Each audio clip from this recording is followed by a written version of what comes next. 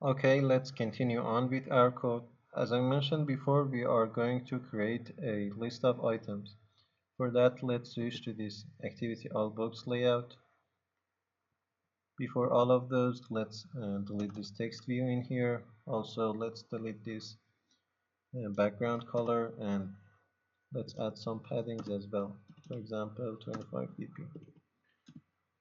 In here, I'm going to create a list view as we created many times before, match parent and match parent for the width and height, and also an ID. Let's call it list view. That seems about fine. Let's switch to our Java code, this all books activity class. Up until now, we have used things like toast messages for demonstrating the changes in our application. For example, when we clicked on something, we have showed that we are clicking on some button. Or in Java session, we have used things like system.out.println. But there is something more professional in Android that we can use called log. Let's type and we'll talk about it. Basically, we need to define a final string in here called tag. And if you notice, I typed it by typing log t and pressing tab or enter. It will generate this tag for me. You can define a simple text in here. And wherever you want to use this log, you can say, for example, in this Uncreate, you can type log d, and by pressing tab or enter, you can type whatever you want. For example, let's say started. Now if we run our application, if we click on this see all books, we know for sure that this line of code will execute because this Uncreate will be executed whenever we create our activity, and by clicking on this button in here, we know that we are creating and showing another activity. Now if we want to follow this line of code, we can come to this Logcat window in here, and as you probably see, there are a lot of things happening in here. First, we need to determine the device that we are using or we are running our applications on. For that, I'm going to choose this emulator. From here, I connected my real device as well, but I'm running my application on this emulator. Then in here, once again, I need to choose the name of my application, which is org.makebot.my library. In here, I can search for the text. For example, let's search for Uncreate. And as you can see in here, this piece of code Uncreate started is being printed in here, and this is exactly this message inside this log message. Basically, these log messages won't be compiled when you compile your application for the production, but for debugging, you can use them and you can see these logs in your Logcat window. There are other types of logs as well. For example, log E, we have it will catch and show the details of some errors, as this E stands for. But mostly we are going to use this log D, so if needed, I will explain other logs in their place. But mostly you will work with this log D in your project. Okay, let's continue on. Let's define the list view that we just created. List view. Once again, inside this Uncreate method, list view is equal to, we'll cast it to list view, find view by id, r.id dot books list view. Then we need to define an array list of strings and the adapter for the list view. For that, let's simply type array list of type string, let's say books is equal to new array list. In here, I'm going to add some books. For example, 1Q84, This is a book of Murakami, books.add. Another one, Macbeth from Shakespeare, or let's say groups.add and the Iliad by Homer. Okay, and now let's create our adapter. For that, I'm going to simply create an array adapter of type string once again. Adapter is equal to new array adapter. We have done all of this before, so I'm not going to explain much. In here, we need to pass things like a context, which is this activity once again. We need to pass our layout, android.r.layout.simple list item 1, and we need to pass our books array list. Next, we need to set the adapter to our list view. Listview.set adapter, and we'll pass our adapter. Now, if we run our program, if I click on this see all books, I can see a simple list of items, simple list of books that I just added in here. But I don't want to see only the name of my books. For example, I want to see the image or author maybe as well. Also, I want my list of items, my list of books to seem a little bit beautiful. For that, I can create my customized array adapter and then pass it the customized layout, then pass it to the list view. But that seems like a lot of work, and also there is much more flexibility to Recyclerview instead of Listview, and also much more efficiency. We will talk about flexibility in designing the Recyclerview and working with that, but about the efficiency, we won't see the difference between the efficiency in this simple list of items because there are so few of them. But for example, if you have a list of items for 1 million books, for example, then it will be much clearer. Basically, every time we see our list view, we can see only a limited amount of items on the screen of our list view. And for example, if you have a huge list, we can scroll, and by scrolling the list view, the adapter in the list view needs to pass data to the list view to be shown to the user. That is much more efficient in Recyclerview. Okay, that's enough. Let's implement that Recyclerview that I was talking so far. For that, let's shut down the emulator for now, and let's continue on. Before I create the Recyclerview that I was just talking about, I need to implement some libraries in my code. I can do that in this activity all books. If we switch in the design view, you can see that there is something called Recyclerview, but this icon in here means that we need to download it or implement it in our project. Let's click on it. It will pop up the message, and do you want to add the project dependency in here? Yes, I want to. Let's click on OK.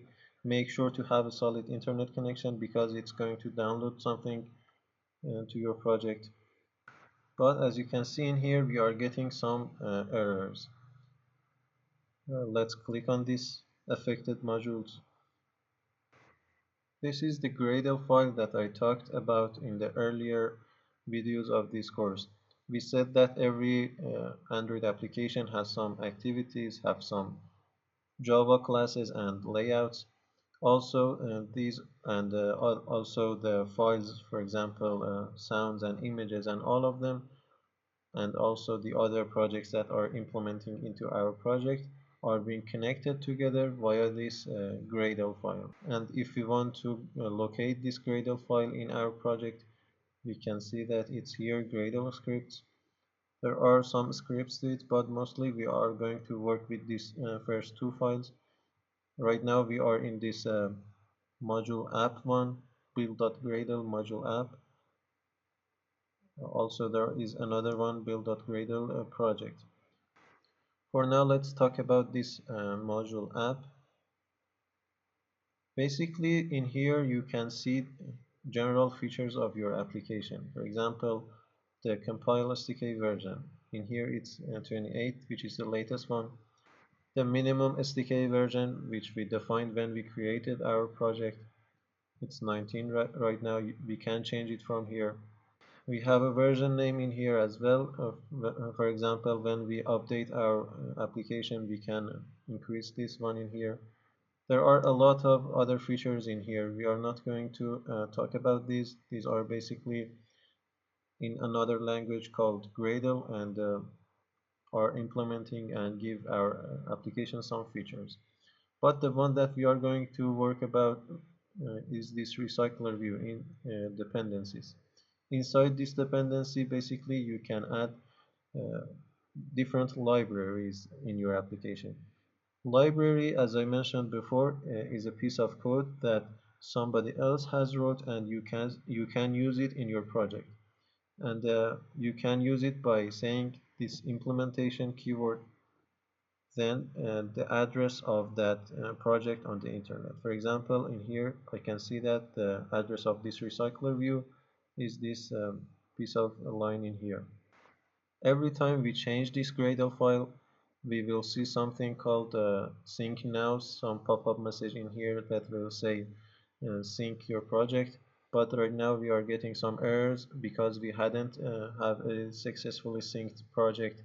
We are getting some errors. We can try it again, but we will get the same error. The reason that I'm getting this error is because this Recyclerview, this 28 version of the Recyclerview, is not completed yet. It has some errors and it can't be successfully implemented to my project. For that, I can change this 28 version to something lower. For example, let's say 27.1.1. You can search for the different versions of the Recyclerview in the internet. For example, we can search Recyclerview dependency. The first link is probably the link that we need. It's the Android developers official website, and if you scroll down a little bit, we can see the text that we need to copy into our Gradle file to implement the Recyclerview. You can also search for different versions on the internet, but right now we are getting some other errors because we are using a lower level than this SDK version in here. If we want to use the 27 version in our application, we need to change this compile SDK version to 27 as well. But the target SDK should be to 27 as well, and also all the other libraries that you implemented in your application. This RC02 is different versions of the libraries. For example, they can be in alpha or beta processes. For now, I'm just going to simply change this one to 27.1.1 as well. Now, if we try to sync our project, make sure to have a solid internet connection because it's going to download some libraries to your application. Seems like we have a successfully built project. Okay, let's move on. Now I have the ability to use Recyclerview in my projects. Let's switch to text view once again. Let's delete this list view. We can define a Recyclerview by typing android.support.v7.widget.recyclerview by importing that. Match parent and match parent as before. Let's give it an ID and let's move on. Let's say books Recyclerview. Okay, we need to define this Recyclerview in our Java code as well. But as you can see in here, we are getting some errors because we just deleted the list view. Let's delete all of these and let's define our Recyclerview in here. For that, I'm going to say private Recyclerview. I'm going to call it Books Recyclerview. In here, our Books Recycler view is equal to, let's cast it like any other elements in the user interface.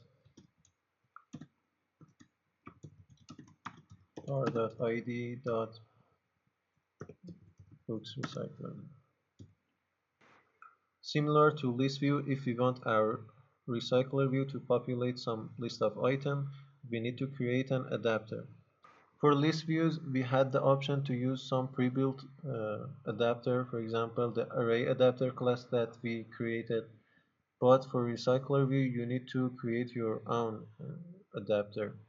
And that's because the Recyclerview creation is a little bit more complex.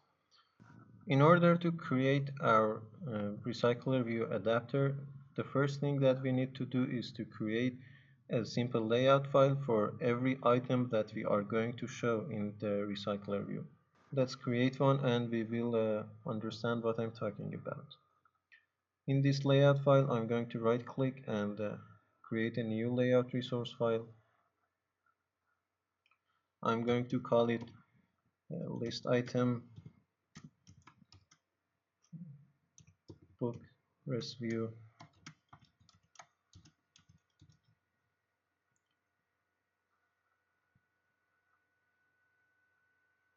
Once again, I'm going to change this one to relative layout.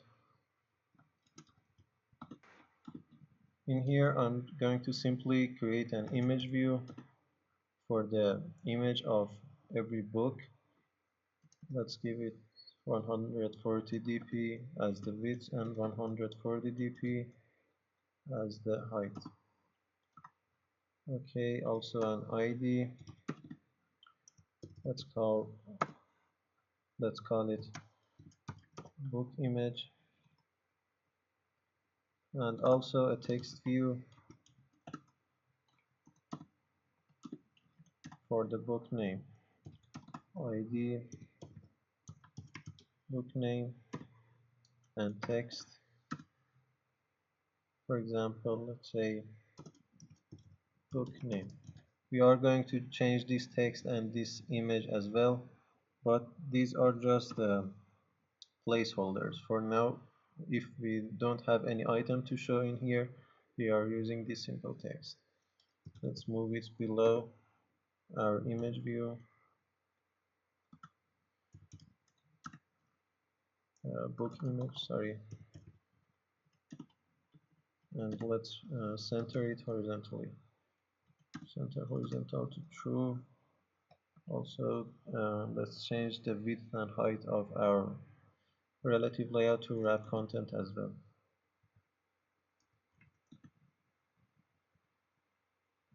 Okay, in here, I'm going to give it some margin top as well. Margin top of 5 dp for example, or 7 dp for example, and let's make it bigger. Size to 16 display. Let's give our layout some paddings as well. Padding 5, I guess, is fine. Okay, this is the layout for every item in our Recyclerview item list. Let's move on.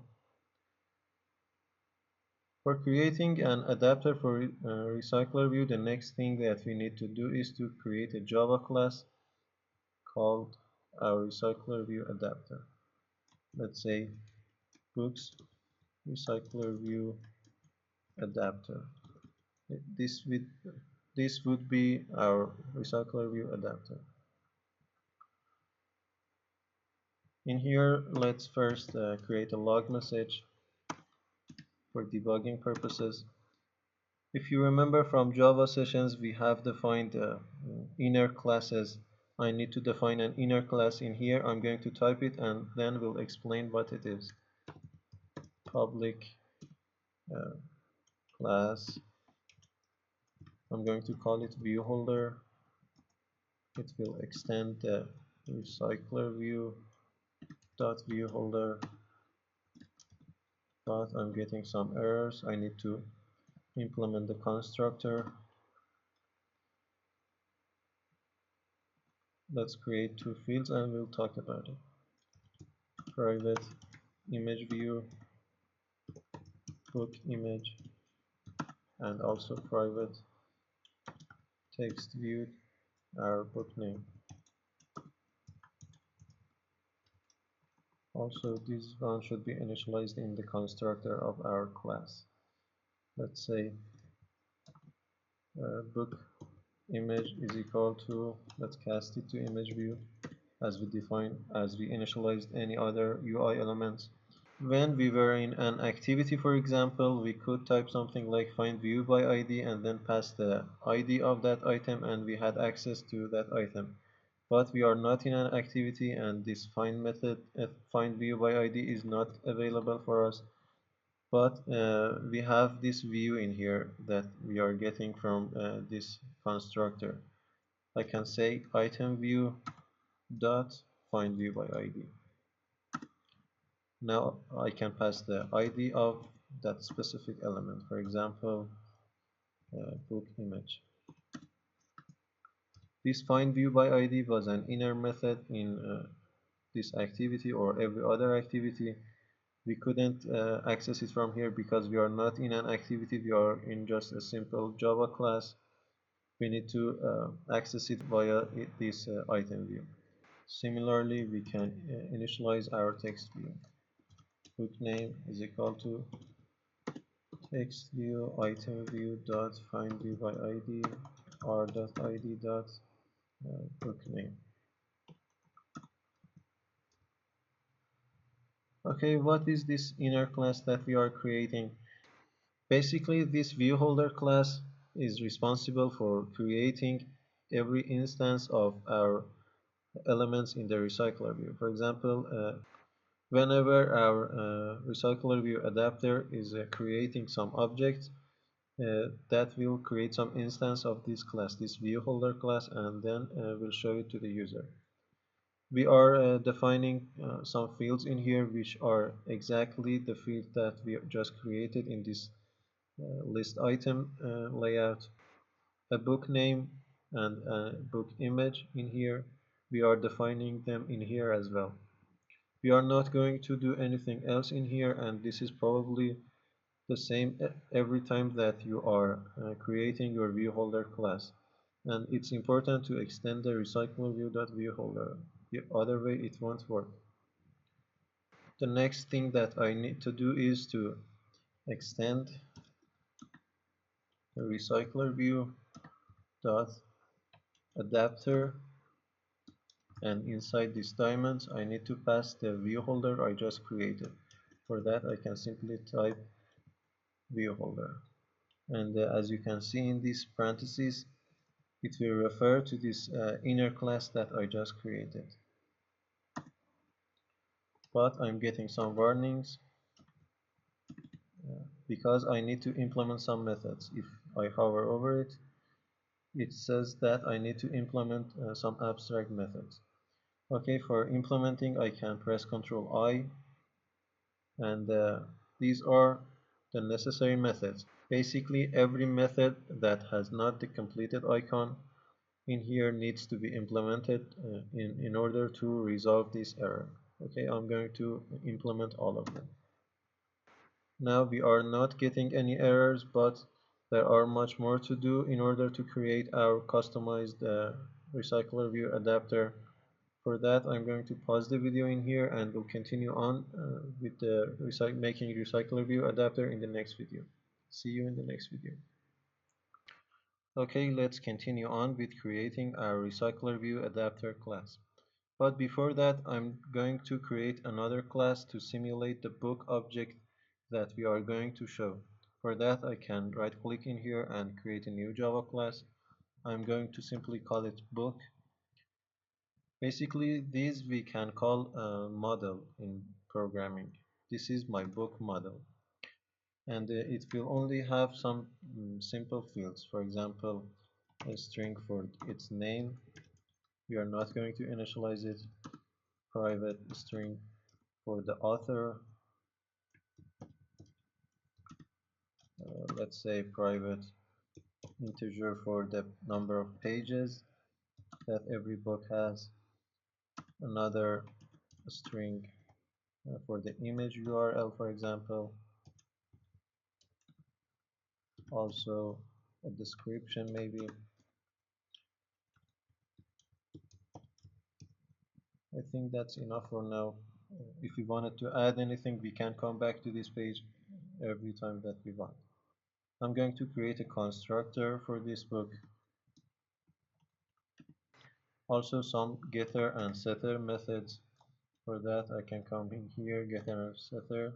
I'm going to choose all of them, but I'm not sure I'm going to use all of them.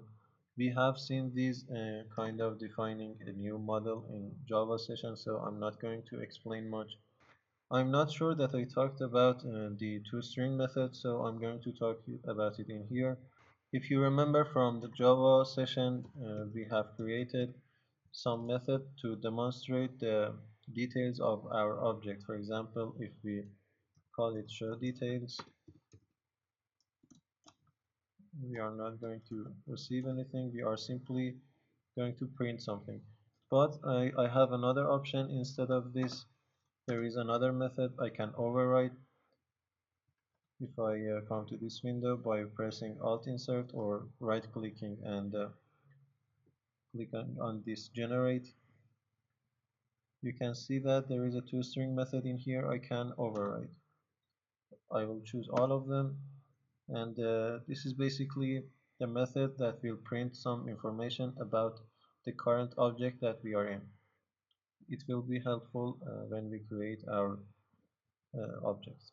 Okay, there's nothing more in here. Let's close this one, and let's continue with creating the Recyclerview Adapter. The first thing that we need to do is to receive the elements that we are going to show in the recycler view. For that, I can simply create an array list, but the type in here is a book that we just created. We are receiving a list of books. I'm going to call it books. I'm going to initialize it in here, new array list. And that's that. Now let's talk about these three methods that I implemented in the previous video. I'm going to start with the simplest one, this getItemCount. As you can probably guess, this will return the size of our array list, the size of the books that has been passed to this recycler view. For that, I can simply say return books.size. It will return the size of our book. We are not going to worry about what this method is doing. We just need to pass the size of our array list to this method. The next thing that we are going to talk about is this Uncreateviewholder method.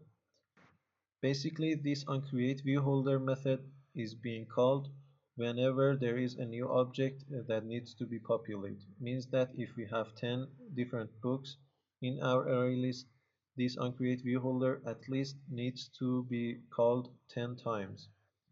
And the return type is viewholder. Let's type what is necessary in here and we'll talk what I'm doing. The first thing that I need to do in here is to create a view object. I'm going to call it view is equal to layout inflator dot. This layout inflator is some inner Android class, and basically what it does, it inflates some view. And let's type what I mean. Dot from. It needs some context in here. I'm going to get the context from this parent by typing parent.getContext. Now we have access to this layout inflator. I can use the methods in here by typing dot inflate. In here I need to pass the address of this item list item bookrest view layout that we just created. For that I'm going to say r.layout dot list item bookrest view. The next thing that I need to pass is a null value.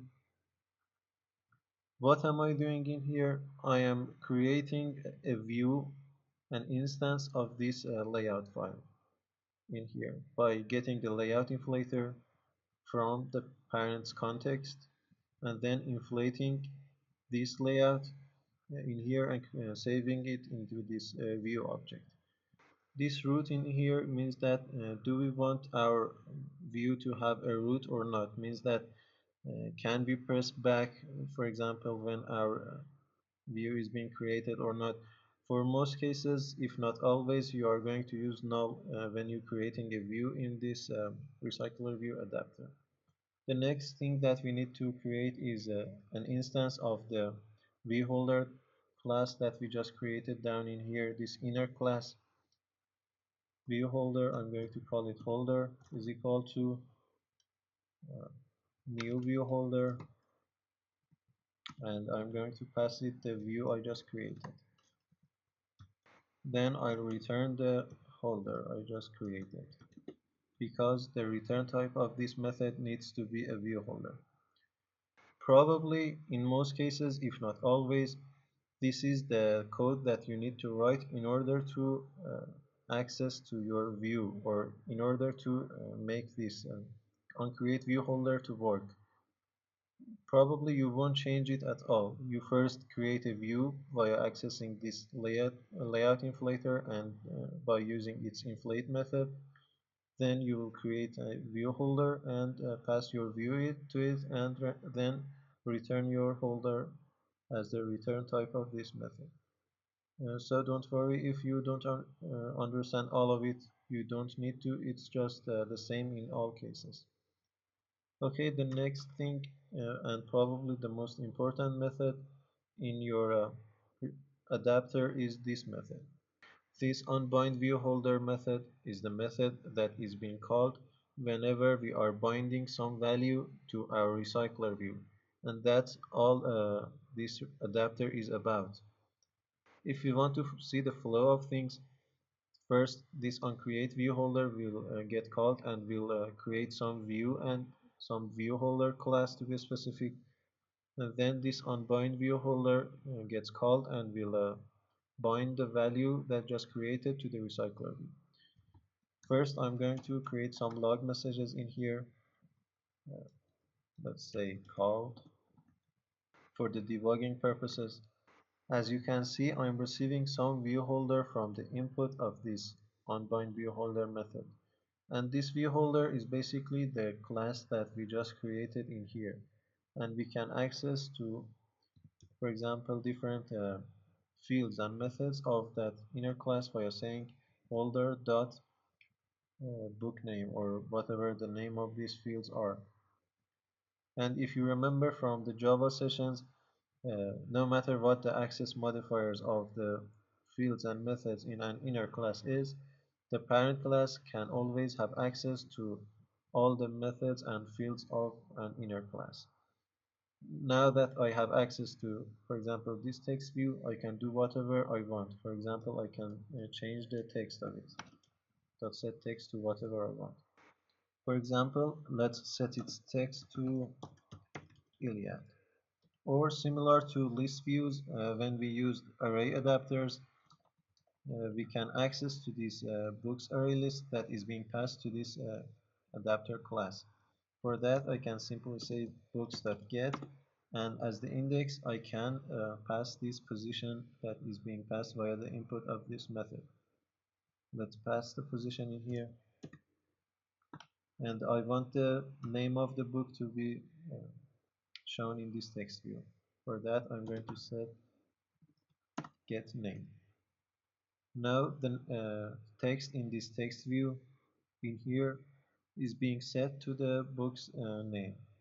Also, we can set an onclick listener, for example, for this book name as well. Let's say set onclick listener, new onclick listener.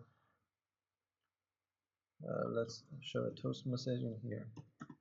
But in order to show this toast message, we need to pass some context in here, and for that I can come in here and define a new context.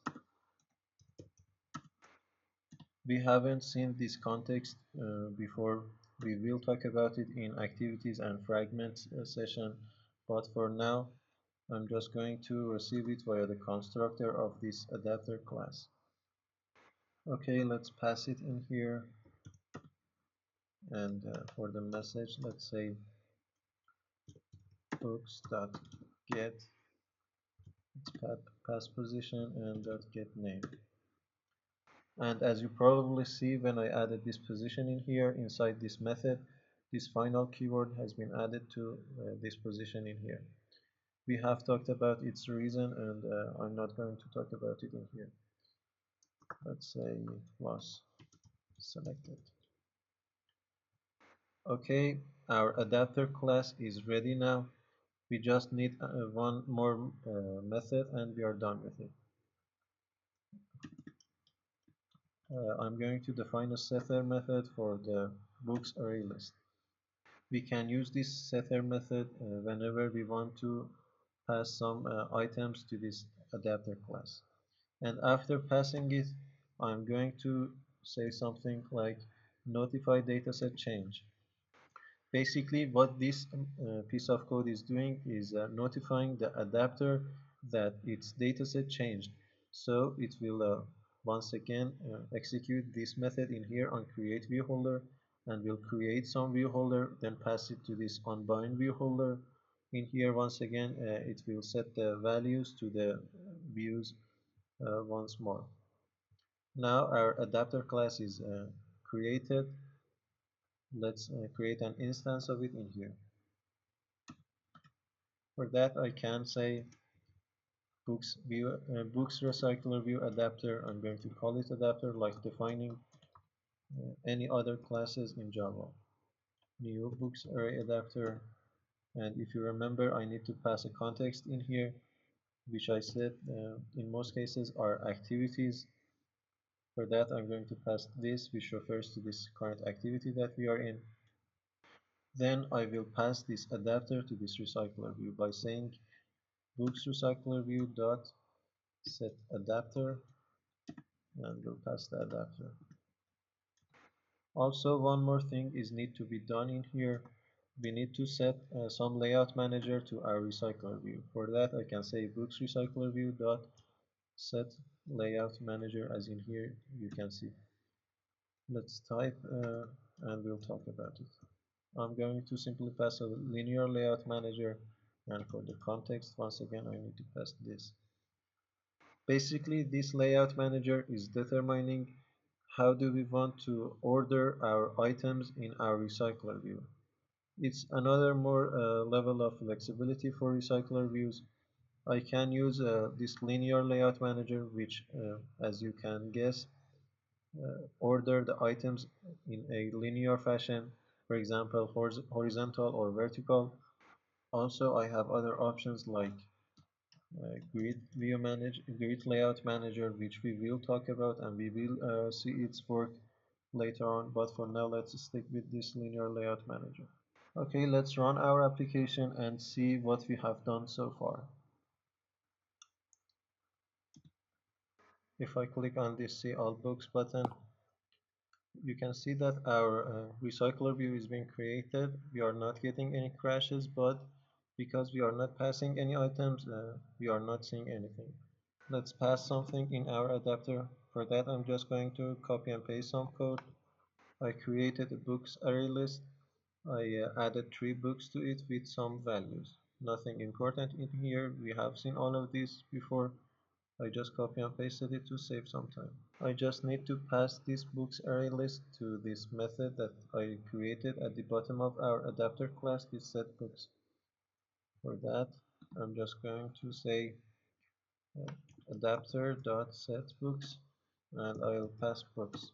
Now if I run my application once again, and if I click on this see all books, I can see that I have a list of items, but we are not showing the images yet. That's why we are not getting any images. In the next video, we will work on showing these images and also other features of Recyclerview.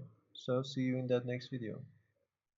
In this video, we are going to work on showing the books image in our Recyclerview and make our items in Recyclerview to seem a little bit prettier. For showing our books images, I'm going to use an external library called Glide. It's an image loading library which we can find by googling Glide Android. The first link is probably our needed link. If I go to this GitHub page, if I scroll down a little bit, I can see the required dependencies that I need to add to my Gradle file. Also, there are some documentations in here as well. I suggest you take a look at this page and also the documentation page for the Glide if you have any questions. But if not, that's okay. We are going to cover everything that we need from Glide. Okay, I copied the dependencies in this build.gradle module app. I'll paste it. Make sure you are in Android view to see this Gradle app file.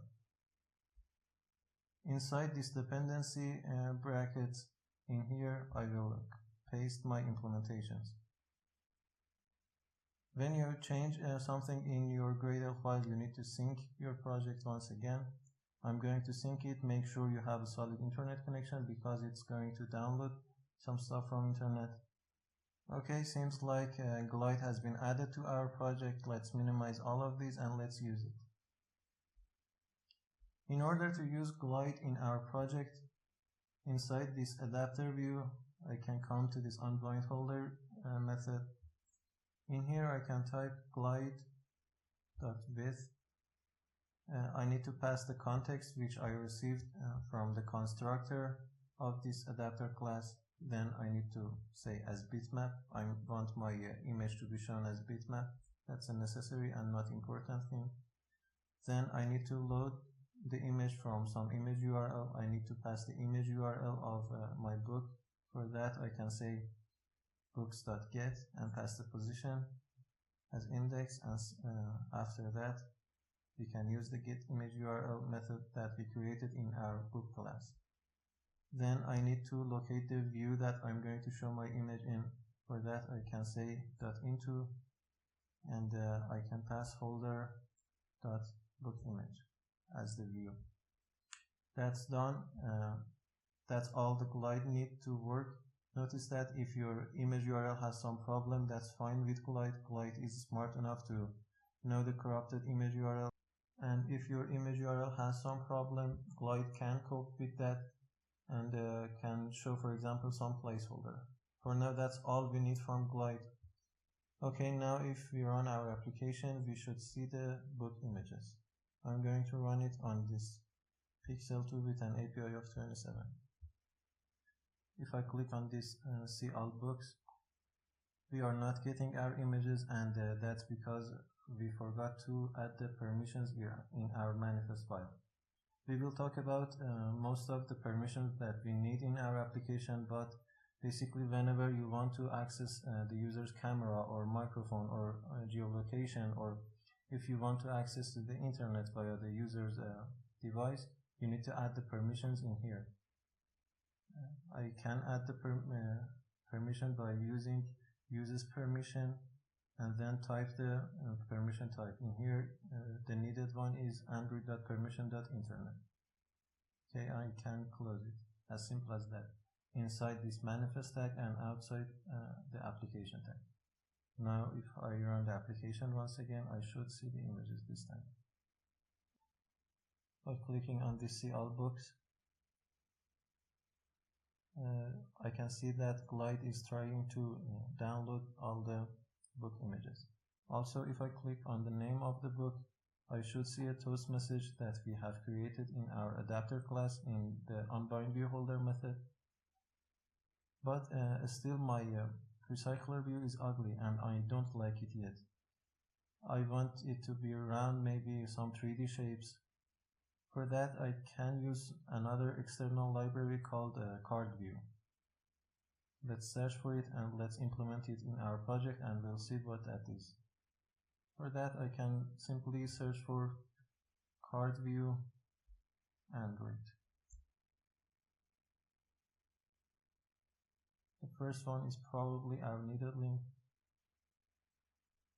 This is the official Android developer website. I'll scroll down to the dependencies. I can copy it and paste it in my Gradle app file. but that has some problems. We have faced this problem before. We need to change it to our targeted SDK version, which is 27 in here. I'm using 27.1.1 and I'll sync it and see if it's working or not. Once again, you need the internet connection in order to sync your project. Seems like it's working. Now let's see what it is. Basically, a Cardview is an UI element which I can use in this XML file. For example, instead of this relative layout, I can define it to Cardview. This one in here. But because we are using Cardview instead of relative layout, this layout below attribute is no longer available and our text view is coming over our image. For that, we can create another relative layout in here and set the width and height to match parent and move this image view and text view inside that relative layout.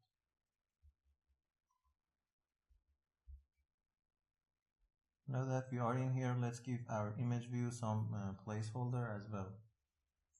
I'm going to use this IC launcher icon that I have in my project. Also, we have some other attributes available in the Cardview. For example, I have a corner radius. I can say, for example, 15 dp and an elevation, card elevation. For example, let's say 10 dp. We will see what those are. We will see what those are when we run our application. For now, I'm not going to explain. Also, let's add a margin in here. Let's say 5 dp. I don't think I need this padding, so let's delete it. Now, if I run my application, by clicking on this See All Books button, I can see the differences. For example, this corners of this card view has some radius shape, which is this card corner radius attribute. Also, it seems like it has some shadow behind it. It's this one in here, card elevation, and you can see the general look of a card view in here. But this layout margin attribute doesn't seem to work in our Recyclerview, and I think I know the reason why. When we created this Uncreateviewholder method and when we defined this view object in here, I said that we don't need to pass anything as the root of our view. That's true, but this inflate method has multiple constructors. We need to pass the parent inside this constructor in order to follow the exact layout in here. For that, I can pass the parent view group in here, but because I don't need to pass anything as the root, I can say false. This inflate method has multiple constructors. Now if I run my application, I should see the margin as well. See all books, and I can see the 5 dp margin. Still, it doesn't seem perfect. I want all of my items to have the same width and height. For that, I'm going to change the width to 140 dp and the heights to, let's say, 170 dp. Also, let's center this image view as well. Center horizontal to true. Also, I don't want them to be in just one column. I want them in 2 columns. For that, as the layout manager, I can use something else. Instead of this linear layout manager, I can say grid layout manager. I need to pass the context, which is this activity that we are currently in, and the number of columns that I have. Let's run and see the difference. You can see the differences yourself. Our Recyclerview is much prettier right now. We have these 3D shaped cards via using the card view. Also, these are all centered. It has a shadow behind it. It has corners. It has pretty margins. It should be in 2 columns. Also, if there are more items, we can scroll over them. Also, if we click on this text view in here, I can see that some toast messages pop up. But I want to change the on-click listener from this text to all of this card view. For that, I can give an ID to my card view in here. Let's say book card. Then we need to define it in our adapter in this Viewholder class, like any other UI elements. Let's say card view, book card. We need to initialize it in here as well.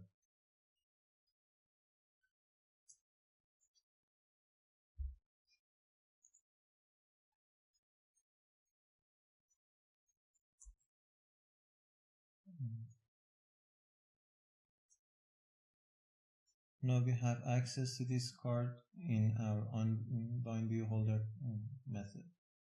In here I can say holder.bookcard.setOnClickListener, and I can show the toast message in here. Also, I don't need this OnClickListener for our text view.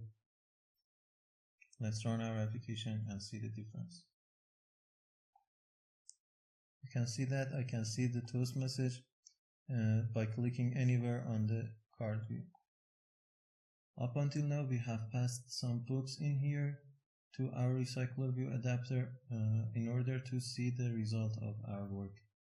But in a real-world application, you probably need to access these books from a database or from a cloud server.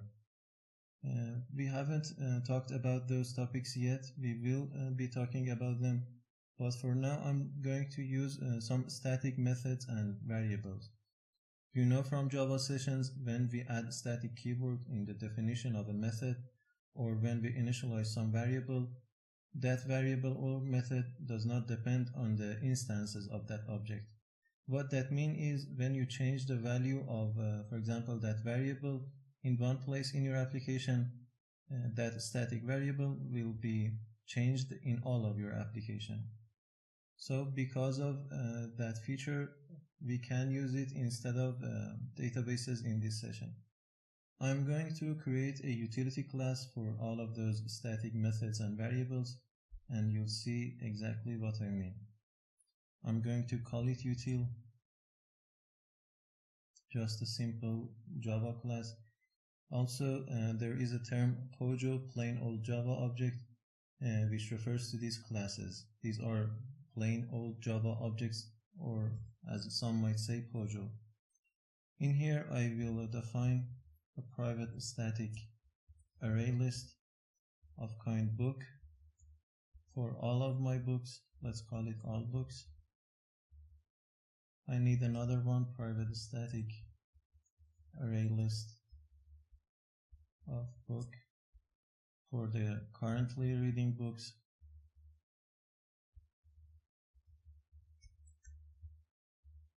Also another one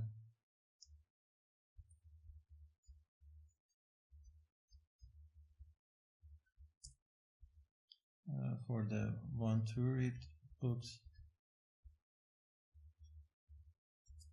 and one more for already read books.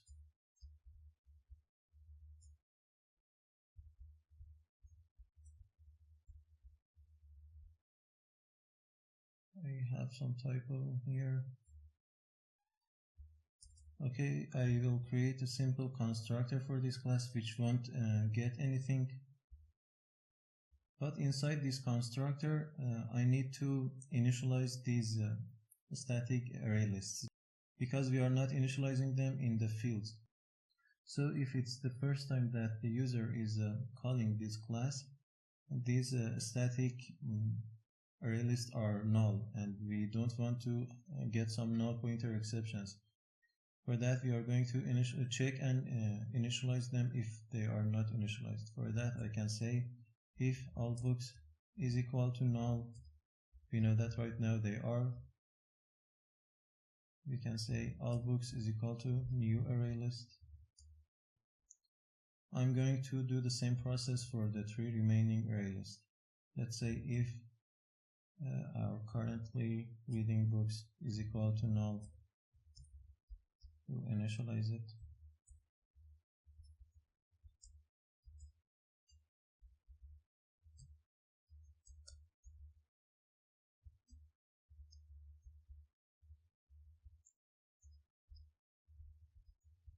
Notice that I'm putting this null at first. It doesn't matter where you put it. Even in some cases, this is the better practice. It's somehow called dynamic programming. You can prevent some errors and crashes, but I don't think we get one in here, so that doesn't matter where you put it. If null is equal to already read books,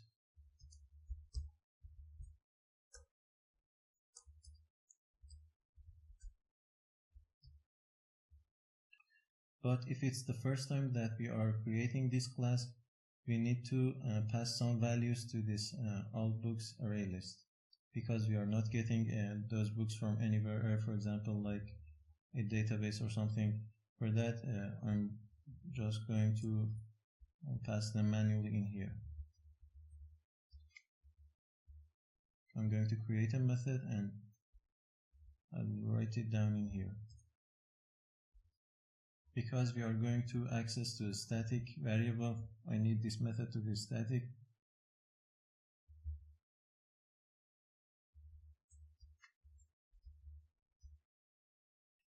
I will finish this method in the next video, but for now I'm going to leave it in here. But I think it's a good point to introduce something called to-do. Basically, to-dos are some special comments which the programmer leaves for himself or for other programmers that will see the code. For example, let's say initialize all books Arraylist. Now, because its color is different from other lines of code, when I come back to this page, I can easily see this to do, and I know that this code is not done, and I need to pursue the command that is written in here. Also, there is a convenient pane in here which called to do. I can see all of the to dos in my program. For example, I have few of them in here. I don't know about this drawable v24. I didn't create it, but in here it's the to do that I just write it in here. Okay, let's move on. Next, I need to create some getters for all these static array lists. I'm going to create it for all of them. We need to access these methods. Also, I want to be able to add or remove from these array lists, except for the all books, because we are initializing it in here and user cannot add or remove anything to all of our books. For that, let's say public void add currently reading book. We are going to receive a book to add to our array list. In here, I can simply say currently reading books.add book. There is also a nice feature about this add method in array lists. If we hold down the control key and hover over this add, we can see some documentation, public boolean add, and the rest of it. It means that the output of this add method is a boolean. We can even click on it and see the detailed documentation and the work that is happening behind the scene in this Arraylist class. Basically, this is some inner class in Java, and from here you can see what's happening behind the scenes. For example, in here it's adding the element, whatever it is, to the Arraylist and then returning true. Means that the result of this method is true if and only if this element added to our array list. So we can use it in here. For example, we can say boolean is added is equal to currently reading dot add, and even we can return it via changing the output type of our method and return the is added. Or similarly, if you hover over this boolean, you can see that it says it's redundant. Means that we can simplify it by saying return currently reading books.add and pass our book. If it successfully added this book, it will return true. And later on in our code, whenever we call this method, we can check that if it added to our array list or not. Okay, let's create the same for the other two remaining array lists. I'm going to copy and paste it two more times. Let's say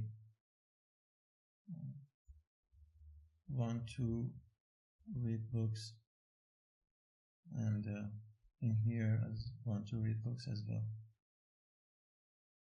In here I will say add already read book, and we'll change the name of our array list. Also, I need another method for removing objects from our array lists. Once again, I'm going to choose the output type of my method to Boolean. Let's say remove currently reading book. I need to pass a book in here. Once again, I can return the currently reading books.remove book, which will return true if it successfully remove it, or false if it not. Okay, let's copy and paste it two more times.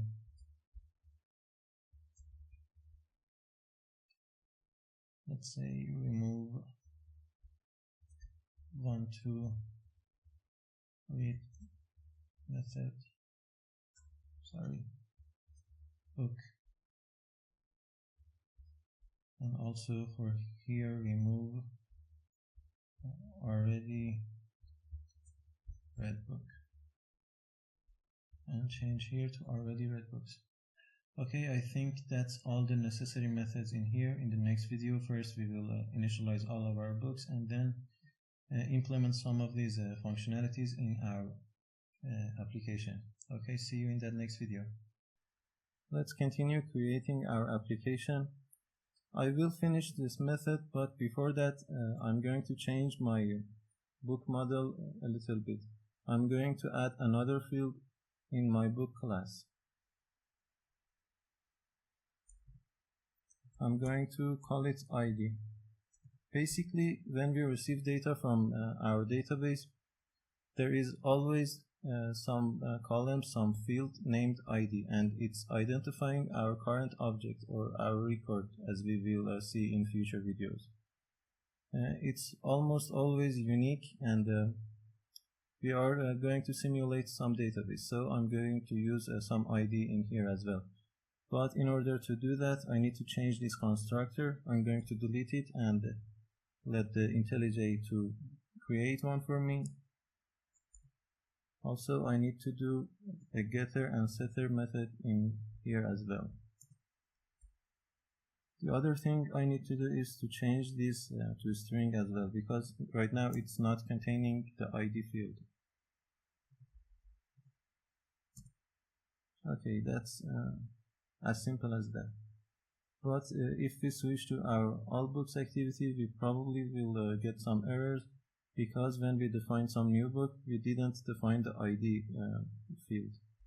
I'm going to comment these in here because we won't be needing these from now on. We are going to initialize our books array list in here. Okay, in order to do that, I'm going to first move this method at the bottom of my page. Then I'll define a field in here. I'm going to call it ID. It will be static. It will be clear in a minute why am I doing this. Okay. Next, I'm going to copy and paste some piece of code in order to save some time. We will see what I'm copy and pasting.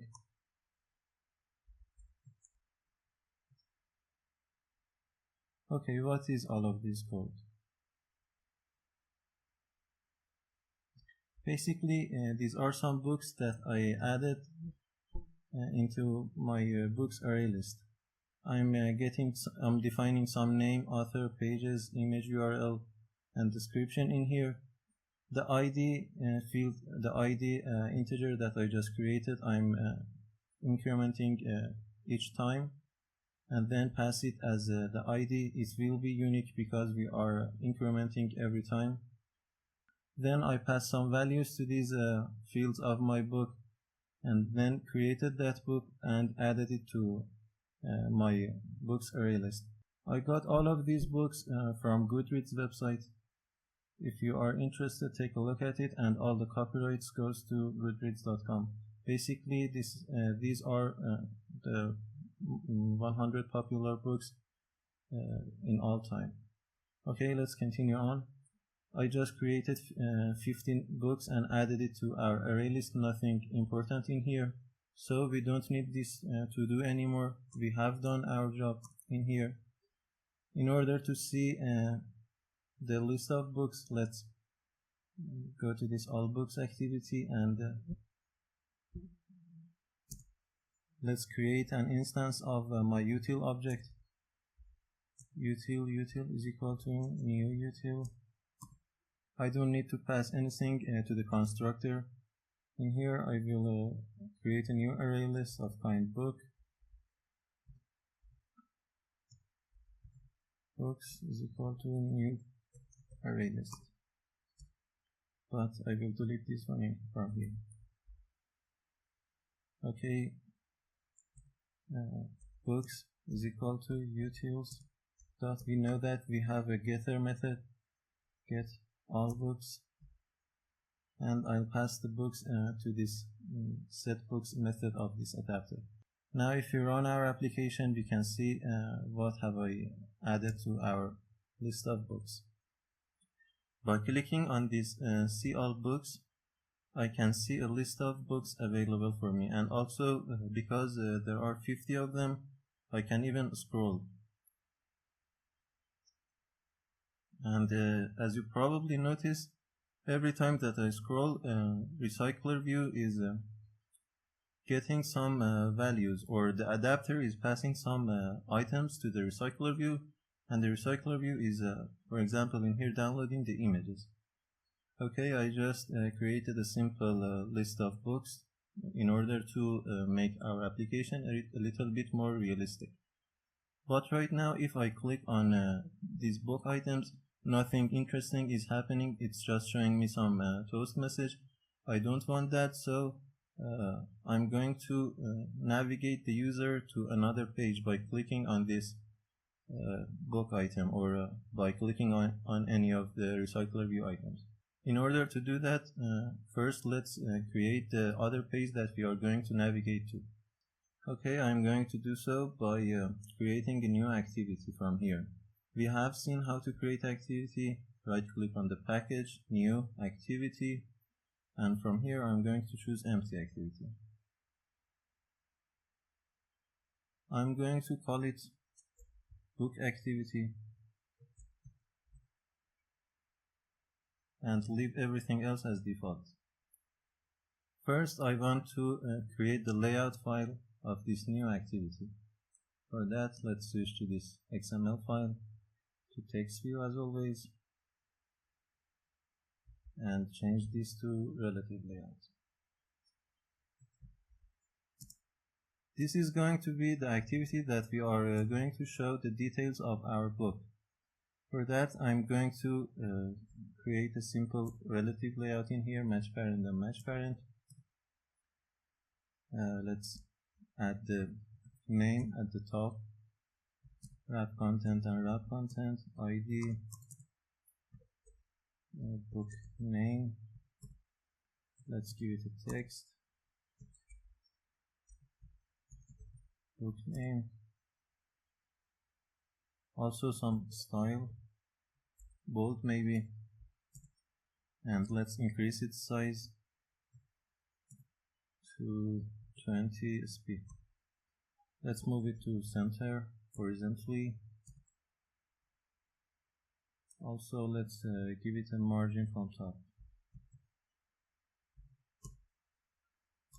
50 dp for example. Next, I'm going to show the picture, show the image view For that, let's say 200 dp by 200 dp. That seems about fine. Below our book name, some placeholder. I'm not sure if I explained what a placeholder is. Basically, a placeholder is some piece of picture or maybe some piece of text, for example, in here, that will show in our view if there is nothing else to be shown in here. The minute that we are changing this image or this text from our Java code, these will be changed as well. Placeholder is self-explanatory and it will hold the place until we change it. Okay, let's move it to center horizontally, margin top maybe, let's say 30 dp, and an ID as well. Let's say book image. Also, let's create another text view. Match parent as the width and wrap content as the height. Let's move it below our book image. Margin top 20 dp. Text description. Also margin left and right. Or I can change this one to margin from here. Also an ID as well. Let's say book description. Also let's add the author's name at the top in here. Text view, wrap content and wrap content, text, author, name, ID, author, name, and style maybe italic, size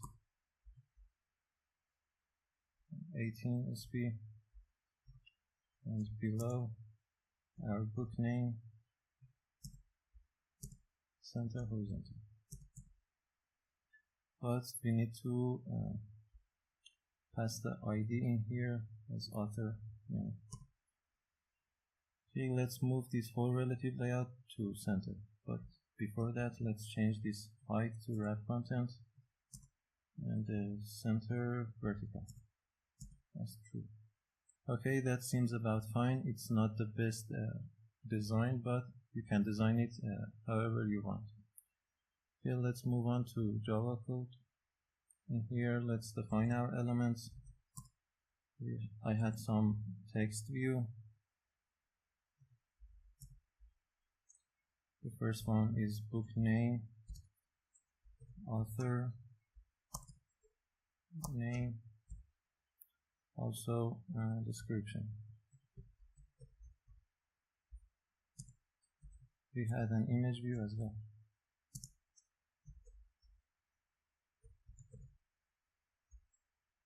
Let's initialize all of them in another method.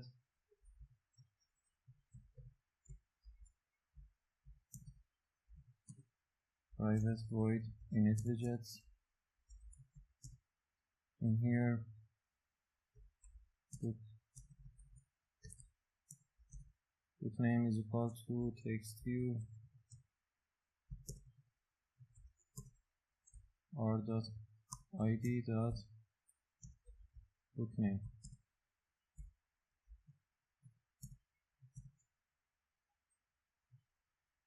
Also author name and description.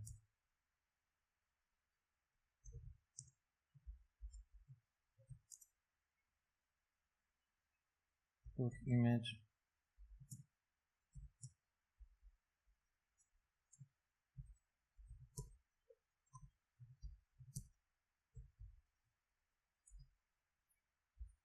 Okay, that's fine. But how are we going to navigate to this activity, and how are we going to get all of these books features? We can do that via intents. If you remember, I said that we can pass data through intent. In here, instead of showing a toast message, I'm going to define a new intent. Let's say intent is equal to new intent. But we are not inside an activity and we can't use this. Instead, I'm going to use the context that we are receiving from the constructor of this adapter class. And the destination, of course, is bookActivity.class. But we can't use a start activity in here because we are not inside an activity, and that start activity is an inner method of every activity. Instead, we can say context.startActivity and pass intent. But this is an empty intent and it's just navigating us to this book activity, and this activity has no idea which books details should show to the user. Well, we can pass the ID of the book, for example, to the intent by saying intent.putExtra. In here we need to define a key. For example, let's say ID or book ID, and pass the value that we want. For example, let's say books.get, pass the position and .get ID.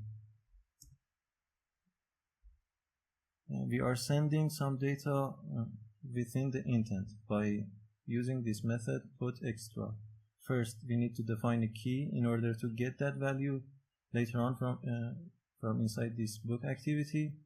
Then we pass our value in here, which is the book ID that user is clicking on or tapping on. Next, we will go to that activity via this intent. In here, in order to get the value of that intent, we can define a new intent. But instead of saying new intent, we can say get intent. It's also another inner method in every activity which you can get the incoming intent. Now I can define an integer called ID and get it from the intent by saying .get integer extra and pass the key that I just created. Also, we need to pass some default value in here in case our incoming intent doesn't have any value called ID or any value with this key, or maybe we don't receive any intent at all. Now that we have the ID of our book, we can use it to retrieve the related book from that util class. For that, we can say something like this. We can instantiate the util class. Then we can get the books array list, the all books array list. For that, I can define a new array list of type book. Let's call it book books is equal to util.get all books. Now I can use a for each loop in order to get that specific ID. For that, I can say book, which is the data type. I'm going to call it B in my books array list. We have seen the use of for each loop in Java session, so I'm not going to explain the syntax in here. We are going to loop through all of the elements inside this array list and check if its ID is equal to the ID that we just received from the intent. If this ID is equal to the current ID that we have,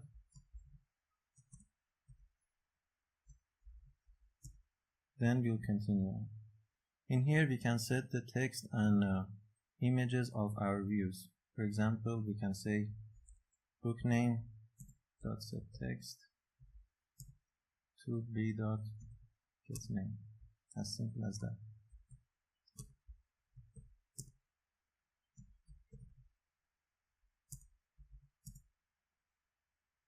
Also description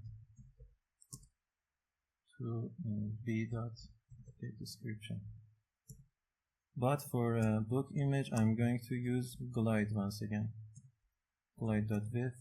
We are inside some context, some activity, so I can pass this dot as bitmap dot load and pass the book's image URL. Then dot into our view, which is book image in here. As simple as that. I think our application is ready, and if we run it, if I click on this See All Books button, I can see a list of books, and if I click on one of them, for example this Pride and Prejudice, we can see the name of the book, the name of the author, an image of the book, and also some description that I copied and pasted from Goodreads.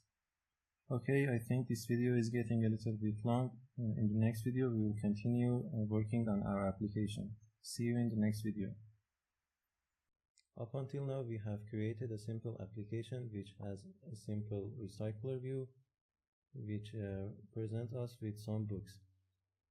And when we click on some books, for example, we can see a list of details about that book. But in this video, I'm going to give the user the ability to add the book for those three categories that we created in previous videos. If he wants to read the books in future, if he already read the book, or he is currently reading the book. For that, I'm going to change this layout a little bit and add some buttons in here as well, in order to give the user the ability to add those things. Okay, let's shut down our emulator for now. Let's change our layout file. In here, I will create a new relative layout, match parent as width and wrap content as height. Let's give it an ID as well. First, rel layout. And let's move this image view and text view inside that relative layout.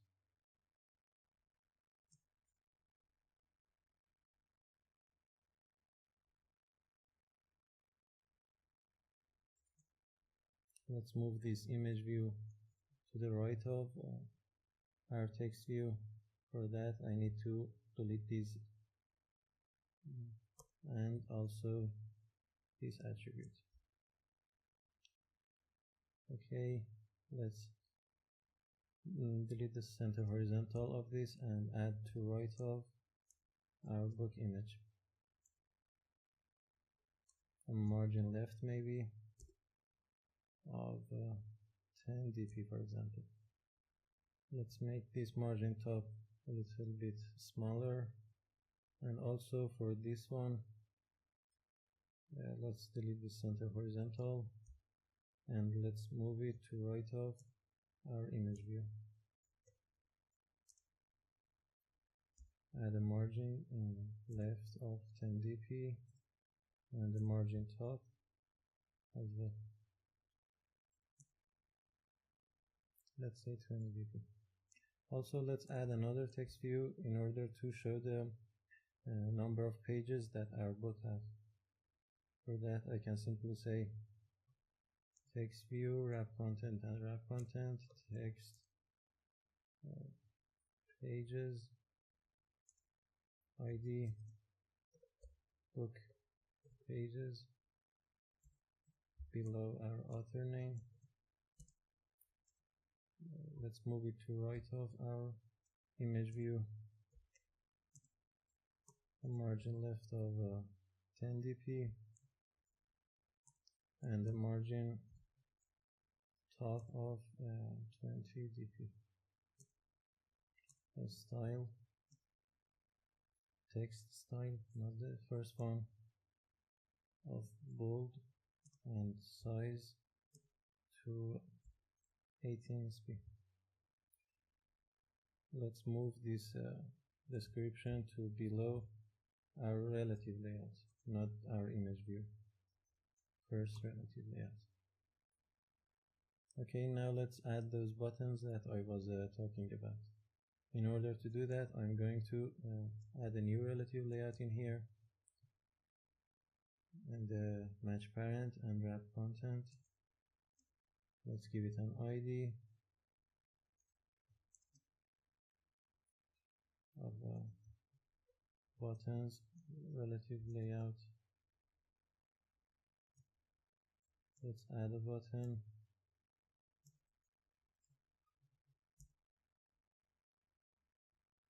Let's say currently reading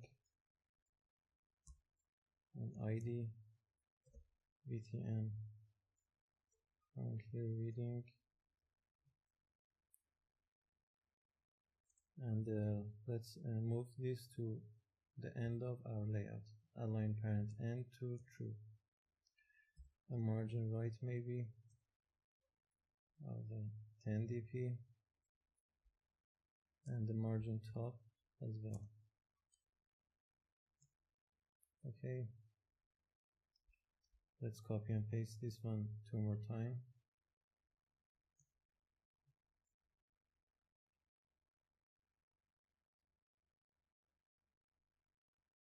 Let's say want to read btn want to read.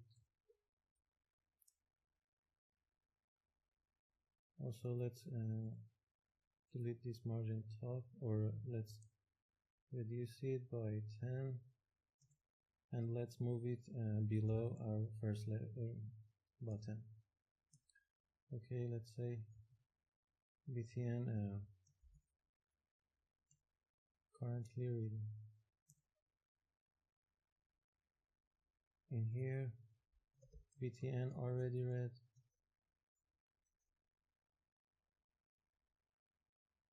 and let's reduce it by 10 and move it below our btn 1.2.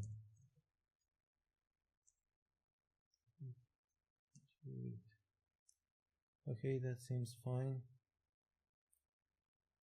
I don't think we need anything else. I just need to move this relative layout to below our first relative layout, to button relative layout. Okay, that's fine, I guess. Let's move on. In our Java code, let's define those buttons. Private button btn currently reading btn want to read, and btn already read. Let's initialize those buttons in here. btn currently reading is equal to cast it to button.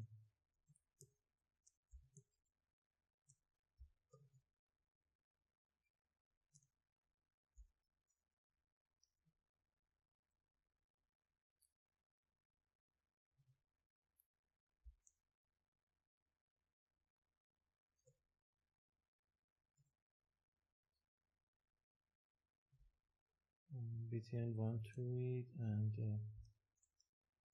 btn already read. Okay, let's create the on-click listeners of these buttons as well. For that, I can come to this UncreateView after looping and checking and all of those. We can say btn currently reading .set onClick listeners, new onClick listener, and in here we will go to another method for visuality purposes and for cleaner code. For that, I can say btn currently reading tapped, the name of my method. Let's create this method in here. Private void. Let's add some logging in here as well. let's say log t up in here, and let's add some logging in here. Log d started. This method has been started. Also, in order to access to the specific book, to the incoming book, I need to create some field in here as well of type book. Let's say private book. I'm going to call it incoming book. In here, after receiving the book, I'm going to initialize this incoming book to the specific book that we just received. Okay, now in here I have access to that specific book. When we click on these buttons, we are going to check if the book that user is trying to add to, for example, this currently reading array list, we are going to check if that book does exist to that list or not. If yes, if it does exist, we are going to prompt the user with a message that it already is in that list and he or she can't add it once again. And if it doesn't exist, we are going to add the book to that list and we'll prompt the user with a success message. For that, let's get the array list from our util class. Let's say array list of type book. Let's call it currently reading books is equal to. Also, let's move this util object to fields so we can use it in different places of our code. Let's say private util, let's call it util. In here, let's say util dot get currently reading books, and we'll save the value to this array list. Next, we will loop through this array list via this for each loop. Once again, the type is book, the name is book. You can say whatever you want for the name, and also the array list is currently reading books. We are going to check if the book dot get ID, we are comparing the ID, is equal to incoming book dot get ID. In here, I'm going to create a boolean. I'm going to call it does exist.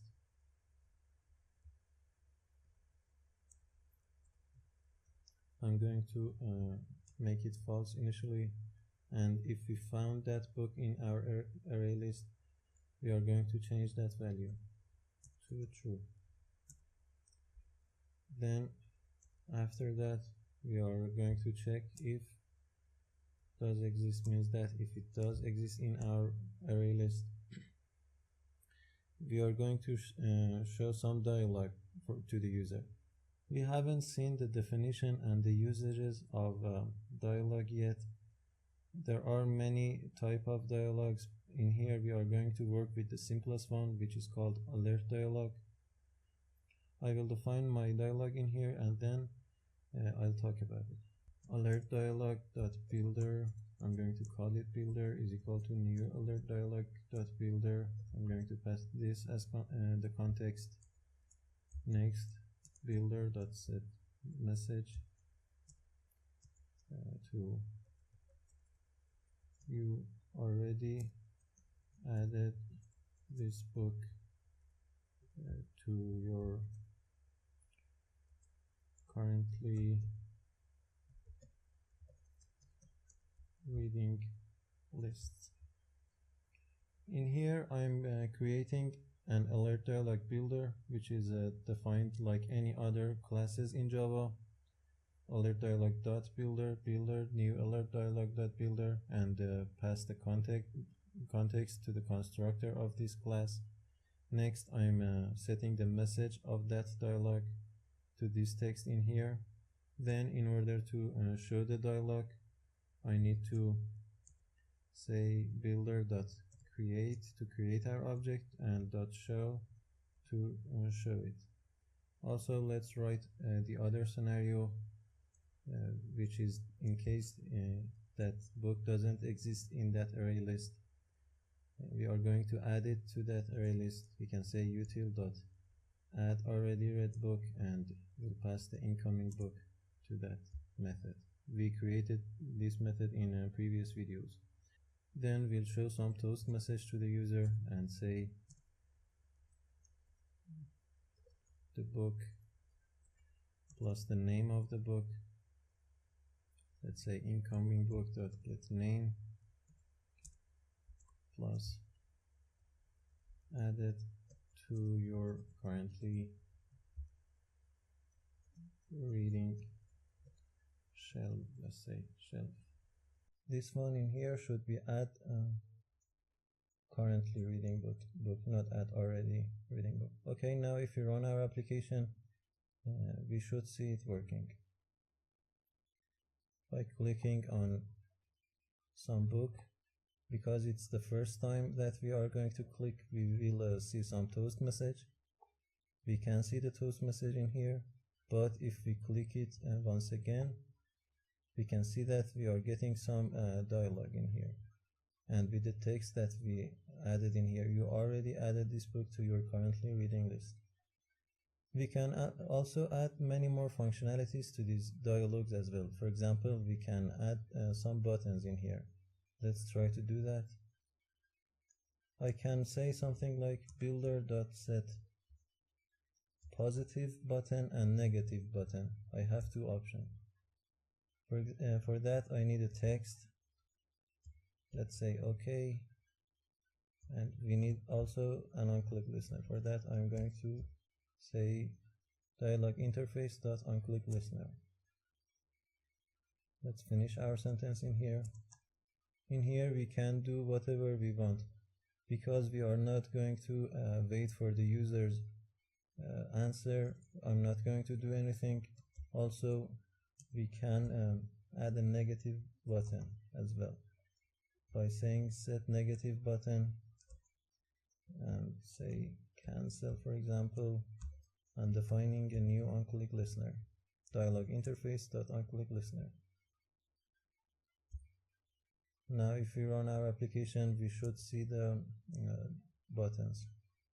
Because we quitted our application and run it again, now our static methods and variables are empty, our static array lists are empty, and the first one we should see the toast message, but the next time we click on them, we can see the positive and negative buttons. They are not doing anything.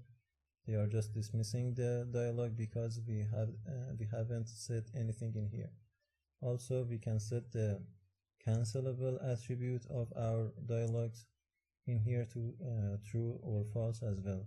We can say .set cancelable to false, for example, in order to get some answers from the user. So the user can't cancel or dismiss our dialog unless he or she enters some answer. Let's see once again. For the first time, we should see the toast message. The second time, no matter what we do, unless click on this button, we can dismiss the dialog. Okay, but if it's true, we can dismiss it by clicking every other place on the screen beside that dialog. Let's try it. We can dismiss it, for example, by clicking on here. Okay, that's enough about dialogues.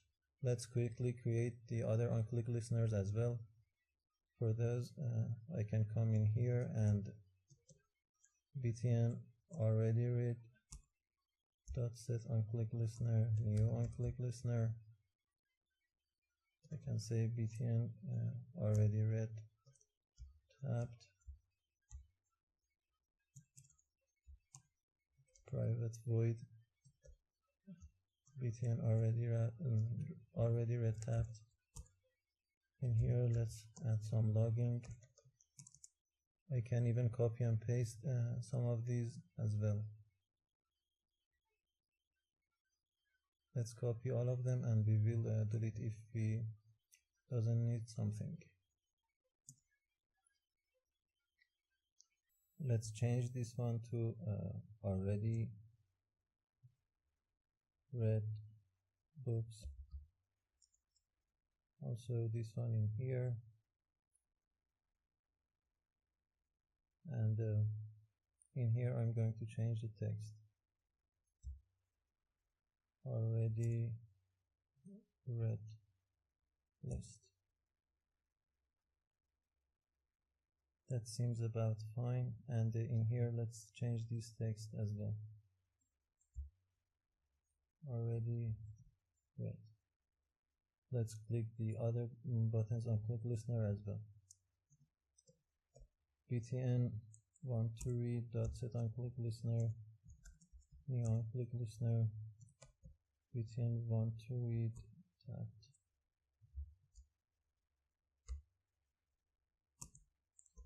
Private void btn want to read tabbed,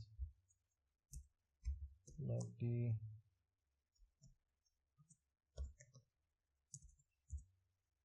Let's copy and paste all of them.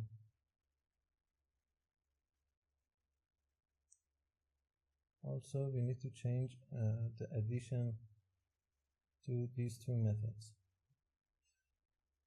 You'll see what I'm talking about. Want to read books.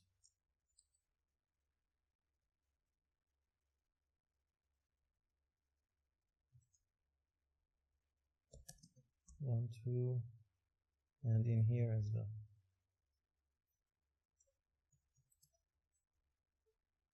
We should check the correct array list in here. For that I'm going to get want to read books, and also in here as well we are going to add it to want to read books. In here we need to change it as well. Get already read books, and let's change the addition in here as well. Add already read books. Now if you run our application, we should see them working.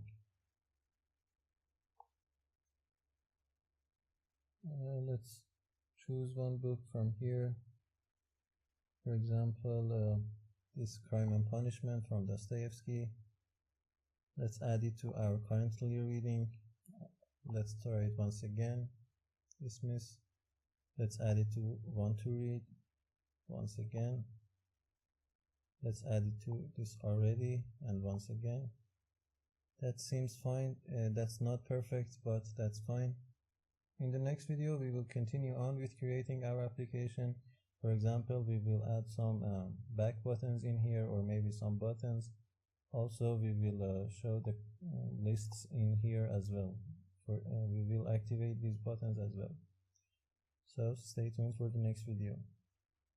Before we move on, let's quickly fix a few things, and then we will continue creating our application. For example, I want all of my buttons to have the same size. For that, I can change this width of my buttons manually to 200 dp. For example, I have a typo in here, and also I want to say add to currently reading, change the text a little bit.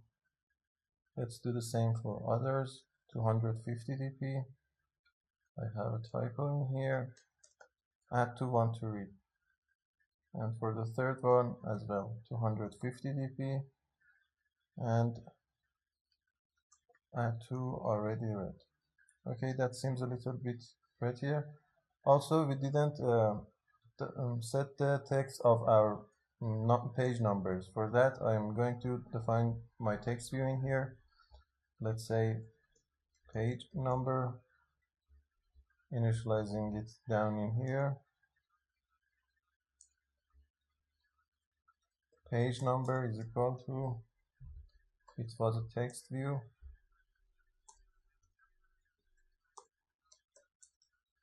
It was book pages, okay.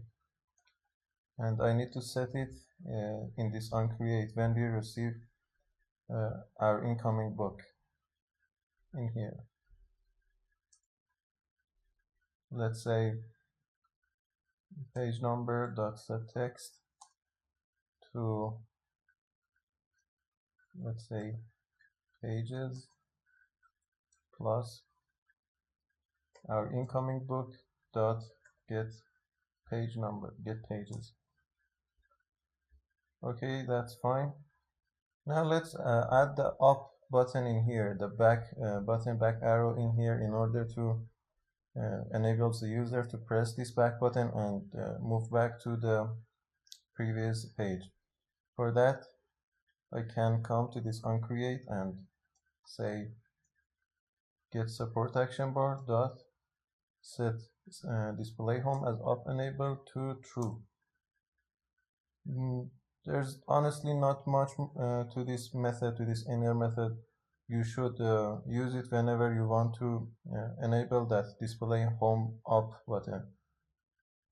And in order to manage that, I can come at the bottom of my page in here and override some method. I can override methods via pressing Ctrl O. It's on option item selected. In here, I can create a switch statement which will act upon the item that is being passed to this method upon its ID. In case it's android.r.id.home. It's some pre-built button, some pre-built object that we are going to address to its ID, and it's basically referring to that up button that we are going to create.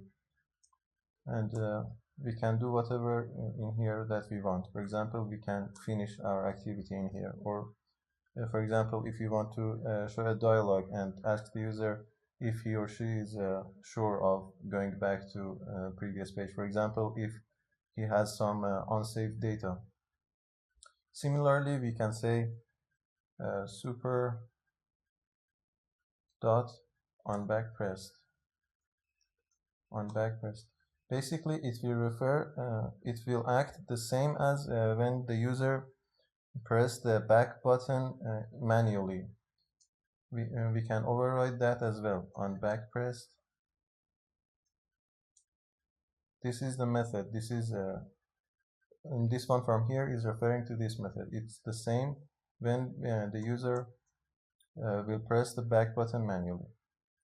Let's quickly do the same thing for the all books activity as well. In this Uncreate method, in here, get support action bar dot set home as up enabled to true, and down in here I can override methods via pressing Ctrl O or by simply typing on option item selected. Before this return statement, let's quickly create a switch item dot get item ID. In case it's android.r.id.home. We are going to say super dot on back pressed, and then we return. Basically, then we'll break out the loop. Basically, this break won't be necessary. Also, I need to define this default. Basically, in here, I don't need to put this break in here because it will use this super, and it means it will return from this activity. It won't be executed after this line of code, but I'm going to put it for clarity. Let's define the default in here as well. Default and break. In case the user tap on some other buttons, that's not possible in our application, but I'm going to put it in all of my switch statements. Okay, let's activate those other options that user has in the first page. I mean, this one in here. Let's switch to this activity main and these buttons in here. For those, I'm going to create another activity. Let's say new activity, empty activity. I'm going to call it 1-2 activity. and leave everything else as default. In this new activities layout file, I don't need anything special. I just need a recycler view in order to show a list of books. For that, I can change this one to a relative layout, add some paddings in here. For example, let's say 20 dp, and add a simple recycler view in here. Match parent, and also an ID. Let's say Listview. As simple as that. In here, first I will add some blogging, and then I will define my recycler view. Private recycler view.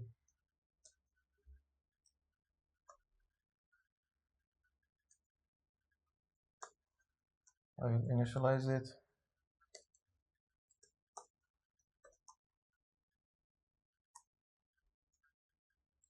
Then I need to create my Recyclerview Adapter, and that's the beauty of Recyclerview or any other list view in Android. I can reuse the adapter that I currently have. For example, I can say private Recyclerview Adapter, Books Recyclerview Adapter. I'm going to call it Adapter. I can reuse it whenever I want in my application. I don't need to change anything in here. You can say recyclerview.set adapter to adapter, and also recyclerview.set layout manager to new, let's say grid layout manager, and pass this as the context and 2 for the columns. But here is some potential exceptions called null pointer exception, because I'm not initializing this adapter and I'm using it in here. For that, I can say adapter is equal to new books recycler view and pass this as context. The other thing that I need to do is to pass the books to this adapter. For that, I can create an instance of my util class. I'm going to call it utils and initialize it after this adapter. Utils is equal to new utils. Let's come in here, adapter.setBooks to utils.get want to read books. As simple as that. Let's enable the up button as well. Get support action bar dot set home as up enable to true, and in here on option item selected, switch on item dot get ID in case it's android.r.id.home. Let's say super dot on back press.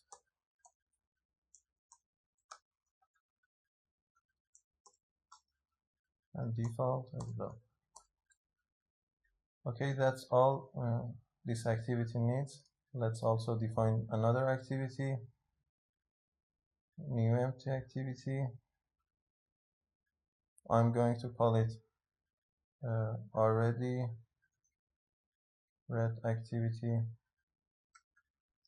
and I will do the same process for this activity.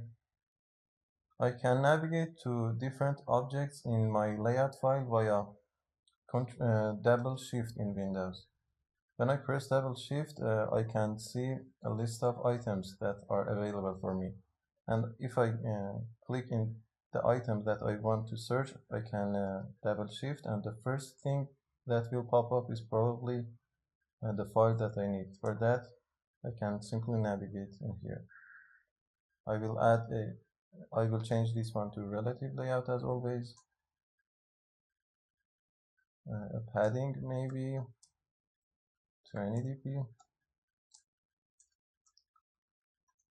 and a recycler view.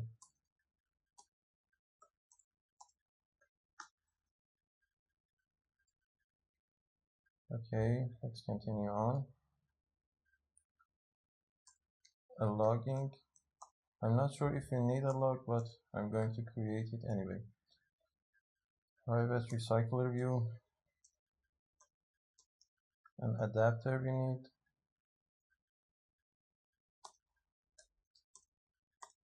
and an instance of our util class.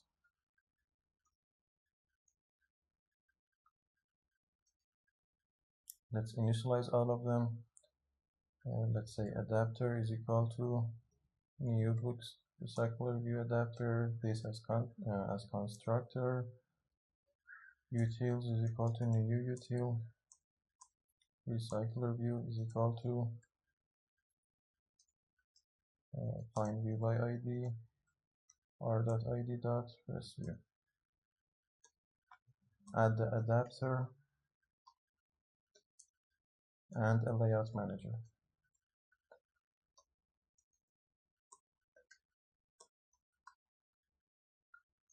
Next, I need to pass the adapter the books.setBooks to utils.get already read books.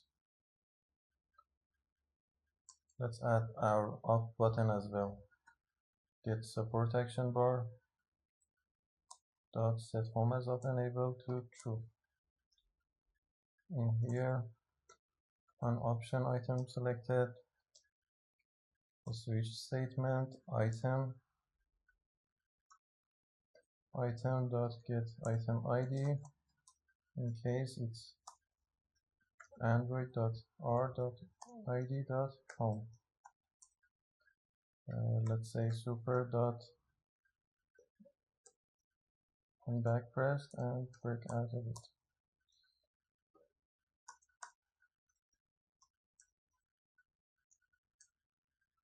Okay, let's run our application and see what I have just done.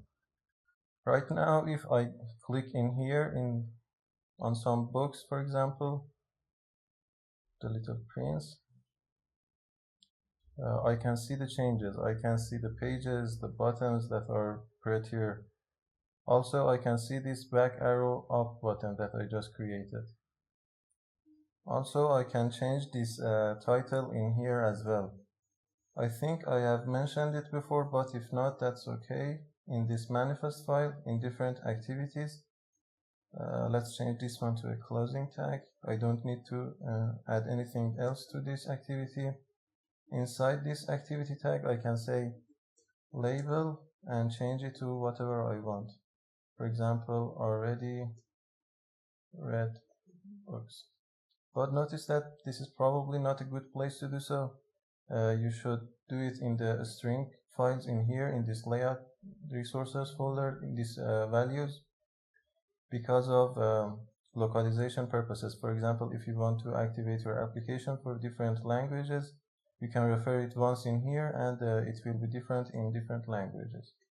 Because we are not going to do that in our application, I'm just going to add them in here.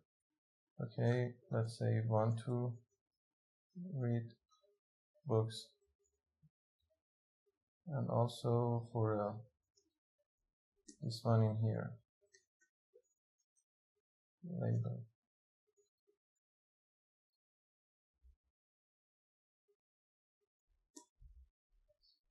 Label all books. Now if I run my application once again, I should see the titles. Let's click on some books. You can see the title of this activity has been changed. Let's choose a book. I can see the title. Also, let's check the other activities that we just created. I don't think these work right now because we forgot to set these on click listeners, and also I didn't create the activity for this one as well. So let's quickly do those things. For that, I can create to this package, create a new activity. I'm going to call it currently reading activity. In here, let's change this one to relative layout. And also let's add a Recyclerview in here. Recyclerview ID. Also let's give some paddings in here. Adding of 20 dp. In here, the same process. Let's say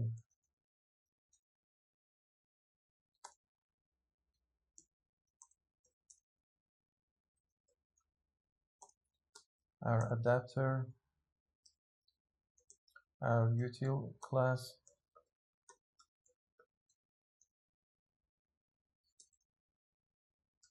get support action bar. I'm going to type from up to down. Okay, our adapter,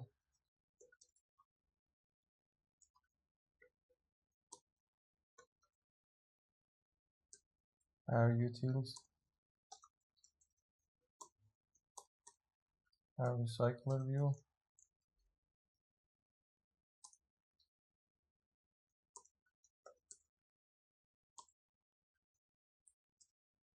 our Recyclerview Adapter, and its layout manager.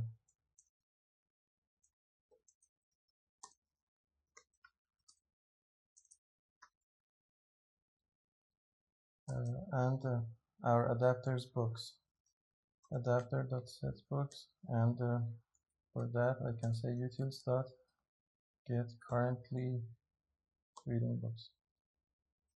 Let's add on option item selected as well.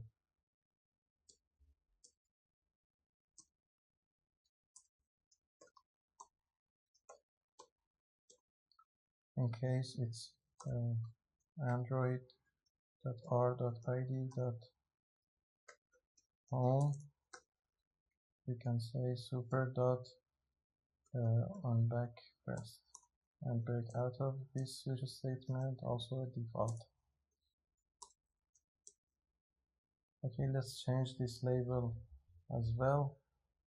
In this currently, let's change this one to a closing tag, and also a label of currently reading books. Let's add these buttons on click listeners in our main activity.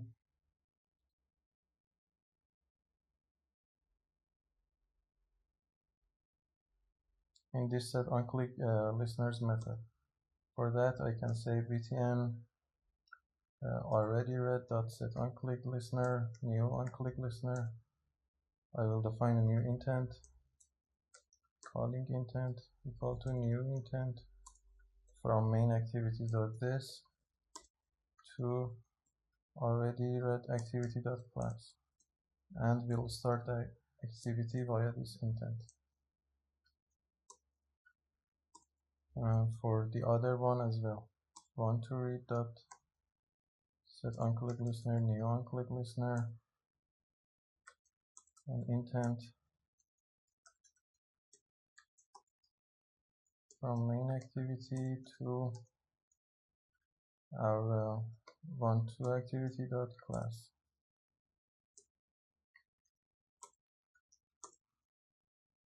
We have seen all of these processes, so I'm not going to explain much.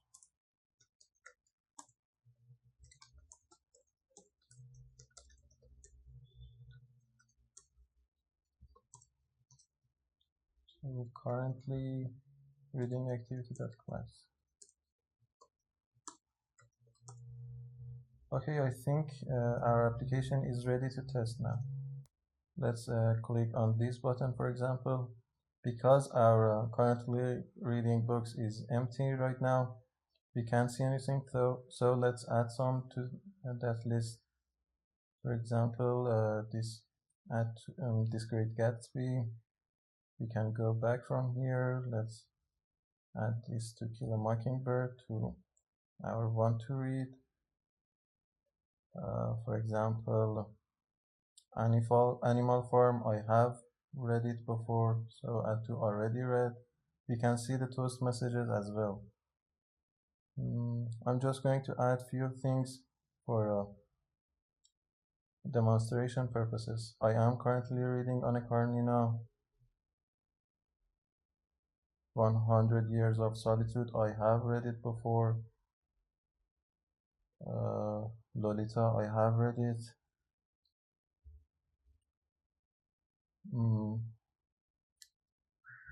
The Hitchhikers of Galaxy, I want to read it.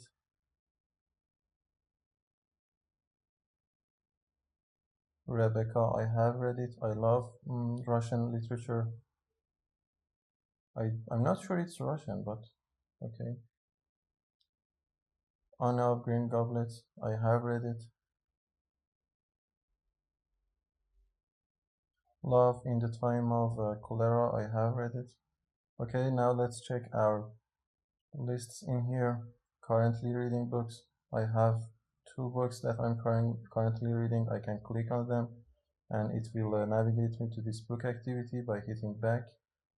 I can see them in here, but if you notice, we have some bugs in here, some conceptual bugs.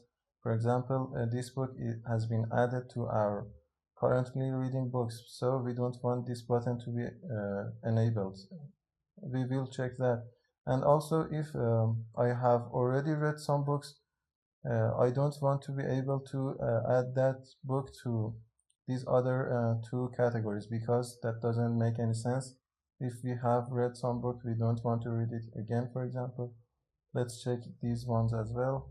I want to read these 2 books, The Hitchhikers of Galaxy and To Kill a Mockingbird.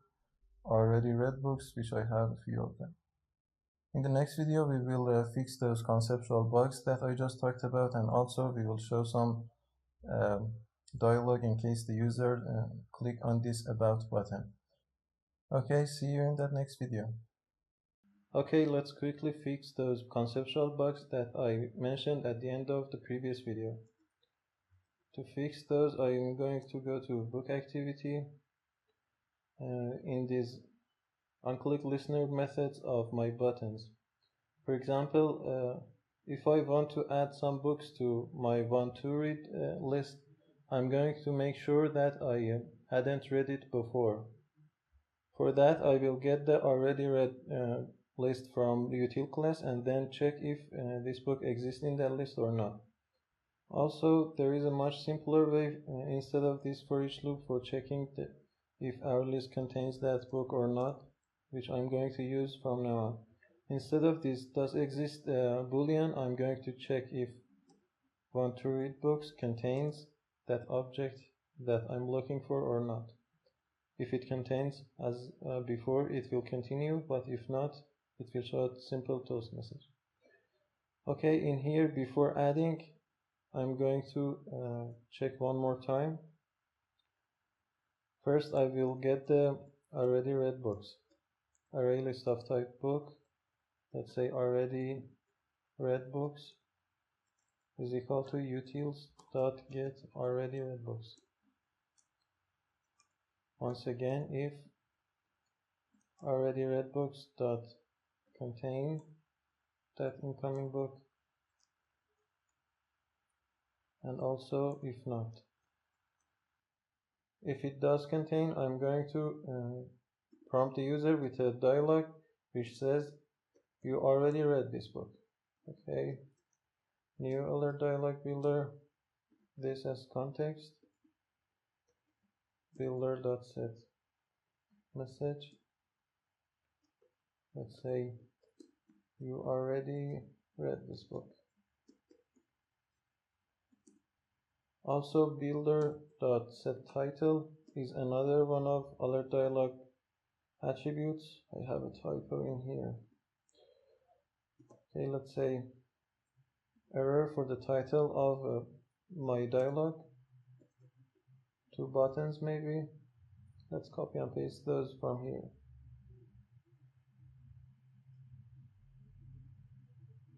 Basically, we don't need this button, but those have a pretty color, so I'm going to use them. Builder.create.show. Yes, that's it. But else, if that doesn't exist in our already read books, I'm going to check the currently reading book. Means that if I'm currently reading that special book, I don't want it to be added to my want to read books. For that, once again, I'm going to get my Arraylist from Util class. Let's say currently reading book is equal to utils.get currently reading books. And if currently reading books that contain that incoming book, and else we will write it later on in here. Once again, I'm going to create and show this dialog.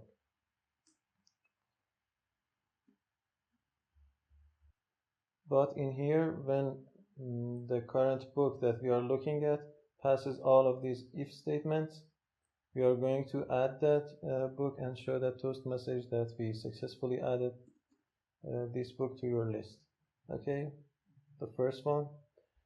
For the next one, which is between already read, let's first change this for loops to the more convenient way that we just saw. Let's say already read books that contain, if it contains our incoming book, we will continue on. But in here, if not, I'm going to check the currently reading books. Means that if the user was currently reading the book and now finished the book, I'm checking if that book exists in that list. I will ask the user if he finished the book, and we remove it from that list and add it to this already read book list. For that, I'm going to get the currently reading book list from utils. Let's say currently reading books is equal to utils.get currently reading books. Okay, if our currently reading books contains our incoming book, and if not,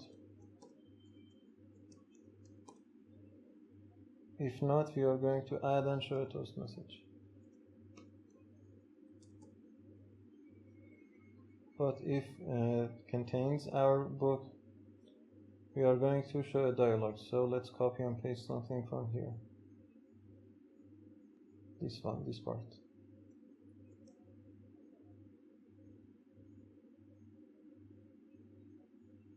If it does contain, I'm going to show a dialog, but instead of this sentence in here,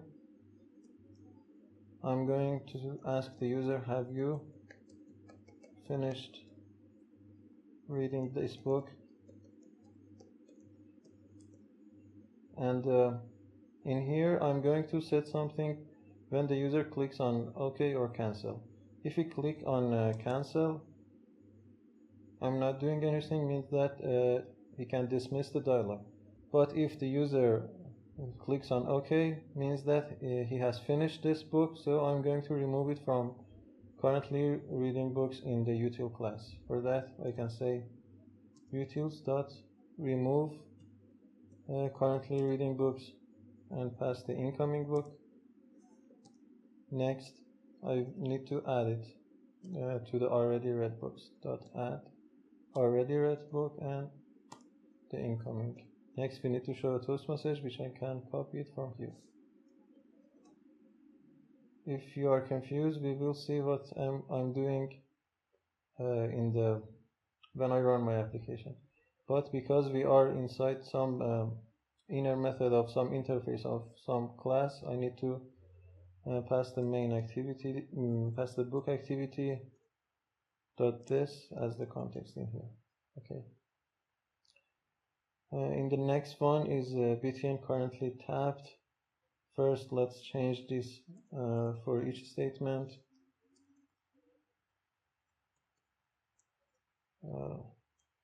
Currently reading books that contains our incoming book. In here, I'm going to check for two things. First, if the user had this book in his or her want to read list, we are going to check if that the incoming book does exist in that list. We will remove it from that list and we'll add it to the currently reading list of the user.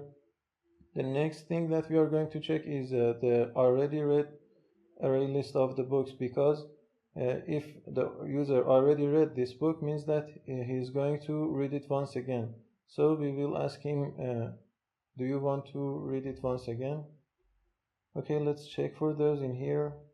After we make sure that this currently reading books doesn't contain this incoming book. In here, let's get the want to read books array list.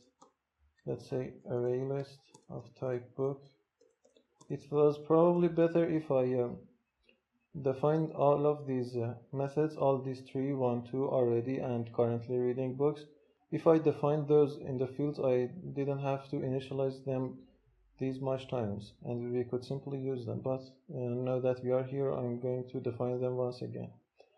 Okay, want to read books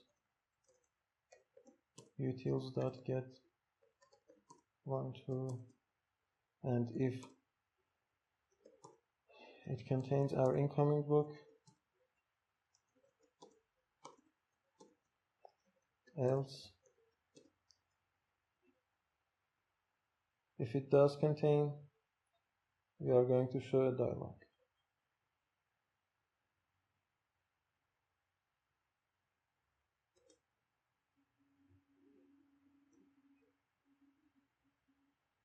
In here we'll say are you going to start reading this book? Are you going to start reading this book?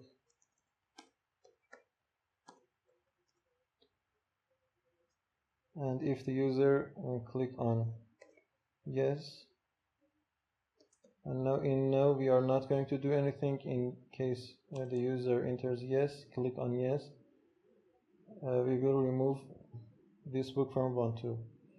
Okay, in here I will say utils.remove want to read book and pass the incoming book. Next we'll add it to the currently reading.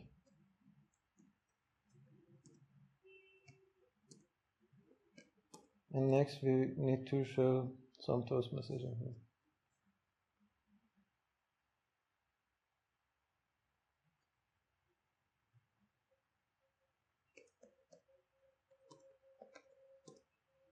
Next, in here, in this else situation, we will check if the book does exist in the already read books array list or not.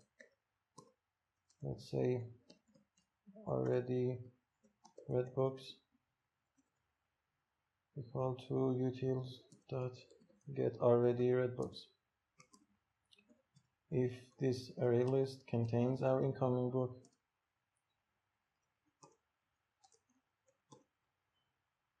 another dialog in here.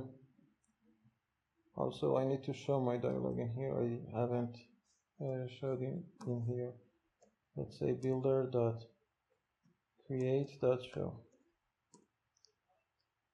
We don't need that cancelable to false as well, to true or false. Builder.create.show. In here, we will ask the user,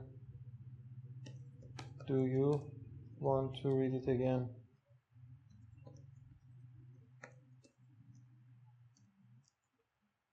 In case of yes, we are going to simply add it to the currently reading book. It's also nice if you check if the book added successfully into this array list or not. If you remember, this method and also the remove method return some boolean. We can use it, we can check some conditions in here as well if this statement has been is returning true, and then show the toast message. But you can do that, but we are not going to do it because of simplicity. Okay, that's all, I guess. Builder.create.show. Also, we need to write an else statement for this if statement. If we want to check, we should write it in here. and this means that it's the first time that the user wants to add this book to the currently reading list. And in here we need to add our book and show that toast message. Okay, let's run our application and see what I have just done. Because it's the first time, all of our lists should be empty. Let's add some. I want to add it in my list. The first time, show toast message. The second time, it says you already have that in your currently reading list. If I want to, if I go back and want to add it to my want to read list, it says you already read this book, which is wrong. I think I need to change the text in here. Nothing else should be wrong. In this want to read method, in here I need to change this text to you are already reading this book.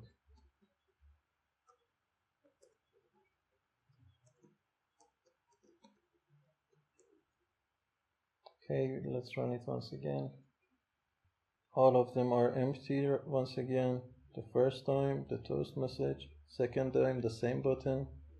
It exists. If I want to add it to my want to read, you are already reading this book. Okay, that's good.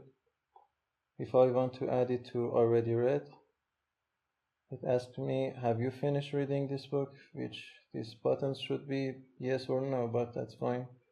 If I click on this OK, which is our positive button, it added to my already read shelf. And if I want to check, if I check this currently reading, it should be empty. It is empty. This want to should be empty. It's empty. And this already should have the Pride and Prejudice. You can check different scenarios yourself, but I don't think we have any errors in here. Okay, let's move on. Let's create this dialog that we want to show when we click on this About button. In our main activity, let's define the onClick listener for our btn about. btn about dot set onClick listener, new onClick listener. Let's do all of our thing in a new method. Let's say about tapped.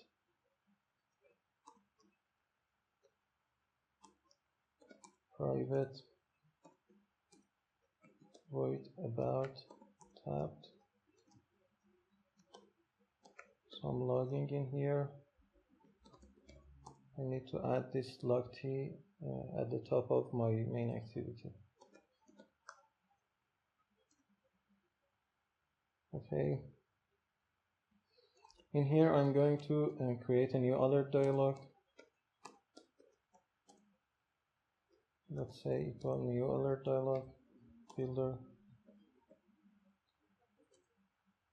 Also notice that I can set the features of this builder from here. I don't have to finish my sentence. For example, I can say dot set title to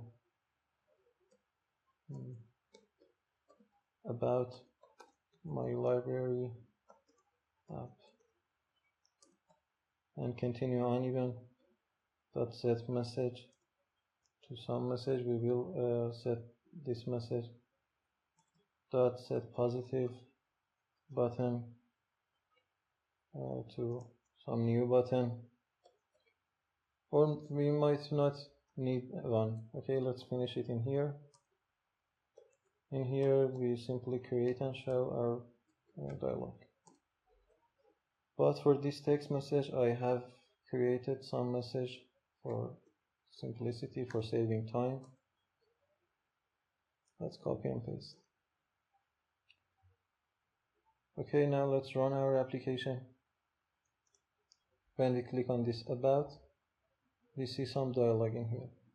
Also, I want to make this website clickable. Means that the user can click on this website and navigate to some web page, for example.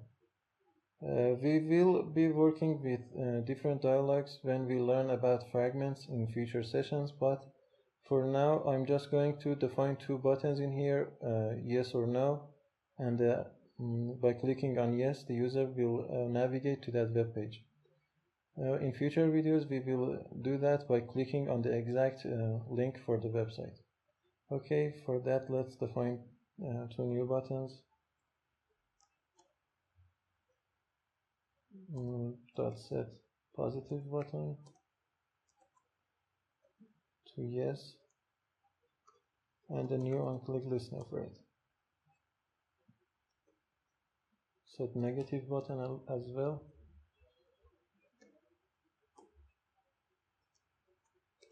Let's say no, and a new on-click listener. In order to navigate the user to some web page, we have a UI element called WebView. I will create my WebView in an entire new activity, and then from here I will create an intent and navigate the user to that specific WebView. So let's create another activity. I'm going to call it my WebView.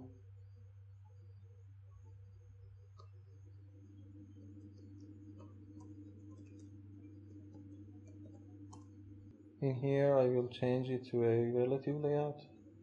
Our relative layout will only contain a web view. We can define a web view by typing simply web view. It will match the whole layout, and it will have an ID. Let's say web view. Also, let's change this one to a closing tag. Okay, let's define it in here. I'll log in first. Private web view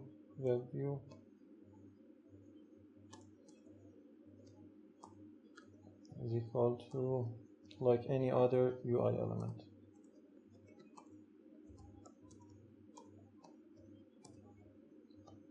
Okay, in order to navigate the user, we can simply say webview.load URL and pass the URL in here. For example, we can pass the Google URL in here. Now, if I call this activity from this on-click listener in here, let's say intent from main activity.this to our my WebView activity.class.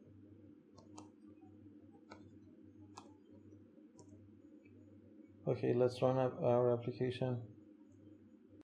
In here, if I click on this about, by clicking on this yes button, we should navigate to the other activity, and it will ask me to choose a browser to open the web view. But this is not ideal. We are navigating to another application for showing our URL, our simple URL. I want to show the URL in my application, so in here we can say webview.setWebViewClient and pass it a new WebView client, as simple as that. Now if I run my application, I should see it running in my own application. By clicking on this about and yes in this dialog, it will show it inside my application, and I can even search. For example, let's search for Android. But right now, if I press this back button, it will go back to my previous activity, which is my main activity in here. I can manage that by overriding my onBackPressed method. OnBackPressed. Before the super statement in here, I will check on webview.canGoBack. If it can go back, then we will say webview.goBack. Else, if it cannot, it means that if it's the first page and it cannot go back, we want to go back to our main activity or whatever it is. Also, there are some other attributes in WebView. For example, we can say webview.getSetting dot set JavaScript enable and set it to true. It will activate or enable the JavaScript for that specific web view. It's self-explanatory, and most websites use JavaScript, so I'm going to enable it. It also has some more features if you run the web view in your own application.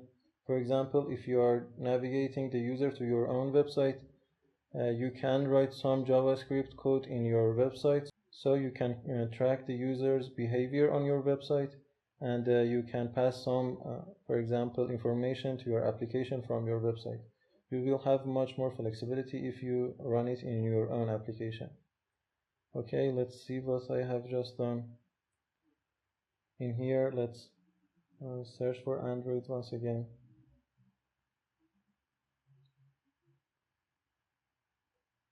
Right now, if I click this back button, I should go back to this back page. And because I can't go back further, if I click on this, I will be navigated to my main activity. But I want to use this web view more than one time. For that, I can pass the address of my website inside this intent, for example. In here, I can say intent.putExtra. It needs some key. For example, I can say URL and the value as well. For example, I can enter the address of my website. Then in here, in this main activity Uncreate, I can get that value. Let's define a new string in here.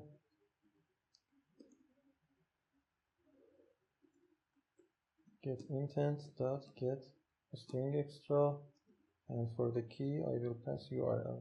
In here we have some potential exceptions, because if we run this main web view activity from an intent which doesn't contain this value, it can cause some crashes. For that, I'm going to put this URL inside the tar cache block and cache the null pointer exceptions, and we'll show something. For example, it's always better than crashing. Let's say no intent received.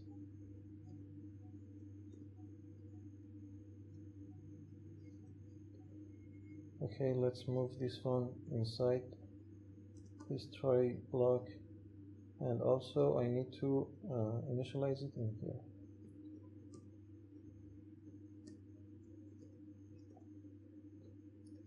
Then I need to pass this URL inside this parenthesis. Now we can run this web view from different parts of my application. For example, if I want to address every book, I can use this web view. Okay, let's run our application. Once again, let's check everything.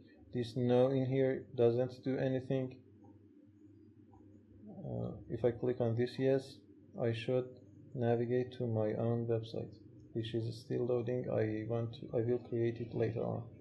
Okay, this video is getting a little bit long. In the next video, we will review our application and see if we can improve it, and we'll wrap this session. So see you in that next video.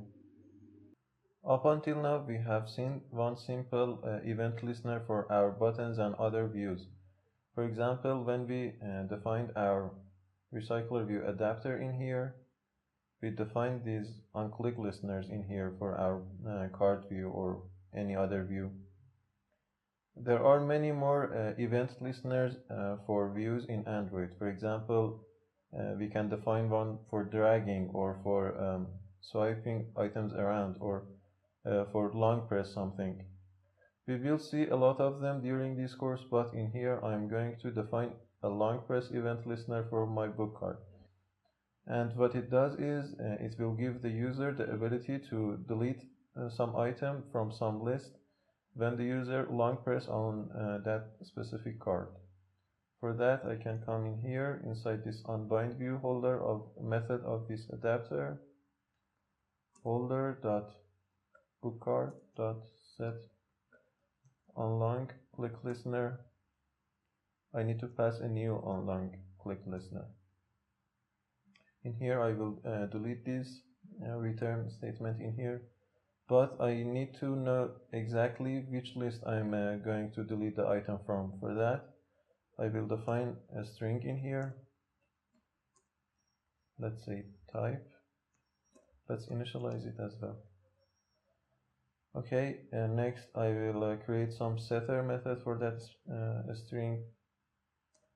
Let's get the help from IntelliJ to create this method. Okay, I will manually pass this string type in here. In here I will create a switch statement, and depending on the type of array list that I have, for example, in case it's want to read,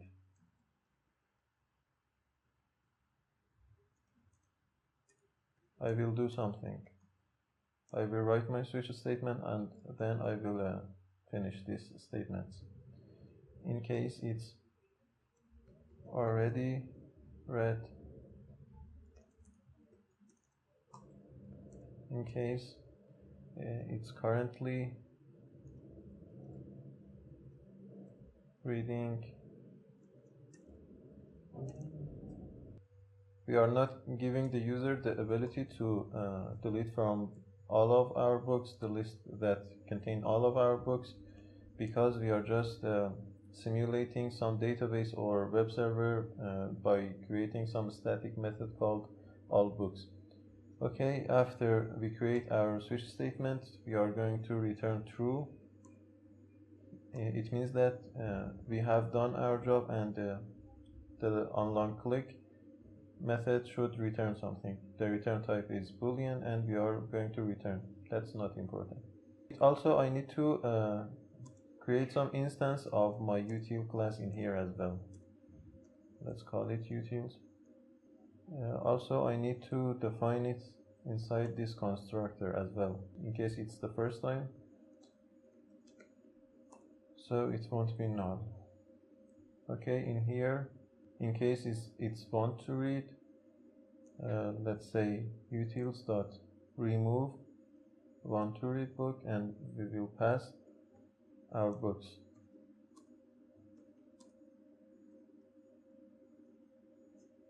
Okay, even we can get the result as well. Let's move all of these inside this parentheses, and if it does successfully remove our object, we will toast something in here. Let's say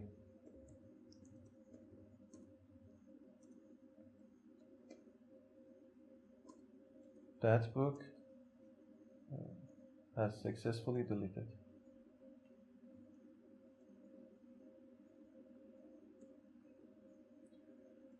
Okay, let's copy this one.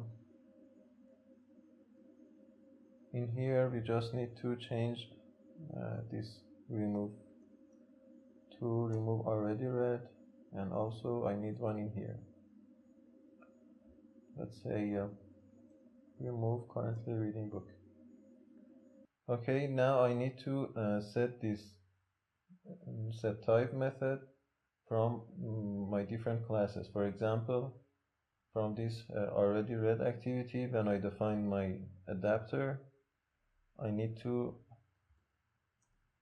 set that string, set type to. Notice that it should be exactly the same as in here, as these cases. Probably it's better if you define these inside this string.xml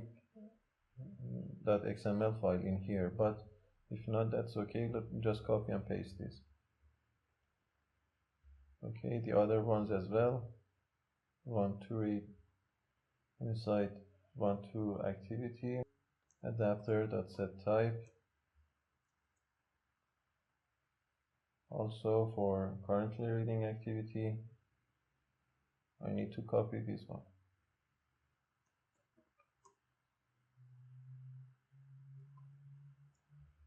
Okay, now if I run my application, I should see it working. First, let's add some books to our list. For example, let's add it to currently reading, and let's check if it's working or not. Okay, I will long press on it, and we have some crashes. To pursue the crashes, I can come to this Logcat in here. Make sure to choose the right emulator, the right application, and if you are seeing many records, make sure to check this show only selected applications. Or if you want to be more specific, just type the one thing that you are looking for. Right now it says java.lang.index out of bounds exceptions. It means that we are referring to some list, but the list doesn't have that many options. If I click on this blue line in here, I will be referring to the line that the exception is happening. And that's clearly my mistake, because first I remove this book from this list via this method, then in this toast message I'm using it. I'm referring it via this position, but no longer that book exists in my application. For that, in here I will save that book, or even before this switch statement, I will save that book. Let's say books.get and pass the position, and then I will use that to print the name. Or even I can use it up in here, but that's fine.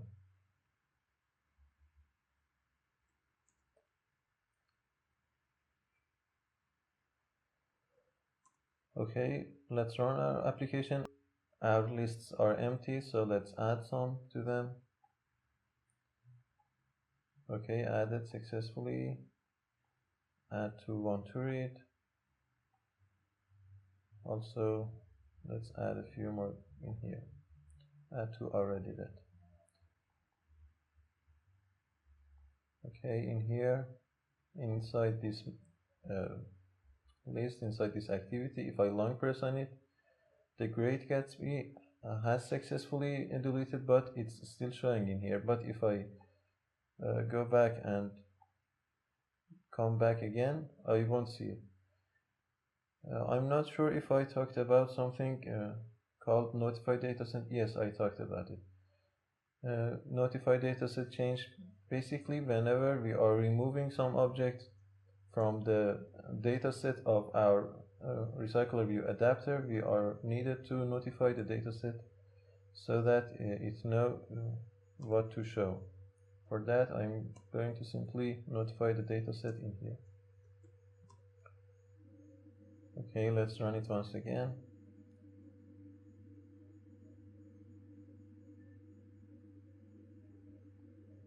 Let's add some books.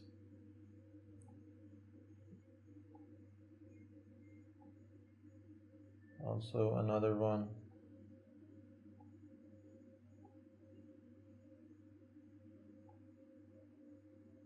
Okay, let's check in all of our lists.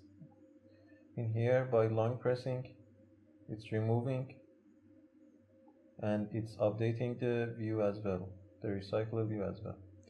But I don't like it this way. I want to give the users permission in here. For example, if he unwantedly long press some card and he maybe don't want to remove that object.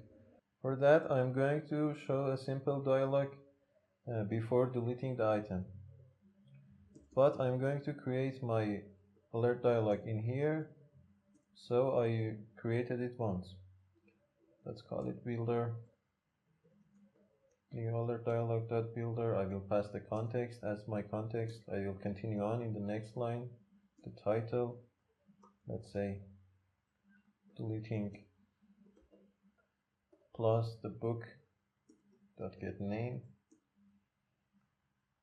Also the message, let's say, are you sure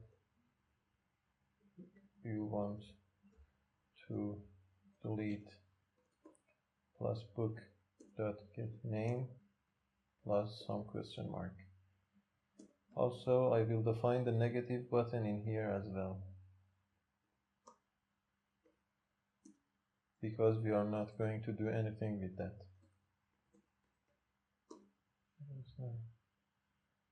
Okay, but the positive button, I will define it inside these different cases. For example, in here I will say builder.setPositive button, let's say yes, and for the onClick listener, new onClick listener. Inside this I will remove and will show the toast. As simple as that. Let's say builder.setPositive button to yes, new onClick listener.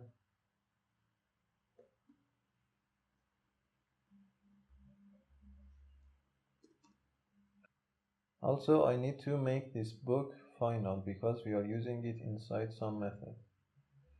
So let's change this one to final.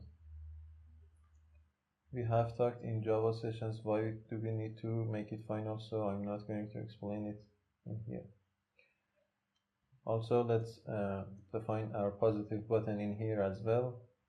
For that, I can say set positive button, yes, for the text, and for the onClick listener, new onClick listener.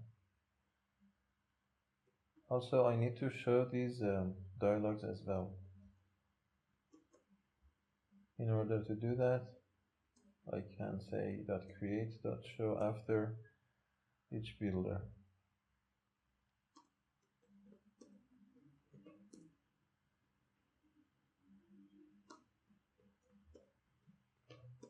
Okay, I think my application is ready. So let's test it. First, I will add some books to my lists. It doesn't really matter what it is.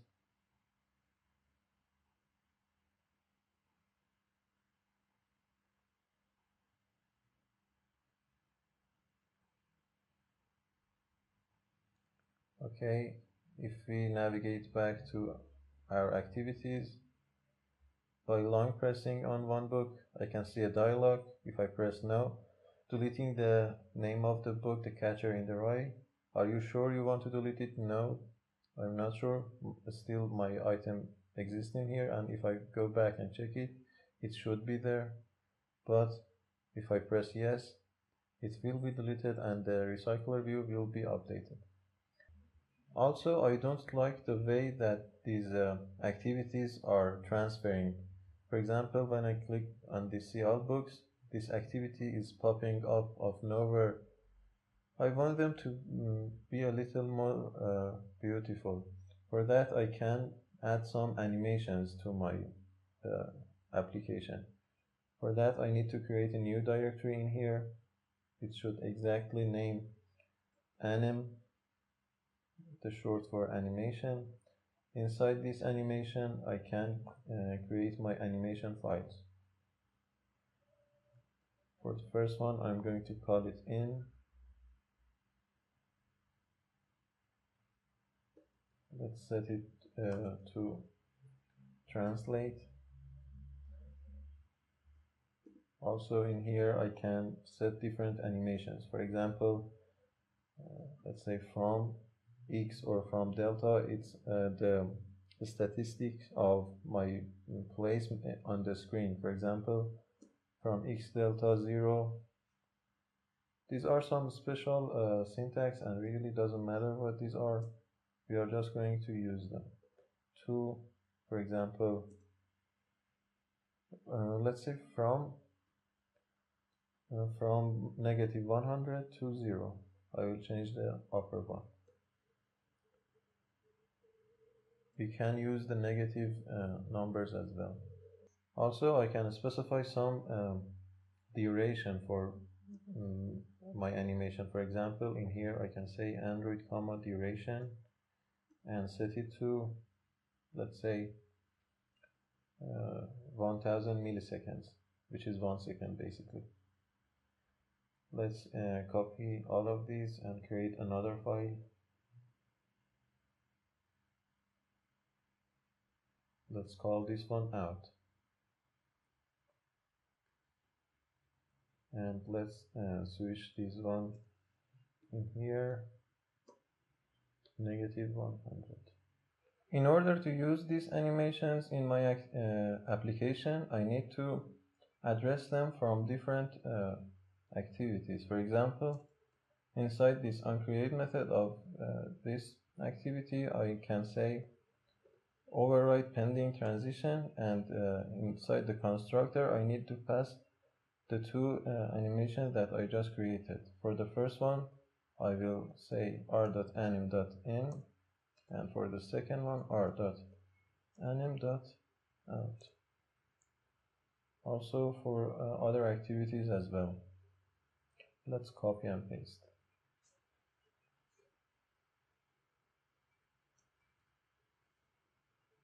For book activity,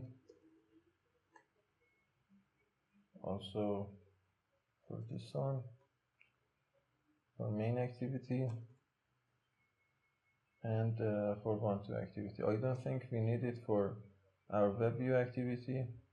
Okay, let's run our application. In here, if I go to this other activity, I can see this animation. But I probably won't get the same result if I press this back button. For that, I need to create two other animations for closing, for example, close in and close out, and reverse these numbers, for example, this -100. Let's quickly create those files, and we'll address those. Okay, let's say close in,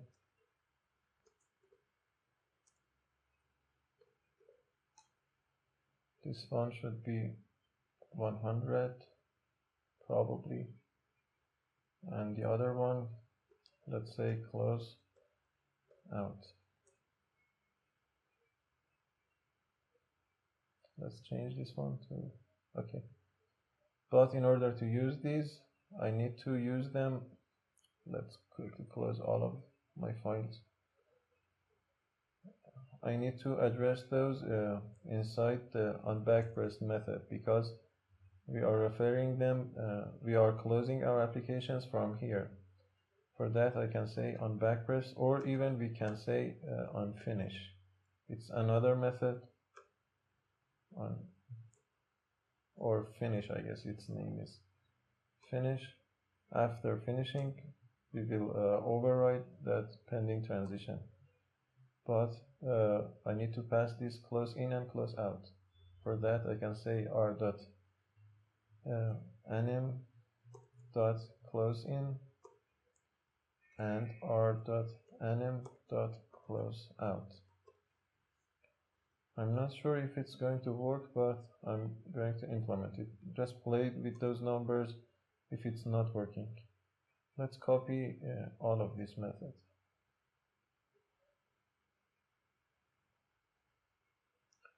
Okay, the other one. Graphics are never my strong suit, and I'm really not ashamed of it, because basically it's the job of someone else and not the programmer. I just need to know how to implement them. Okay. Sorry, I don't need it in here, inside this my web view activity. Okay, let's run our application. Let's see. We are getting the animation. Once again, we are getting, but if we press back, yes, we are getting the animation once again.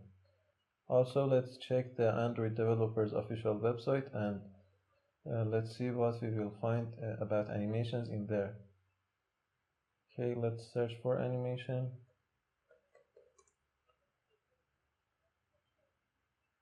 As you can see in here, there are many pages referring to animations. For those of you who want to learn animations deeply, I strongly suggest take a look at this page and see the different references and guides and training, even if you are interested. As you can see, there are a lot of them. There are really different ways of creating animations in Android. But we are not going to do that because that's really not professional for an Android developer. It's the graphist job. Okay, our application is done. I don't think we need anything else to add to our application. In future videos, we are going to learn a lot more about Android, and we are just getting professional. So stay tuned for the next session. Hey guys, in this session we are going to have a quick look at the environment that we are working in. Basically, it will consist of two parts. At the first part, we will take a look at some of Android Studio's Windowses and also some shortcuts. And at the next part, we will take a look at basic debugging. You are going to have a lot of mistakes during your Android application production, and we are going to learn basic debugging in here. In future videos at the second phase of this course, we will learn professional debugging, I mean above average, but in here we will just work with debugging. Okay, let's begin. For example, in here I have this Uncreate method.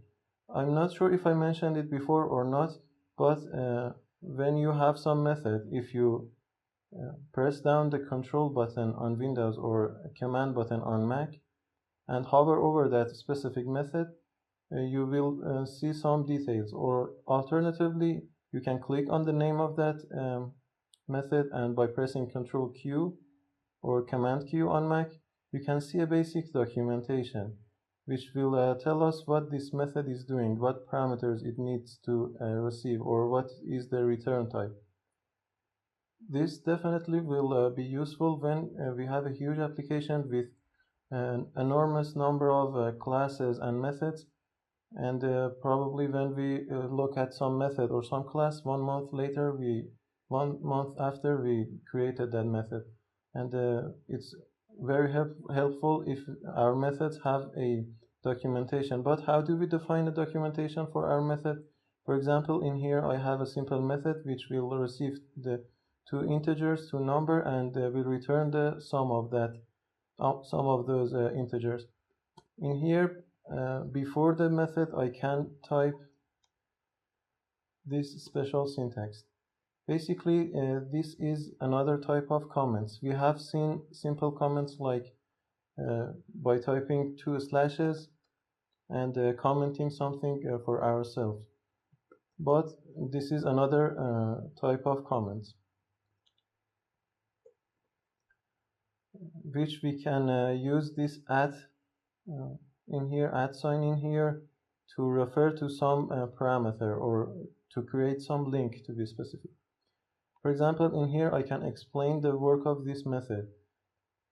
I can say this will sum to number. Also, I can specify the return type, the sum, which will be an integer. Okay, now I have the documentation for this method, and for example, let's print this method. Let's say system.out.println and pass the method in here and pass to random number. Okay, in here, if I hover over this method via pressing Control key or by clicking on it and pressing Control Q, I can see a documentation that I just created.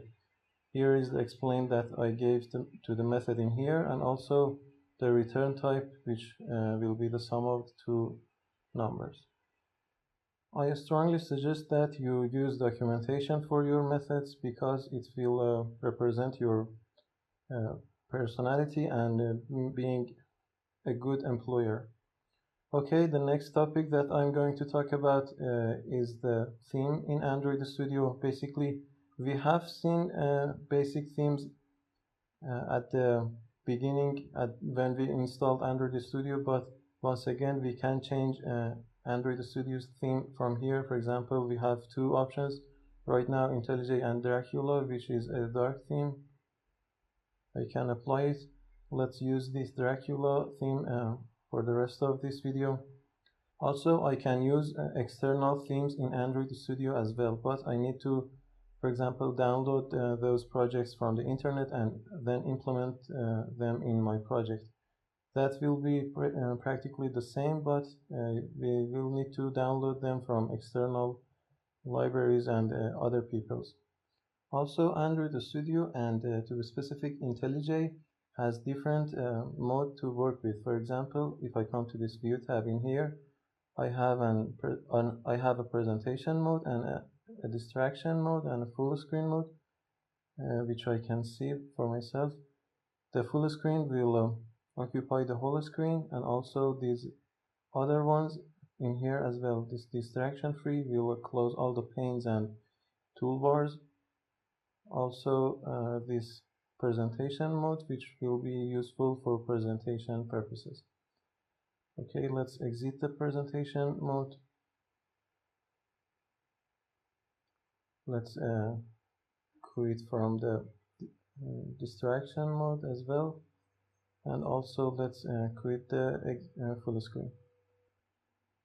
I'm not sure if I talked about this previously, but if you come to this code tab in here, you can see that we have some option in here which says reformat code. It will be useful if someone else is reviewing your code. It basically will add some spaces to your code or maybe reformat things around. Right now my code is fine and doesn't need reformatting, but if you have a sloppy maybe code or writing, it will help make it more nicer to look.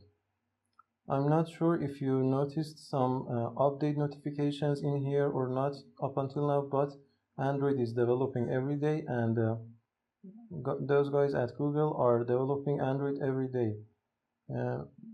I strongly suggest you check the updates manually if you don't see them in here, and update your Android Studio or different SDK versions on a regular basis. For example, right now I have an update version. Make sure to update from a secure channel, and I think I have talked about secure channels at the beginning of installing Android Studio. You need to come to update in here. Let's quickly search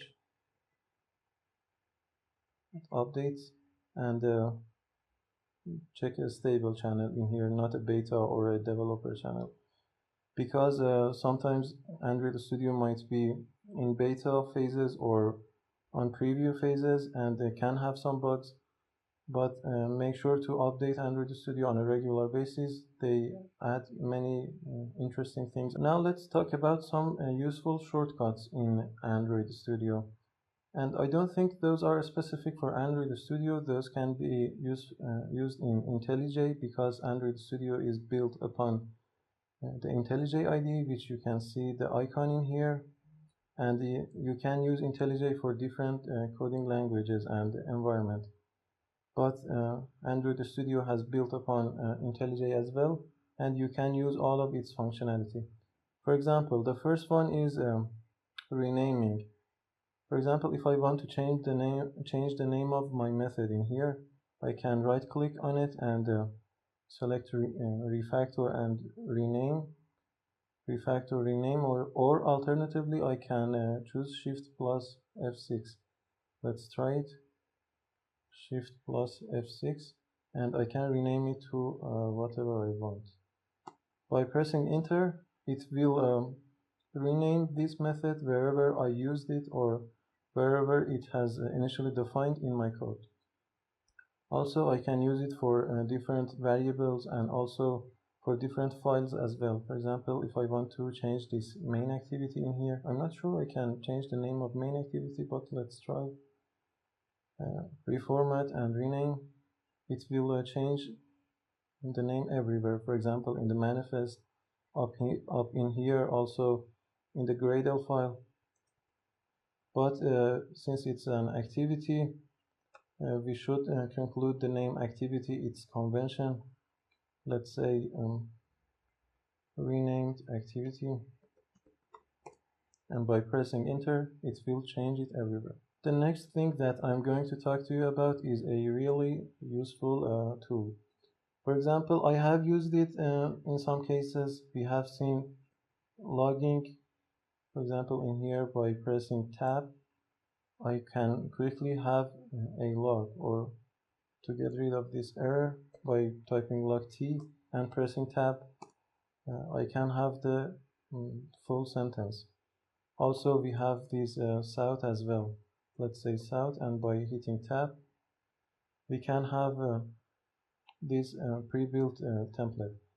To see a full list of them, you can type Ctrl J or Command J in Mac, and you can see a lot of them. For example, I can create a for each loop in here. Let's quickly create one.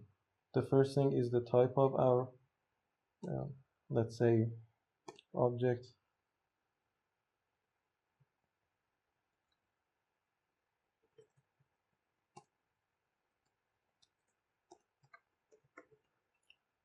We can create it really quick. We have other options as well in here. For example, we can create that find view by ID for addressing the views. Also, we have this if null, we can check that as well. It's really a long list of options in here. Different logging, which we will talk about in the next video, I guess. Yes, there are a lot of them, and you can check for yourself. This toast as well. Okay, let's delete all of these. Also, if I have some boolean in here, for example, let's initialize it by false. I can say something like this, test.if, and by pressing tab, I can get an if condition in here. There are a lot more of these quick shortcuts, and you can check the others if you want. For navigations also, we have some useful shortcuts. If you remember in the previous session, I talked about double shift. You can press double shift everywhere in your application, and you can search for anything that you want. For example, let's go to manifest. We can simply type manifest, and we can go to our manifest.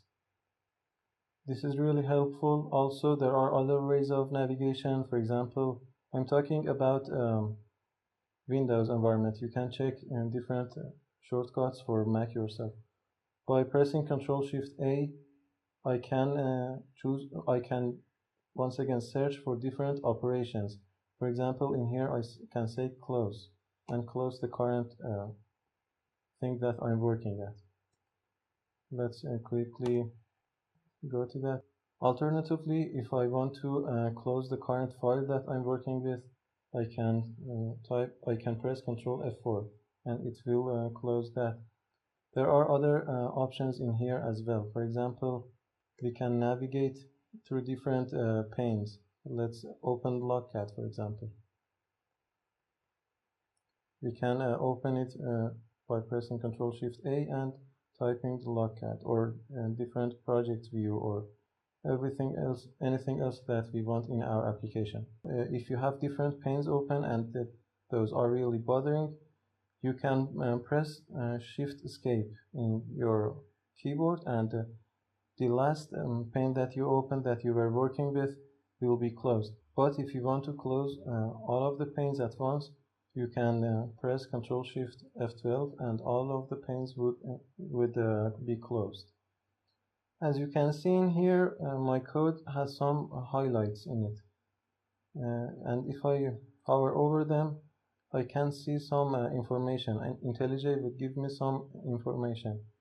And if I want to take a closer look, I can come to this pane in here. Let's change the theme so that we could see a little bit better.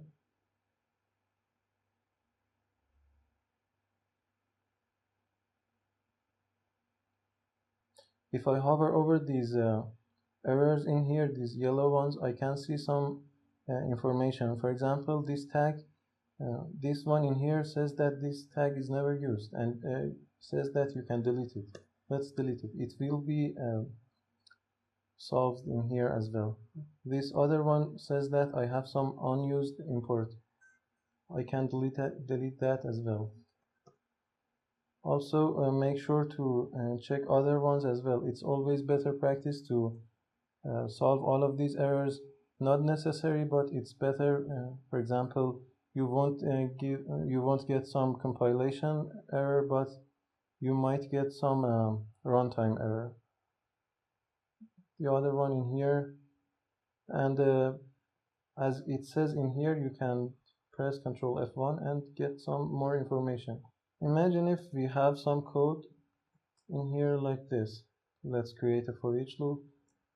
We can say for each, and by pressing tab it will be created for us. Let's say string, name it s, and let's create an array list of a string in here.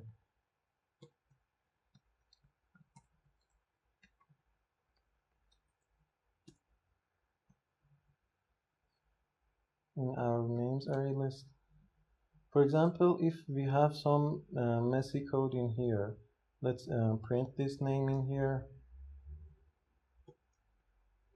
If I have some unordered line of code, I can use this reformat from here, or also I can use Control Alt I for different lines, and it will condent that specific line. Means that it will replace it so that it will be at the right place.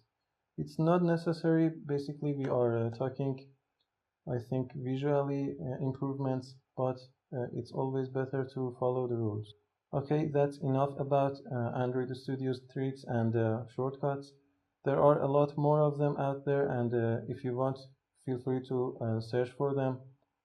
I just wanted to have a quick look at some of the basic and everyday used shortcuts and tricks. In the next video, we will continue our talk on debugging, on basic debugging in Android Studio. See you in the next video. In previous videos, we have seen the usages of try-catch blocks. For example, if we wanted to divide some number by another number, we could say try catch. We could specify the type of the exception that we are going to catch. For example, we could say arithmetic exception, and in here we could log it, or maybe print the stack trace of that specific exception. In here we could define two integers in here, up in here. Let's say int a is equal to 0 and int b is equal to 2. Now if we want to divide and print the division of b by a,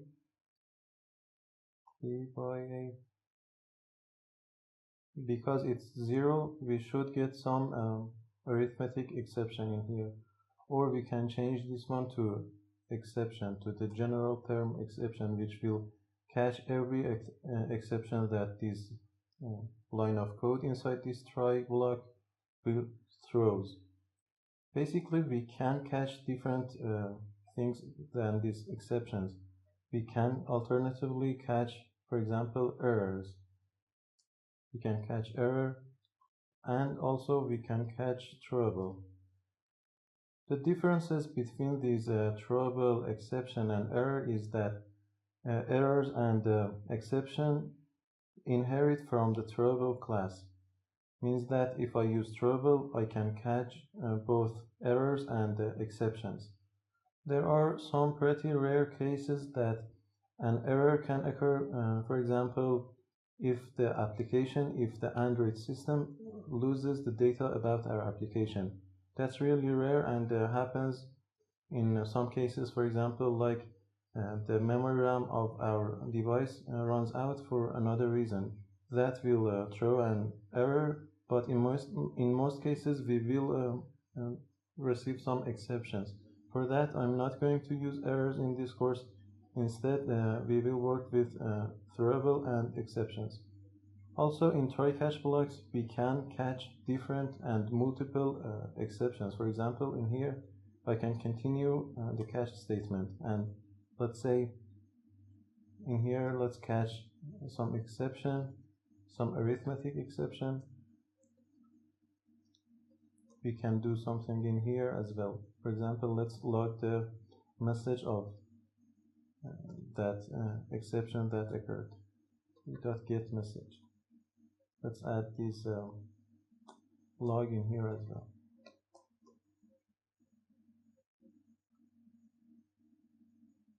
In here it says this exception has already been caught, means that because we are catching here the throwable generic class, it will contain the arithmetic exceptions, because arithmetic exceptions inherit from the exception class, which exception class will inherit from throwable. In here we can change it to index out of bounds exceptions. We can catch that in here. There are many more types of exceptions, for example IO exceptions, which stand for input-output exception, which we will work on files session, but for now it should give me some error saying that we are not working with files, so we will not get an IO exception as said in here. Okay, let's delete it. Also, within a try-catch block we have another term called finally.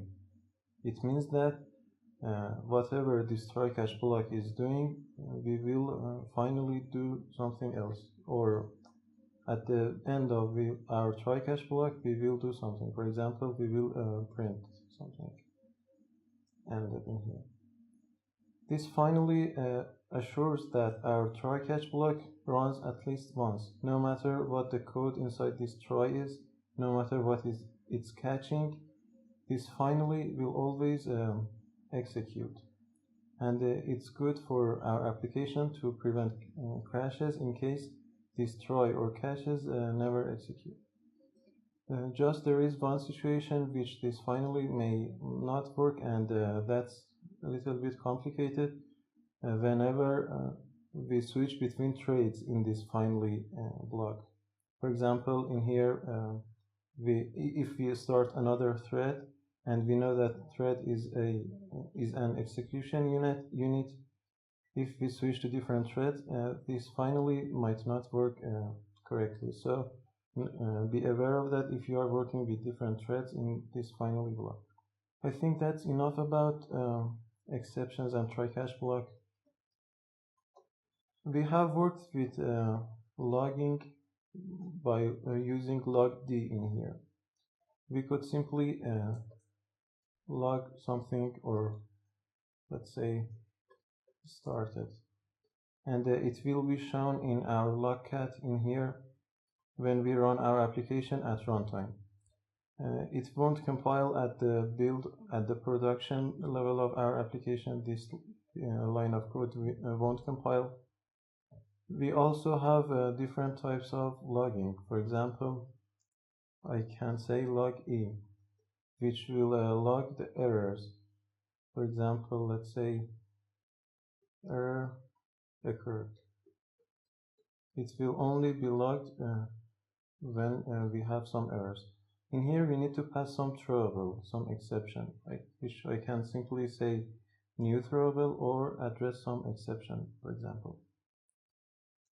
Also, I have log I, which will log some message in case we want to inform the user.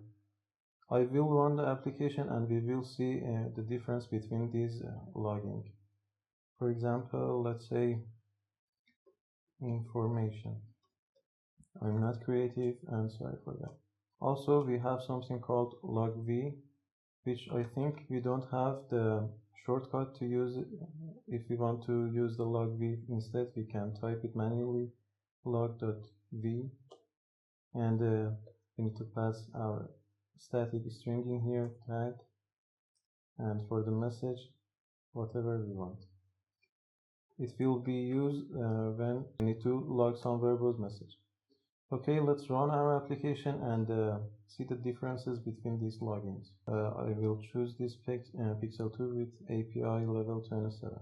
Let's switch to the Logcat in here.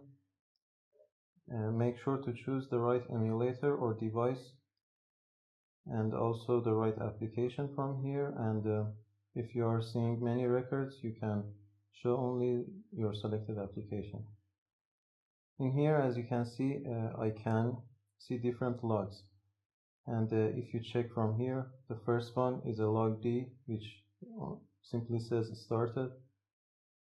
It's this one in here. The next one is log E, which is some error. It's using that trouble we pass it, and it's logging some errors. The next one is log I, which is printing information, and the next one is verbose.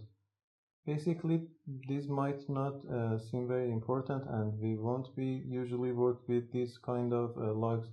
We will probably always work with log D, and in some cases might work with log I, and that's all.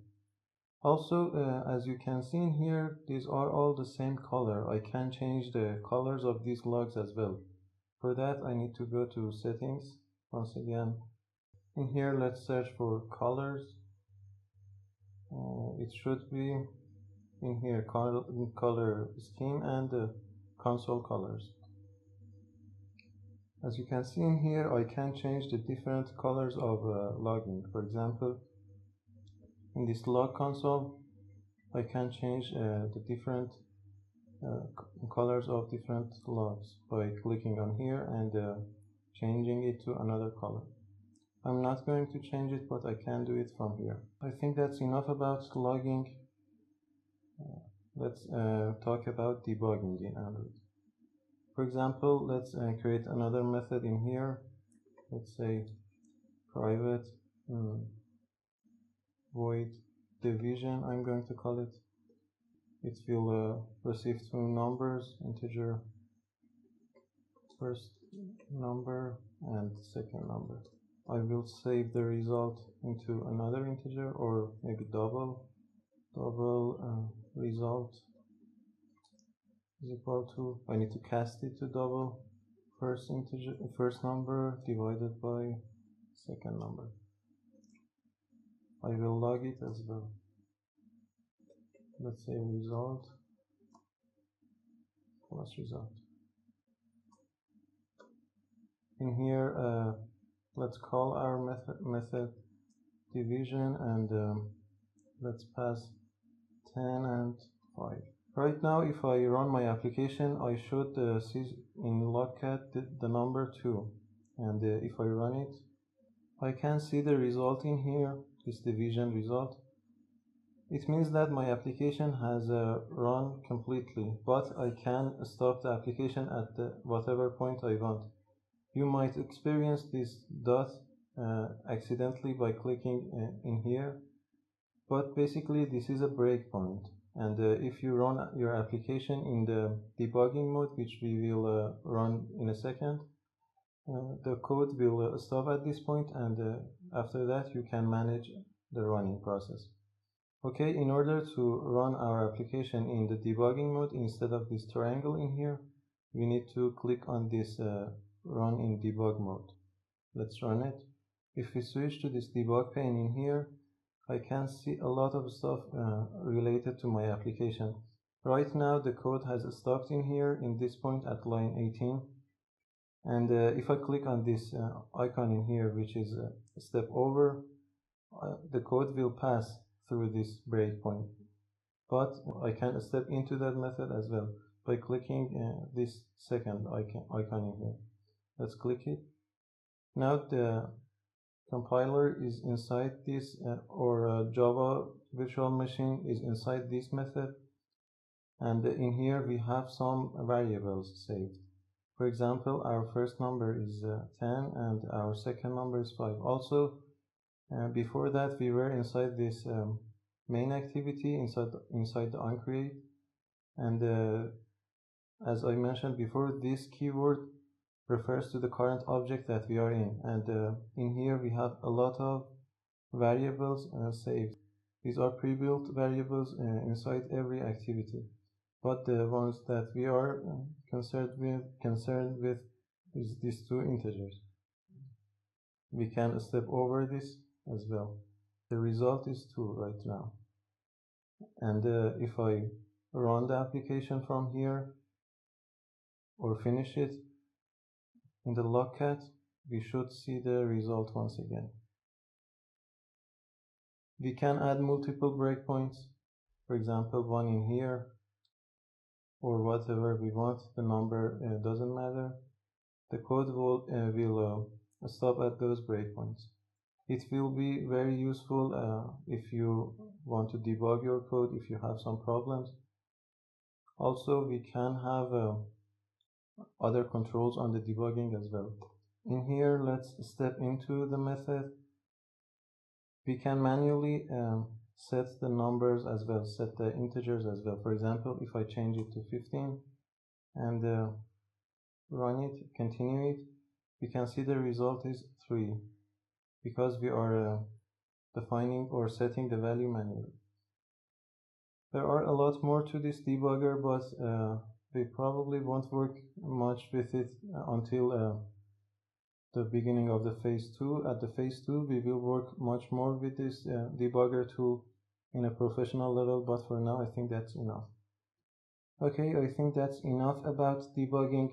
Up until now, we have run our application in an emulator. I said that we are going to run our applications in a real-world device as well. In order to do that, we need to change something in our phone.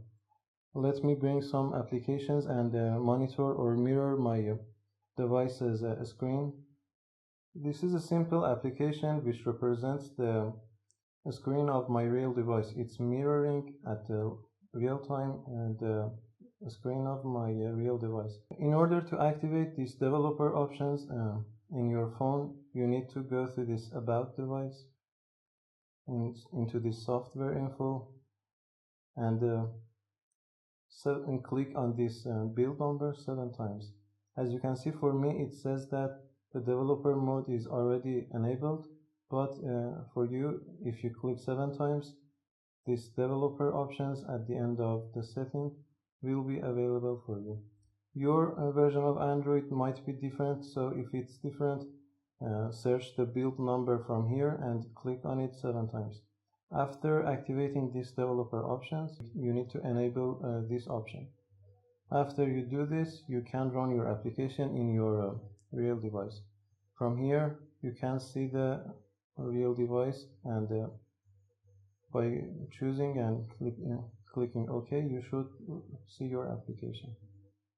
It's exactly as if we run our application in this emulator, but it might be useful in some complex applications, and it will be much more faster to work with. Also, we have access to the cameras and GPS and every other sensors. Okay, I just wanted to see the running on real device as well. Okay, I think I will end this video and this session in here. In this session, I just wanted you to see some shortcuts and some logging and debugging tools so that we could use them in future videos. In the next session, I will start talking about activities and fragments, and that is where the real thing is happening. Stay tuned for the next session, and see you in that next session. Hey guys, in this session we are going to talk about activities and fragments in Android. Basically, activities are one of the 4 components of every Android application. The other 3 are broadcast receivers, services, and content providers, which we will see in future videos, but in this session we will see the usages and the meaning of activities. If you remember from Java sessions, when we created a simple Java class, when we wanted to have a starting point, a beginning point for our application, we could create a main method, for example, like this in here, and whatever the code is inside that main method is the code that will run at the running time first. For example, right now if I run this application, I should see this little message printed in the console.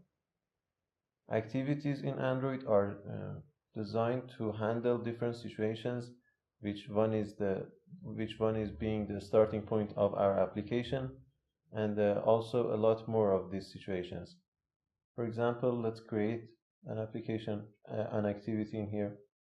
We know how to create an activity. Up until now, we have came to this new activity, and by choosing an empty activity, we could create one. There are other ways which we will see in a few minutes, but for now, let's continue our old way. This onCreate method of this main activity is the equivalent to this main method in Java file. Means that this onCreate will trigger at the beginning of creating our activity, or if it's the launcher activity at the beginning of running our application. Languages like Python and Java, they need to have this main method in order to run any application that has been written to those languages.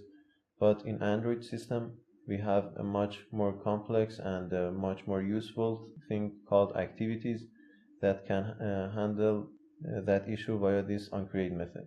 There are a lot more situations that our activities can handle. For example, if we navigate through different applications, or if we receive some calls when we are working with an application.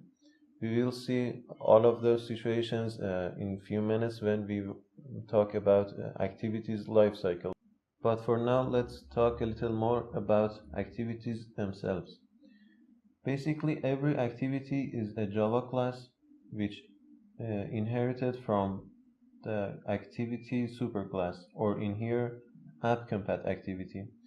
This AppCompat, we will talk about it later on in future videos, but for now you just need to know that this is another extension of activity superclass which will help our application to be able to have some functionalities in older versions of Android. We will talk a lot more about this AppCompat, but notice that if I type activity in here, this still is a main activity. Okay, let's change it to AppCompat activity. Also, when we create activities, we need to declare them in the manifest file as well. Right now, we use the help of IntelliJ to create this activity for us. So it added this line of code in the manifest file, but if we create activities manually, we need to add this line of code in here ourselves. Let's create an activity manually to see how can we create it without the help of IntelliJ. For that, I need to create a simple Java class. As I mentioned a few times for now, the convention for the naming of the activities is that you type the name of your activity and add the activity phrase at the end of it. For example, I can say test activity in here. Nothing to change. As I talked right now, it needs to extend from the activity class or AppCompat activity. The IntelliJ is giving me some warning, says that the activity needs to be declared in the manifest. Let's add it to the manifest. Inside the applications tag, and in here I need to say activity, test activity, and that's it. Now I have an activity, but my activity doesn't have any layout file to show to the user. We can initialize the layout inside the onCreate method of our activity. Let's quickly override that. I don't need this part in here. If you notice in the main activity, this method, this inner method, setContentView, handles the different situations, the initializing of the view. I can say setContentView, but in order to do that, in order to pass a layout, I need to have a layout, so I need to create one in this layout file in this resources folder. Let's create a layout resource file. I'm going to call it test activity test, as the convention is to reverse the name. Notice that you shouldn't use any capital letters in here. I'm going to change this one to relative layout as well. Let's add a text in here so that we know we are inside another activity. Okay, now I can pass the address of this activity in here. Let's say r.layout.activity_test. I have done everything that needs to be done in order to create an activity. Basically, IntelliJ go through all of these steps for us, but we can create activities ourselves. Okay, now let's have a quick look at the activity lifecycle that I just mentioned. Activity lifecycle is a phrase for demonstrating different situations that an activity can go through, from the creation to destroying process. By now you should be aware of that the first method that is executed in every activity is this Uncreate method. We can initialize different views or unclick listeners for different buttons inside this Uncreate. After that, this onStart method will be triggered. Next, we have this onResume. We will talk about the differences between these two. After this onResume, the activity will be showed to the user. But for example, when our application is being closed, there are few steps to go through as well. First is this onPause, then this onStop. We will talk about the differences between these two. Then this onDestroy method. But notice that this onDestroy method is not reliable, and in some cases it cannot be executed. So you shouldn't put that much code in this onDestroy method. But launching and exiting an application is not the only situation that activities can handle. There are many more situations. For example, consider using your application and you receive some phone call. Activities can handle that situation. That won't be destroyed, that activity. Instead, it will go to this onStop method. We won't go through that onCreate method once again when we come back from a phone call. We will start from this onStart method. There are other situations as well. For example, when your application loses the user's focus. For example, when the user receives some notification, your activity needs to go through some phases as well. For example, in this situation, it will go through this onPause method, and whenever the user comes back, it will go through onResume. In a real-life application, you need to handle different situations for your activities and for your application. For example, if you want to open some file, you also need to close it. You can do it via this onStop or onDestroy method. Or if you want to connect the application to the internet, you need to do the connection in somewhere and close the connection in somewhere else. Let's quickly have an example and see the usages of all of these methods. For that, I will create a simple application, but first let's close this one, this currently running project. Let's create another one. This time I will choose this add no activity, and I will add it manually myself. Okay, let's call it activities and leave everything else as default. In order to add the activity, I can come here and say new activity. In this simple application, I will just add some loggings in order to track different situations. Let's add the log up in here, log t. First of all, instantly after the creation of this onCreate method, a log d, let's say started.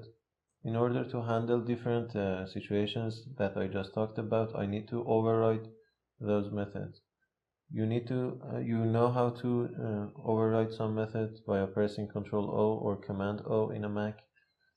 You can have a list of overridable methods. For that, I will type onStop, for example. Let's log something in here. Start it. Also, let's override onStart. This is another way of implement or overriding methods. You know that. So started. We have onPause and onResume. We had that onRestart, if you remember, and also the onDestroy method. Let's quickly run our application and see the different situations. But in order to launch my application, I need to add something to the manifest file. Because we created this activity manually, this activity doesn't have any launcher or main in its declaration. so I need to pass them manually. Here is another tag called intent filter. We will see a lot of this in future videos, but for now let's just use it. Basically, we filter different intents or different categories that every activity can receive and handle. We will talk a lot more about intent filters in future videos. I need to pass the action to main action.main, and also I need to pass a category as launcher. Means that this is the launcher activity of our application. At least one activity in your application needs to have this syntax in order to be able to launch your application. Okay, let's quickly run it in our emulator. Let's switch to this Logcat pane in here. Make sure to choose the right emulator, the right application, and choose this show only selected application. Also, I suggest to clear your Logcat before using it. Also, I can use this regex in order to search for the text that I want to look at. Okay, let's run it once again in order to show the logs. And notice it will show only the logs that has this started in it. If I delete this, I can see all of them, but I don't need them. As you can see, because my application is created now, this onCreate method is started, then this onStart, then this onResume, as we just seen that schematic. Right now, if I click on this button, this home button in here, our application won't close, but it will lose the user's attention. For that, it's gone through on pause and then on stop. And if I go back to my application from here, on restart, on start, and then on resume has been executed. I can't see that on pause and on resume right now because we can't receive any notification or anything else by now, but we will be its usage when we directly go through on pause and then we'll come back from on resume. For now, let's simulate the on destroy as well. If I press this back button, my application will be closed and the application will go through on destroy method. And as you can see in here, the on pause, on stop, and on destroy method has been executed. But notice that if I run my application once again, this on destroy method is not reliable. For example, if I close it from here, that method won't be executed, and our application is now closed.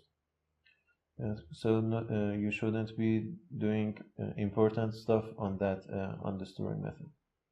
Okay, this video is getting a little bit long. In the next video, we will continue our talk on activities and especially about communicating between activities. Okay, see you in that next video.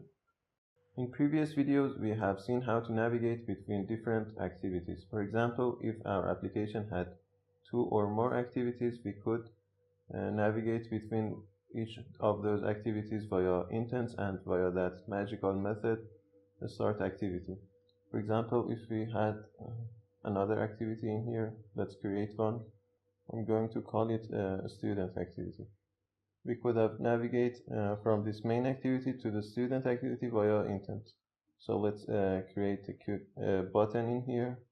Let's change this one to a relative layout. Also a background, let's say color accent, and for the next one, let's create a button in here as the text, let's say student, and as the ID btn student, and let's center it in its parent, center in parent to true. Okay, let's change the color of this one as well to a color maybe primary dark.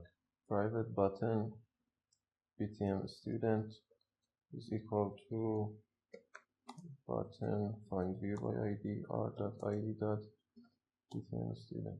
On click listener, we created our intent this way, like any other Java object.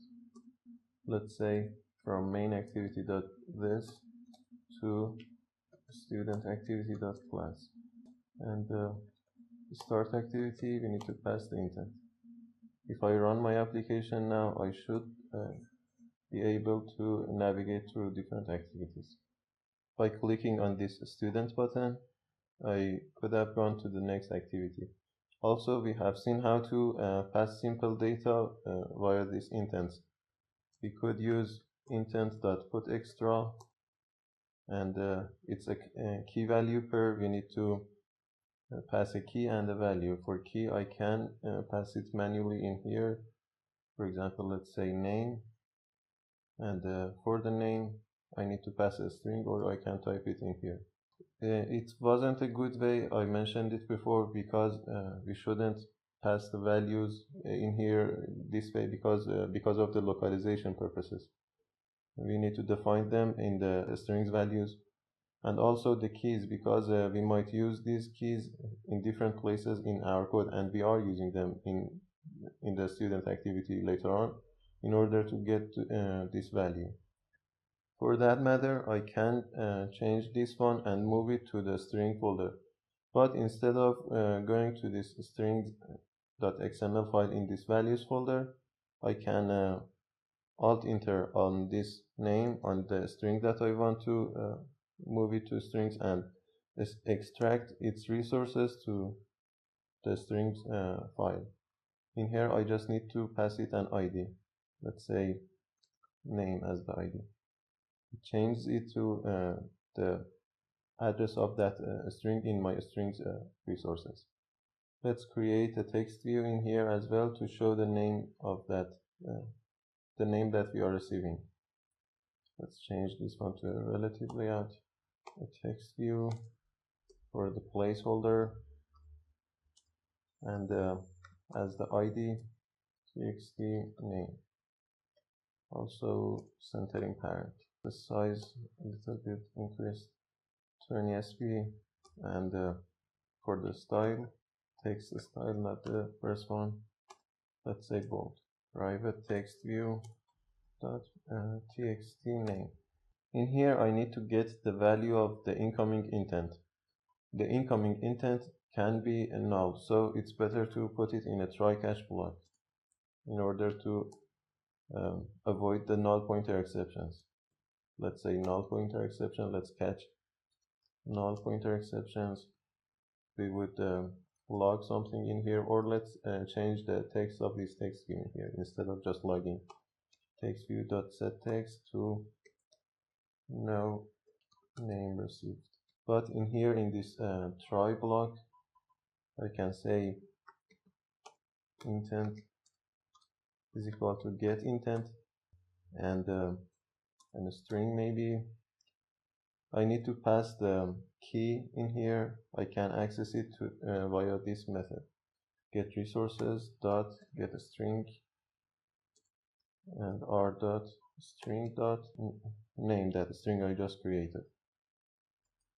Then I will set the text of this text view to this name. Okay, let's run our application. We have seen all of these previously. I just wanted to give you a recap, and also we will work with more complex data, and we will pass more complex data between activities. By clicking on this student, I can see my name in here. I can pass different kind of data in here within the intent as well. I can even pass multiple data. For example, I can say intent.putExtra one more time, or as many times as I want. For the key, once again, I will say age, for example. Let's extract it by pressing Alt-Enter. And for the second value, for example, let's say 25. I can pass all of the primitive data types, integers, booleans, and all of them float, double, also strings. Also, I can pass an array list. For example, if I had an array list of names in here, and another one, for example, Paul, I can pass this array list to this intent. Put extra, let's say other names. Let's receive it in here instead of setting the text to that one name. I will say int age is equal to intent dot get int extra, or we can say get a string instead of get resources dot get a string, because we are inside an activity. Later on, if we were inside a fragment or maybe inside an interface, we need to say get resources. But because we are inside this activity, we don't need to specify get resources. r.string.age, and but in here we need to set a default value as well. Means that if our incoming intent doesn't have an age in it, we should set some default value, for example 0. Let's get the array list as well. Get a string array list extra. Let's set the text view to all of these texts. For that, I'm going to create a for loop, or for each loop. Let's create one. Let's create a string in here. Text view string. Initialize it by an empty string. Let's say text view string is equal to text view string plus whatever the s is. We are iterating through this array list. Plus a \n, which goes to the next line. After that, let's say text view string is equal to text view string plus the age, or let's say age is plus the age plus a \n maybe. Okay, after that, I will set the text of that text view to whatever the text I want. Let's run our application, but we need to run it from this app one. By clicking on this student, we should see the text that I just created in here. But if I want to pass Java objects within the intents in here, I can't do that. For example, if I had another class in here, let's create one quickly. New Java class. Let's call it student. Two fields maybe. Private string name and a number. Quick constructor and setters and getters for the next one as well. Tostring method in here. Okay, if I want to pass that string and that student, for example, let's create one up in here. I need to pass the name, for example, let's say Maria, and for the number, let's say some number. If I want to pass it within the intent, dot put extra, let's say student for the key, and pass the student as in here. I get some errors. It says that it can handle this method in here, this sentence. In order to pass objects, Java objects within the intent, I need to make this student file parcelable. Basically, when we make one class or one object in Java parcelable, we serialize it. And I don't think we have talked about serialization in Java session. It means that we are converting the Java states of things, of objects, to byte streams. Means that we can pass them within the objects, within one activity to another one. Okay, let's make it parcelable. For that, I can implement the parcelable interface. I need to override some method, implement some method. For that, in here, I can press Ctrl I and override these two methods. Also let's press Alt Enter on this one and add parcelable implementation. Now we have a parcelable object, and as you can see in here, there are a lot of things that has been added to my code. For example, this protected student constructor, also this creator static method, and also this describe content write to parcel, and I think there is another one. No, that's all.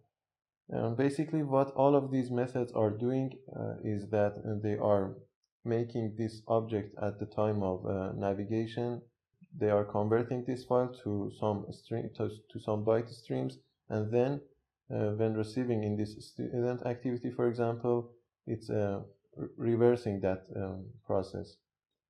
And really, you wouldn't use parcelable in anywhere else in your code, and this is all you need to know. And as you saw in here, the IntelliJ created all those methods for me, and let's Control Z all of them once again, and implement the parcelable interface so that you can see if you hadn't. Implement parcelable, Control I to implement those two methods. The student, Alt Enter, add parcelable implementation. That's all. Now in here I can pass the student, but it's not a good place for this object, and also for all of these above. It's not a good way to pass them this way. Instead, I can use another Java class called bundle. We haven't seen bundle until now. Bundle is a special class of Java which we can use in order to pass data between different parts of our application. For example, one usages of it is from one activity to another. It has also many more usage. And as you can see in here inside this onCreate method in our activity, we are receiving some bundle as the input type of our method. We will talk about this bundle and what this is doing in a really short time, but for now let's use it in here. In order to create a bundle, I can say bundle like any other class of Java. New bundle, I don't need to pass anything as into the constructor, and I can simply pass data.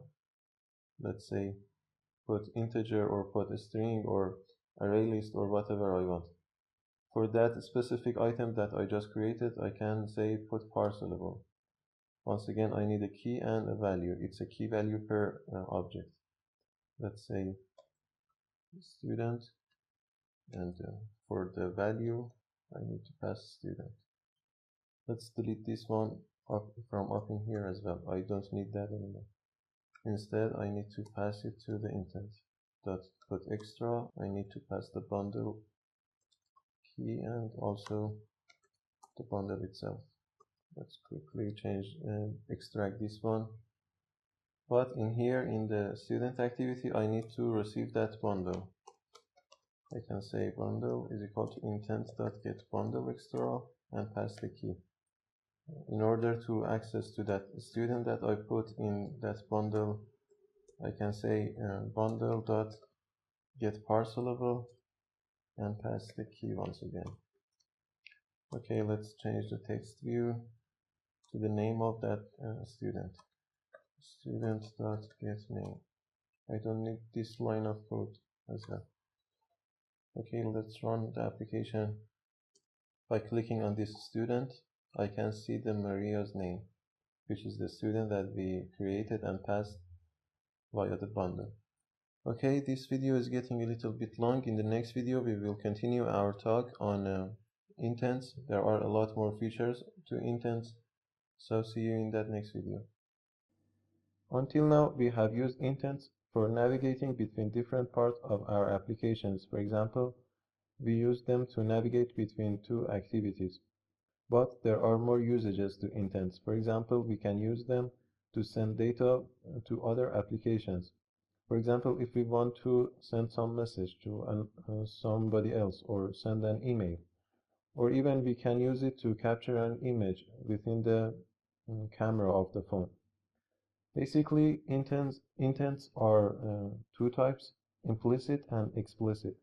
If you are using intents to navigate inside different parts of your application, that's called an explicit intent. And if you are using it to export something to other applications, that's called an implicit intent. For example, if you want to capture an image, capture a photo via the device's camera, we can define the intent as we did before. But inside the constructor, I need to say media store dot catch action image capture. There are a lot of actions to intents, and this is one of them, this capture image. Don't worry about this media store. You will be familiar with different kind of classes. For example, this media store will provide the media that it has been saved or that can be provided via the Android system. Also, we have other things, for example, alarm clock in here. We will be working with this media store in future videos when we work with files, but for now we are just demonstrating some image capturing. For example, this constant in here will set our intent, we'll fire it when we start our intent, and we'll open the camera. Let's do it. Start activity as before, and we'll pass it the intent. If I run my application, I can see that the device is asking for camera permission, even though I didn't add it to the manifest file, but it's asking me. It's always better used to um, add the needed permission to the manifest file, but in here I'm just going to click on allow. Because it's the first time that I'm opening the camera, it's asking me for the location. It's not a real camera because this emulator doesn't have any camera, it's just simulating the real device's camera. I can take a picture from here, and later on we will learn how to use this picture by clicking on this check, and we will learn how to handle it in the code part. For now, let's just leave it in here. We have other actions as well. For example, if we want to set an alarm, I can use alarm clock dot set alarm constant. This constant in here is at the end some predefined primitive or some string, and if I press Control key in here and click on this alarm clock, I can see the actual class, which in here I can see this static final string. Basically, this is the package name and this set alarm of the alarm application in my emulator device. Basically, this special constant in here will tell the alarm application what to do. And by defining this constant, by assigning this constant to this intent, it will, when it will be triggered, it will tell the alarm application to set a new alarm. Also, we have others as well. For example, in here, I can set extra actions to this intent via this method setAction. And for the constant, I can say alarm clock dot extra hour, or maybe minutes or seconds, whatever, however exact I want to be. Then when we trigger this intent, it will set an alarm for this specific time. Also, there is another action for sending messages or emails to different applications. For that, I can use intent.action send. And in here, I can set the message itself by saying intent.putExtra, and for the key in here, I can pass extra text. Let's say hello from the other side. Right now, if I try to run the application, this intent will try to send this text to whatever application that has the ability to send some message, some text message. For example, if we run it, we are getting some crashes, and if we look at our run window in here, we can see that it says unable to start the activity because no activity found to handle the intent. We are running our application in an emulator and it doesn't have a clear understand of what this intent needs to be sent. For example, it doesn't know that the send message application doesn't have the ability to send this message. If we run it in our real device, we should see it working, but there is a better practice in here. I can specify a chooser for my intent. For that, I need to define a new intent. Let's call it chooser is equal to new intent. As the constant in here, I can pass create chooser. For the constructor, I need to pass my intent and a title. Let's say choose an application. Now, when I start my activity, I need to run this chooser. Let's run our application.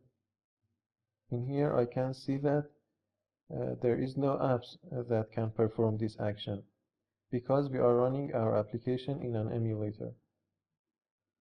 But if we run it in a real device which has the Gmail or maybe some other applications that are capable of sending text or even images to other applications, we can see some applications available in here.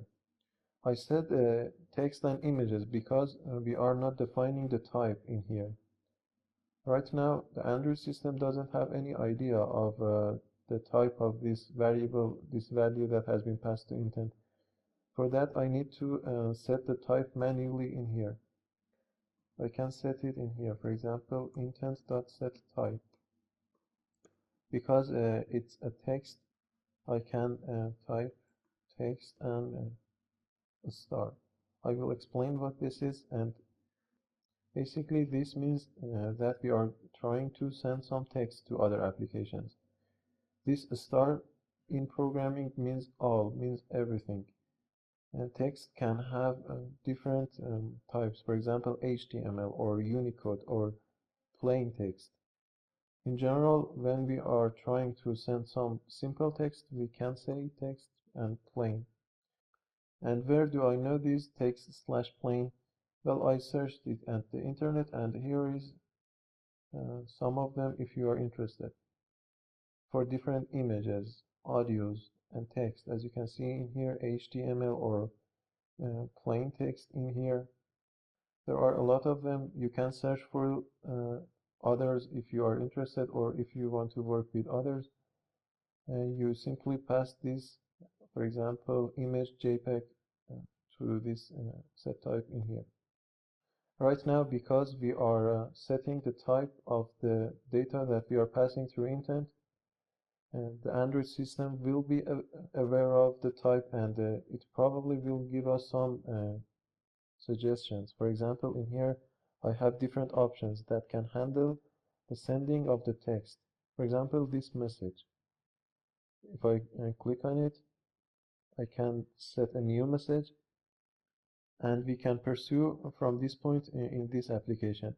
Notice that if I had some contacts saved in my emulator, after typing the name in here in the next screen, I could see the text that I passed to this intent in that composing new message screen, and I wouldn't have to write it or type it once again. Also, I can define the contact that is going to receive the text in here, but I'm not going to do it in here, maybe later on. There are a lot of actions elsewhere on these three that we just saw. We will work with them during the course whenever we need one, but if you want to see other ones, you can check the developer's guide. Okay, the other thing that I'm going to talk about is flags about intents. For example, let's create an activity in here, and like the usual way, let's navigate to that activity with this intent. I'm going to call it test activity. Let's change the background of this activity as well. In here, like we usually do, we will navigate from this activity to that testActivity.class.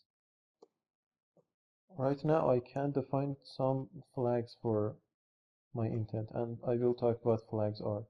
For example, I can say intent dot flag activity clear task, or intent dot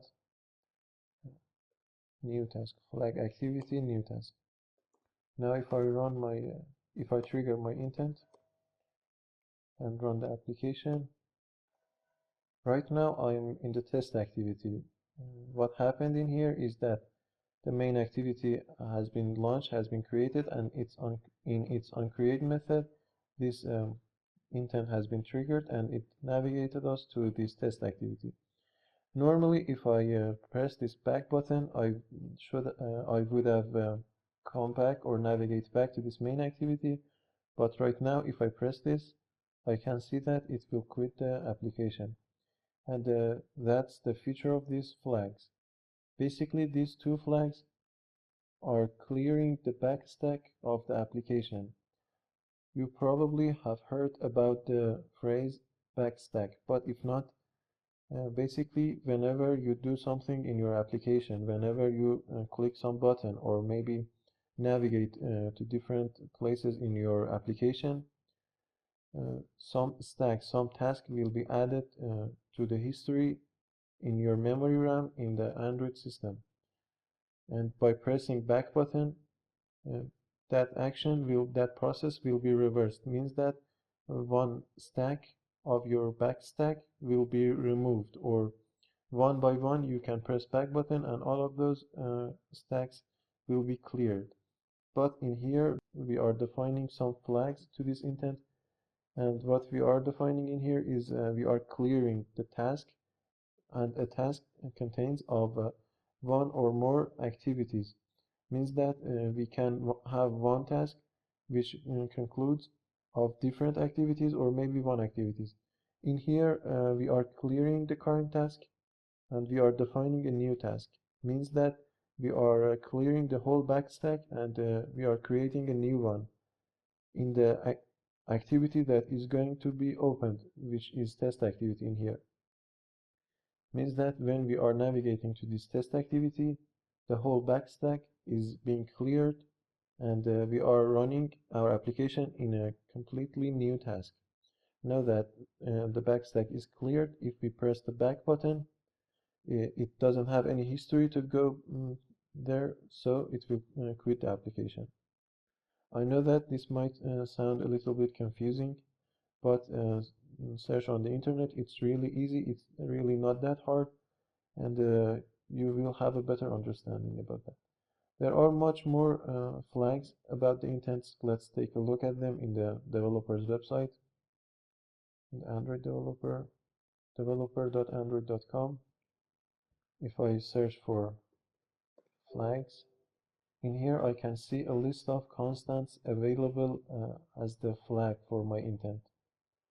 You can see there are a lot of them. We will be using some of them, but you have really a wide list of options. Also, the other one that can be useful is intent dot single top, flag activity single top. Means that, for example, if you are creating some web page application, you don't want to navigate back the user whenever he presses the back button. You want to quit the application by pressing the back button. So you can set this flag in here, single top, so it won't save the different URL or different pages that the user has navigated to. It will close the application instantly. Okay, that's enough about flags. We will be using flags in future videos. Whenever we used one, we will talk about it, but in here I think that's enough. The other thing that I want to talk about is that we can receive the intents result. For example, when we open the camera application and capture an image, we can save that image as well. We can receive that image.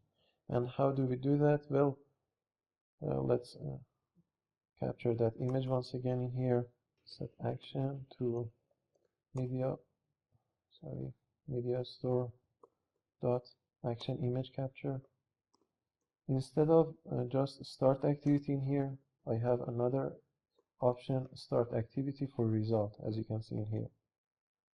But in here I need at least two items for the constructor. The first one is the intent, and the second one is some request code. Basically, it is a code that you enter in here, and later on we will see in some method called onActivityResult. We use this method, this specific number, to determine the intent that we are looking for its result. Let's override that method on activity result. After this super statement in here, we can create a switch statement depending on the request code, which is basically this code that we are passing.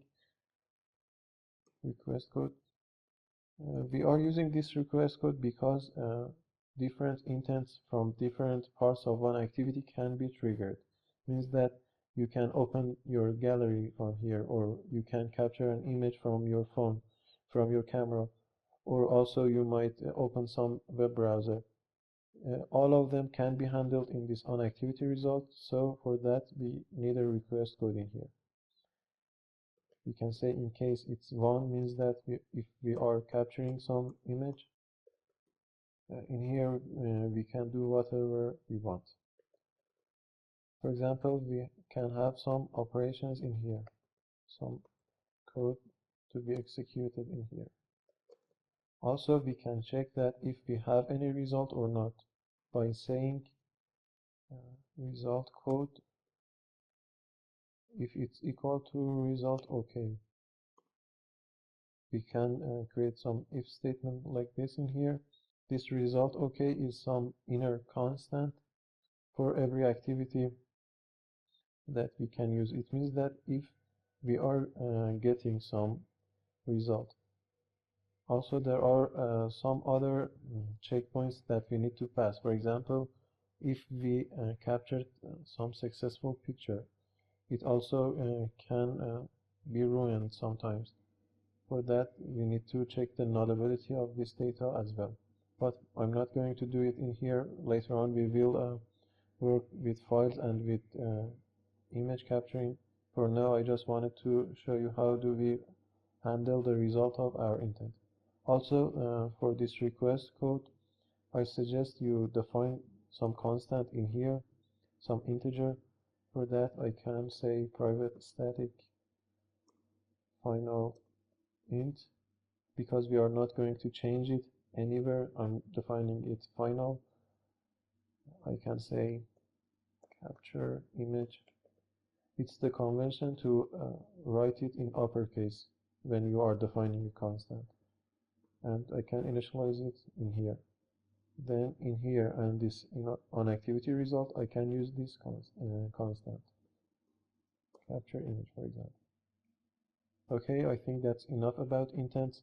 In the next video, first we will take a look at some special class in Android called Calendar, which will give us the ability to work with different dates and times.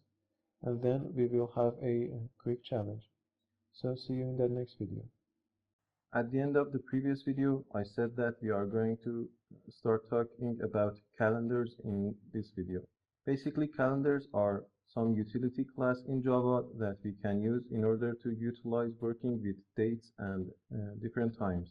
We can define calendars like any other classes in Java. For example, in here, I can define a calendar, but instead of saying new calendar, which if I enter like all times, you can see that there are a lot of overridden methods that I don't need to know anything about, and I don't need to work with them. Instead of defining this way of a new calendar, I can say calendar.getInstance.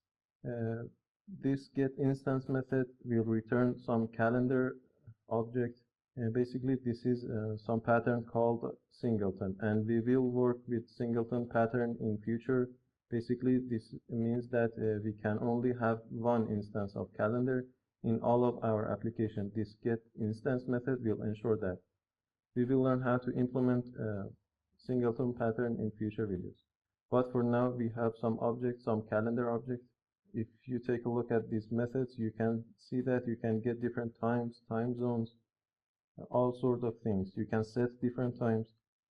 We will work with few of them. For example, in here, we can get the current year or the current month. For that, we can say calendar, and for the constant, I can say year. If I log this, let's say year. If I run the application right now, I should see the current year, which is 2019, printed in the Logcat. In here, if I search for year, you can see that 2019 has been printed. Also, we can print the month, the day of the month, the day of the week, everything that we want. For example, let's take a look at all of these constants. AM, PM, the month. We can have access to all of those different times. Okay, there's not much more to calendars, so I'm just going to move on from it. I said that we are going to have a challenge in this video. It's a really simple challenge, and I just wanted you to practice these intents and this calendar class for yourself. The challenge is to simulate the alarm application of your phone. I want you to give the user the ability to see a list of all of the alarms that are currently saved, and also give the ability to add new alarm. So take your time on this one. It should be easy. Before you start coding, just notice that in order to set a new alarm via intents, you need to add some permission in your manifest file. Make sure to type it this way: com.android.alarm.permission.setAlarm. We will talk about permissions and how to handle them in real-world application, but for now we are just going to add this line of code to our manifest file. Okay, take your time about this. It should be a really simple challenge, and come back whenever you are done. Okay, I hope you solved the challenge. It was a really simple one, but if not, that's okay. We are going to solve it together in here. First of all, I will create the layout file in here. Before editing the layout, let's quickly add the Recyclerview dependency to our project because we are going to use it. And by default, Android Studio doesn't have the Recyclerview dependency. For that, I can simply search for Recyclerview dependency at the official Android developers website. At this right pane in here, you should see the V7 Recyclerview library. Just copy it, and in your Gradle file, in this module app file, inside the dependency tags, type implementation, single quotation, and paste that what you just copied. After that, you just need to sync your project. Make sure to have a solid internet connection because it's going to download the Recyclerview dependencies. After that, we will continue on creating our layout file. As you can see in here, it's really a simple layout file, just a button and a Recyclerview below that. And also I will add some paddings in here as well. Okay, let's define all of these in my main activity. I just defined the button and Recyclerview and initialize those. I will continue on from here by creating an on-click listener for my button. But in order to do that, I'm going to handle the creating of a new alarm in another activity. For that, let's create another activity. I'm going to call it add a new alarm activity. First of all, let's change the layout file. I just created two simple edit text and a button, and center all of them in the parent layout. Nothing more. Okay, I just created and initialized my views. Let's add the on-click listener for this button as well. Set on-click listener, new on-click listener. I will continue the job in a new method. First of all, I'm going to receive the user's inputs in here and save them to some integers. But because the result of this edit text.getText.toString is some string, and I'm going to save it in this integer, I need to cast it to an integer. For that, I can say integer.value of that specific string. For example, in here we can say editTextHours.getText.toString. It will cast the string to an integer. Similarly for minutes. Next, I will create a bundle and pass these values to that bundle. Next, I will create my intent and will pass the bundle to that intent. We are going from this activity to main activity. We are going to navigate back. But we are going to add two flags to this intent because we don't want the user to come back to this activity when he's in main activity by pressing the back button. For that, I can say intent.setFlags, intent.clearTask, or intent.newTask.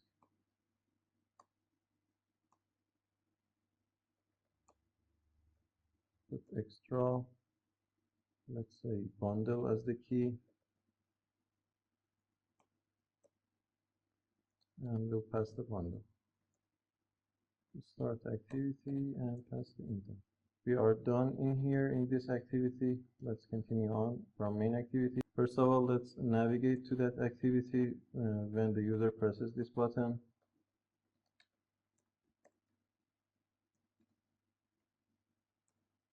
We don't need any special flags and any extra data, so we'll simply trigger our intent.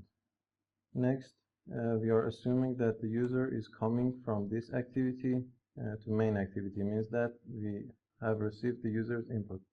So inside this Uncreate method, we are inside this try catch block, we will receive that intent.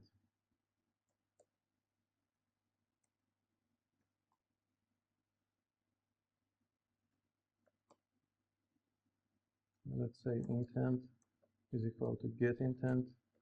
Next, we'll get the bundle, pass the key. Also, we need to check if our bundle is null or not.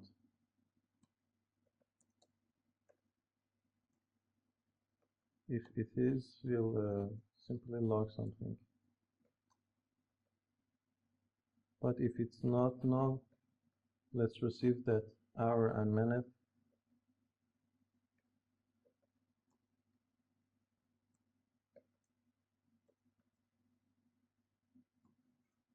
But for the default value, I'm going to stick with -1, because if I put 0 in here, the user can enter the 0 as the hour, which is basically the midnight.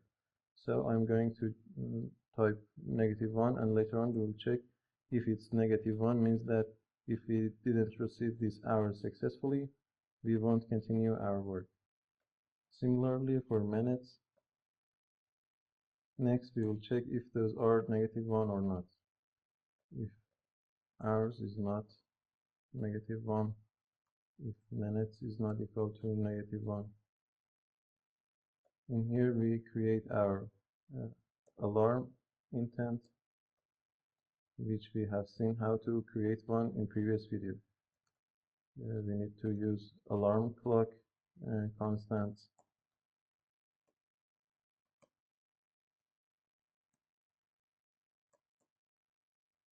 extra hour, we'll pass our hours, and extra minute.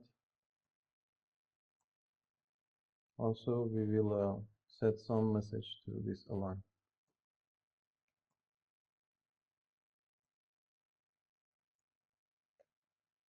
We don't need anything else, so we just trigger our intent. If I run my application right now, I should see it working. So let's run it together.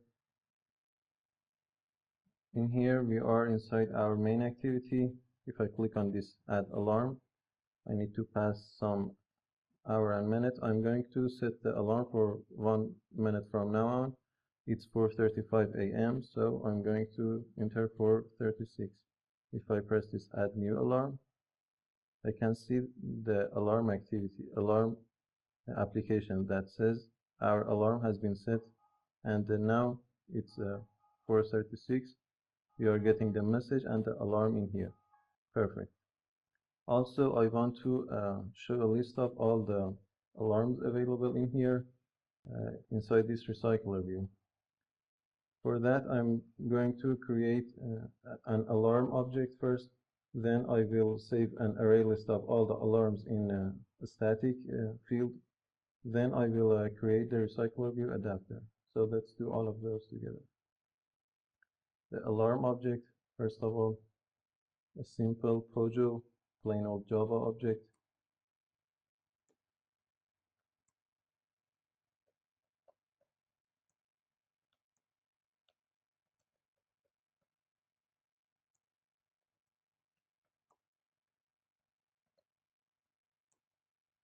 A constructor. If you are wondering how am I entering all of these, I explained at the Java session, but if you are joining us after that, by right-clicking and pressing this generate, or alternatively this alt insert shortcut. We can have that pop-up menu. A constructor, I will choose all of them. Also getters and setters. I will add the Tostring method as well. It might be useful. Next, let's create our static array list of alarm. Let's call it all alarms. I will initialize it in here, but before initializing, I'm going to check if it's null or not. Means that if I initialize it in here, then navigate to this other activity, and then navigate back to main activity, I don't need to initialize it because it's a static field and it's already initialized. For that, I'm going to check if it's null. If it is, let's say new array list. If it's not, we'll continue on our code. Also, I need to add the alarm before I trigger the intent from here to this array list. For that, I can say I can create a new alarm. The first one is hours, which we can pass our hours. The second one, minutes. And for the message, I can create some other string and pass it both in here and here, but in here I'm just going to copy this one. Okay, and let's pass this alarm to all of our alarms. Let's quickly create the Recyclerview Adapter as well. We have seen how to create one in previous videos, so I'm not going to explain much. If you have problems creating your Recyclerview Adapter, please make sure to check the previous videos. First of all, I will create my inner class.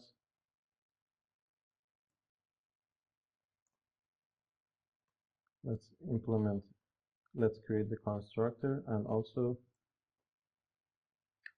I need to create a layout file for each of the alarms that I want to show in my Recyclerview. So let's create that as well. A layout resource file. Let's call it list item Recyclerview. Make sure to enter no capital letters. Change this ugly constraint layout to a relative layout. Change the height to wrap content. Okay, I just create a simple layout file which contains of this ugly icon, the alarm message, and also the alarm time.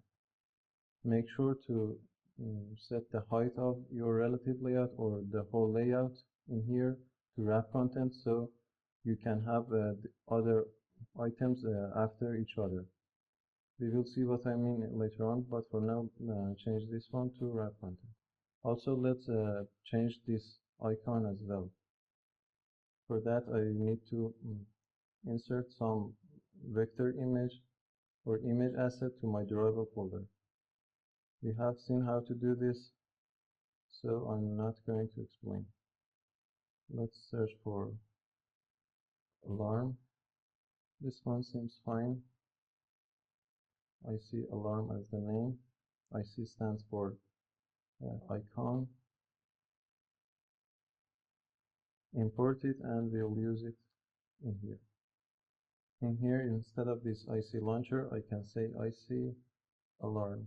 Sometimes Android Studio is low on working with adding new assets, so if you are getting some errors in here, just rebuild your project and you should be good to go. Build and rebuild the project. Okay, this one doesn't seem to work, and that's because we are looking at the mipmap folder and we just added the icon into our drawable folder. So let's change this one to our drawable /IC alarm. I can see the alarm in here. Let's close all of these different panes. In preview, I can see the alarm. Okay, in our Recyclerview adapter, I need to address those three things that I just created, or those two things, message and time. For that, I can say private text view alarm message, and the other one for the alarm time.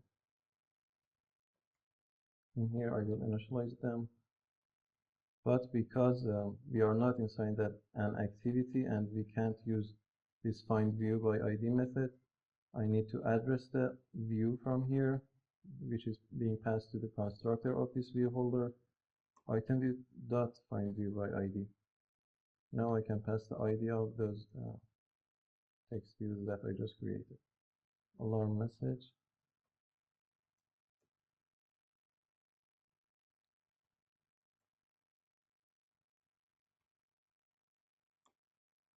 Okay, let's extend the Recyclerview Adapter. Pass it the Viewholder class that we just created. Make sure to select the right one. It's in our package in the Recyclerview Adapter class. Make sure to choose the right one. Let's add some logging in here. And by pressing Ctrl I, we need to implement these three methods. Also, let's create two constructors.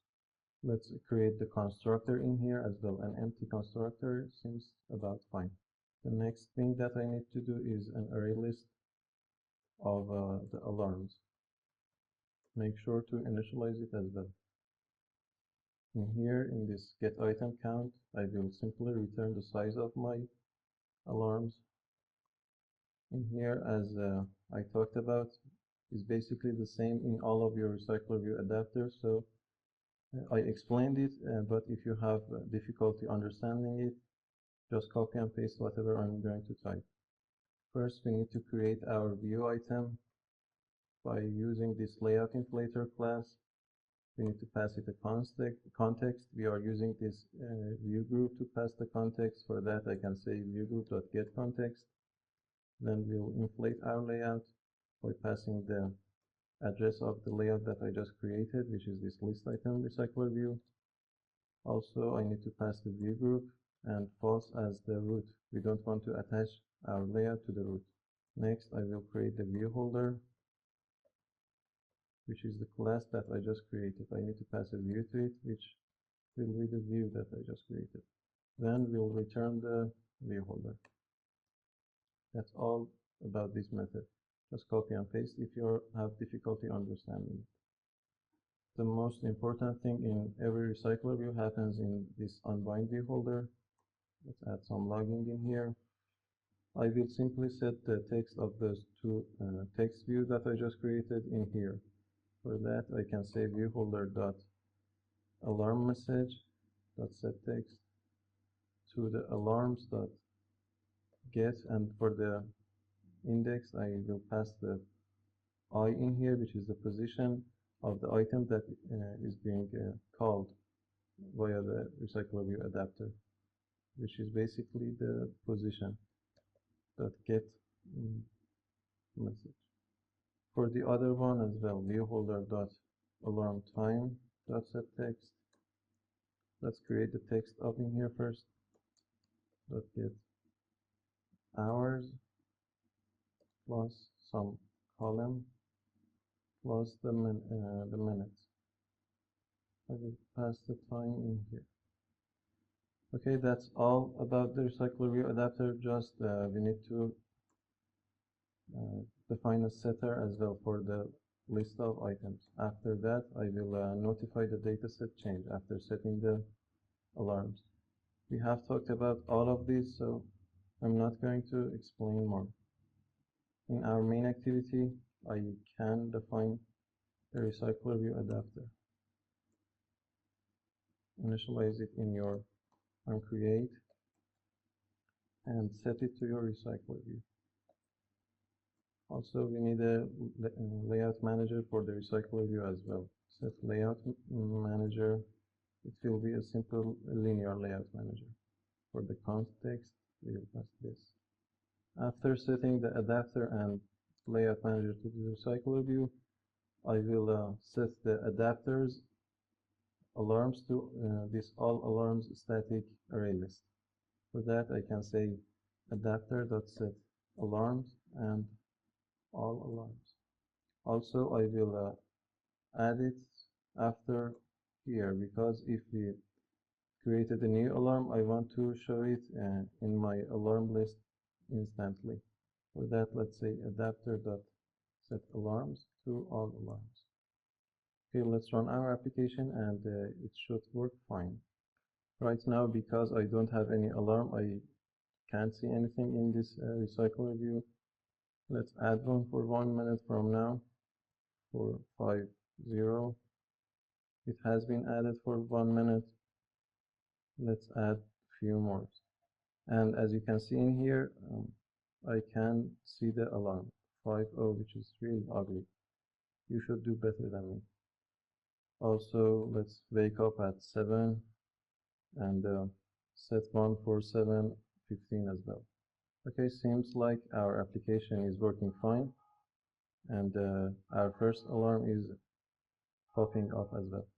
In a real-world application, you probably need to remove these alarms after you showing them to the user, but in here I'm not going to do that. I just wanted you to have a quick practice of all you have seen about intents.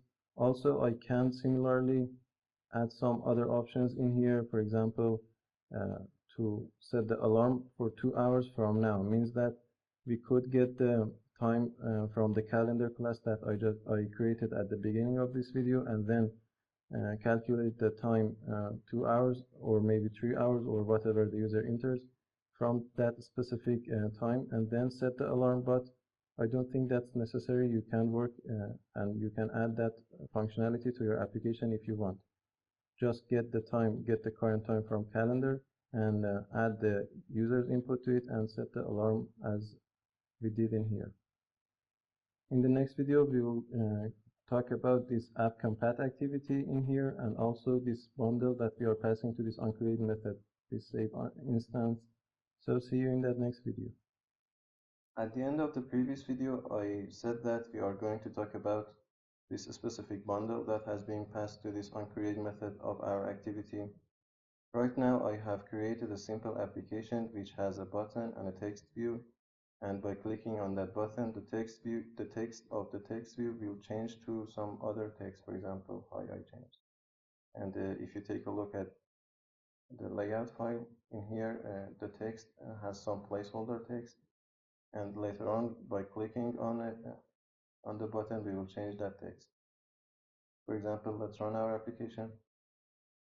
By clicking on this button, the text will change. But the thing that we haven't noticed yet is that if I rotate the device, I can see that the text will go back to the placeholder that it was at the initializing time. Why is that happening? Well, when I rotate the device, I change the configuration of my device. And there are more situations when the configuration change, for example, when you change the language of your device. And whenever the configuration of the device changed, Android system will destroy your activity and will recreate it. It means that it will go through the onDestroy method and then will run this onCreate method. But this is not delightful, and we don't want our application to behave like this. For that, we can use this specific bundle that has been passed to the onCreate method. For example, we have some inner method in here called onSaveInstanceState, which I can override. Let's define a boolean up in here, and we will see why I'm defining it. Let's call it should change text and initialize it by false. Right after the clicking on the button, I will change the value of this boolean to true. Then on this onSaveInstanceState, I will save it to this bundle that has been passed to the method, and also is being passed to this super method. Basically, this onSaveInstanceState method will be triggered, will be executed before the onDestroy method when we are destroying our activity. Means that if the Android system destroys our activity before onDestroy, this method will be triggered and will save some bundle in your device's memory. And then at the time of the creation of the activity in this onCreate method, this is the bundle that your method will receive. This bundle and this one are exactly equal. then we can use whatever we have saved in that bundle in here. For example, I can pass this boolean to this bundle in here. Let's say add state.put boolean. For the key, let's say should change. In here, I'm just saving the user's tabs on this button. Means that if the user has been clicked on the button, I'm going to save that. So if the user rotates the device, we know that if he or she tapped on that button. Let's add a log in here as well. Later on, at the time of creation or recreation to be specific, after the initializing of the text view, I can use that bundle, but I need to check for the nullability of this bundle as well, because if it's the first time that user has run our application or has created this activity, the bundle of course will be null because we haven't executed this unsaved instance state at the first time of the running. So I'm going to check for the nullability of that bundle. If it's not equal to null, then in here I will receive the boolean that has been passed to this bundle, and depending on that I will change the text of this text view.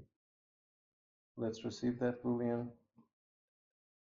It's equal to save instance state dot get boolean and pass our key. Depending on that, after the if statement, if it should change, then we'll say txt_test.setText to our string. Let's review everything once again. At the first time when user create or run the application, this Uncreate method will be triggered and the bundle that has been passed to this method is null. So this method won't be executed and our boolean is false. So this one won't be executed as well. Whenever the user clicks on the text on the button, this text view will change and also the boolean will be set to true. Now, if the user rotates the device, it will go through this method and will save that boolean, and then we'll go through onDestroy, then once again in onCreate. Now our bundle is not null, so we will go through this if statement. Inside this if statement, we are receiving the boolean that we have passed to the bundle. Then depending on that, because it's true, we will change the text of that text view that we are talking about. If I run my application now, I should see it working fine. Let's rotate it to the portrait mode. By clicking on this button, you can see it will change the text, and by rotating, it will save the change. Our application has been destroyed, our activity has been destroyed and recreated, but we saved this text successfully. I'm using this regex to only show the logs that have the phrase started in it. If I change the rotation, I can see that the unsaved instance state is being started, and then the uncreate, or if we override the undestroy method, and before the super statement, if we log something, we should see that as well. We are just going to check the flow of things. Inside this Logcat, let's clear it. Let's change this one. By rotating the device, I can see that unsaved instance state, undestroy, and then the uncreate will be called. No matter how many times we do this, this is the flow of things. Okay, I think that's enough about unsaved instance state. Later on, at the second phase of our tutorial, we will talk about some architecture called MVVM, or as it stands for Model View View Model. The view model part is a part of Android architecture design, and it will be lifecycle aware. Means that we don't need to override this unsaved instance state and use it up in here. It will take care of all of this, and if we change the configuration of our device, It's smart enough to know the change in configuration, and it will handle all the different changes in the layout file. But for now, we are just going to use this unsafe instance state. The other thing that I was going to talk about you is this app-compat activity. This app-compat activity is a part of something called Android Support Library. And what it does is that it will make sure that your app will have the same functionality and logs uh, in both newer API, in both newer Android versions and older versions. For example, if you target API level 28 for your application, you want the user that have the older versions of Android, for example, 15 or 16, have the same logs and functionality. We have used some elements of those Android support libraries up until now, but we haven't really talked about them. For example, the Cardview or the Recyclerview that we used in previous videos. Let's implement the Recyclerview dependencies in our project once again. For that, I can search for Recyclerview dependency.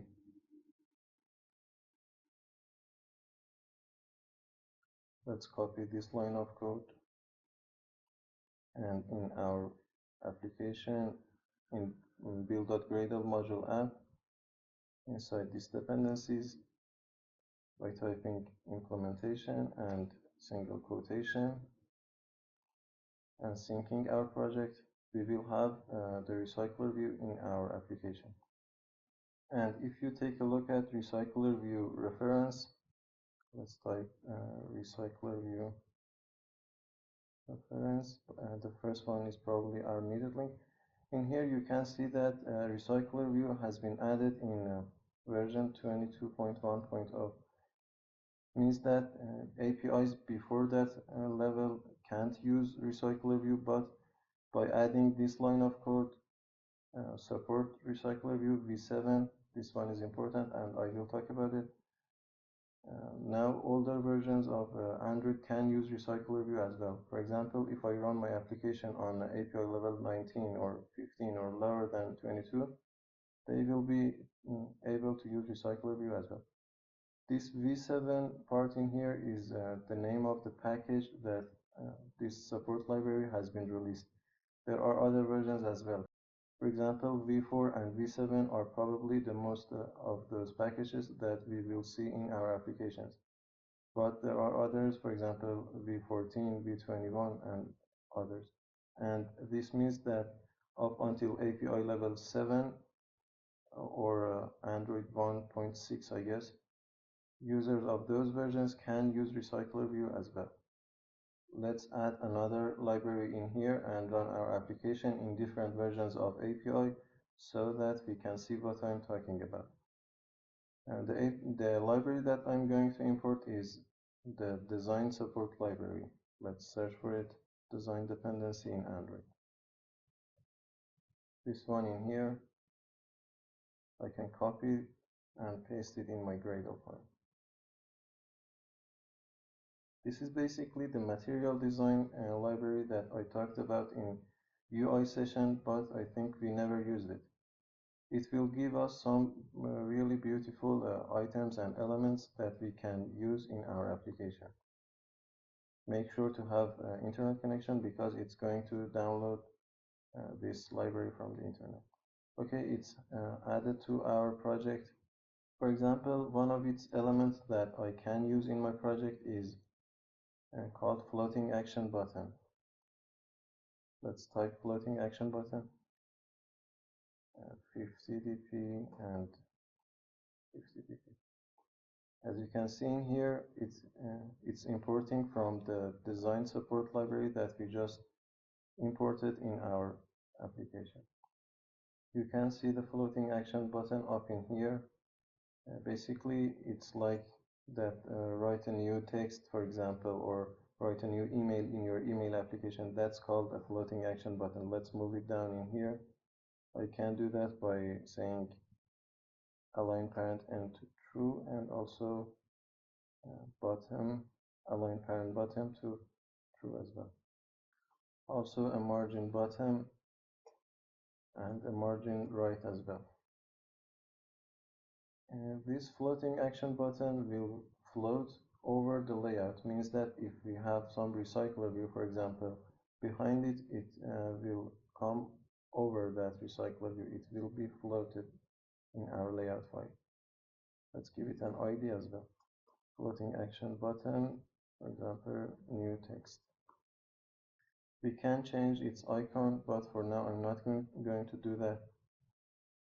Let's define it in our Java code. Floating action button.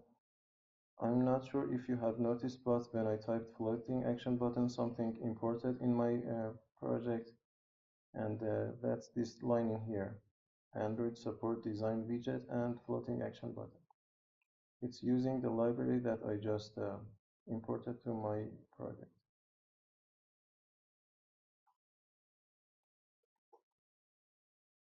Let's set an on-click listener for our floating action button as well. I will simply toast some message. Let's run our application.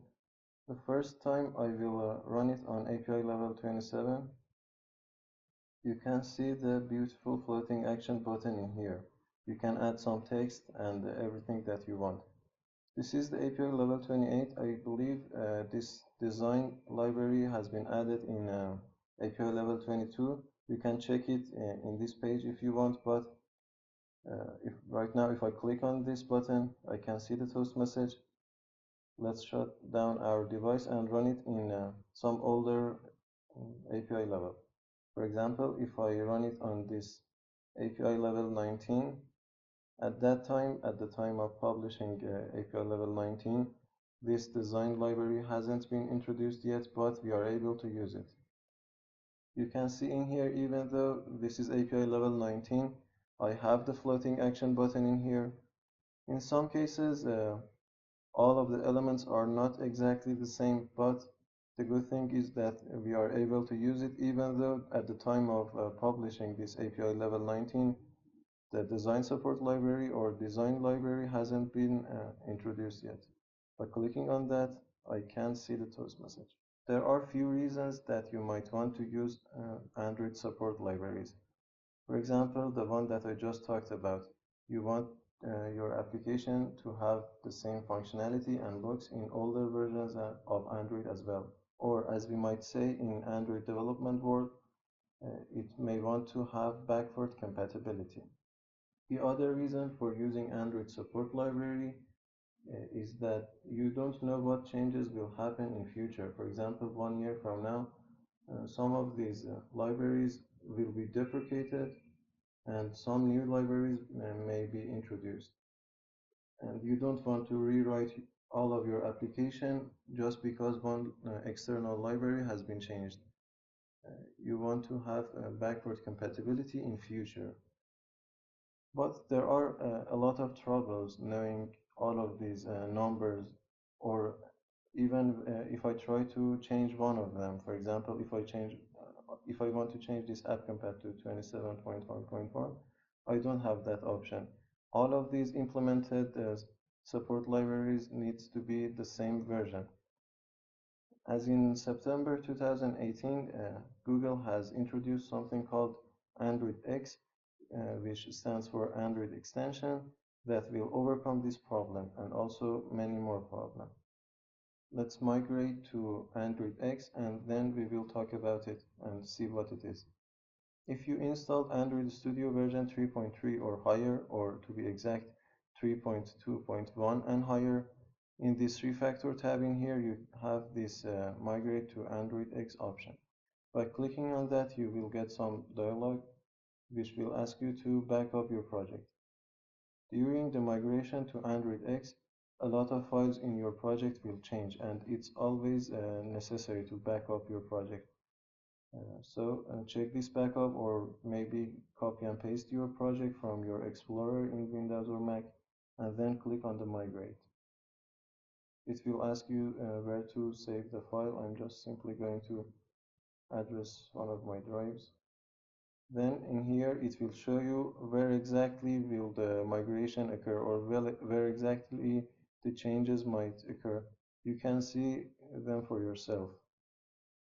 After checking, click on this Do Refactor, and it will refactor your entire application. Depending on the size of your project, it may take quite amount of time to refactor your project. After refactor is finished, you can see the different changes in your application. For example, in this Gradle file, you can see that the Android X phrase has been added to prior support libraries, annotation, or implementations. Also, you can see different versionings in here as well. You might see some beta or alpha versions as well in here, but make sure to delete those because those can be buggy sometimes and use these stable channels. By using Android X, right now I can use different versions for these libraries. For example, this one here says that a newer version is available, so let's change it to that. I can use different versions for different support libraries, which I didn't have this option at the support libraries. Also, you can check for different versions on the official Android website. For example, if I search for Android X dependencies, let's look, for example, for Recyclerview. You can see the prior and newer versions of dependency for your Gradle file. This one is for Android X. You can check and use different versions as it's described in here. Other than this Gradle file, if you take a look at this activity or your Java code, you can see that some changes have happened in here as well. For example, this app.compat previously was coming from support library, but right now it's coming from Android X. Also, your XML file might have some changes as well, except if you are using some elements from material library. All other support library elements will change the declaration when you use Android X. Android X has been introduced at September 2018 and it's the new hot topic. Also, Google has dropped the support for support libraries, and from now on, or from September 2018 on, it will only develop Android X for backward compatibility. So make sure to use that.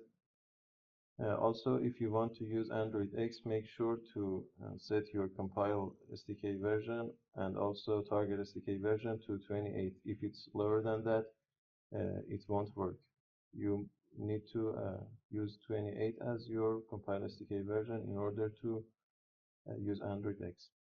Okay, I think I have talked enough about backward compatibility. In the next video, I will start talking about fragments in Android.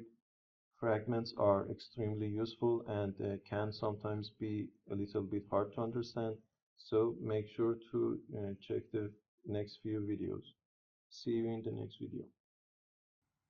In this video, we are going to talk about fragments, what those are, when you should use them, and how you can use them. You can think of fragments as sub-activities, means that you can divide your activity to different fragments or maybe one fragment. Fragments are what makes your application to look and behave in different configurations, for example, different screen sizes, but that's not the only use of fragments. I believe we could learn everything via practice, so let's quickly create a fragment. In order to create a fragment, in your package you need to first create a layout file. You can create fragments without layout file, but later on about that. In your resources folder in layout, create a new layout file. Let's call it fragment test. I'm going to keep it simple, so a simple background and a text view.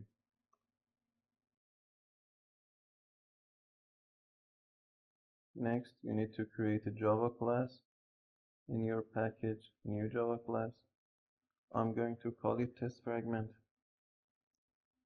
In here, I need to extend from superclass fragment.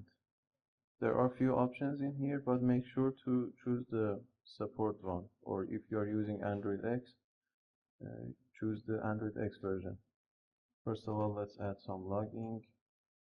In order to create the layout of the fragment, you need to override some method called OncreateView. So let's override it. In here, you need to create your view file, or inflate it, it's better. We can even use this inflator and this view group from here. Let's say inflator.inflate. We have seen this inflate method in Recyclerview Adapter class. We can use it in here as well. We need to pass the address of our XML, which is the layout that we just created. The second parameter is a view group, which we are receiving in here. Basically, this is the parent activities view group, and it will specify the view group of this fragment. And for the attached to root, we are going to pass false. We are going to attach our fragment to some root, in this case view group, but in here this container handles the job, and this value in here seems redundant, so I'm going to pass false. After that, in here I need to return the view that I just created. My fragment is ready right now, and it will inflate the layout file that I just created. Later on I can do the jobs in here. It's equivalent to the Uncreate method of the main activity. Okay, but how do we pass the fragment to main activity? Well, there are a few options. The first of them is the easiest one is to come to this layout file of the main activity. Let's delete this one. Let's change it to relative. You have a tag called fragment, which you can pass the width and height. Also, you have another attribute called name, in which you should pass the address of your fragment. For example, in here, it's in my package, so I will type that specific package, or .makecode.fragment.testFragment, as you can see in here. Also, let's give it an ID. We might be needing that. If I run my application now, I should see the fragment that I created, but let's change this one, the height, to wrap content as well. As you can see in here, some portion of my activities layout has been dedicated to this fragment. I can have different or multiple fragments in my activity. Also, I can reuse this fragment in different activities. Later on, we will see how our fragments can behave and look different in different configurations, for example, in case of rotation. Okay, this was one way of passing fragments to your activity. The other way is to pass it in your Java code. But in order to do that, I need to create a container in my activities layout. We can create a container for my fragment via using this frame layout. Let's give it an ID as well. Let's call it container. Next, in my main activity, I need to create something called a fragment transaction. I will talk about it, but for now let's just create it. In order to create this fragment transaction, I need to get support fragment manager and use its method called begin transaction. We can pass different transactions to this fragment transaction. For example, we can add or remove fragments. We can even replace fragments and a lot more things. For example, let's create our fragment and then pass it to this fragment transaction. For that, I need to create my fragment. Then I will replace the container that I just created with this fragment, or any other fragment that already is in that container. For that, I need to say fragment transaction.replace. I need to pass the ID of that container. For that, I can say r.id.container, and also the fragment that I just created. You can add as many transactions as you want to this fragment transaction, but after all of those, you need to commit those transactions. For that, I can say fragment transactions.commit. Okay, let's run our application and see how does it look. We are inflating the fragment, but we need to change this wrap content in here to match parent. Okay, let's run it one more time. It seems perfect. And as you can see, we have the same layout that we had when we defined it in our layout file. The advantage of this way of passing the fragments is that these are dynamic fragments, means that we can reuse them in different parts of our application. For example, if we want to have instances of this test fragment in different parts of my application, I can pass it dynamically in my Java code. Like activities, fragments have their own life cycle. All those on create, on pause, on start, all of them they have, but they are totally dependent to the parent activity. Means that if we lose the parent activity layout, we will lose the fragment as well. But there are some cases that we can prevent that. We will talk about it in the next session. But the fragments lifecycle is not exactly the same as activities lifecycle. We have some extra methods. One is this UncreateView that we are seeing in here, which will create or inflates the fragments layout. Also, there are other ones as well. For example, on attach. Whenever we are attaching our fragments, basically whenever we are calling them, or on detach. These are two methods that we didn't have in activities, but they exist in fragments lifecycle. Also on pause, on start, we have all of them. Also, we can pass data between activities and fragments. For that, I need to create a bundle in here, and I will pass everything that I want to this bundle, as we did with intents. Let's say bundle.put string. As simple as that. Then I need to pass this bundle to the fragment. For that, I need to say fragment.setArguments and pass the bundle. Later on, in for example, this onAttach, we will receive that bundle. We can say bundle is equal to getArguments. Of course, I need to check if it's null or not. I will log the name in that bundle.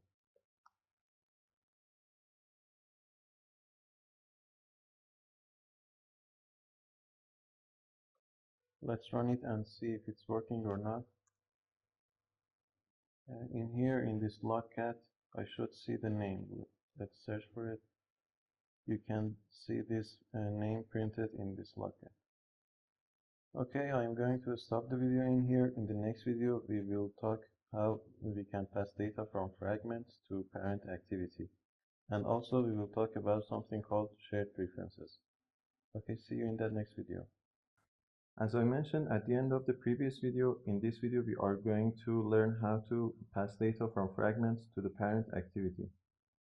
For that, let's quickly create a fragment. First of all, we need to create a layout file for our fragment.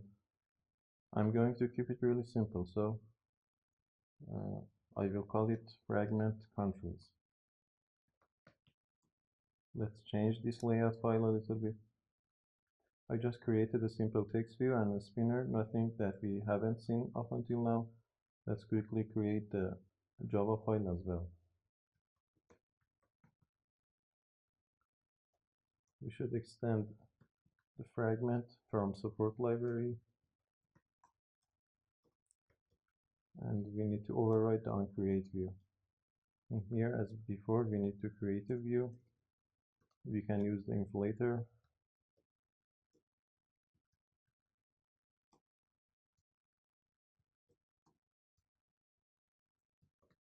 It's a really simple fragment.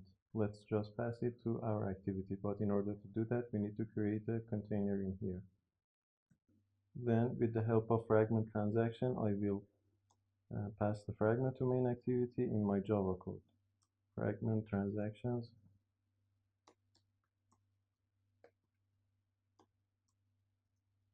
I need to create an instance of my fragment as well. Fragment transaction.replace, as we saw before. and we need to commit that. Also, let's initialize the spinner in here in the fragment.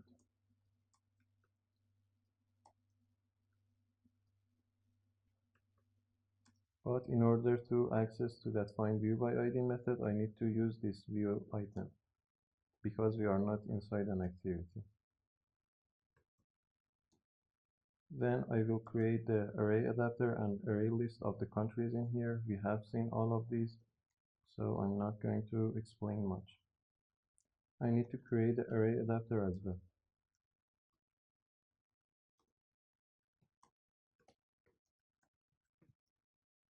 In order to pass the context in here, I can use getActivity method because we are inside a fragment and fragments are not context.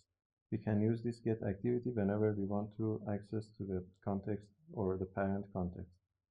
In order to pass the layout, as we saw before, I can type android.r.layout and pass the simple spinner dropdown item, which is a pre-built layout.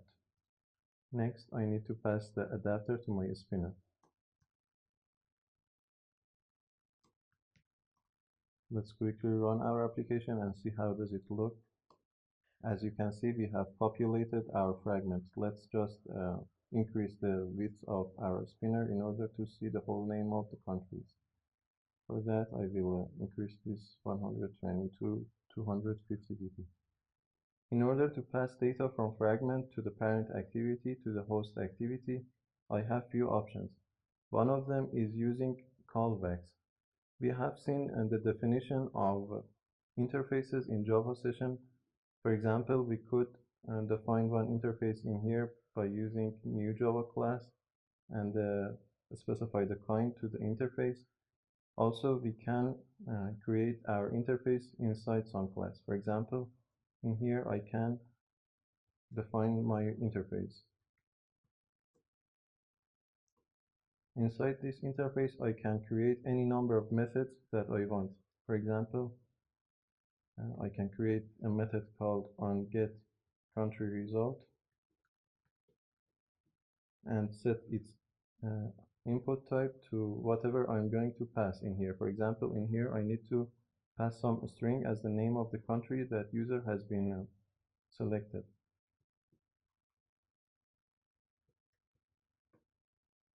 Also, I need to create an instance of this interface. For that, I can say private getCountry.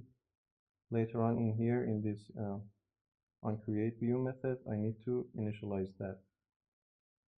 But in order to initialize that interface, I need to do it in some try-catch block, and we will see why I'm doing it this way. We need to catch some exception called classCast exception. Let's print the log and we will talk why. In here, I can initialize it this way. I can say getCountry and pass it to the interface that I created. And for the item, I can say getActivity. Means that the parent activity is going to be our interface. But the parent activity is an activity and is not some interface. But we can implement some interface in here. For example, the interface that we just created, and make sure to choose the right one from here. Choose the one that is in your package. We will fix this error later on. Let's continue in our fragment. Because we are implementing that interface in our main activity, now our main activity can be cast to this interface that we just created. And if it doesn't cast, we are going to catch.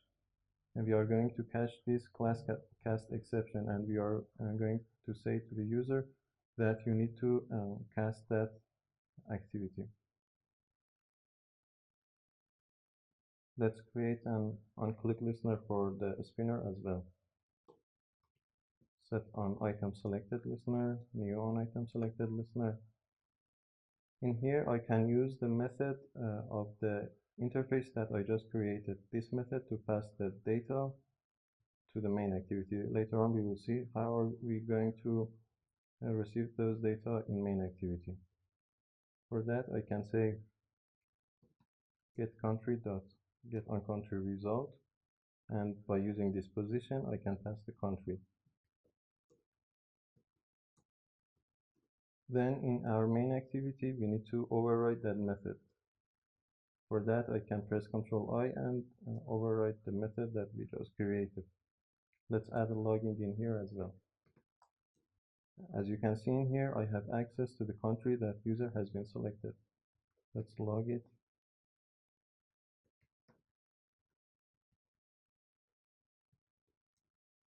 Right now, if I run my application, I should see it working.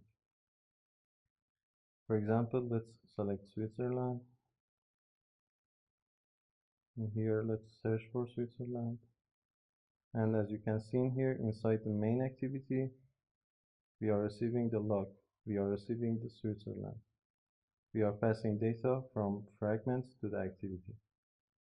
These interfaces called callback, and we can use them in order to navigate between different parts of our application, or even between different threads. We will be using a lot of these interfaces, so make sure to learn them well. But you need to be aware of this public method, because we are accessing this interface inside this main activity in here. This access modifier needs to be public. Also, no matter what you put in here as the access modifier of the method, for example, private protected, this method always will be public and accessible to all the instances of that interface. If you remember from first sample application project, when we create an about dialog for our application, we used alert dialog, but that alert dialog had some limitations. And if you remember, I said that we will create another flexible dialog in order to make that link for our website clickable. Dialogs basically are extended from fragments, and by using fragment, we can create that flexible dialog. So as a practice, let's quickly create that one as well. Let's close all of our classes in here. Let's create a layout file for our dialog. I'm going to call it dialog about. I just created a simple layout which contains of two text view and a button in order to simulate my dialog, my customized dialog. One for the details of your application, one for the website, and a button to dismiss the dialog. Let's create the Java class as well. In here, I need to extend dialog fragment, which basically extends the fragment. Let's add some logging in here as well.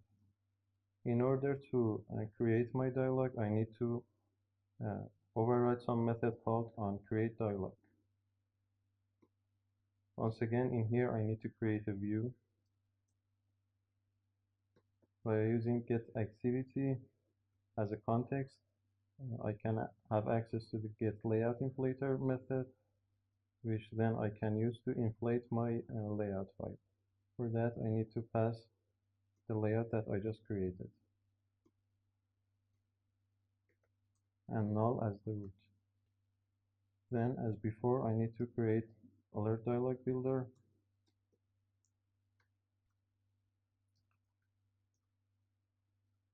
After everything, I need to pass builder.create as the result of this method. In between these two lines of code, I can do whatever I want. Let's initialize those text view and button that I just created. Just be careful, if you are not seeing this find view by ID method, you should access it via the view that you just created. Next, I will set some title to my dialog. Let's say about dialog. And also, I'm going to make this dialog reusable. Means that we are going to receive this text from the parent activity. Means that if we want to pop up this dialog from different parts of our application, we should be able to do that. For that, in main activity, I will pass some bundle containing those data, and I will receive it in here. Also, I need to check if my bundle is null or not.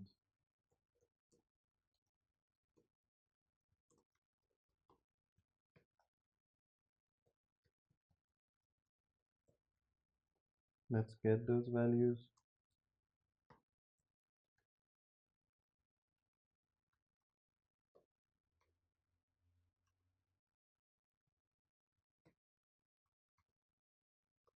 Then I will set the text of those text view to these received values. Let's say txt details dot set text to details. Similarly for the website. Then I will set an on-click listener for this website in order to navigate to that specific website. Right now, let's just log something. Also, we need an on-click listener for the button. Let's say btn dismiss.set on-click listener. Let's just add some logging in order to represent the dismissing. Also, before dismissing, I can do some operations. For that, I need to override this onDismiss method. Before this super.onDismiss, I can log something. Okay, let's show our dialog in main activity. For that, let's quickly create a button. In main activity, I will initialize my button.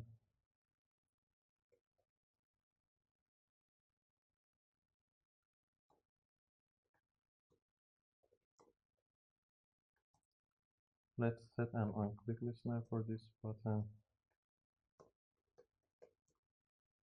In here, in order to show the dialog, I need to create an instance of that dialog, like any other Java class.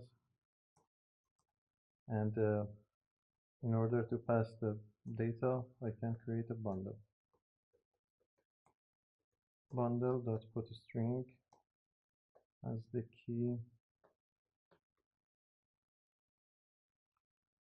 and also the website. The key, and as the value, let's pass this bundle to our about dialog by saying set arguments. After that, we need to show our dialog. We need to pass support fragment manager and a tag. Okay, I think our application is ready, so let's run it. And by clicking on this about, we have some problem with our dialog.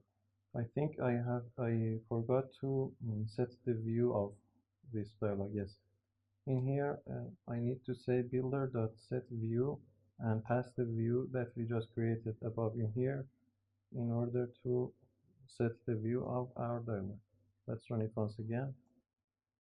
This time by clicking on this about, we are receiving some customized dialog. And by clicking on this, we should see that log message in our Logcat. Yes, we are attempting to visit makecode.org.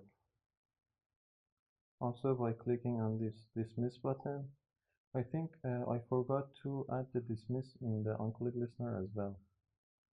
In here, in about dialog, in the on-click listener of this button, yes, I need to type dismiss in order to dismiss the dialog. About and dismiss, we are dismissing the dialog. Okay, I think this video is getting a little bit long. In the next video, we will create some image slider by using something called Fragment Pager Adapter. See you in that next video. At the end of the previous video, I said that we are going to create an image slider application. For example, this is the app that we are going to create in this video. We are going to choose between different cities, and we can show different images for that city via clicking on these tabs up in here or sliding them. These pictures are coming from internet, We are using Glide for that, and these tabs in here are coming from something called tab layout, which we are using design support library to add this tab layout. Okay, let's create our application. Before we start coding, I just need to import those two design support library and Glide in my project in order to use them. For that, I can search for Glide. In their GitHub page, they had the required dependency in order to use Glide. These two line of code in here. Copy them in your Gradle file in the module app inside this dependency tag. And also let's find the design support library. From here, design support library, you can see the required dependency. Copy this one, and by typing implementation and in single quotation, you have the required dependency. Just click on sync and it will be downloaded to your project. Okay, seems like we have the required libraries. First of all, I will start by modifying my layout file. As you can see, I created a simple layout file which we have a city name, we have the tab layout that we just imported to our project, we have a view pager in here. You will see what this view pager is. Basically, it will slide different images. Let's center it vertically, center it horizontally as well. Also, we have this text view and this radio group in order to choose the required city. Okay, let's initialize all of these elements in our Java code. After initializing all of these elements, I need to create a Java class in order to represent my city. I'm going to create a model for the city.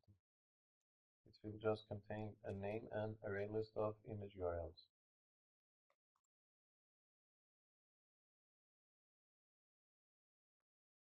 Array list of string called image URL.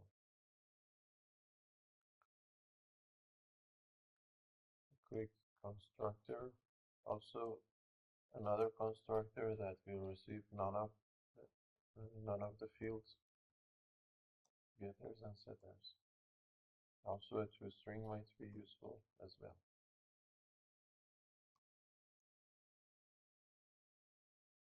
In a real-world application, you probably would receive your data from someplace like a web server or a database, but because we don't know anything about those yet, we are going to pass our data manually in here. For that, I'm going to create an array list for all the cities in here, and then copy and paste some values.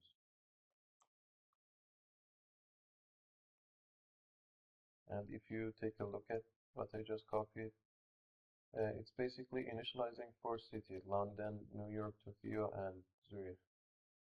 And add 4 image URLs to those cities. Nothing special is happening in here. I'm going to pass different fragments to this view pager, and each fragment will show some image. Means that we need an image view in every fragment in order to show the city's image. For that, let's create a fragment in here, a simple one. First, the layout file. I'm going to call it fragment image. It will only contain a simple image view. Let's create the relevant Java file as well. I'm going to call it image fragment. It needs to extend from fragment, logging, and Oncreateviewholder Method. First, we will create our view. We can use the inflator that has been passed. Let's inflate.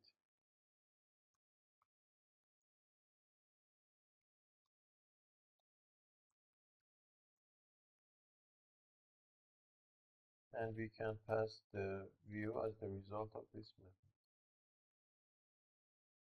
Later on, from my main activity, I will pass some bundle into this fragment that will contain the image URL of that city. But in here, I'm going to receive that bundle. Get arguments. We need to check if it's null.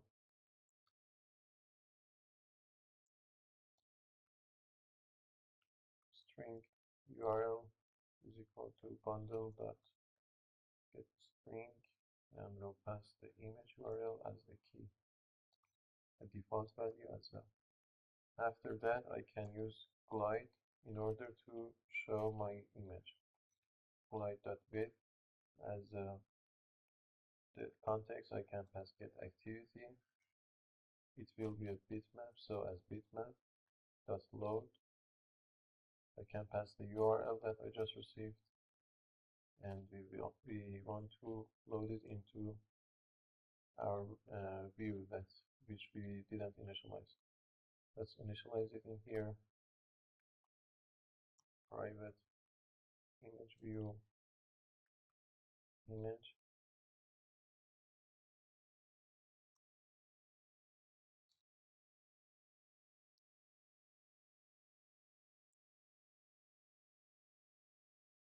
Then we will pass this image to client. Okay, I think we don't need anything more in this fragment. But in order to show the different fragments in this view pager, like Recyclerviews, we need something called Viewholder Adapter. We have few options for that. Let's create a Java class relevant to that adapter. I'm going to call it Viewholder Adapter. In here, I have a few options. I can extend from this fragment pager adapter or this fragment state pager adapter. And the second one is not very much reliable and is useful when you are working with, for example, 2 or 3 fragments, because these fragments will not be saved in anywhere.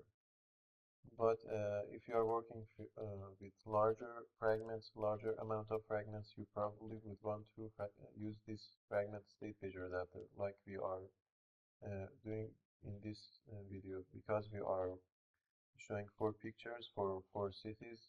That's 16 slides, and we definitely would want to use the first one. Fragment state pager adapter. Let's add some logging in here. By pressing Ctrl I can implement the required method. Also, a constructor which will receive the fragment manager. In here, I will create an array list representing the list of fragments that I want to show each time. Its type would be image fragment, the fragment that I just created. Fragment is equal to a new array list. Also, I will create another array list for the title of that tab layout. I will talk about it. It will be string, let's say titles, new array list. I will initialize these titles right in the constructor after this super method. Just add 4 titles to the titles array list. Next, in order to get those titles, I need to override some method called getPageTitle, which I can return the relevant title. For that, I can say titles.get and pass the position. In here, inside this fragment, we won't return null. I will return fragments.get and pass the position once again, which is I in this case. Also, for this method, I will pass the fragments size or fragments array list size. Also, I would set a setter for that fragments array list. We need to notify the dataset after setting the fragments. I think we have done everything in this adapter. Let's continue on. In here, inside this Uncreate method of my main activity, I will pass that adapter to my view pager, but before that I need to create an instance of that adapter. View pager adapter, adapter, let's say cities view pager dot set adapter, and pass our adapter. Also, for the tab layout, I need to set it with view pager, this method. Set up with view pager, and we need to pass our cities view pager. Now these two are synced together, and they can work perfectly. Next, let's create an unclick listener for this radio group. rgcities.set unchecked change listener, new unchecked change listener. Let's continue our work inside another method. Let's say city change as the name of the method, and we'll pass the ID, check ID, private void city changed. We receive some integer as the ID of that element, radio button ID. Let's create a switch statement depending on that radio button. In case it's r.id.rb London, means that if the user has chose London,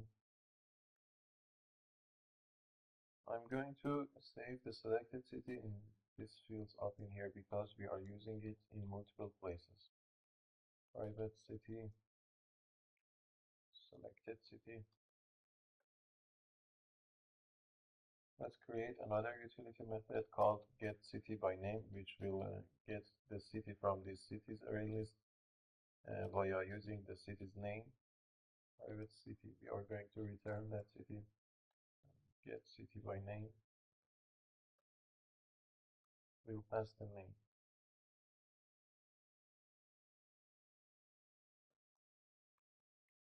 In here, we will iterate through the list of our cities. For city, inside our cities array list, if the city dot get name that equals the name that we are receiving, then return that city, and if it doesn't contain, or if anything happens, return null.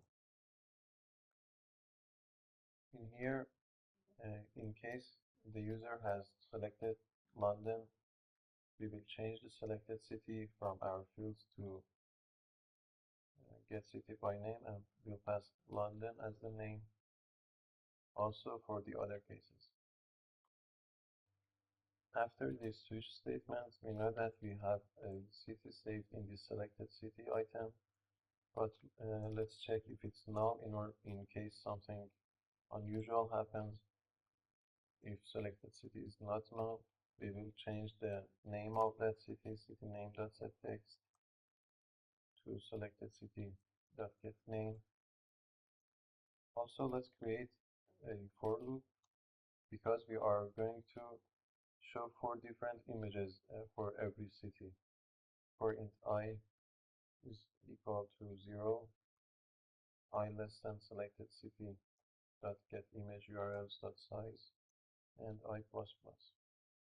For each time that we are iterating through this array list, we are creating an instance of our image fragment. New image fragment. Also, we need to create a bundle in order to pass the image URL.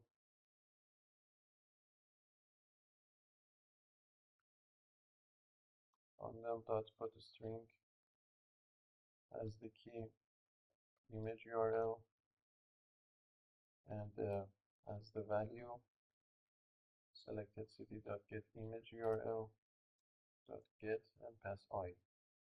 Then pass this bundle to your image fragment dot set arguments.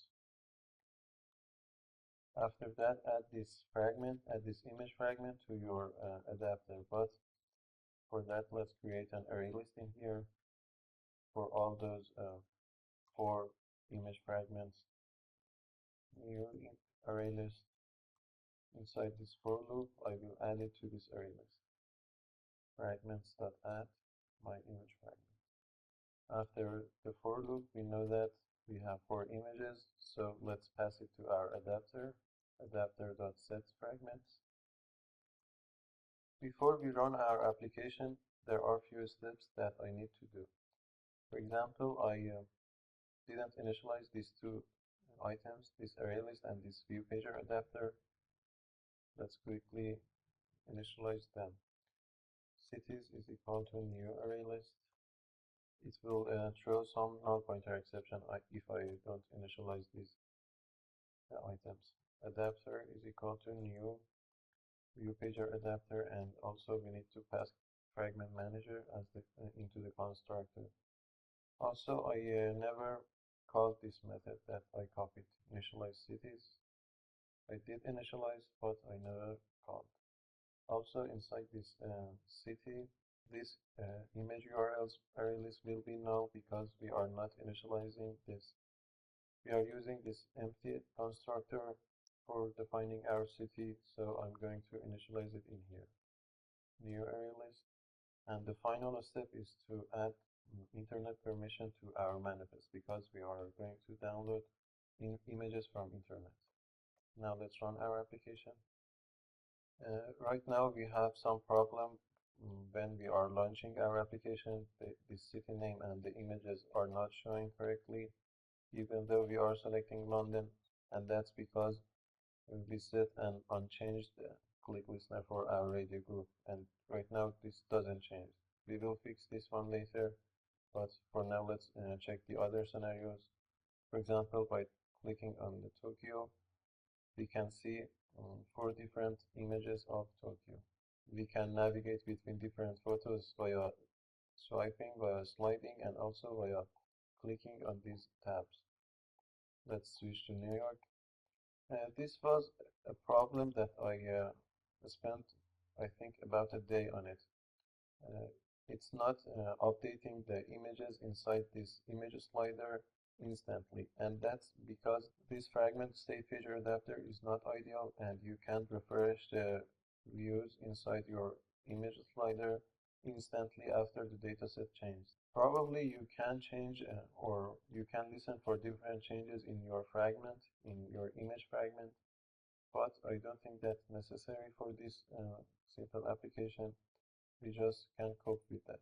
And what I mean by not being ideal is that by clicking on this other radio button, I need to go back and forth in order to update the image views. Okay, let's fix the scenario for when we first launch our application. If you remember, that doesn't work properly. Let's close all these windows. For that, I will do the exact same job as in here for London City in my UncreateView. Let's copy all of these. Inside the Uncreate method, after setting the view pager to tab layout, I will save the selected city to London because we know that the first item is London. Selected city is equal to get city by name, and we'll pass London. Also, let's set the city name as well. City name dot set text to selected city dot get name. If I run my application, it should work perfect. You can see that even though it's the first time that I'm launching my application, the city name has been changed, and also I can see different pictures of London. Okay, our simple image slider application is finished. In the next video, we will work on some challenge and we'll wrap this session up. See you in that next video. Here is the challenge. I want you to create this simple application. We have seen everything that we need, and we can simply create this. This is a gym managing application, means that we can see different gym trainings by clicking on the see all activities. We can see a variety of different options, and if I click on them, for example, in this squat one, we can see an image and a long description. Also, I can click on this add to your plan, and we can add it in our plan. For example, I want to train 20 minutes for Monday, for example, or other days of the week. By clicking on the add, I can navigate to this plan activity in which I can see my whole week's plan by clicking on this edit. For example, by pressing on this empty circle, I can change the situation of this plan to accomplished by clicking on yes, it will be accomplished. And also by line pressing on this, I can delete it from my weekly plan. And if I delete it, it will be deleted from my plan activity immediately. Also, in this first option, in see your plan, for the first time when I click on this, I will see some button that says you don't have any plan. For example, if I want to add a plan, I will navigate to those all activity plan. I can add different plans to my weekly goal. For example, let's add 15 minutes for Monday. After adding, let's navigate back to our main activity. For the second time, if I click on this see your plan, I can see that this has been added to my weekly plan. Okay, stop the video in here and come back when you created the application. Before everything, I need to import 3 libraries into my project. The first one is Glide because we are going to download images from internet. Add it to your dependency in Gradle module app. The next one is Recyclerview. I'm going to use Recyclerview. Copy it from Android developers official website. And the other one is Cardview. We have worked with Cardview previously, and we are using it in here as well. After adding, just click on sync and these all will be downloaded to your project. Okay, I'm going to begin with designing the main activity layout. This first layout just contains 3 simple buttons, nothing special. I probably could have used linear layout instead of this relative layout, but I'm just more comfortable with relative layout. We have 3 text and 3 IDs for these buttons. Nothing special is happening in here. Okay, let's quickly initialize all of this in our Java file. Because of saving your time, I'm just going to cut everything boring that I'm going to type. For example, in here I just defined and initialized my views. Next, let's create the model for the training, for gym training. It will be a simple Java class.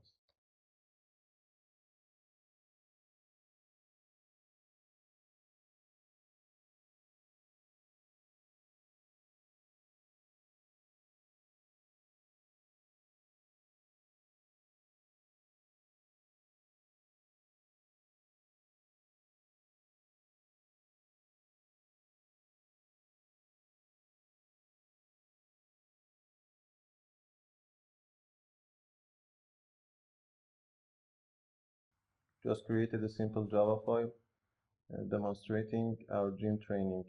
I'm not sure that we are going to use this ID, but I'm going to add it anyway. It will contain an ID, a name, a short description, and a long description, and also an image URL. 2 constructor and getters and setters, and 2 string methods. Nothing else. Because later on I'm going to show all these trainings in all training activity, I'm going to create the Recyclerview Adapter for this training first. For that, I need to create the list item layout for every item that we are going to show in our Recyclerview. I'm going to call it training list item. Once again, I'm just going to copy and paste. In here, I'm using this card view. Let's show the preview. A card view, nothing special, just this corner radius, which will give some radius shape to our card view, and also this card elevation, which will somehow give some 3D look to our card view. And then a text view demonstrating the name of our training, also the image of our training, and the short description. Nothing special is happening in here as well. Next, I need to create the Java class for my Recyclerview adapter. Let's call it Training Listview Adapter. First of all, add some logging. Next, I need to create my Viewholder class. It will extend from Recyclerview.viewholder. I need to implement the constructor. In here, I need to initialize my views.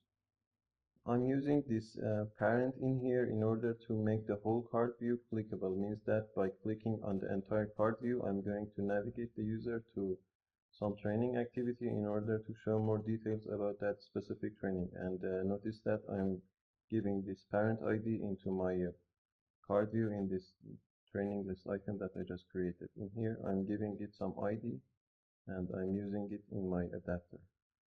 Next, I need to extend the Recyclerview adapter from Recyclerview.adapter and pass it the viewholder that I just created.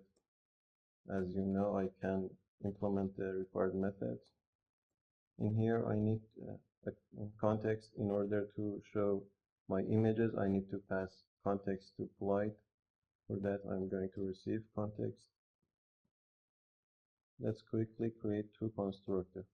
One will receive this context and the other one will be an empty constructor.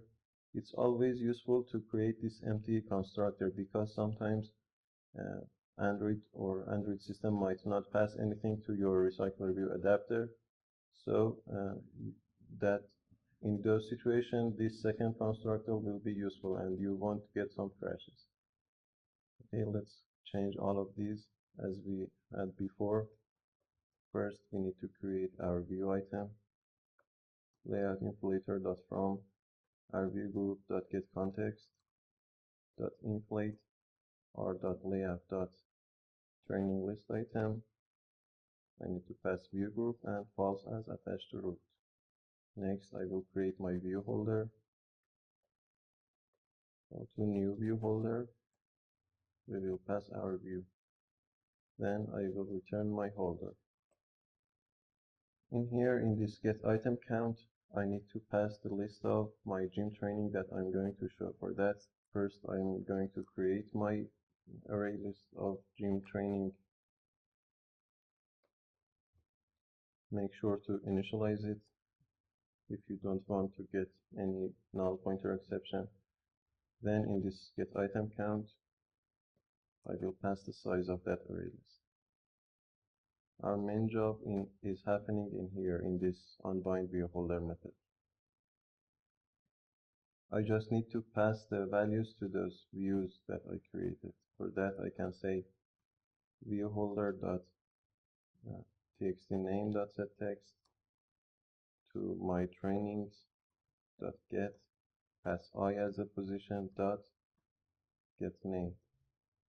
Also for the short description, set text trainings.get I dot get short description. Also, I'm going to use glide for showing the image. Glide.with context that which we will pass later on to this constructor of this adapter. It will be as bitmap. It will load trainings.get.image URL. It will load it into our viewholder.image. Next, we just need to create an on-click listener for the parent card view in order to navigate to the other activity that in which we are going to show some more details about our training. New on-click listener, but because we didn't create that activity yet, I'm just going to create a to-do in here. Means that I will continue my work in here later on. Navigate to the other activity. Let's create a setter for the list of my training as well. Make sure to notify the dataset after changing it. Now that we have the training Recyclerview adapter, let's create the other activity, the show all activity, in which we will have a simple recycler view. All training activity. In its layout file, I'm going to change this one to a relative layout, and we'll create a recycler view. Match parent and match parent, and also an ID.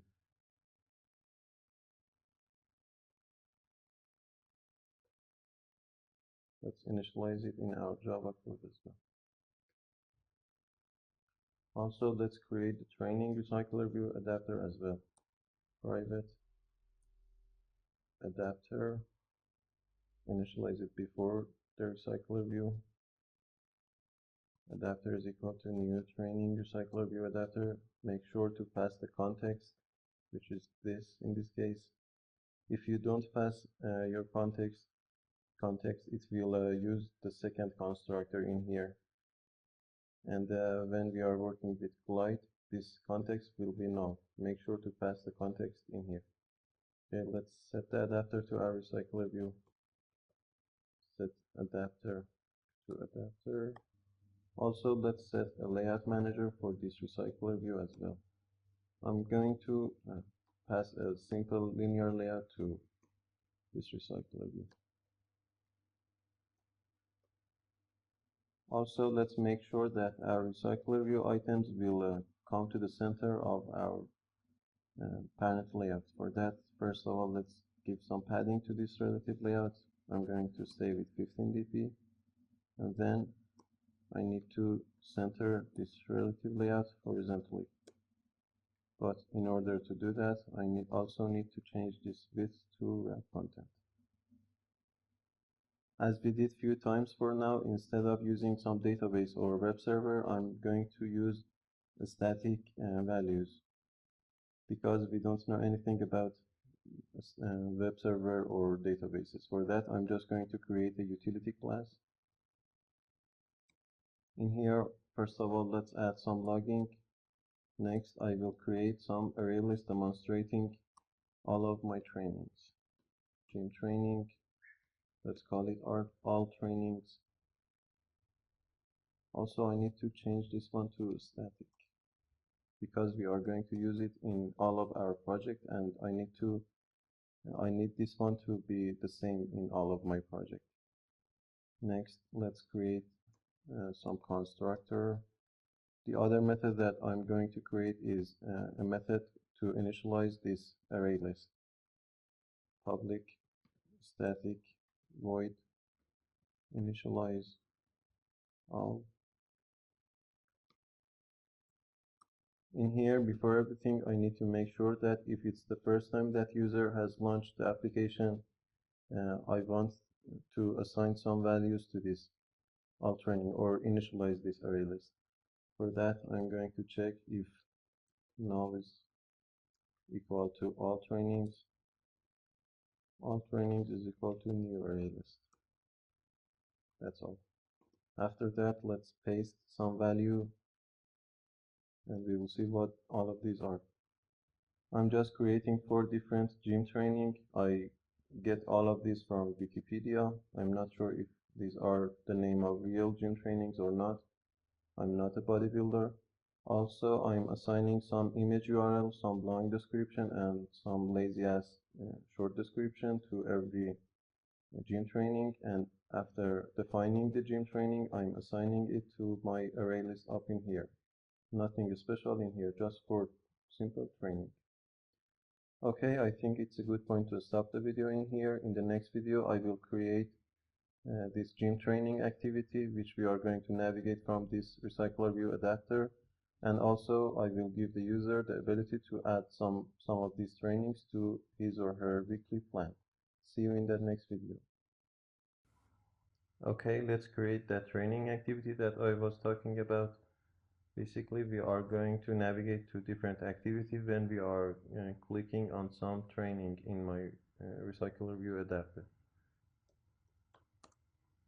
Here in this layout file, first of all, let's change the constraint layout to the relative layout, as always. Let's show the preview as well. In here, I need a button in order to add that training to my plan, match parent for the width and wrap content for the height. As the text, let's say add to my plan, as the ID, btn add to plan, also a margin from left and right. A margin right of 30 dp. Also I need a margin top. In here I'm going to use some element that I never used before. I'm going to make this activity, make this layout scrollable. Means that if the long description of my activity or my training is too long, I'm going to give the user the ability to scroll down and see the whole text. I have two options for that. The first one is scroll view and the other one is nested scroll view. Basically, when you use nested scroll view, you can nest different scrolls. For example, you can scroll vertically or horizontally. For all my projects, I'm going to use nested scroll view because it will give me more flexibility. As the width match parent and match parent as the height. Let's move this nested scroll view to below my button. I don't want my button to be a scroll or disappear from the window when the user scrolls. I want this button to be at the top no matter if the user is scrolling or not. For that I'm going to move this whole scroll view below that button. Let's say below our button add to plan. But if you are working with nested scroll view, all of your layout that you are going to scroll needs to be in some route. For example, in here I'm going to move all of my different items into one relative layout. This nested scroll view only should have one element as the child.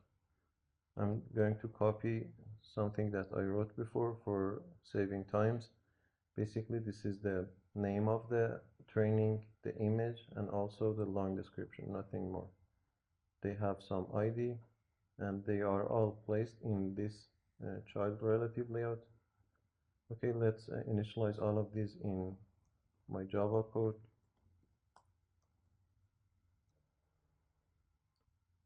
Also, I need to pass the training to this activity and then set the views in here to the features of that training. For that, I'm going to pass the training inside an intent in this adapter.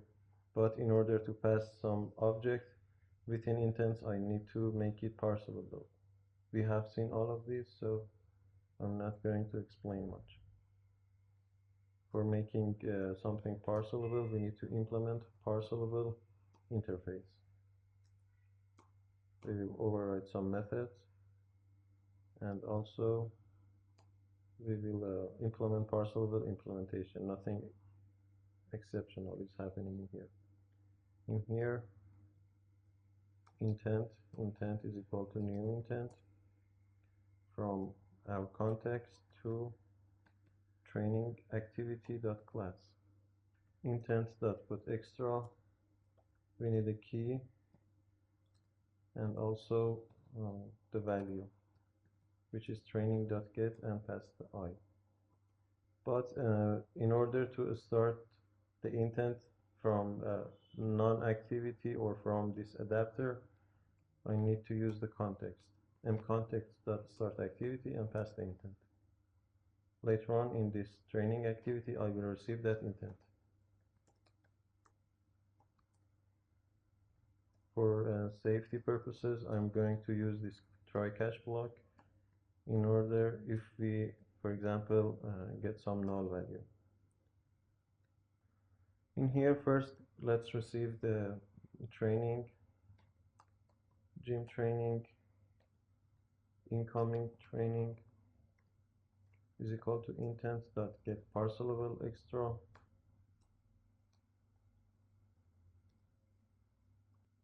Next, the training name.setText to incoming training.getName, the long description, incoming training.getLong description, and also the image URL, which once again I'm going to use glide.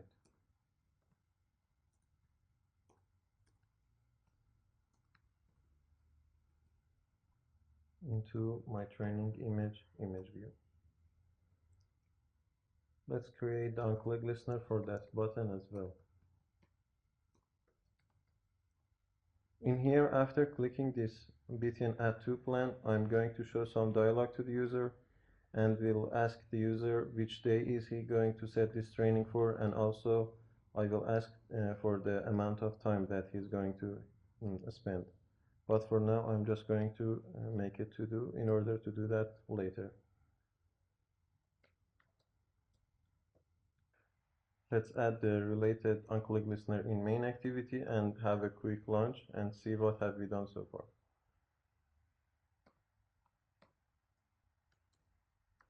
Private void set on-click listeners, a log, btn activities that set on-click listener, new on-click listener,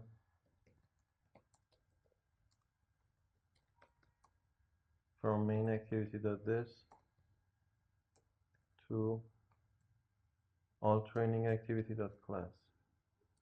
No extra flag and nothing else, just start activity and pass the intent for the first one. Also, I need to initialize my utils. If you remember, from here I created this method, and I need to call this method in order to initialize the list of all the trainings. For that, I'm just going to simply, in main activity, before everything, I'm going to initialize those array lists. Inside this all training activity, I need to pass the array list of all the trainings to that adapter. For that, I can say adapter.set trainings to utils. I'm not sure if I created a getter method for that list. Let's create one in here, a getter and setter, both of them. In here, now I can use get all trainings. Okay, let's run our application. By clicking on this see all activities, I should see a list of all trainings, but of course I need to add the internet permission in order to download those images from internet. Let's run it once again. You can see that we are receiving some images for those training as well. And by clicking on each of these trainings, I should navigate to another activity which is scrollable. Means that if I scroll, I can see the whole description about that training. Right now, this add to my plan button won't work, but we will work on this later. In order to add some training to the user's plan, also I need to receive some day and also some training. For that, I'm going to create another model representing the user's plan, which will save the activity, the day, and also the amount of time that user is going to spend. So let's create that plan model as well. For that, I can create another Java class in here. It will simply contain of some gym training.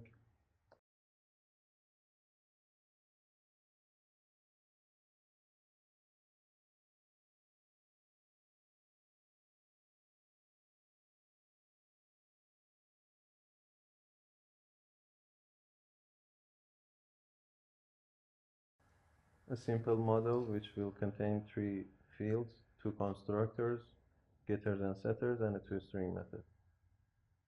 Let's make this one parcelable as well. I'm not sure if we are going to use this one as a parcelable, but let's make it parcelable anyway.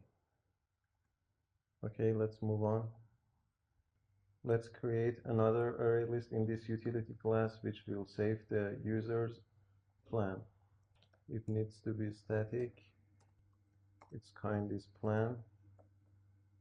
Let's call it user plans. I need to initialize this one as well. if null is equal to user's plan, then define it as a new array list.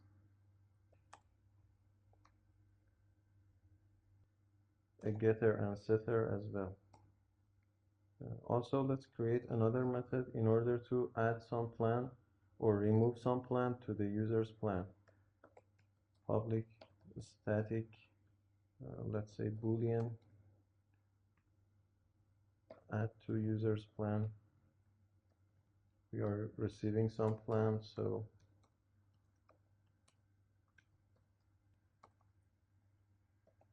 we are simply returning the result of user's plan.add, the plan that we are receiving. Let's add another one for removing. Static boolean,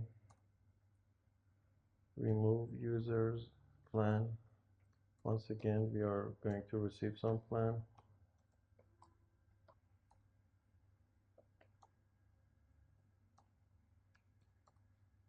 Like the trainings that I created an adapter for, I need to create another adapter for my plans, because we are going to show a list of plans to the user. For that, let's create the list item first.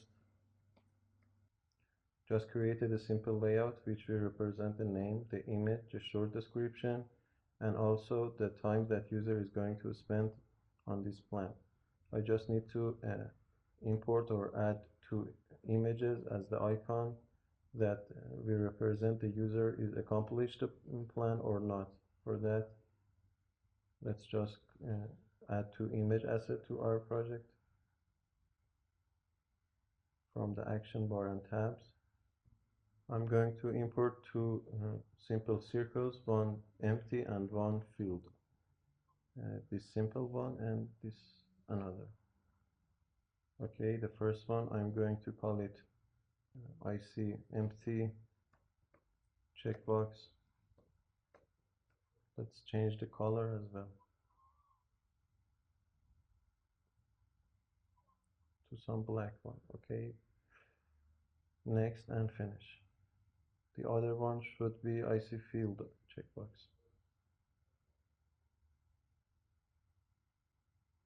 New image asset, and as the name field checkbox. Next and finish.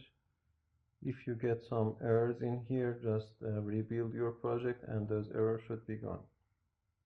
In here, I'm going to change the visibility of both of these icons to gone, and later on in my Recyclerview Adapter, depending if the user has accomplished this plan or not, I'm going to make one of them visible. But for that, I forgot to add some boolean to my plan in here. Private boolean is accomplished. I need to create this constructor once again.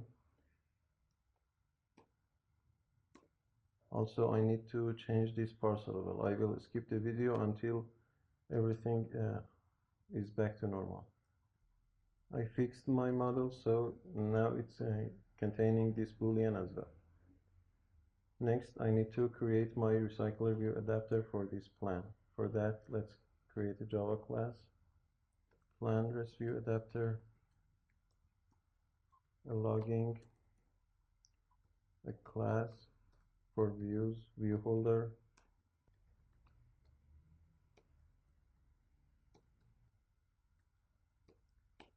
a constructor. Just initialize all of my views, and also as before, I'm giving the Cardview an ID in order to make the whole layout clickable. Okay, let's extend from Recyclerview Adapter and pass our view holder. I need to receive some context in here as well. Also my list of plans.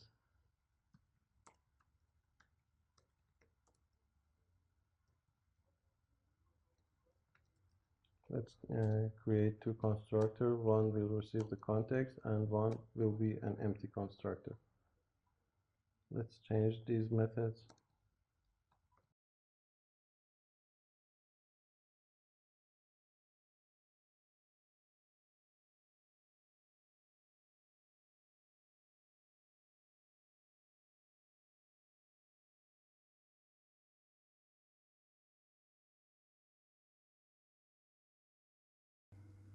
Inside this method, let's do our main jobs.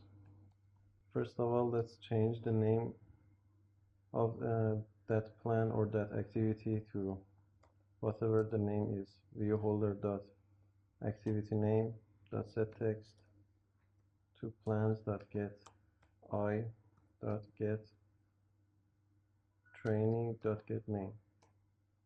Let's change the image as well. Glide.widthmcontext as bitmap load into from plans.get i.getTraining.getImageURL into my viewholder.activityImage. Also for the timing as well, activityTime.setText, because we are saving the time in some integer in here, int minutes. This can cause some problems. For that, I can say string.value of that minute, get i.getMinutes. It might not show you in here because basically this shouldn't cause any problem, but I received some null pointer exception in here. So make sure to change this one to string.value of. Also the other ones as well. For the short description,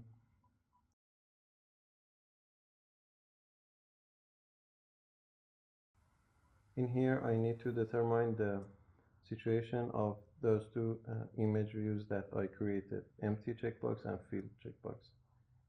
So if plans.get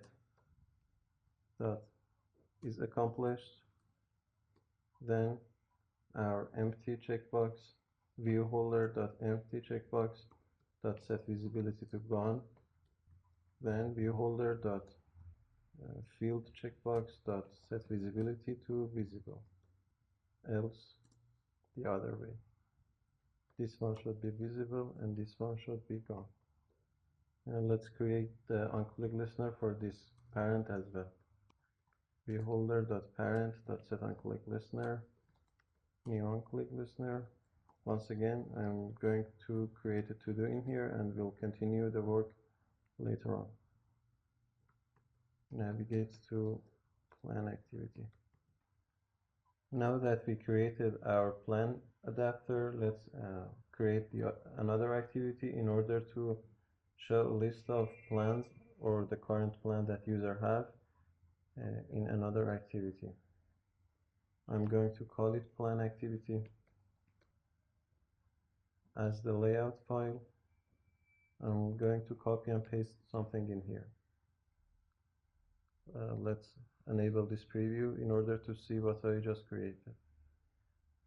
I created these days of week manually in here, basically a name, an edit button, which we will work in the next video, some Recyclerview in order to show that specific day's plans, and also this layout is scrollable because I'm using this nested scroll view in here. I have the whole day, and also later on we will see that I will make the plans, make this Recyclerview scroll right or left, but the layout will be scrollable from up to bottom. Okay, nothing special is happening in here. I just wanted to save your time. Let's initialize all of these in my Java code. As you can see, there are a ton of items in here. 7 Recyclerviews for 7 days. Some relative layout in which I will explain why I'm using this relative layout. A button in order to add a new plan. A nested scroll view, which once again I will explain in a minute. And 7 different text view in order to edit the plans. Okay, these two, this not added relative layout and also this nested scroll view are in the different situations when, for example, if the user is the first one that is visiting our application and he or she doesn't have any plan. So I'm going to show this relative layout, which will contain a simple text that will says you don't have any plan, want to add some plan, and will activate some button. Right now these are uh, not visible. We can't see them in our layout. Let's quickly bring those up, bring those down in here. You can see that this is a simple relative layout which will have a text view and a button. Depending on different situation, I'm hiding this relative layout or the entire nested scroll view. I'm hiding one of them and activating or enabling another one. Okay, later after that, I'm initializing all of those. Nothing special happens in here. Let's create the adapter for this 7 Recyclerview. The beauty of creating adapter for Recyclerview is that you can reuse the adapter as many times as you want. For that, I'm going to create my Recyclerview adapter.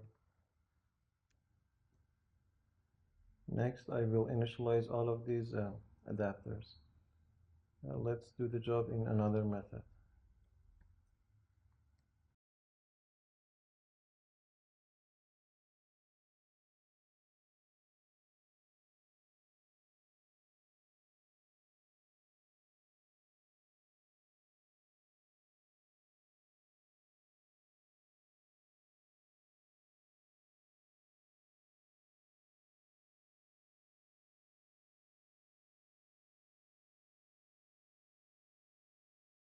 Next, I will assign these adapters to the related Recyclerview. Once again, I'm going to do that in another method.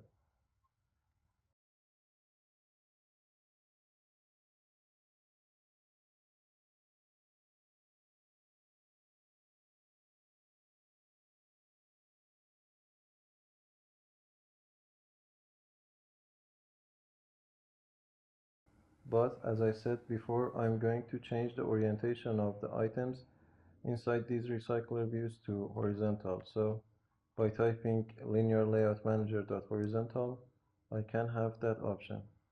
Also, I need to pass false for this reverse layout. It's not really important, just pass false.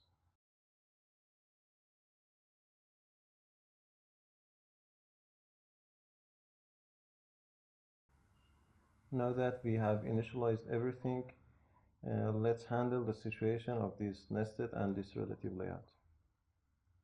For that, I'm going to check if utils.getUsersPlan.size is greater than 0, means that if we have some plans, I'm going to hide this relative layout, not added relative layout.set visibility to gone, and we'll show the nested scroll view. And in the other case, we will act vice versa.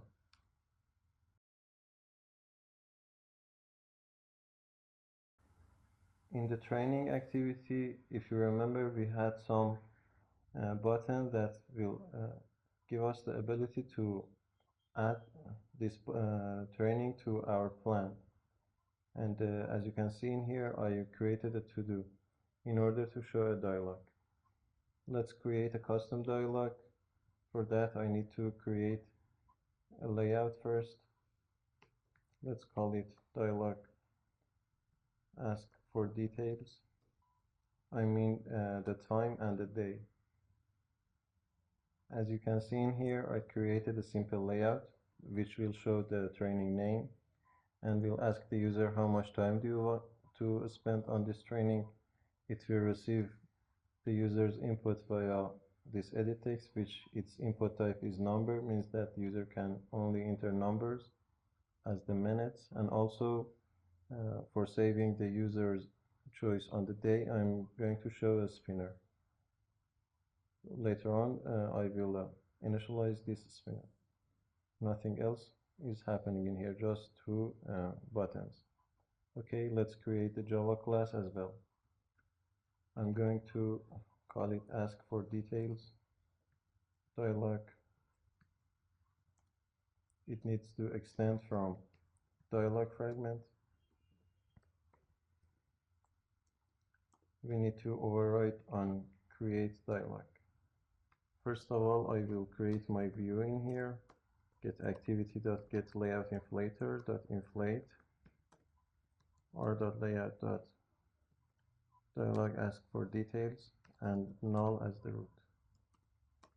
Alert dialog.builder builder is equal to new alert dialog builder. Once again, get activity as the context. Dot set title to enter details. Also, let's set its view to the view that we just created. Okay, after everything, we will return builder.create. Let's initialize all those items in that layout. One edit text, two button, and a spinner. Also, I need to initialize them in here as well.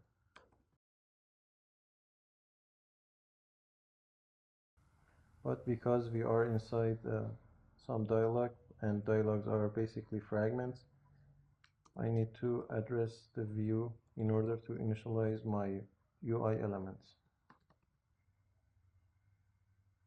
Next, I need to call this method in this Uncreate dialog. And also I need to pass the view that I just created. Let's initialize the spinner items as well. For that, I just added 7 days manually into that spinner and saving them in this array list. Then in this adapter, which you can see once again, I'm using this pre-built layout. Then pass the adapter to my spinner. Nothing special happens in here. Let's set an onClick listener for those two buttons as well. Set onClick listener for my cancel button. We are just going to dismiss the dialog, and also for the add button, which I will create this listener later on. For now, let's create a to-do in here. Pass data to parent activity. Okay, in order to show this dialog from this training activity, I need to show it in here. Let's create an instance of my dialog. I need to pass the training to that dialog as well. For that, let's create a bundle. Bundle.putParcelable as the key training, and as the value, I'm going to pass incoming training, which we are receiving up in here. Next, I need to pass this bundle to the dialog. Set arguments bundle. After that, we are showing our dialog. Get support fragment manager and a tag I need. Okay, let's run our application and see what we have just done. Right now, if I check all of my activities by clicking on one of them, by clicking on the button in here, I can see the dialog that I just created. For example, in here I can enter 20 minutes. I can select different days, for example, Wednesday. But because we didn't initialize or we didn't set an onClick listener for this button in here, it's not going to do anything. But by clicking on this cancel, the dialog should be dismissed. Later on, we will pass data, for example, this minutes and this day, by clicking on this add button to the parent activity, and then from there we will navigate to the plan activity that we just created. And if you want to take a look at that plan activity, I need to set an onClick listener for this button as well in my main activity. Let's create the onClick listener for that button in main activity and finish this video in here. Okay, inside this set onClick listener method, btn cplan.set onClick listener, new onClick listener, intent is equal to new intent from main activity.this to plan activity dot class. No special flags or anything. Start activity and intent. Let's run our application once again and see if it's working or not. By clicking on this see your plan, we are getting some crashes, and if you take a look at the Logcat in here, I can see that it says my widget is null, and by clicking on the blue line in here, I can see that the crash is happening in here, and that's because we are initializing my views after we are using them. Let's run it once again, and it should work fine this time. By clicking on this see your plan, because it's the first time and the user hasn't saved any plan, we can see this relative layout and not the nested scroll view. We will set the on-click listener for this plan and this button later on. Okay, I think it's a good point to stop the video in here. In the next video, we will give the user the ability to add different plans to his or her weekly plan. Okay, see you in that next video. Before we continue creating our application, I noticed that the new version of Android Studio has been released on a stable channel, the version 4.3. I heard really good things about this new version, and I will update my IDE, and then later on I will create an exclusive video about this new version. Okay, let's continue creating our application. In here, inside this ask for detail dialog, I'm going to pass data to the parent activity. For that, I can use the callback interface. But before that, first of all, I need to receive the training which I passed in here, inside this training activity. In here, I'm passing the training into bundle and then pass it to my dialog. In here, I'm going to receive it. Get argument gym training is equal to bundle dot get parcelable and training as the key. Also, I need to check if it's null or not. It could be null in some times. If it is not null, let's create a new plan.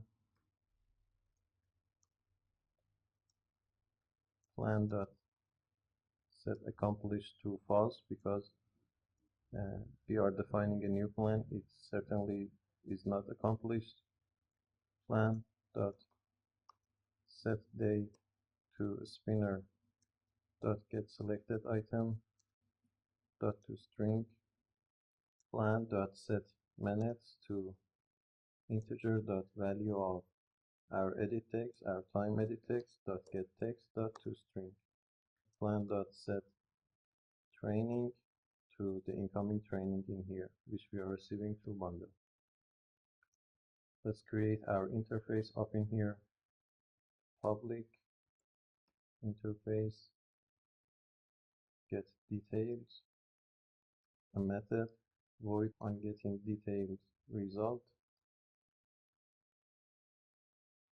I need to create an instance of my interface.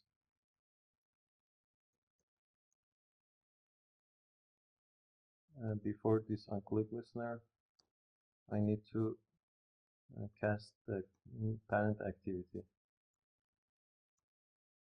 Class cast exception e.print stack trace. Our get details is equal to, we need to cast it to the interface and get activity. Later on, we will implement this interface in our parent activity. In here, get details dot on getting result. Let's pass the plan in here.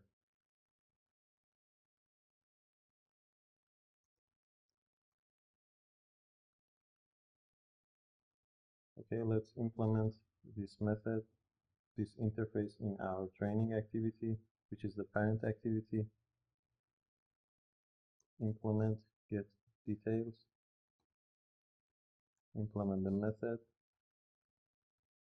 a logging, and from here we will navigate to the plan activity. From this to plan activity.class. Also, I'm going to set the flag to create new task because we don't want the user to navigate back to this training by pressing back button. For that, let's say set flags intent.clearTask or intent.newTask. Let's pass our plan as well. Let's put extra plan as the key and our plan as the value. To start activity and pass our intent. Now let's run our application and see if we are going to navigate to that plan activity. Let's add some plan. Add it to my plan, 20 minutes for example, for Monday. We are navigating to the plan activity, but it's not showing because we are not adding it to our utility array list. For that, let's say utils.add to user plan and add our plan. But if you notice, right now our backstack is clear, and if I press this back button, it will close the application. For that, in here, inside the plan activity, I will override the onBackPressed method and then define the backstack manually. OnBackPressed, before this super.onBackPressed, let's create an intent which will navigate from this activity to main activity.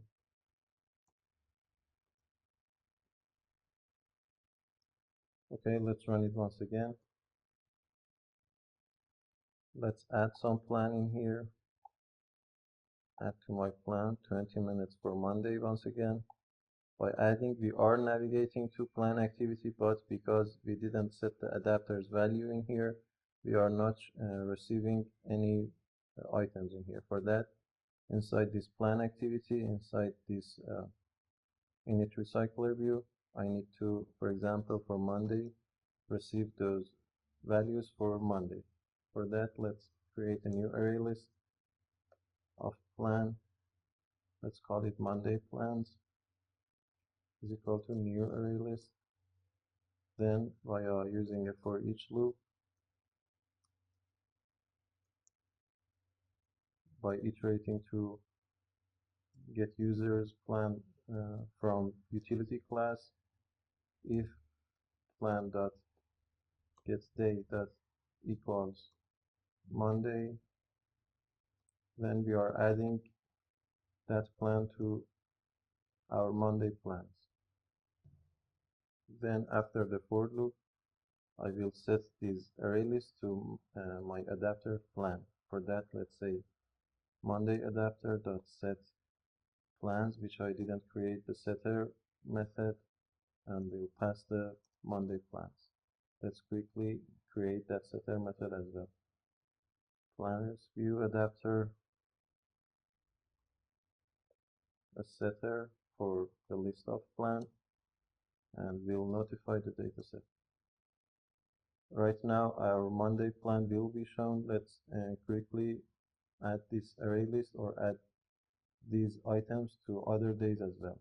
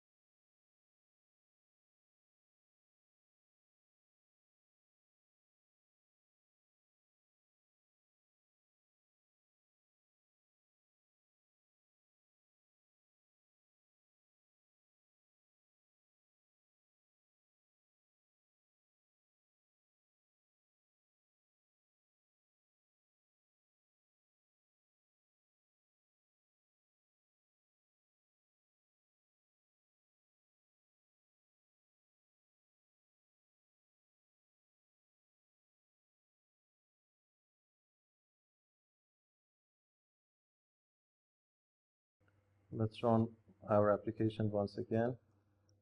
It should work fine this time.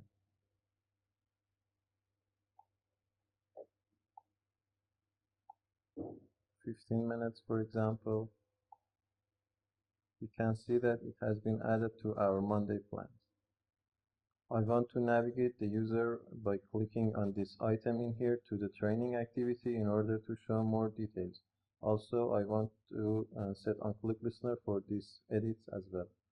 Let's quickly create those as well. Inside this plan adapter, if you remember, I created a to-do in order to navigate. Let's create an intent from context to training activity.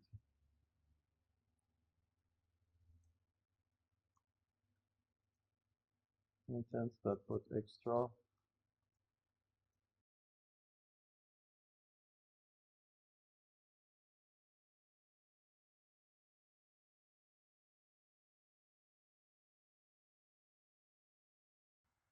Let's create the onClick listener for that edit text view as well, but in order to set the onClick listener, I need to create another activity called edit activity to navigate to that activity. Edit activity. For the layout, as before, I'm going to paste something in here. Activity edit. Let's show the preview as well. As you can see, it's a simple layout file which will contain the name of the day, also a recycler view. And because I wanted to add this button at the bottom of my layout, and no matter if the user is scrolling or not, I added this nested scroll view and put this recycler view inside that nested scroll view. And also this button in order to add more plans to our weekly plan. Okay, let's initialize all of this in our Java file. Let's add the adapter to our Recyclerview. For that, I'm going to reuse my plan Recyclerview adapter. Adapter is equal to new plan Recyclerview adapter, and pass the context. My Recyclerview dot set adapter to adapter, and a linear layout manager as well. But because our adapter items are going to behave different from when we have seen them in our plan activity, I'm going to define some string in my plan Recyclerview adapter called type.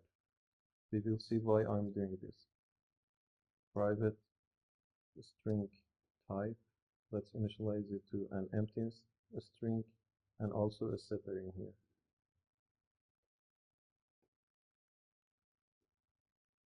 Later on in my edit activity in here, I'm going to change the type to, let's say, edit. Later on in my adapter, depending on this type, I will define a long press listener and also a listener for that accomplished or not accomplished image view that we created. I'm going to pass the name of the day via an intent. I will receive it in here. Get intent inside the try catch. String day is equal to intent dot get string extra and pass day as the key.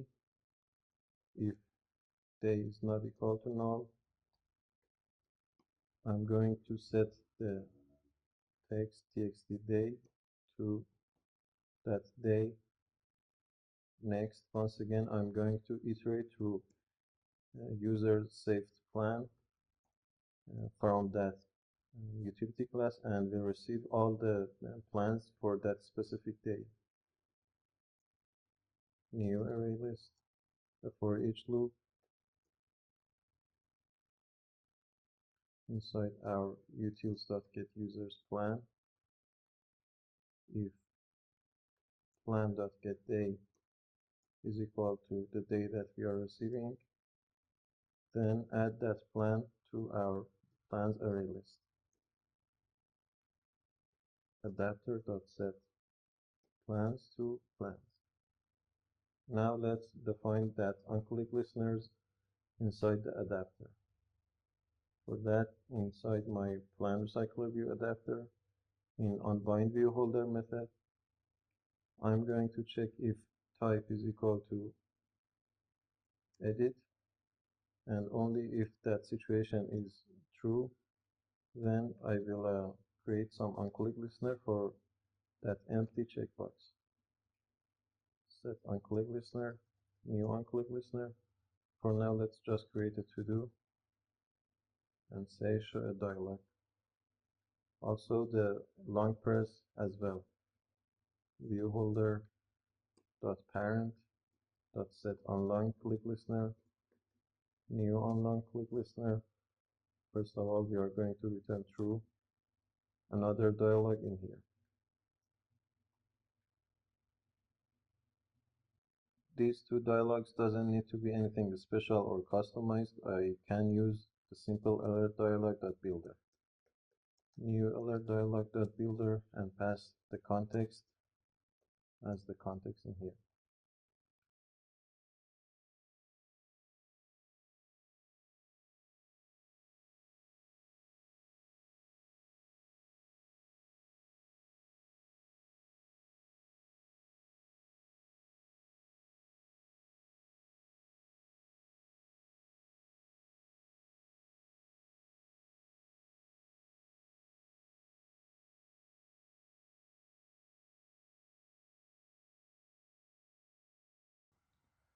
Inside this onPositive button click listener, I need to do two things.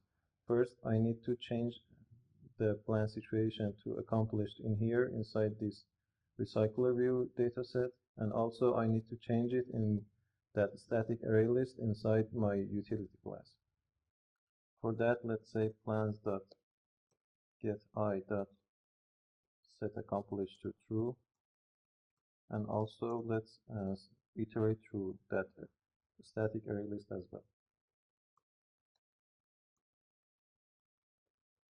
utils.getUsersPlan if plan dot equals our current plan. If it is equal, I'm going to change the value in that static array list as well. Also, I need to change or notify the dataset change. This was the first dialog. Let's create the other one as well. I can delete this to do now that we created that dialog. And here, once again, I can use this alert dialog.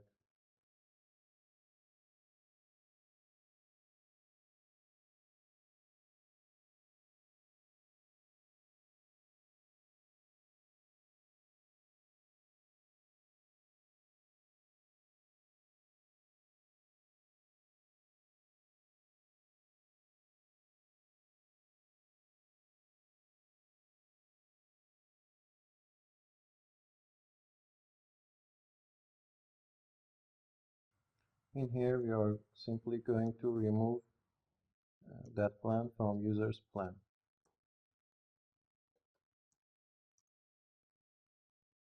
Also, we need to notify the dataset. builder.create.show.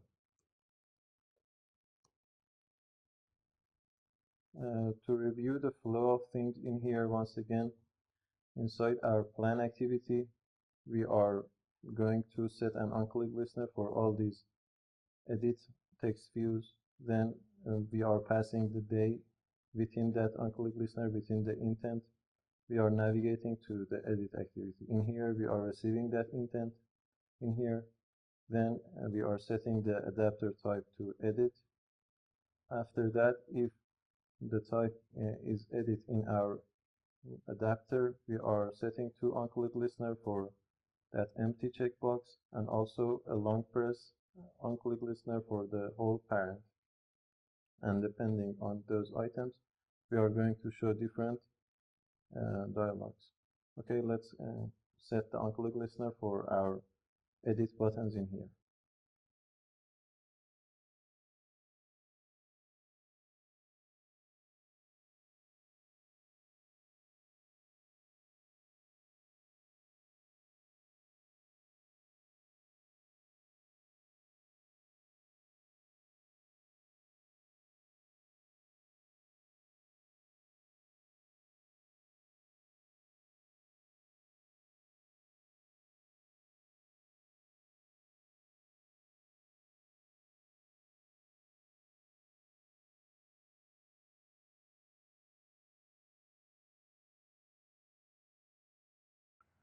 Right now, if I run my application, everything should work fine.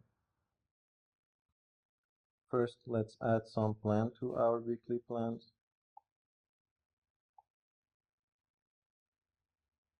Add it.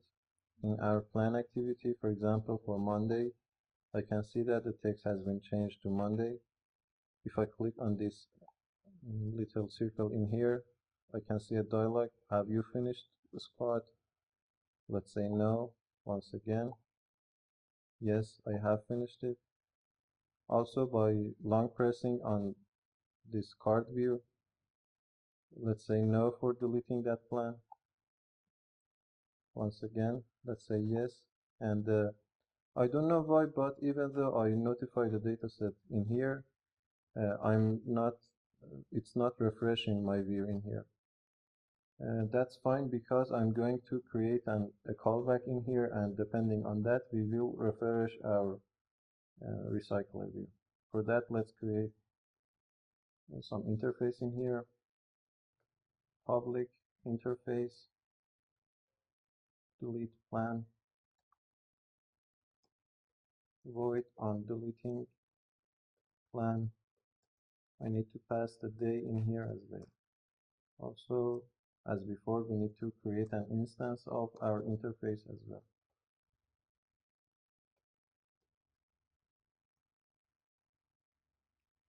In here, before this onClick listener, let's cast that interface to mContext and catch class as cast exception.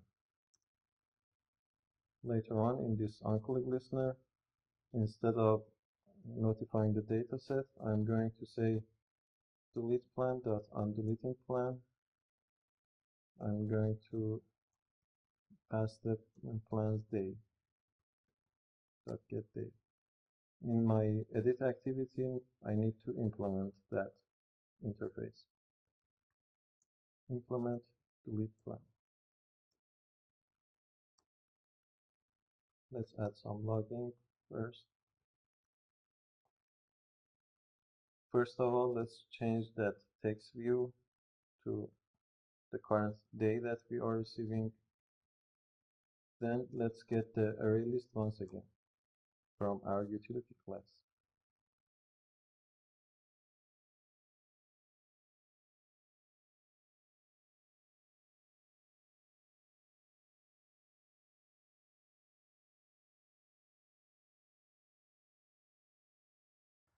After the for loop, I need to say adapter.setPlans and pass the plans.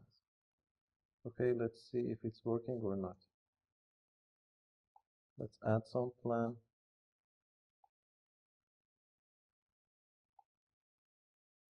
And here on edit activity, by long pressing on this plan, let's say yes, and it will remove from our plan list.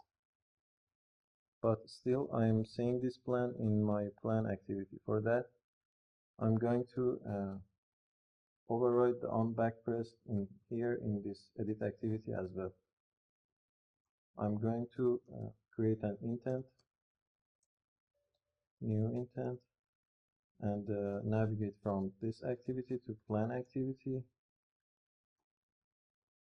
But for the flags, I'm going to clear the backstack.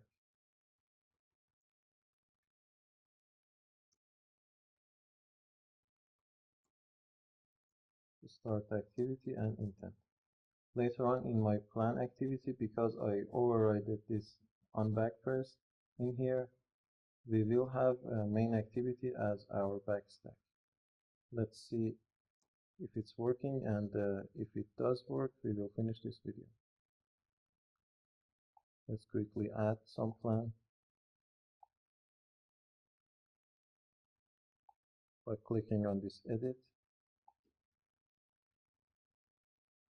Let's say yes. By pressing on back press, we can see that our plan activity has been refreshed. Okay, in the next video, we will continue creating our application, for example, this about dialog, and also we will debug it if it has some bugs. See you in the next video. Okay, let's fix a few things and wrap this session up. For example, I'm going to define a new unclick listener for this button. Right now it doesn't have anyone. And also the button in edit activity, that one doesn't have an unclick listener as well. For example, if I add a plan by clicking on this edit in here, this button doesn't have an unclick listener. And also uh, let's add some about dialog as well. Right now, by clicking on this about dialog, nothing happens. Also, if we had time, I'm going to change the shape of these buttons and make them a little bit prettier. Okay, let's do everything that I just said. The first one is inside this plan activity. Let's set an onclick listener for this btn add plan. Inside this set onclick listener method, btn add plan.set onclick listener, new onclick listener. I'm just going to navigate to that all training activity. From plan activity.this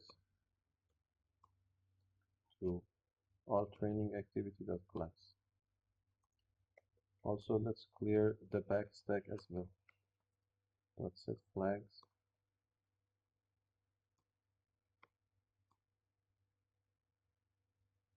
Start activity and pass input. The other one was in the edit activity. Let's copy all of these because basically these are the same. We are going to navigate to all training activity by clicking on this button as well. btn add more plan.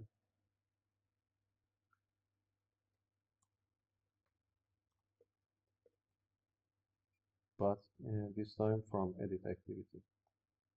Okay, but inside the all training activity, I'm going to override the on backpressed and set the backstack manually to main activity. On backpressed, new intent from this to main activity. Main activity.class. Once again, I need to clear the backstack.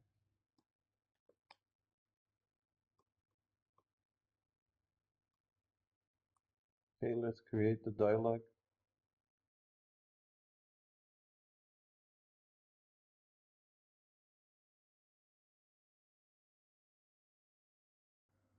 Which simply I'm going to paste some values in here. Let's see the preview and see what I have just copied. A simple text, my website, and a button. And this color is some hexadecimal value which you can find by googling HTML color picker, or by clicking on this color I can select my customized color. Okay, let's create the Java file as well. Dialog about. It needs to extend from dialog fragment, a logging, on create dialog,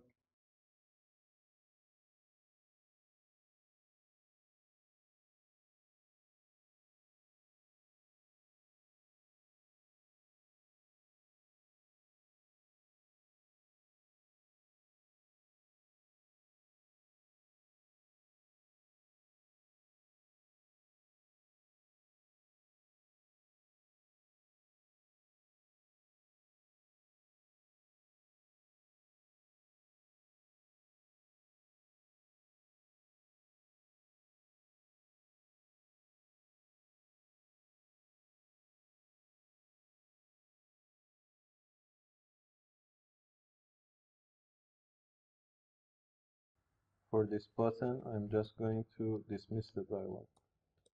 New onclick listener and dismiss. But for the text view, which is my website, I'm going to set an onclick listener and show the website. But we need to add that activity that will show the web view. Okay, let's create that activity.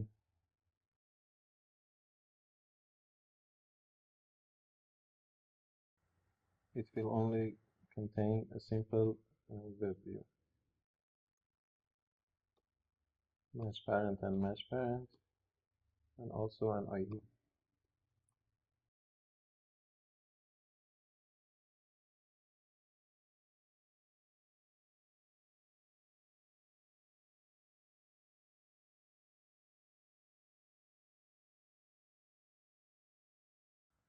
We will pass the URL via an intent from dialog about to this activity. For that, let's get that URL.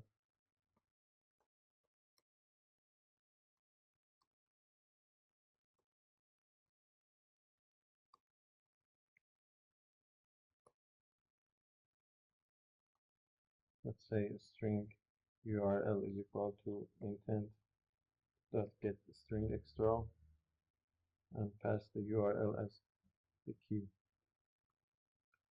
Next, webview dot set webview client to a new webview client. We are doing this because we want to show the link in our application and not in some browser. Next, webview dot get setting dot set JavaScript enabled in order to enable the JavaScript in our webview. The other one, webview dot load, and we can pass our URL. Also, if you remember, we are going to enable the back button or back navigation for our web view. For that, on back pressed, I'm going to overwrite, and if our web view dot can go back, then web view dot go back. But else, in other situations, this super dot on back pressed will happen. Okay, let's pass the URL via the intent.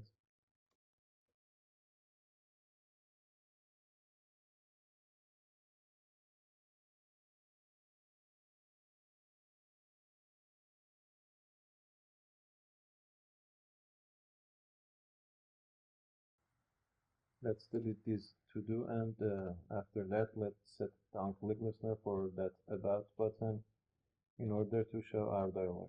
In main activity, inside this set on-click listeners, btn about dot set on-click listener, new on-click listener, about dialog, new about dialog, dialog about dot show. Get support fragment manager to the constructor and a tag as well. Okay, let's run our application and see if those changes have been applied or not. First of all, by clicking on this About Us button, I should see the dialog. By pressing on this Go Back, it will dismiss the dialog. Also, by clicking on this URL in here, I should be navigated to the other activity, the WebView activity, and it will load my website, which is still loading. Means that I didn't create it yet. Also, let's check the on-click listener for the other buttons as well. In See Your Plan, we can add a plan in here, and also by pressing this back button, we should navigate back to main activity. Let's add another plan to our plans. For example, 20 minutes of this squad for Monday. By clicking on this edit, in our edit activity, this one should navigate us to this all training activity. Once again, by pressing this back button, we should be navigated to main activity. Okay, seems that everything works fine. Seems like we have a few minutes left, so let's change the shape and the color of those buttons. For that, I can create a new drawable resource file in here. New drawable resource file. I'm going to call it button default. First of all, I need to change this selector to shape because we are going to create a new shape, and inside this opening tag I can define some attribute called shape to rectangle. I have the other ones oval, and this line and ring of course doesn't mean anything for buttons. In here I'm going to stay with rectangle, Inside this opening and closing tags, I'm going to define a new element called solid. Basically, we can define a new color for our button via using this solid. We have another option called gradient. And the difference between gradient and solid is that with gradient you can have a spectrum of color, but with solid you will have only one color. Let's enable this preview as well. Okay, I can define an attribute called color and pass it some color. For example, hashtag FFF means white. Also, I can define another item called corners, which I can define some attribute called radius. Let's say 20 dp. Also, we can define another attribute called a stroke. With a stroke, we basically define some borderline. For example, in here, let's say black as the color of our border and a width of maybe 1 dp. It seems fine. This layout file will be the default background or the default color of our button. But every button has two other states. For example, when they are pressed or when they are disabled. For that, I'm going to copy this layout 2 more times and change some of these attributes in order to simulate those pressed and disabled situations. Let's say pressed. For that, I'm going to stay with some blue color in here, for example. This will be the color that when we press our button, we will see. Let's define another one for when the button is disabled. Let's paste it in here, name it button disabled. This time I'm going to stay with some gray color. For example, this one seems fine. Okay, I need to create another layout file in order to gather all of these layouts together. Let's say custom button. This time I'm going to stay with this selector. Instead, in here I'm going to create an item. I'm going to change the state pressed to true, and also drawable button pressed. Another item for when it's disabled, for that state enabled to false, and drawable to at drawable when our button is disabled. Another item for the default. This time I'm not going to change this state pressed or state enabled. I'm just going to define the drawable. Let's say at drawable button default, which I'm not finding. Okay, notice that the order of these items is important. You can't put this item above in here, and if you are, you should set the state press to true and set the state enable to false.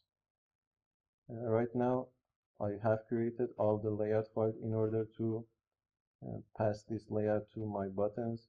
Let's close all of these. For example, inside main activity layout, for these different buttons, I can set a background and pass my drawable custom button. As you can see, it will change the shape and the look of this button. If you want to apply this customized button to all of your buttons, you need to create a style, and then it will be applied to all of your buttons, but I'm just going to use it for these 3 buttons. Okay, let's run our application and see how does it look. Right now my buttons have a white shape, and by clicking on them I can see the blue background, which is nice. Okay, I think that's enough about this session. We have learned a lot in this session. We have learned about activities, dialogues, fragments, and a lot more. In the next video, we will learn how to do different things professionally in the background. For example, we will work with async task class, we will work with services, bound and unbound services, and also with job scheduler and maybe with working manager. See you in the next session. Hey guys, it's Mayman, and in this session we are going to learn how to do tasks in the background. As I mentioned before, threads are some unit of execution, meaning that we can execute our tasks in different threads. Multiple threads can come together in something called a process, meaning that a process can have one or multiple threads. Later on, these processes will be managed by your device's central processing unit, or also known as CPU. By default, when we run an Android application, there has been some thread dedicated to that application. Also, we know that as the main thread, or some might call it the UI thread. But it's important to know that these two are different. Main thread and UI thread in some cases can be different from each other, but that is very advanced and not suitable for our discussion in here. But why do we need to do our tasks in the background, and why don't we do everything in that main thread? Well, there are a few reasons for that. For example, when we try to download some file from internet, or when we are trying to connect to our database, or for example, when we try to encode or decode some bitmap. These kind of tasks are time consuming, meaning that if we try to run them on our main thread, in the best scenario, they can block the user and slow our application. And in worst case scenario, they can cause crashes or something called an ANR dialog, or application not responding dialog. Means that Android system will notice that our application has blocked the user and will try to stop our application.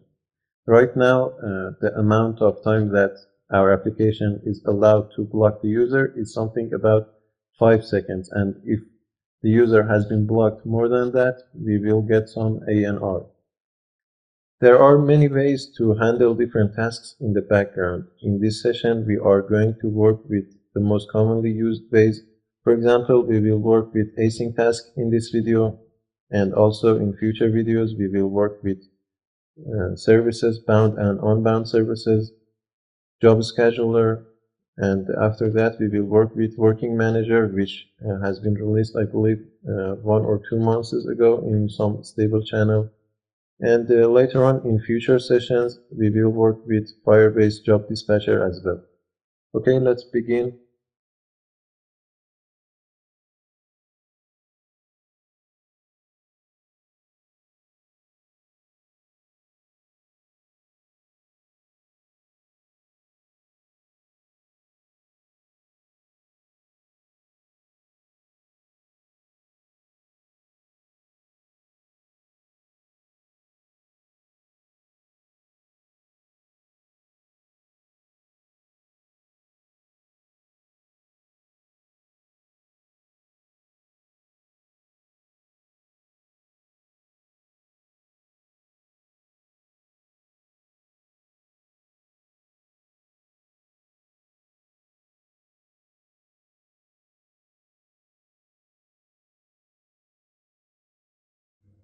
I'm trying to create an application that will count down from some number, for example, from 10 to 0. Also, I created this spinner in here in order to check if we are blocking the user from the main thread. Up until now, we have passed the spinner items in our Java code dynamically, but there is another option to pass items to a spinner. For that, I can create a string array in my strings values. In here, I can create an element called string array. I can name it, for example, countries. I can create different items for my spinner in here.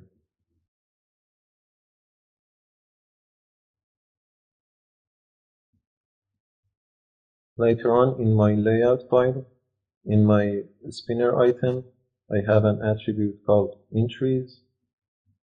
and I can pass the countries array, which will set the items in that spinner manually in here, or statically to be precise. Let's initialize these items in my Java code.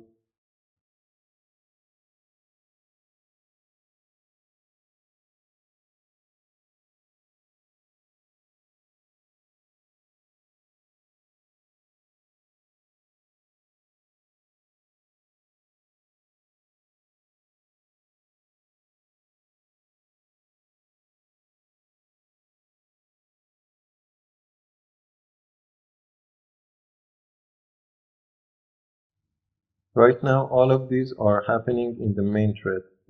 This Uncreate method will be called in the UI thread, and if I try to update its value in the main thread, for example, let's create a loop in here for int I is equal 10, for example, I less than 0, and I negative negative. I don't think we have seen this I negative negative. It will count down from this I, for example, 10, 9, and we'll update the text number in here. Let's set text to string.value of I. I'm going to update the text of this text view every second. For that, I'm going to sleep the thread in here for 1 second or 1000 milliseconds. But of course, because I want to use this sleep, I need to surround it with some try catch and catch interrupted exception. Let's try it and see if it's working or not. Sorry, I need to change this one to greater than 0, because in the other way, the sentence will always be false. As you can see in here, our UI thread has been blocked, and that's because this Uncreate method is happening before the onStart method. And it will block the UI thread until this for loop has been finished. And after it's finished, our I is equal to 1, our last I integer, and the text of our text view has been set to 1. We definitely don't want this in our application, and also we don't want the potential crashes that could happen in our application. For that, we should do time-consuming tasks in the background. The first option, as I said, is async task. We can create an async task like any other Java class.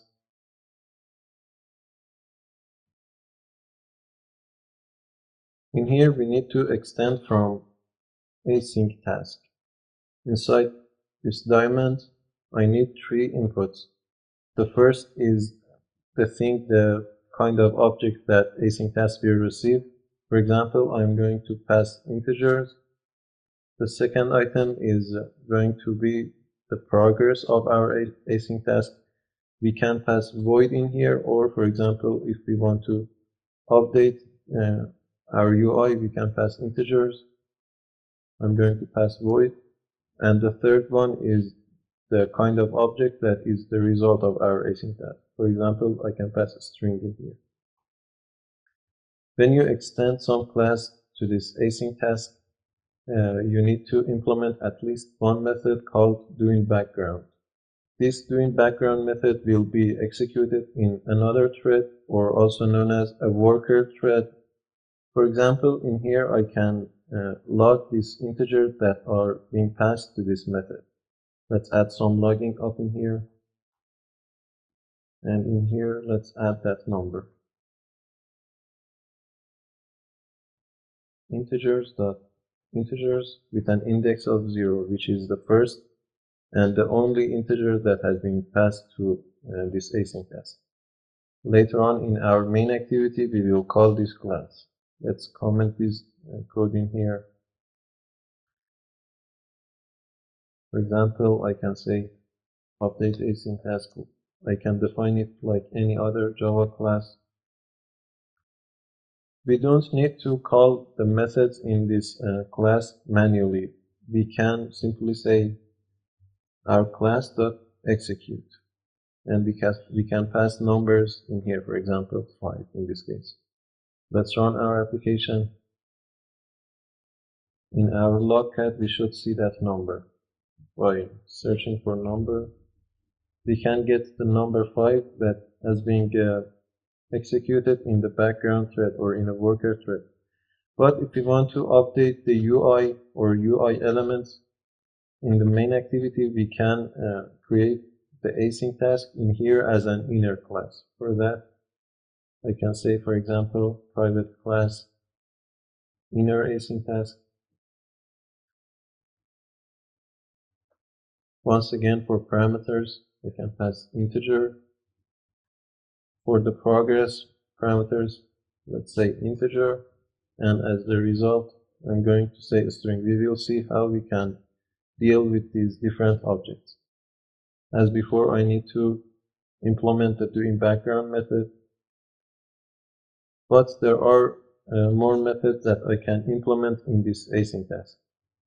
For example, by pressing Ctrl O, I can see that there are a few options: on pre-execute, on progress update, on cancel, and also on post-execute. Let's override few of them. On pre-execute, it will be executed before this doInBackground.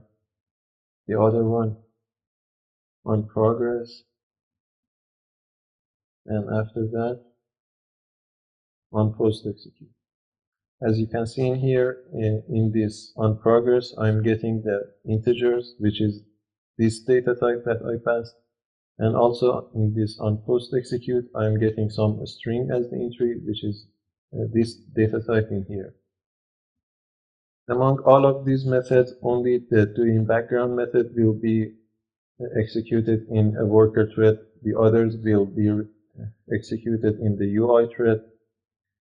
Generally, it's a bad idea to update your UI elements in another thread because the life of that worker thread can be longer than the life of the UI element that you are updating. For example, our activity can be destroyed, but we are trying to update the activity elements from this another thread, and of course we will get some null pointer exception or crashes maybe. For that reason, we should avoid updating our UI elements in this doInBackground method. In this on pre-execute, I can initialize my different UI elements. For example, instead of doing this in here, I can do it in that on pre-execute, or any other initializing that you need to do. In here, in this doInBackground method, I can create my for loop. Int I is equal to 10.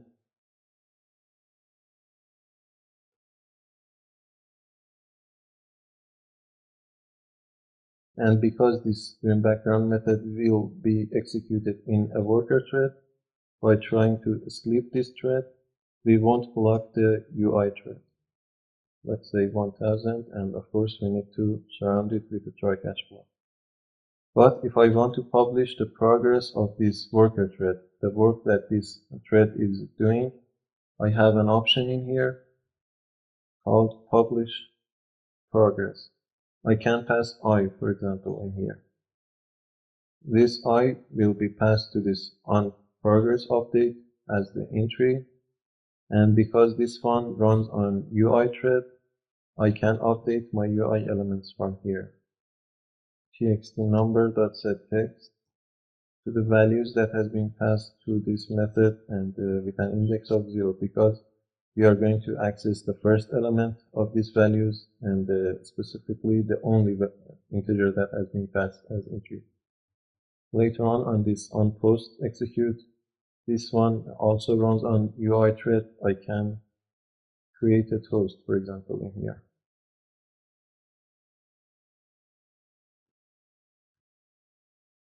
But where does this S is coming from? Well, from here. Instead of returning null, I can return, for example, finished. In my main activity, I need to call and execute this async task as well. Let's comment this. Inner async task. inner async task.execute, and let's say 10 for example. In here also, instead of defining this 10 manually, I can say integers with an index of 0. Let's run our application. As you can see, we are getting some crashes, and I think I know the reason why. Once again, because this is an integer and I need to cast it to some string. For that, I can say string.value of values with an index of 0. Let's run it once again. As you can see, our text view is being updated every second, and if I try to work with the UI thread, it's not blocked this way. As the result, I'm receiving finished. Async task is one option when you are working with background tasks, and probably the easiest one. You just call the class and execute it with the values that you passed it, and it will handle everything else. For example, it will cancel your threads whenever they are done. It will publish the progress. It will handle everything for you, but the thing that you need to be careful about when you are using async task is this error up in here. It says that leaks might occur. And of course, leaks means memory leaks. But what are memory leaks and how we can handle this situation? Well, whenever you try to create some instance of some object, for example, a class, or even primitive data types like integers and boolean, some space, some location in your device's memory RAM will be allocated to that object or primitive data type. And whenever you are done using that object or primitive data type, its location will be recycled. And by recycle, I mean something called garbage collector will collect and free up the space that that object or primitive data type has been occupied in your memory RAM. But if for some reason that garbage collector cannot free up the space that object has been occupied in your device's RAM, those space will be occupied, and basically your application's memory usage will be increased. Of course, for one or two objects like two simple classes, that space won't be much, but during the time whenever the user tries to run your application, that space will increase, and your devices or your application's memory usage will increase, and in some cases my Android system might warn the user that application is occupying too much memory. But why we are getting this error in here? Well, we are creating and calling this class from our main activity. This class will create another thread, a worker thread, and will do the job in that thread. The Android system doesn't know when the work of this doing background method is done and when it's going to finish. For example, if you are working with this main activity while this async task is running, while that thread is running, for example, if you press the back button or you somehow destroy the activity that is running, this other thread and this class won't be destroyed, meaning that it will occupy that space in the user's device's RAM. And not just by pressing back button. For example, if during the job of this async task, the user tries to rotate the device, for example, 2 or 3 times. Every time that the user rotates the device, the configuration will change and the activity will be destroyed and recreated. And every time that it creates the activity, it will create an instance of this async task. And for those times, it will occupy some space in user's device's RAM. But how can we avoid this problem with using async task? There are a few ways. The first one is to make this class static, but when you make it static, you won't be able to address your UI elements. From here, as you can see, I'm getting some errors. The other option is to create some callback, for example, and later on in your main activity, depending on the result of that callback, update your UI, but that will make everything much more complicated. The other way, and the simplest way, I think, is to override the onDestroy method and cancel your async task in that onDestroy method. Let's make this one a general object. Let's move it into fields.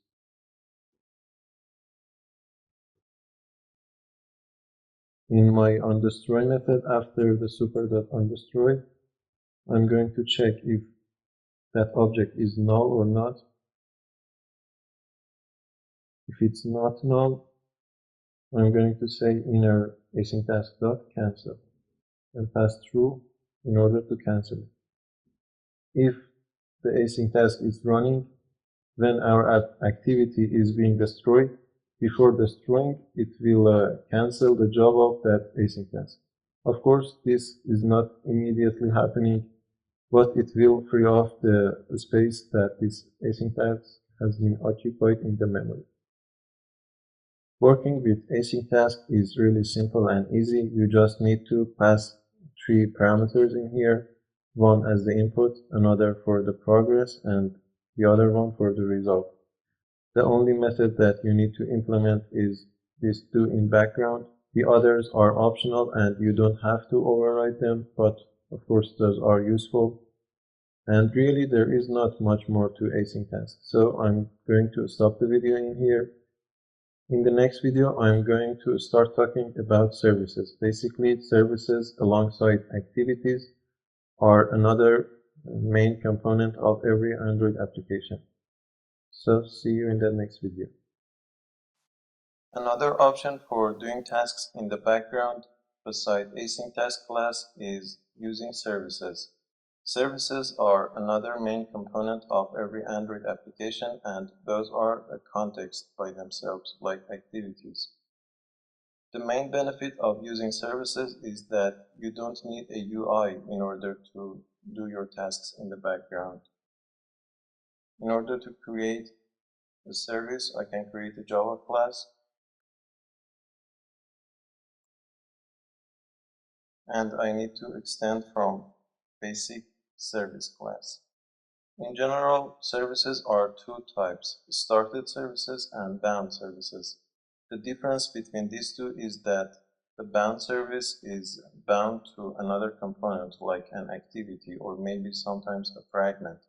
We are going to talk about bound services in the next video, but in this video we are going to focus on started services.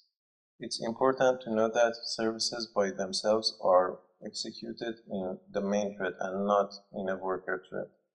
Instead of extending from this base service class, I have another option in here called intent service. I can extend from intent service, and this time the intent service, it will create another worker thread and will execute the job in that thread. But of course I am getting some warning in here because I need to implement some methods. Let's implement all that is necessary. Also I need to create a constructor. I don't need this string name in here. Instead I'm going to pass it manually in here. It will be basically the name of the thread that you are creating. Let's say download thread. Also, I need to change this one to null. I'm not using Android X. Later on, we will see that when I start a service, for example, from main activity, another method will be called in here, which is called onStartCommand. This method will create a queue. It means that if we call our service from different parts of our application, this onStartCommand method will create a queue and will handle those different intents one at a time and not simultaneously and at the same time. Later on, it will pass the intents to this onHandleIntent method, and it will deal with the task that is being passed to this service class. Let's change this one to nullable as well. Because started services are not attached to any UI, they can have their own life cycle. For example, in here I have an onCreate, which I can initialize this service. I have an onDestroy in here. Later on, we will see that if we create a bound service, we will have an unbind method and also an unbind method. Let's delete all of these for now. Also, I don't need this onStart command method in here as well. Let's add a logging up in here. In here, I'm going to get the intent or the extra values that has been put inside this intent. But of course, I need to check for null values as well because my service can be destroyed at any time.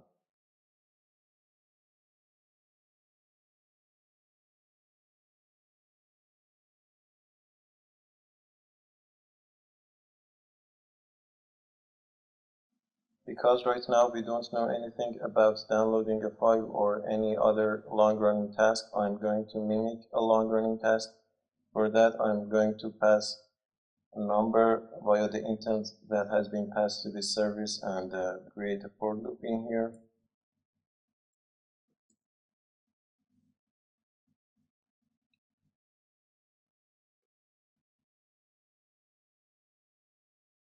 And I will just log a message in here every second.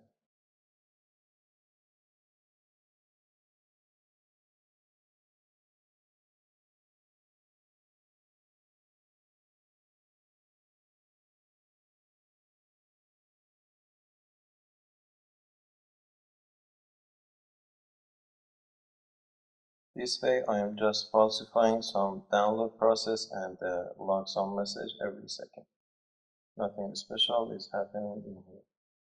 Like activities that needed to be declared in the manifest services need to be declared in the manifest as well. For that, I can press Alt-Enter in here and add my service to manifest via the help of IntelliJ, or in my manifest, I can add it manually. Inside the application tag, I can type service and pass the name of the service. That's all that it takes to declare a service in manifest, but we can define another attribute in here called exported. If you set it to true, it means that you are defining an implicit service, meaning that other applications can have access to this service and can run it.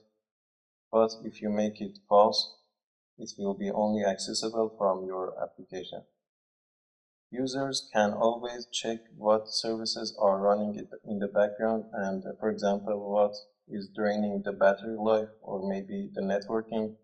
For that, it's good to add a description in here and specify what you are doing with your service. But you can't pass the value in here manually. For example, I can't type anything in here.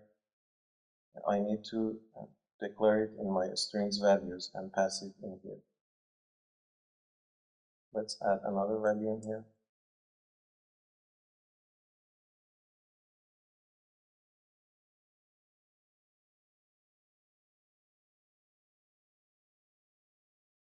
Later on in my manifest file, I will address that resource that I just created. It will set the description of this service to the value that I created. That's all it takes to create a started service. Then I need to, for example, call it from my main activity. In order to call the service, you need to create an intent.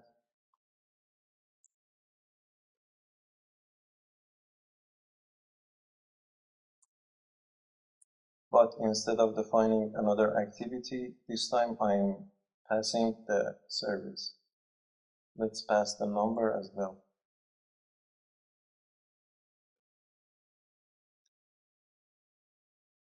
If you wanted to start an activity, for example, from here, you could call start activity and pass your intent. But in order to start a service, you can say start service and pass your intent. As simple as that. Let's run it and see if it's working or not. As you can see in here in this Logcat, you can see that the downloading is happening in my service. This was one way of defining or creating a start service. But there is a limitation for this way of defining a new started service. For example, if you want to do multiple tasks at the same time, you can't do it right now because the onStart command will create a queue and pass the intents one at a time to this onHandle intent. If you want to do different tasks at the same time, you need to extend from base service class. Let's create one.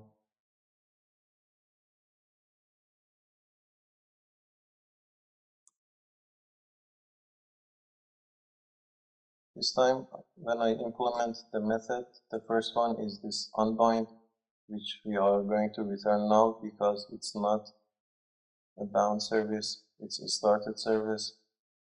The other method that I need to override is the onStart command. But as I mentioned before, this method will execute in the UI thread, and if you want to do it in some worker thread, you need to do it yourself. For example, let's get the intent, the value that has been passed to this intent.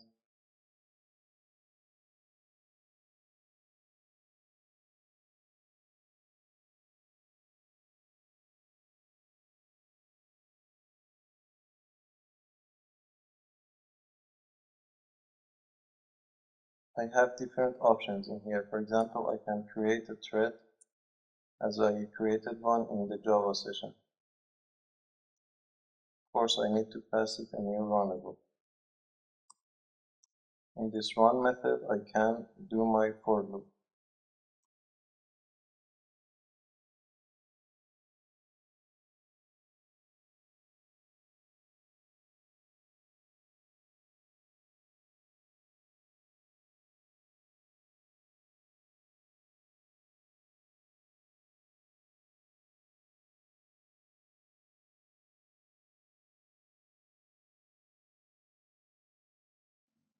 But of course, I need to start my thread down in here.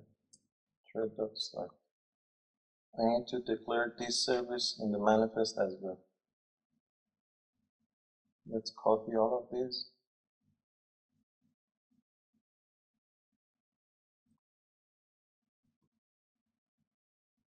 And we need to call it from our main activity. Sorry, I need to slip the thread in here as well. Inside this for loop, after logging that message, I can slip my thread. Let's run it and see if it's working or not.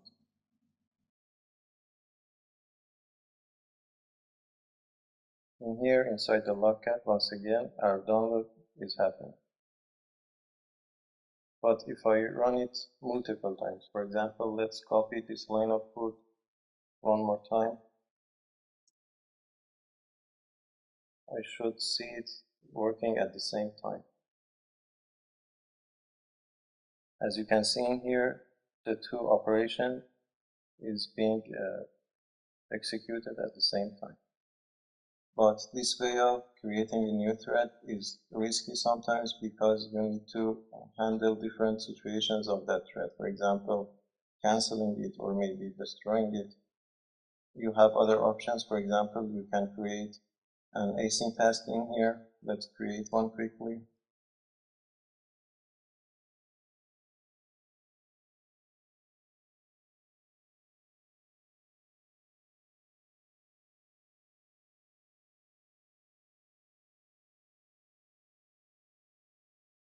I can create my for loop in here.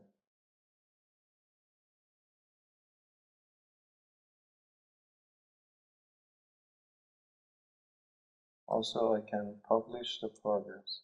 But because in that onProgress method, I don't have access to these integers, I need to create a member variable in here, a field.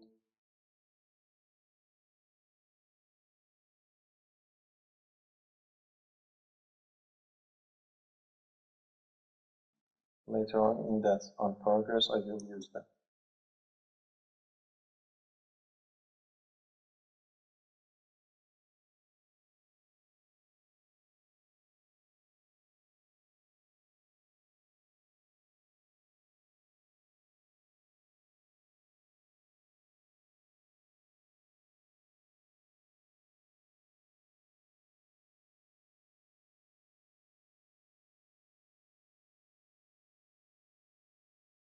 But of course, I need to create an instance of this async task and execute it.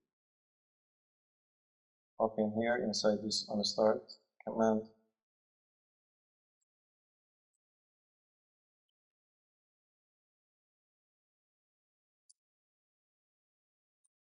I can pass the number, incoming number. Sorry, once again, I need to sleep the thread in here.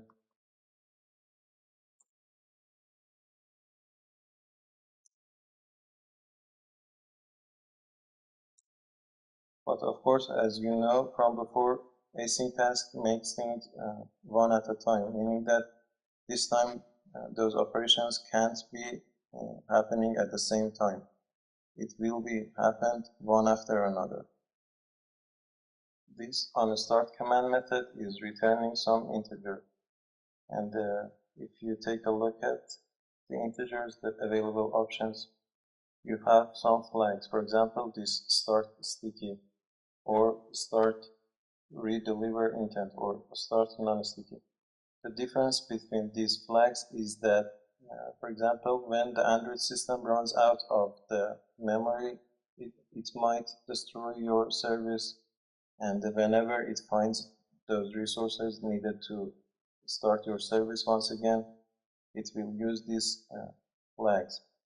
In general, this start sticky flag will give the Android system some information about whenever it's going to run again, meaning that if Android system will use the intent, or to be precise, the pending intent that has been passed to this service once again when it's going to recreate the service. Don't worry about the pending intent. We will see how is it working, I think, in the notification session, or might be sooner in the content provider session. For now, I'm just going to use this start sticky flag. Because started services has their own life cycle, you are responsible for the stopping of the service, meaning that whenever you are finished with the job that you are doing in the service, you need to stop that service. For that, I can override the onDestroy method of this service, and after the super.onDestroy, I can use the stop self. It will stop the service. But be careful with this stop self method. For example, if you are calling the service multiple times, and if it will finish one task, after calling this onDestroy, it will stop all of the running tasks that are happening right now. You can prevent that behavior by passing some integer into this stop self. And the integer you will pass to this stop self is coming from here, from this onStart command, this int start ID. You can save it, for example, in the fields. Let's save it.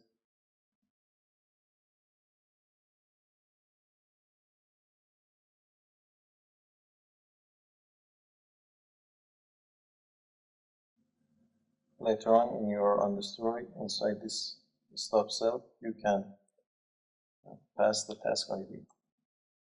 It will only finish the service that has been executed with this specific task ID.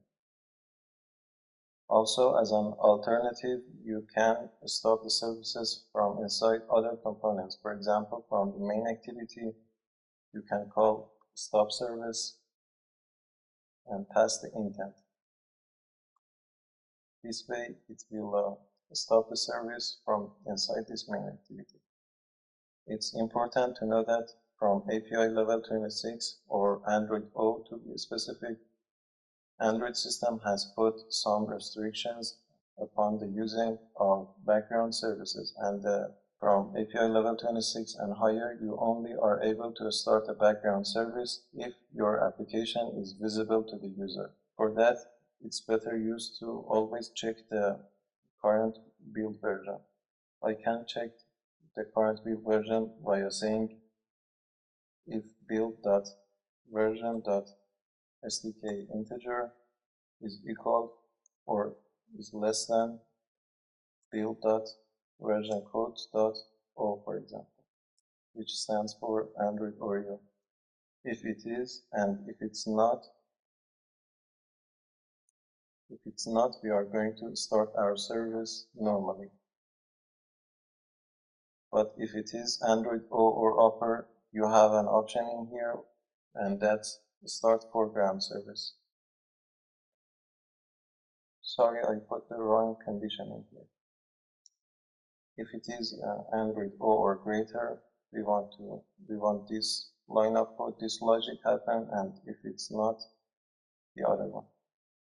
Foreground services will always be noticeable to the user, meaning that it will add some notification to the notification center at the user's device.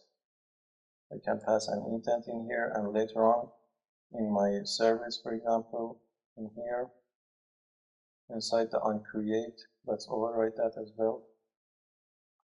I need to start foreground.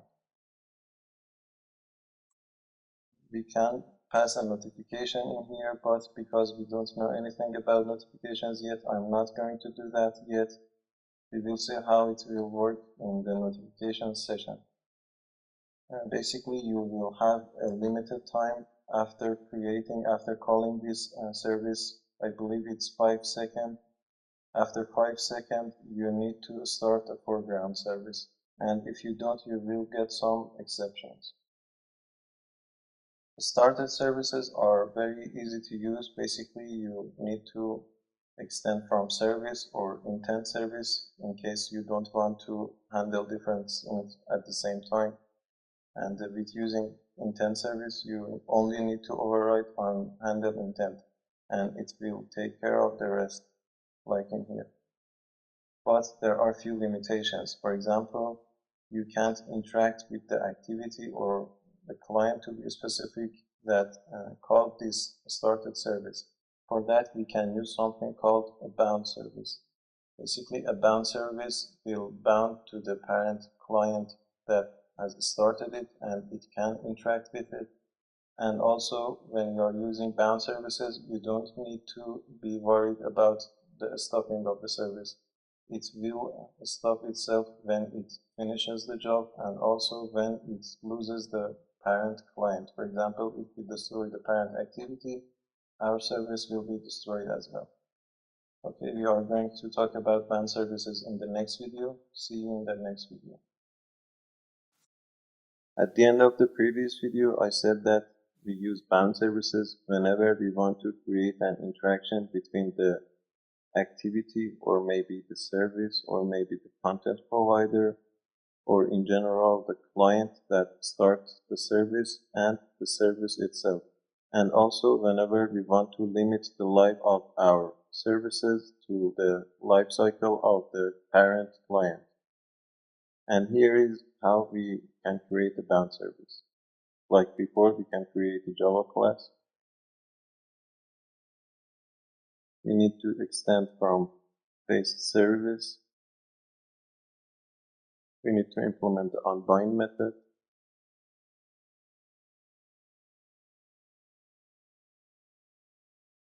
In here, I need to create an inner class, and we will see why I'm creating this. It needs to be public.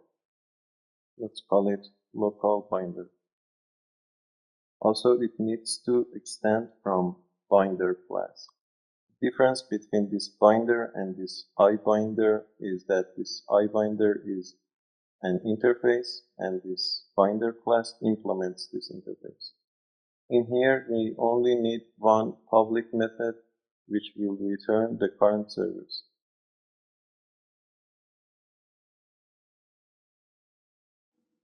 Return sample service does this. This class will facilitate the connection between the service and the parent client. I need to create a member variable up in here of kind iBinder. Don't worry if you don't understand all of these, I will explain them all. And also this method in here needs to return the binder. With the help of these three elements in here, we will facilitate the communication between the service and the parent activity. Whenever we bind this service to the client, this Unbind method will be triggered, and what it does is returning this binder variable from here. As you can see, I set this inner class's access state to public, so that we can use it in other classes as well. Later on, we will use this inner class to initialize this binder item. This binder is an interface that will make the communication between the service and the client possible. I also want to pass a random number to the parent activity. For that, I can create another member variable in here of kind random. This random class will create some random variable, nothing more. It's a basic Java class.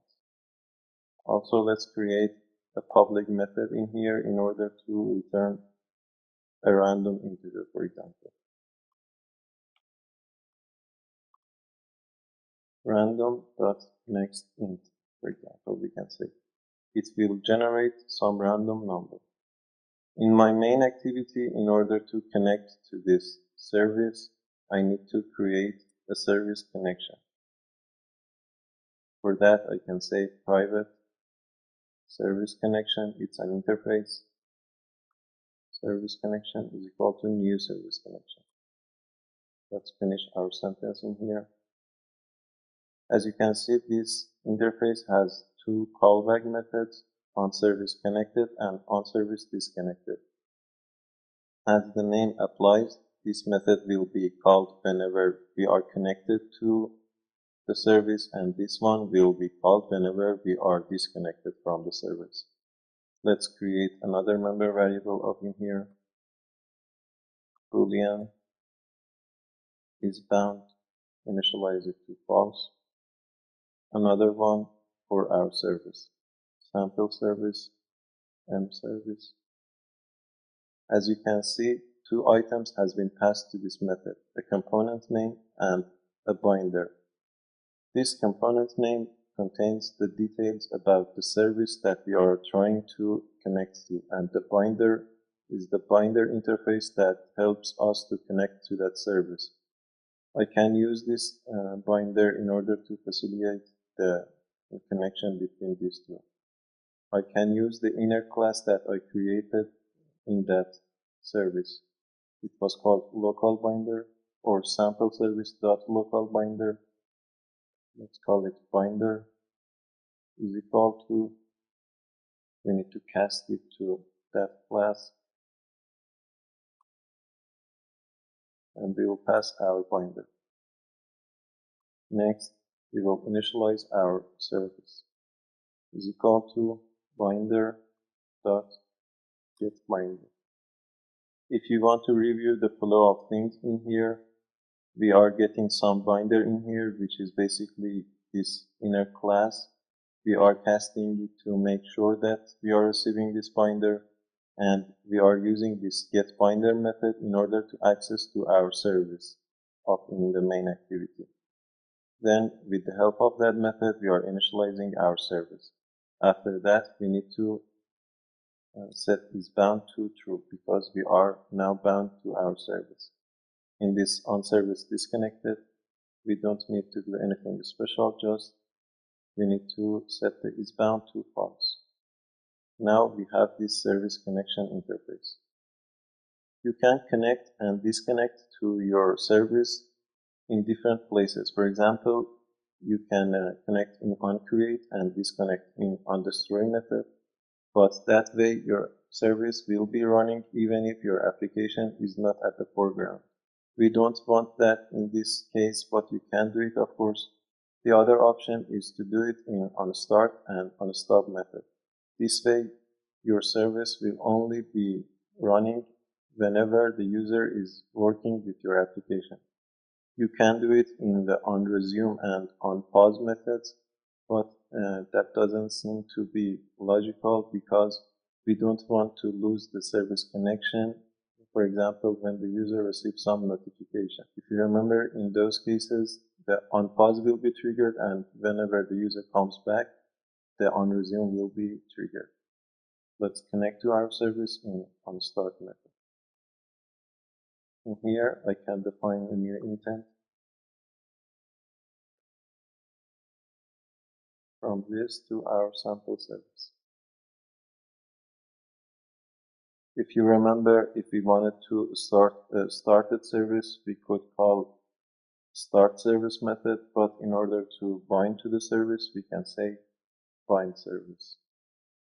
We need to pass three things in here. The first one is the intent. The second one is the connection, which I just created, service connection. And the third one is a flag. In most cases, you probably would use this bind auto create flag. It will create the connection to the service only if it doesn't exist. You can check the Android documentation for other flags, but in most cases, this is the flag that you need. Right now, we are connected to our service. In our onStop, we need to disconnect from our service, but only if isBound is equal to true, or if we are bounded to that service. If we are bounded to that service, we can say unbind service. We need to pass the connection in here. Let's move these methods a little bit around to see which one will be called first.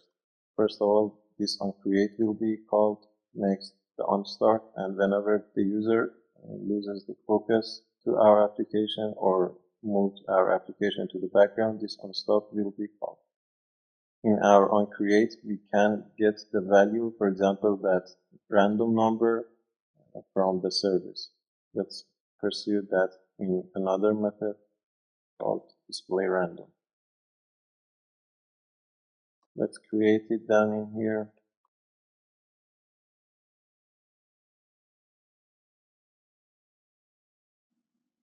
I'm going to get the random number every second. For that, I need to create a new thread, new runnable. In here, I need to check if we are bounded to the service, and also we need to check if our service is not null. If both of these conditions are true, then we will log some message. mService.getRandom. Because that's a public method, we can have access to it. After that, we will sleep our thread. Thread.sleep for 1 second. Let's add the service declaration into manifest and run our application and see if it's working or not. And we are getting some crashes, and the reason is because I initialize this binder to a binder general class. I need to cast it to this local binder inner class. This way it can be cast to the binder that we are receiving in here. Okay, let's run it once again. This time I don't get any crashes, but that doesn't seem to get us any random as well. And if we search in here for random, we can't see any number. If we add a log in here, I can prove that our connection has been made. Let's add a logging in here. Let's run it once again. As you can see, unbind has been called. But the reason that we are not getting any random number is that we are calling this method in the onCreate, and onCreate happens before the onStart and initializing our service connection, and for the first time our service is null and isBound is false. I need to create a for loop in here in order to check every second. For int I is equal to 0, I less than, for example, 10 times, or 10 random number, I plus plus. Then I need to move all of this code into that for loop. Sorry, I forgot to start the thread. Okay, let's run it one more time and see if it's working. As you can see in here, our random numbers are being published. But I don't want to just log the random numbers. This time I want to change the UI. Let's add a text view in our resources in our layout file.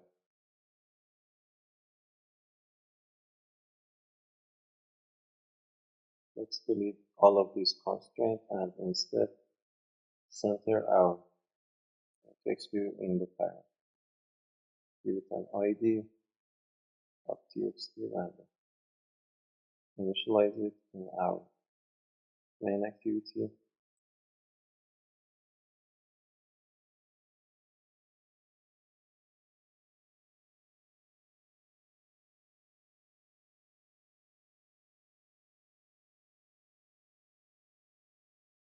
But if I try to update the text of this text view from here, from this thread, I will get some exceptions. It will say that you can't update the UI thread from another thread. For that, I can create an async task in here. Let's minimize all of these extra methods. I can create an async task and I will update my UI in that async task.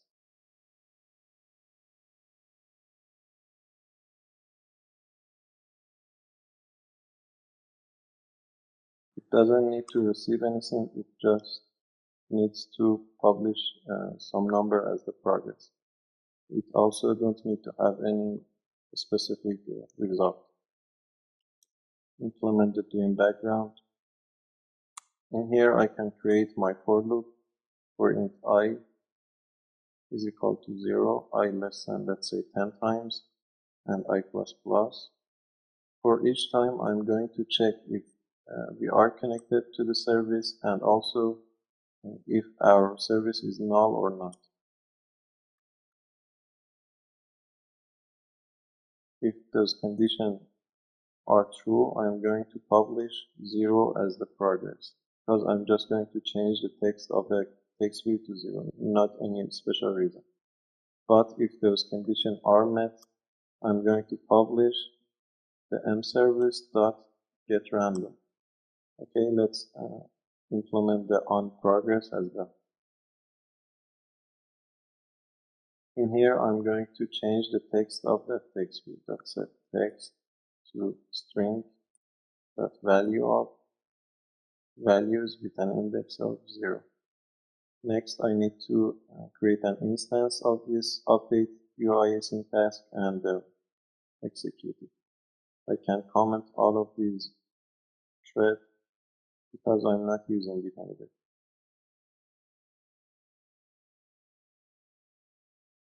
Update UI async task dot execute. I don't need to pass anything as the entry. But if you remember, we need to be careful about memory leaks when we are trying to work with async tasks. For that, I'm going to implement or override this on the story. Also, I need to change this one to a member variable in order to use it in two methods.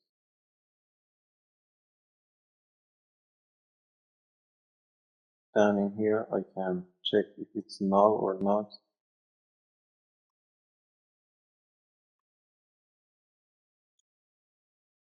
If it's not null, I'm going to cancel. Also, I forgot to split the thread in here after publishing the result. For every time that we are looping, I'm going to split the thread for 1 second. Let's run our application and see if it's working. As you can see, we are getting a random number every second. Perfect. We also can treat bind services like started services. For that, instead of this bind service, I can just type start service, and later on in my service class, I need to override the onStart command, because when we are using that start service, this method will be called instead of this onBind. But I'm not going to do that in here. Okay, I think that's enough about services. In the next video, we will talk about Java schedulers, which facilitates working with background tasks very much. Okay, see you in the next video. Job Scheduler is another option for doing your tasks in the background, and it makes the life of Android developers a lot easier. It has been released since Android Lollipop, or API level 21 to be precise, and it will act upon the condition, not the time. We will see what I mean by the condition. Let's create a new project. You can define the minimum API level to whatever you want, but if you want to use Job Scheduler in your projects, your minimum API level should be 21, or alternatively, like in the previous video, you can check the build version of user's device at the runtime. But if you are choosing API level 21, 85% of the devices by this time are supporting that API level. I'm going to change that to 19, and later on in my code I will check it at the runtime. We can create a job scheduler service by creating a new Java class and extending from job service.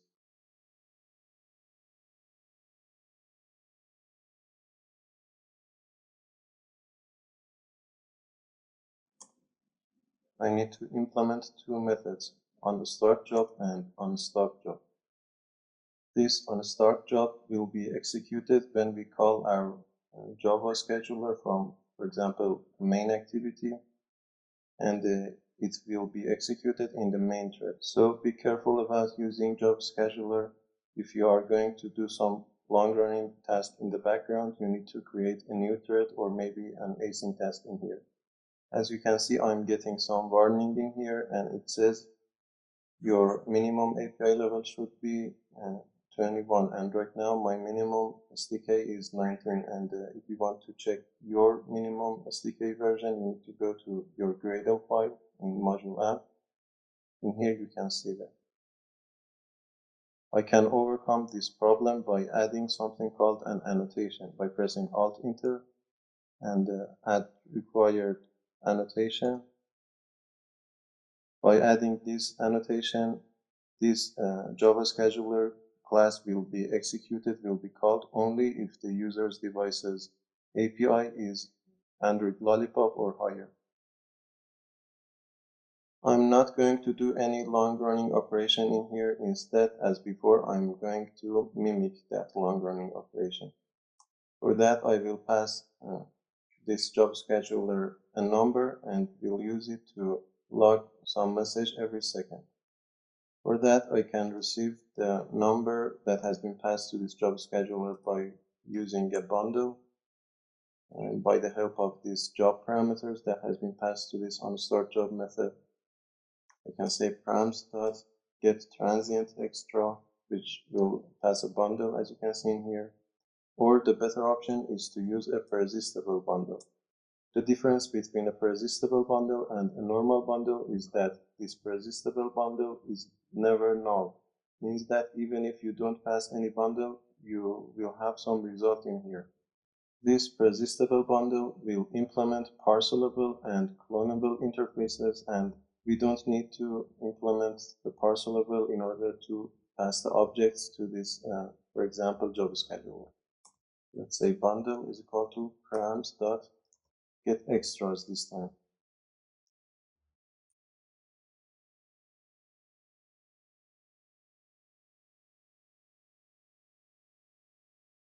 Instead of creating a new thread in here, I'm going to create an async task down in here, and we'll pass this number to the async task, and we'll do the operation in its doing background method.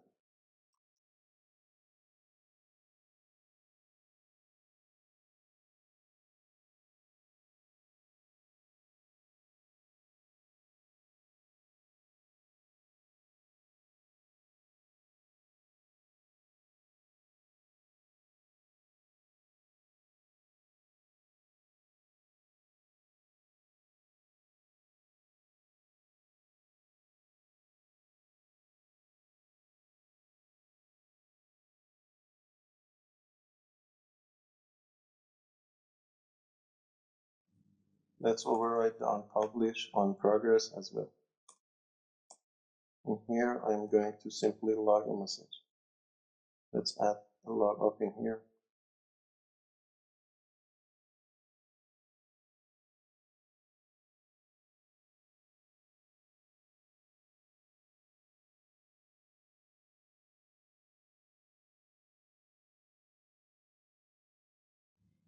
As before, I need to create an instance and execute this async task.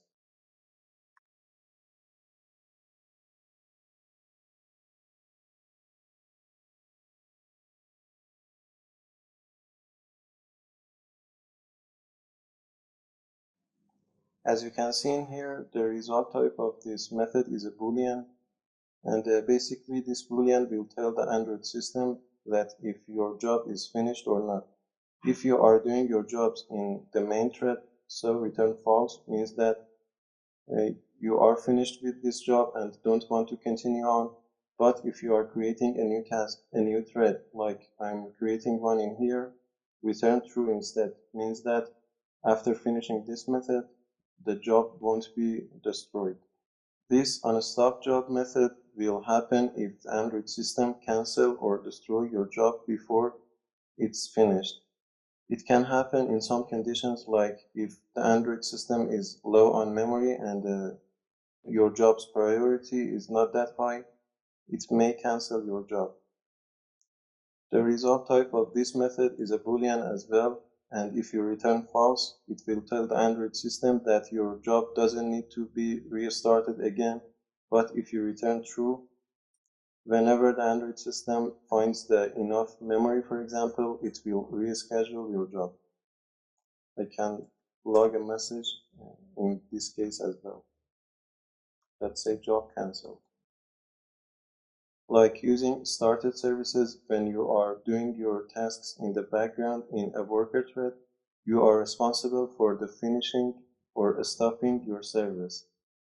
I can stop the service by using something called finish job, but I need to pass the parameters to that finish job method. For that, I'm going to save these parameters in some member variable up in here, job parameters, and in this onStartJob, I will save these params to the variable that I created above in here.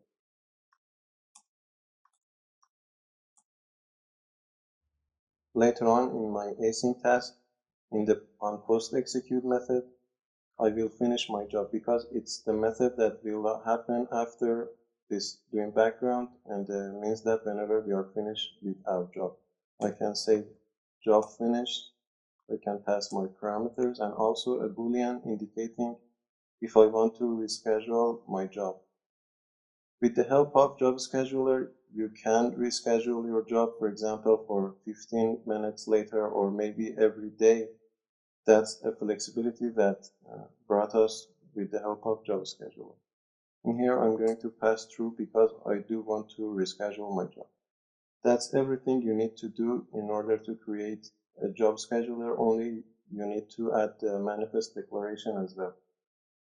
In your manifest file, inside the application tag, you need to add a service tag, the name of your service, but the other attribute that you need in here is a permission.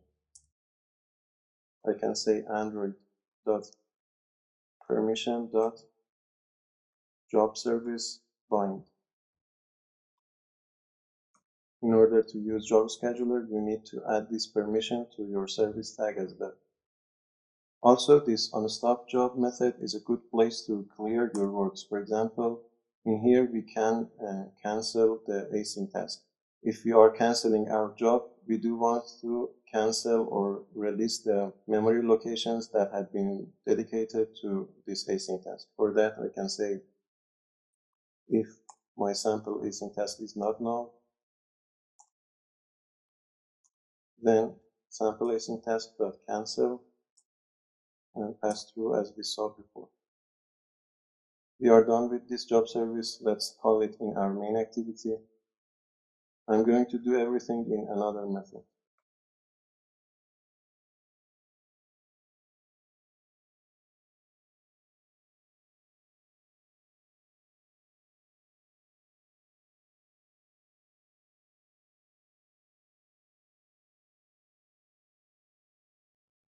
First of all, I need to check if the user's device's build version is upper than API level 21 or not. For that, I can say build.version.stk integer if it's greater or equal to build.versionCode.lollipop, which is API level 21. If it is, first of all, I will create my persistible bundle. Also, I forgot to mention that this persistible bundle is only available from API level 21 and higher. If I don't put this condition in here, I can't use this persistible bundle as well.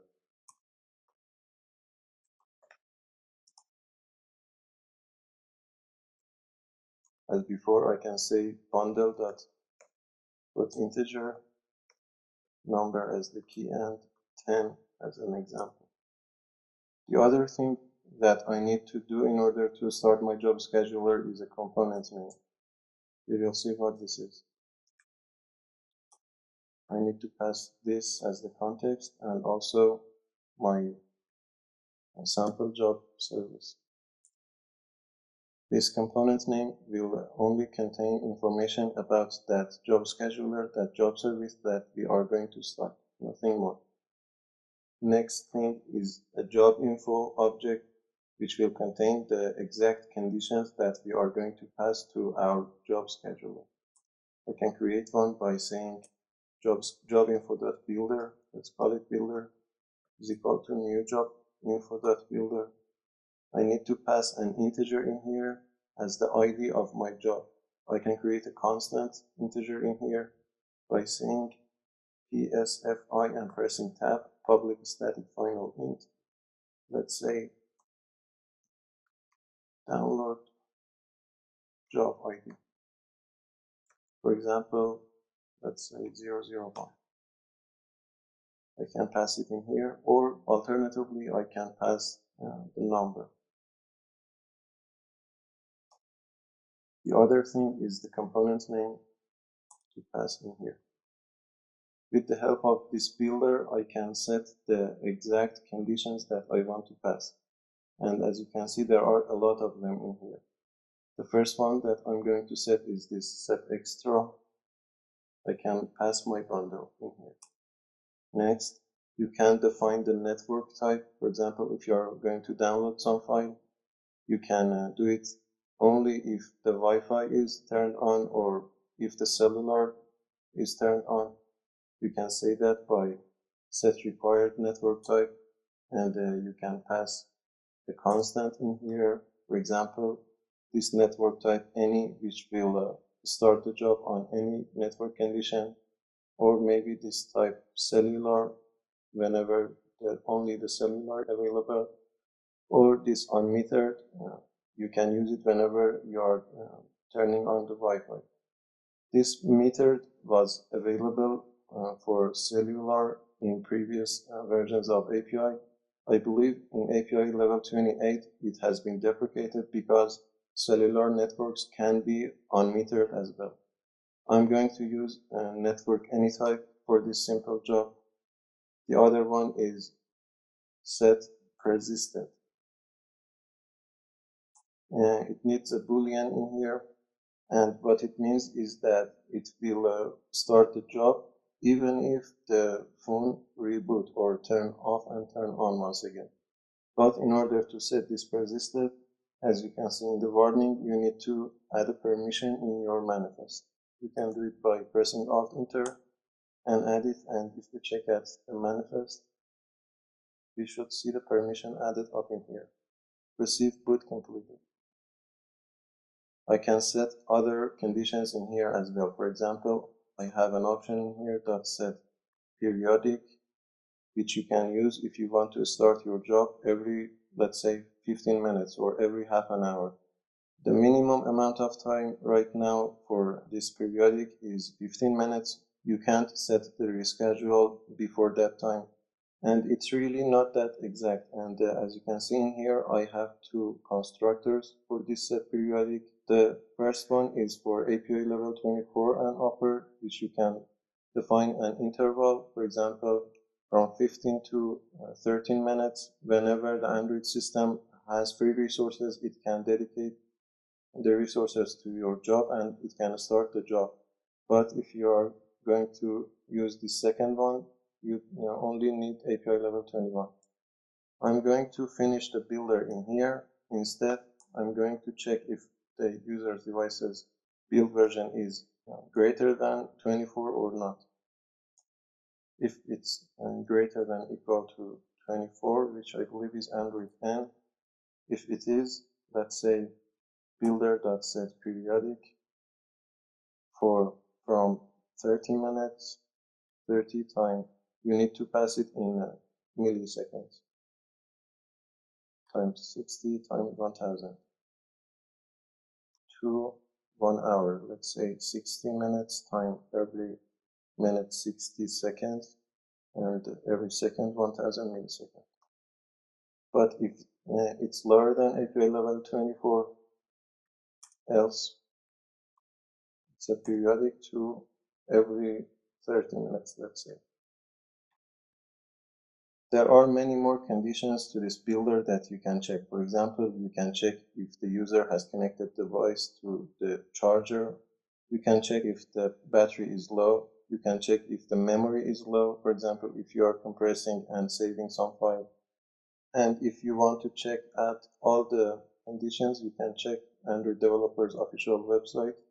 Let's say job info builder Android.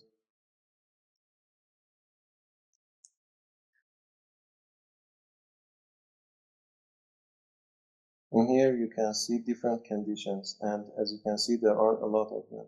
You can click on any one of them and there is a description if you need one.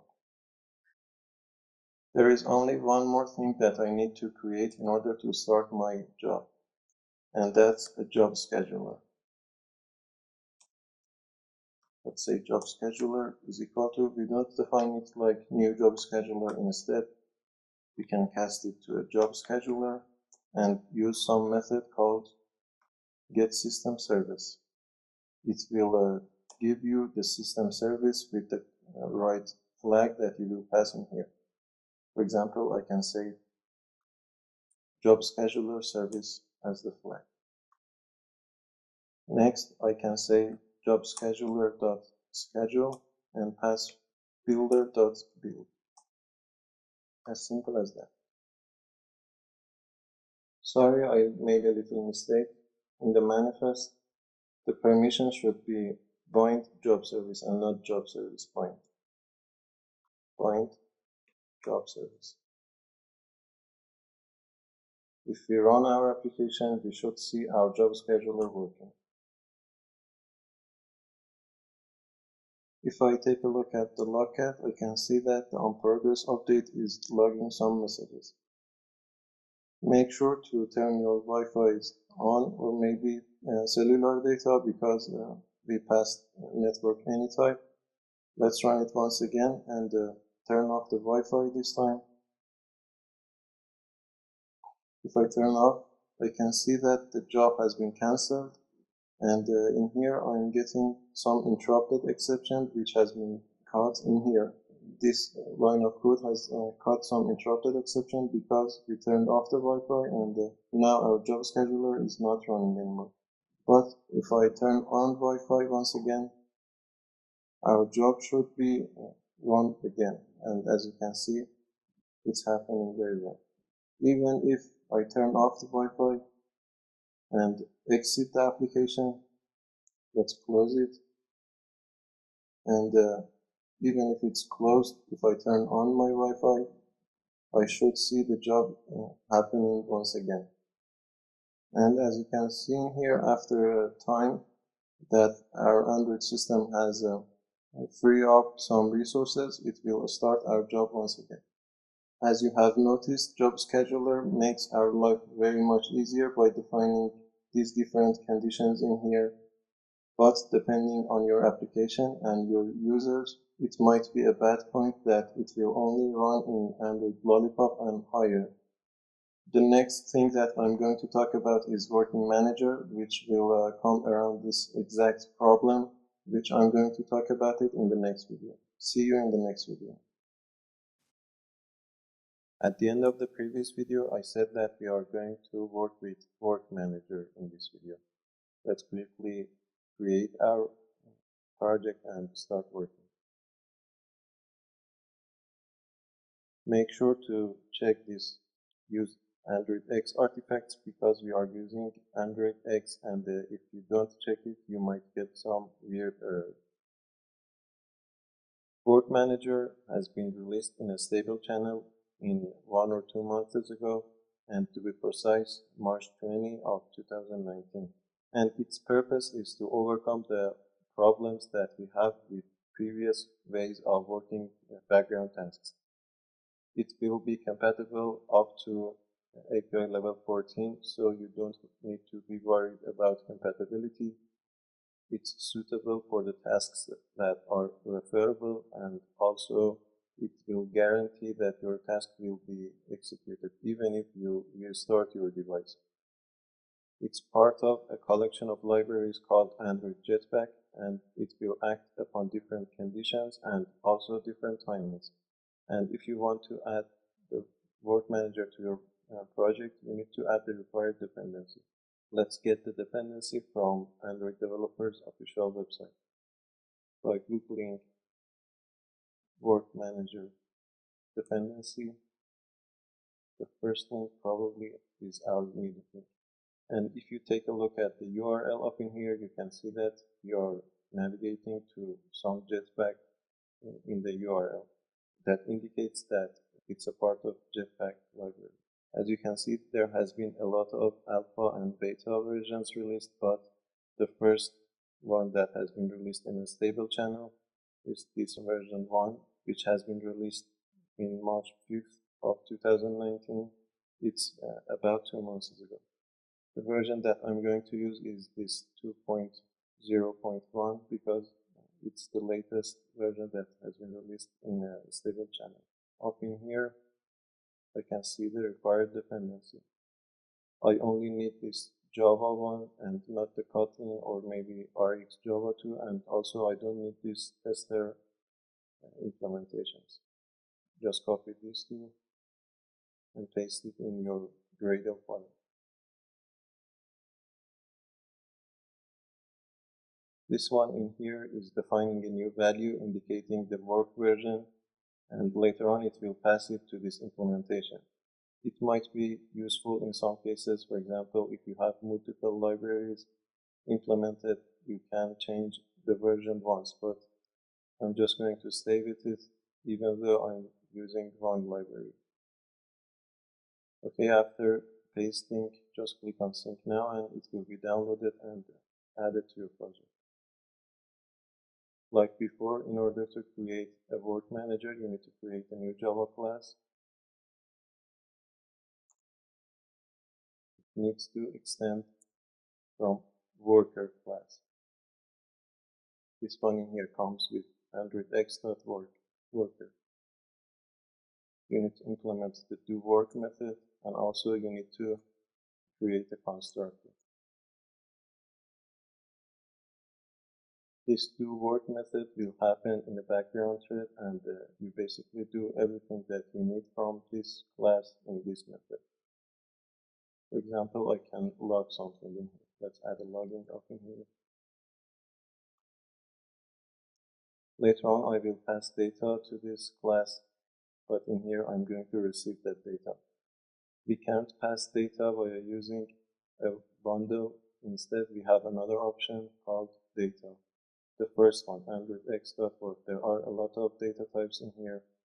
Make sure to import from the first one. Let's call it input data is equal to get input data.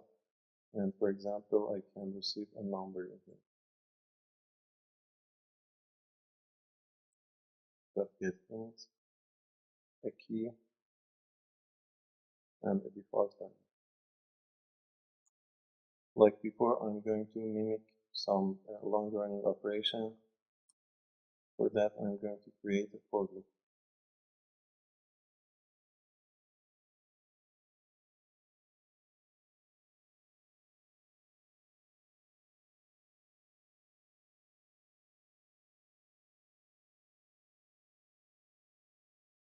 Also, I will pass a name into this data later on in order to show which job is happening right now. Let's get that name.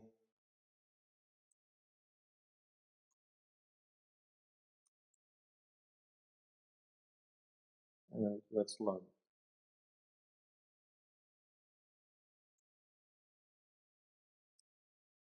The result type of this doWork method is something called result.success or result.failure, or maybe other tags like result.retry. You can return anything that you want depending on the job that you are doing. Because we are at the end of this method and we are sure that our job has been successfully executed. That's all you need to do in this sample worker manager class. Later on in your main activity, you can call it.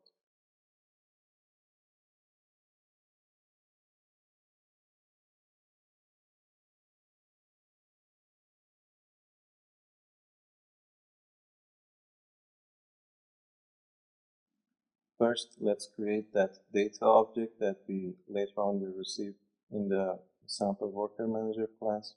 Make sure to choose the right one, the one that comes from this Android X.Word. You can create your object by saying new data.builder. Then you can pass your values. For example, for the number, in here I can say 10. And also I had a string called name.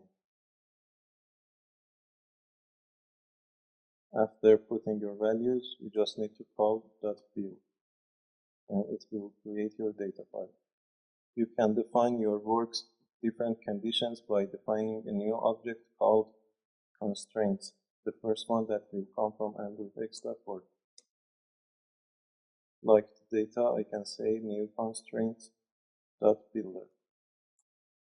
In here, I can see different conditions. Set requires charging, which will execute the job only if the device is in charging.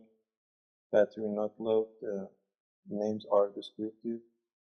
The network type, for example, we can define one. Network type that's not required, unmetered for Wi-Fi connection and also metered for cellular connection. Also, we can pass disconnected, and no matter what the type of the network is. Let's pass unmetered in here. Also, let's pass another condition. Set requires battery not low. We need to pass a boolean in here. Another one may be set requires charging and true in here as well. After that, you need to call the build once again. In order to create your work request, you have two options. One is this one-time work request, and the other one is periodic work request. The second one will give you the ability to reschedule your work depending on different situations like different timing. I'm going to state it one-time work request in here. New one-time request builder. I need to pass my sample worker manager class in here. I need to set the input data to the data that I created above in here. Also set constraints to the constraints or the conditions that I defined up in here. Also, I have different options in here. For example, this set initial delay will execute your task after the amount of time that you pass to this duration. For example, I can say 1 and pass time units dot hours. It will execute my job after 1 hour. But I'm not going to do that because we want to run our job immediately. Let's just call that build in order to create our work request. The last thing that you need to do in order to execute your work is to say work manager dot get instance. It's a singleton class dot enqueue. This enqueue will create a queue and will run the tasks in the background thread one at a time. You need to pass your work request in here. Let's try running our application. In the Logcat, I should see it working. As you can see, we are logging the name and also the number, which is giving me 10. And that's because I passed number in here, but I needed to pass on. Let's run it once again. It has started the name we are receiving, and we are receiving a number at every second. Let's create a periodic work request as well. In my main activity, I can say periodic work request. Let's call it periodic work request is equal to new periodic work request.builder. In here, I need to pass three things. The first one is my sample worker manager.class. The second one is the time that I'm going to run the interval between the works. For example, let's say 15, and the third item is the time unit, which I can say time units dot minutes up in here. After that, I need to pass the input data to the data, or we can create another data dot set constraints. This set constraint and set input data are not essential, and you don't have to pass anything in here. If you don't set the constraints for your request, Android system will execute your tasks whenever it finds the required resources. Let's say constraints in here. After that, build out the request. Once again, work manager .get instance .enqueue our periodic work request. And let's run it once again. As you can see, our work is being executed. After finishing, it will reschedule my work for 15 minutes later. Although this number is not exact, and you can't depend on this 15 minutes, because if Android system doesn't have the required resources, or if it's, for example, doze mode, this task won't be executed.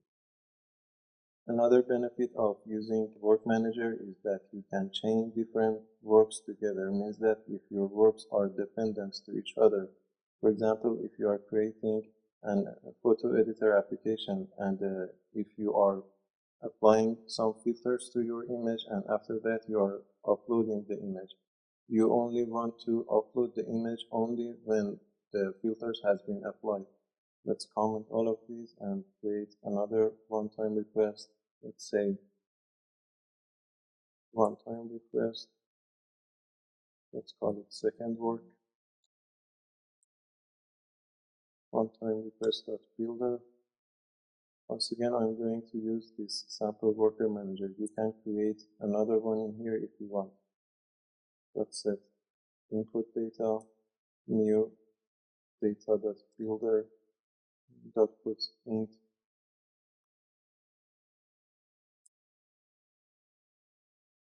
Let's say 5 this time. .put string as the name. Let's say second work. .view. The other one, let's set constraints.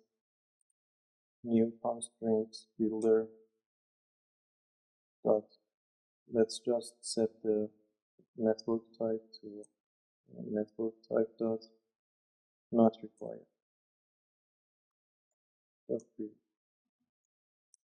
After everything, I'm going to build my second work.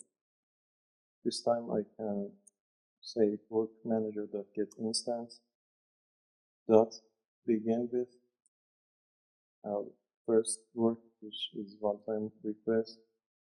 After that, I can say then our second work. I can chain as many work as I want in here by saying .then. Also, you can pass a list up in here in this begin with. For example, if you're applying multiple image filters to your image, you can apply each filter in here. For example, after this one-time request, if I have another work, I can pass that. For example, the third work. But I don't have one in here, so I'm not going to do that. After everything, don't forget to enqueue your work. Let's run our application. In the Logcat, you can see that the first work is executing. But as you can see in here, this first work is executing twice. I don't know the reason, and I'm guessing this latest version that I implemented in my project is buggy yet. It shouldn't happen because we are just calling it for enqueuing it once. I don't really know the reason, but I'm just guessing that it's buggy. But beside that, after finishing the first work, the second work is happening, which only has 5 numbers. With the help of Work Manager, you have a lot more options. For example, you can check for the state of the work that is happening. The state can be blocked, enqueued, or successfully finished. For getting different states of the work, you can say something like work manager.getInstance.get work info by ID. You need to pass a listenable in here. This listenable future, which really is some weird interface. Also, you can set different IDs for your work, also different tags. But there is another option in here, is get work info by ID live data, this one in here. This method will return a live data, as you can see in here, which we will be familiar with, I believe, in the database session. Working with live data is very easy and has many benefits. For that, I'm not going to use this get work info by ID in here. Instead, when we know the live data in database session, we will work with this work manager and that live data. Also, there are a lot more functionalities, like if you are working with Firebase Job Dispatcher, you can easily migrate to Work Manager. All of these beside the compatibility that Work Manager is providing for you. If you notice, we didn't check for build version at any part of our code. Okay, I think that's enough about Work Manager. Usually at the end of every session we had a challenge, but because all the background tasks were similar to each other, I'm not going to put any challenge in here. In the next session, we are going to learn networking in the Android, meaning that how to connect to the internet and receive and pass data to the internet. We will work with things like XML parser, volley library, and also the very useful library Retrofit. See you in the next session. Hey guys, my name is Maysam, and in this session we are going to learn how to do networking in Android. For a starter, I'm going to create this simple application in this video, which is giving me some news about Formula 1. And as you can see, the news are live, meaning that I'm receiving the news about today. And news are coming from this website, this autosport.com. If you take a look at the Formula 1 part in the news, you can see that different news are being shown to my application as well. Almost every good website has an RSS feed, and if you want to take a look at what I'm saying from here, RSS feed, it will give you a variety of options. For example, I am interested in Formula 1, so I picked this URL from here. But there are others as well. For example, if you click on this Formula 1, we are receiving an XML file which contains the details about those news. I'm using something called XML pool parser to cast this XML to the item to show in my application. Okay, let's start coding. First of all, because I'm going to do networking, I need to do that in the background thread. In this video, I'm going to use async task to do my background working. First, let's create that async task.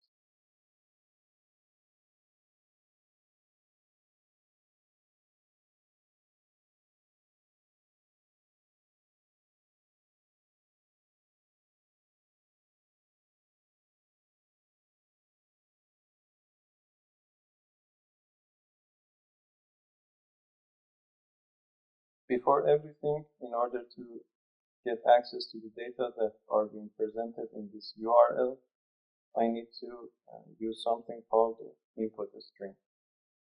Let's do that in another method.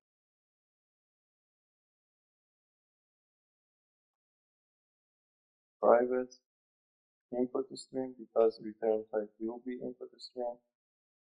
Get input string. Add a login in here. The first thing that I need to create is a URL object. It's a Java class. New URL. And I will pass some string in here. But it can throw some exception, which is IO exception. Let's change this one to an IO exception.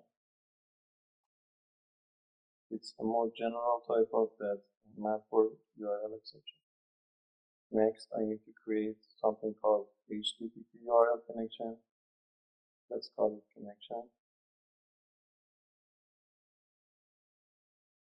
I need to cast it to HTTP URL connection. URL.open connection. I can set different features for this connection. For example, I can say connection.set request method and set it to get. We will be talking more about this request method in the next video when we are working with Wally. There are different types of request method. One is get, others are post, push, put, and things like that. We will be talking about all of them. There are other features as well. For example, set do input to true. We are going to receive some input, so make sure to set it to true. If you are going to post something, for example, if you are trying to upload some image, you should set output to true. There are others as well, but I'm not going to do them to use them. For example, you can set timeout, set read timeout for your connection. You saw different errors about this timeout. For example, if the page, the URL that we are trying to connect to, don't respond to our request, for example, for 10 seconds, we are going to limit our connection, and after that we will come back to our application. The last thing is to set connection.connect. After this, I will return connection.getInputString, which is the return type of our input string. Outside of this try catch, I will return null in case we didn't return anything up to this line. Okay, that's all that I need in this method. Also, I will save my input string in some value. Let's call it input string is equal to get input string. Let's create another method and call it init XML full parser and pass our input string.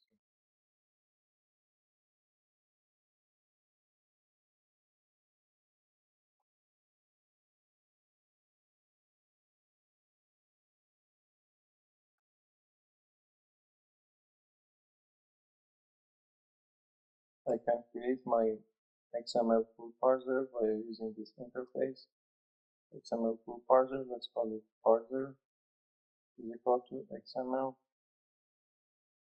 new full parser.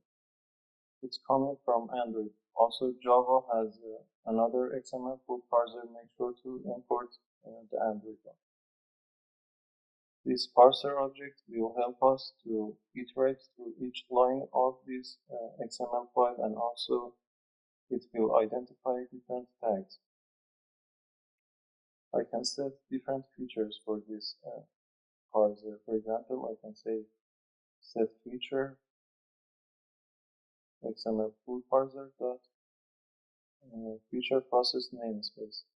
If I set this feature to false, it won't process the spaces between different parts of my XML, but it will throw some exception. Once again, I need to cache that I can surround it with a try catch, or alternatively, I can add it to my method declaration in here. I can throw that exception up in here, and later on in my green background I will catch that exception. After setting this feature, I can say parser.set input to the input stream that we are receiving via the input of this method. The next item is an input type, input encoding, and it means that what version of XML are you going to use. If you pass null, the parser class will know your XML file, and you don't need to specify it in here. Right now, my parser will be at the start point of this XML file. I can navigate or iterate through every tag by saying parser.next tag. But it will throw some exception as well. IO exception once again. Let's catch it up in here. Now that we move to the next tag, our parser is in this RSS tag. I don't like the view of these different tags in XML. I can use some website called Cardview. There are a lot of different options, but I'm going to use this website. In this XML viewer, you can copy your URL, and in this load URL, you can paste it and load it. In here, you can see it much better, your XML file. The first tag is RSS. I can minimize it, and you can see my whole XML file has been put in this RSS.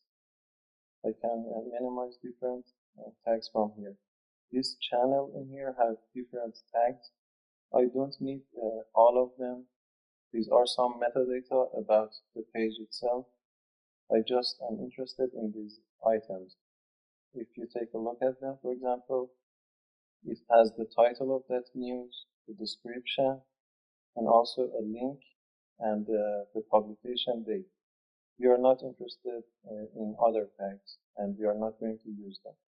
Let's minimize all of these. It should be something about 15 items. Their RSS feed don't allow you to show more than that in your application. Also, I don't need any of these metadata about the page.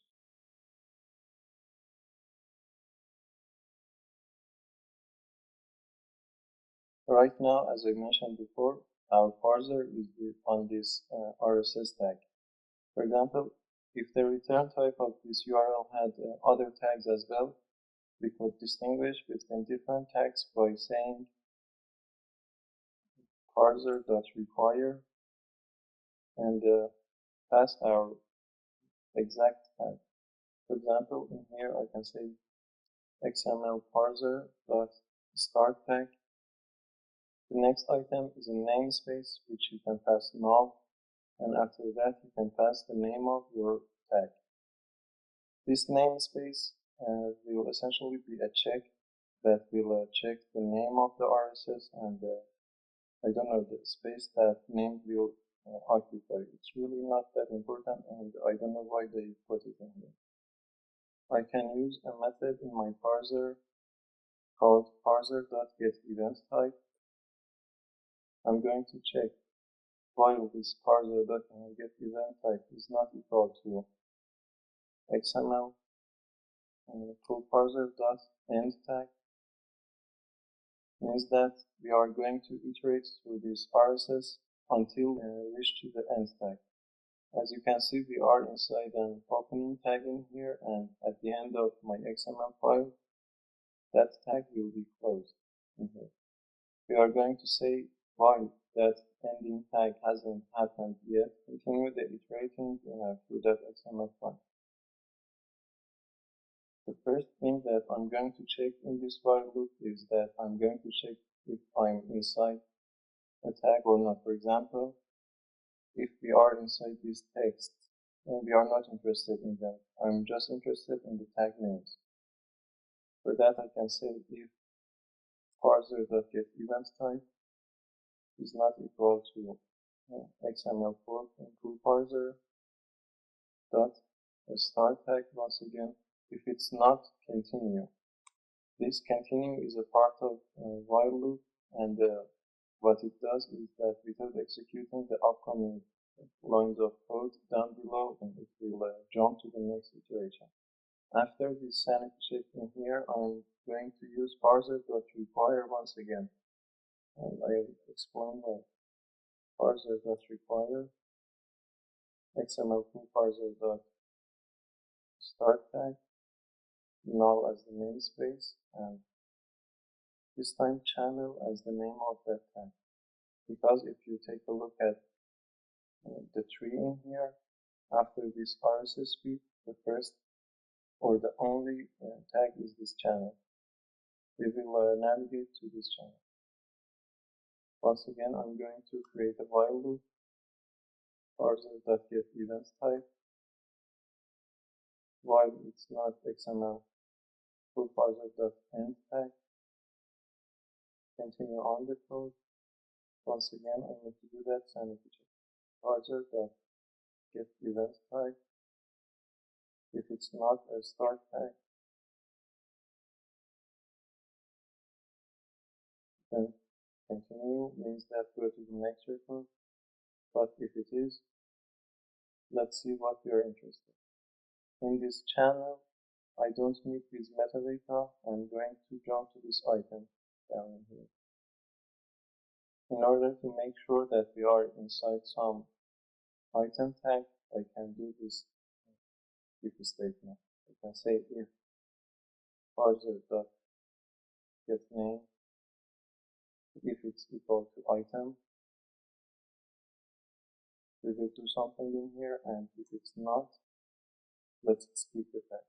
I will create that method later on. Skip the tag. We are going to look into that item element, so our parser once again needs to or requires to find that item element. For that, I can say XML full parser.start tag, null as the namespace, and as the name item. Once again, I'm going to create a while loop, but before that, I'm going to create 4 data for the title, for the description, for the data, and also for the link of that news that we are going to retrieve. String title. I'm going to initialize all of them with this empty string. It's also useful to create a model for your news item. Later on, we will see how we are going to use that. Let's create a Java class called news item. It's a simple project class, private string.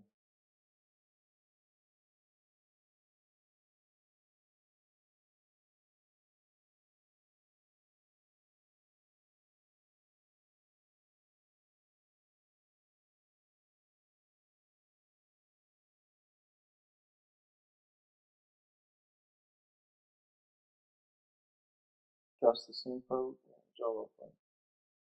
And here I'm going to create a while loop while my parser.getEventType is not equal to XML parser.end tag. We are going to iterate.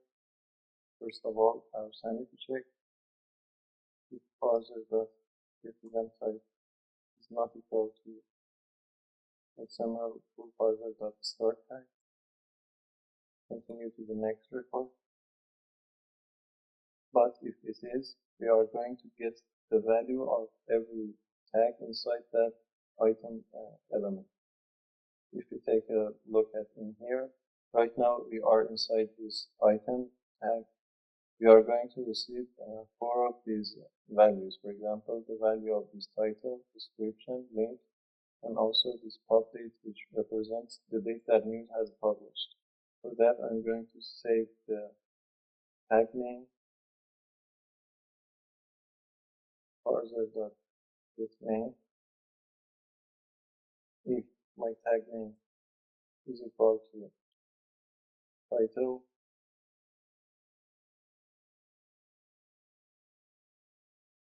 title value or content. I will create that method later on. Else if that equal description, it should be identical, it's important.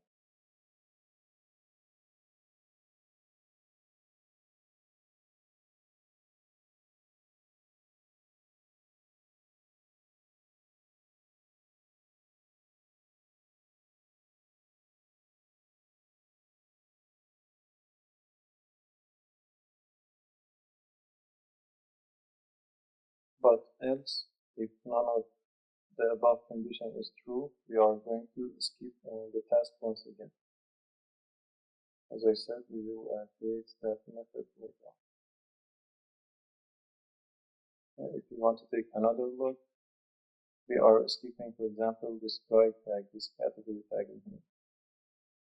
After we've had an iteration through a whole item element, I mean outside of this while loop, I will create a new object of this new item kind, and I will save it in some Arraylist, for example.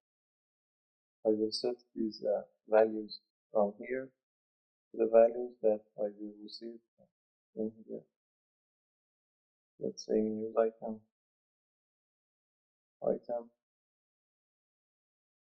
new news item. I'm not sure about the order of things. Description, link, and date. Let's take another look at the class, at the constructor. Title, description, link, date. Let's create an array list up in here in order to save all the news that we are receiving. Array list upfind news item. I'm going to call it news. Make sure to initialize it in your Uncreate. And down in here, add this news item to your array list. News.add and pass your item. I just need two more methods, one for skipping the tags and another one for getting the content. Let's create the content one first. Let's minimize all of these. Private, it's going to return a string.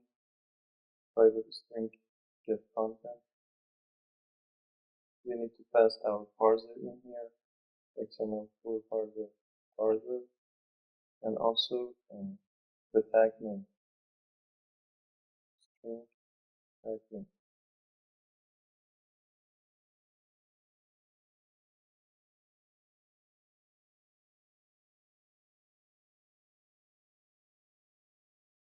Remember that we are inside that item element, and if we want to navigate or iterate through that, for example, title tag, our parser requires to pass that tag.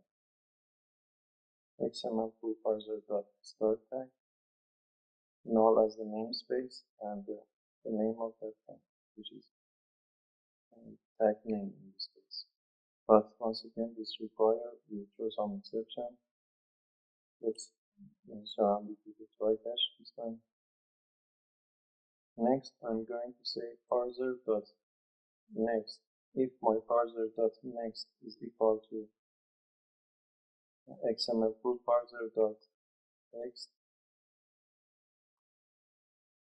this next method will navigate the parser to the next item, and also after navigating, it will return an integer, which we are comparing to this constant in here. At the end, we are just checking that we are iterating, we are looking at the text. If it is a text, then we will save it in a string, for example. Let's call it content, initialize it to an empty string. And after that, inside the if statement, content is equal to parser.getText. After everything, you need to return your content. Return content. Outside of the try catch, return null just in case your parser which doesn't return anything until this line. That's all I need to do inside this getContent. In this method, let's pass the method that we just created. Let's say title is equal to getContent as our parser, and also the title, the name of the tag. Description is equal to getContent as your parser, and also description. Once again, this should be identical to your XML tag.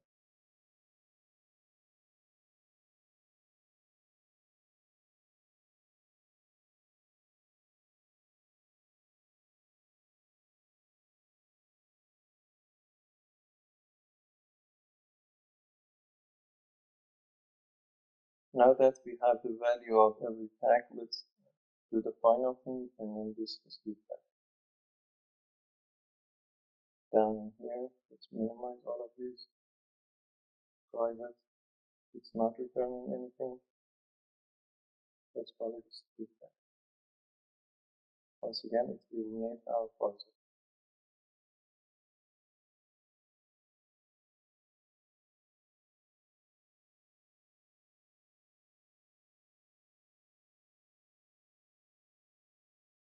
In here, I'm going to do a check. I'm going to make sure that we are receiving the tag and nothing else. I'm going to say if parser.getEvent type, if it's not equal to XML full parser.start tag. Once again, I need to cache this exception. Let's add it to the method declaration. If it's not a start tag, I will throw a new exception. For example, in here, the one that I need is without state exception. But if we pass this point, I'm going to create a number and we will see why. Initialize it to 1. I'm going to say while number is not equal to 0. I will type the logic in here and later on I will talk about it.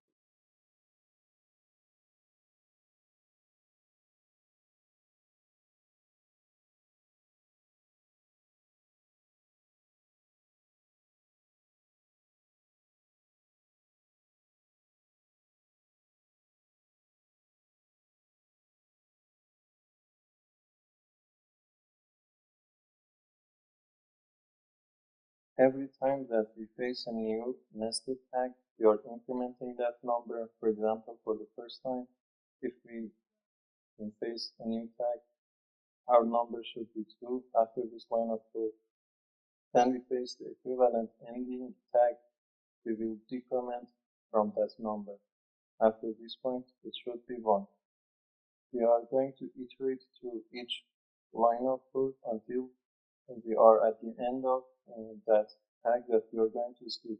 Then this start tag won't be the case. This end tag will be executed and we will decrement from this number. It will be 0 and this while loop won't be executed. That's all I need to do inside this skip tag. After that, our parser will skip the tag that we are trying to skip. Let's add it in these 2 points.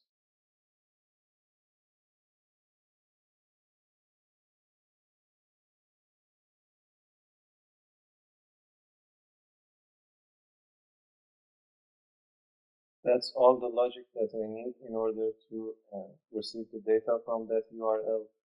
But also I need a Recyclerview and a Recyclerview Adapter in order to push data to that Recyclerview.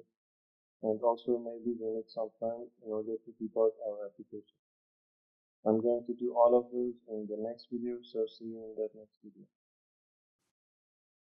Before we continue on, I would like to fix a few mistakes that I made in the previous video.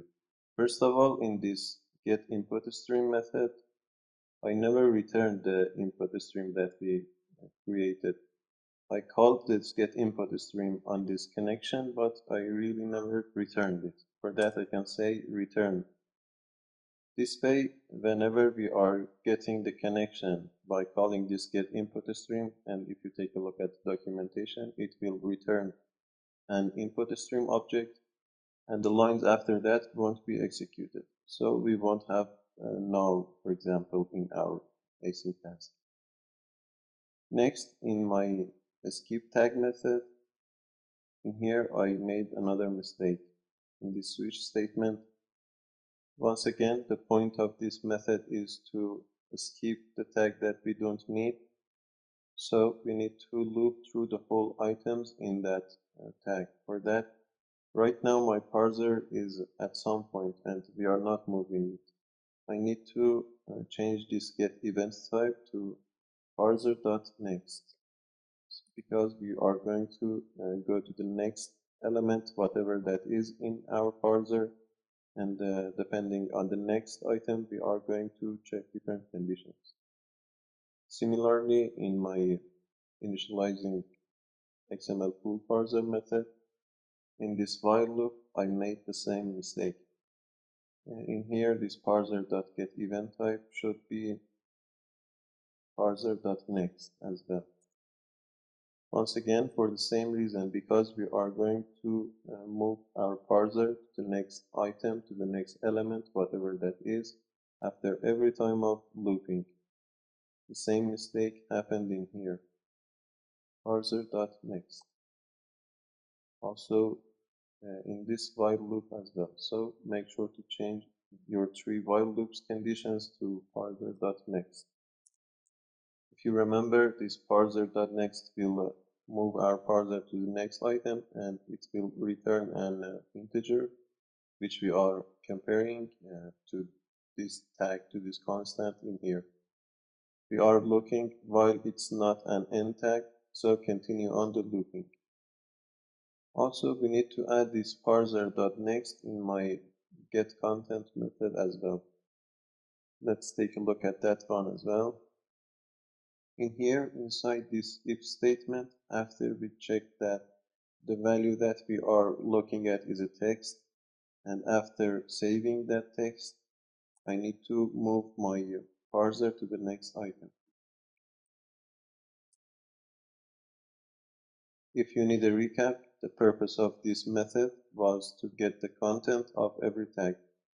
If you want to see it in your XML file, for example, if this is the tag, this description, this one should be its content, its value.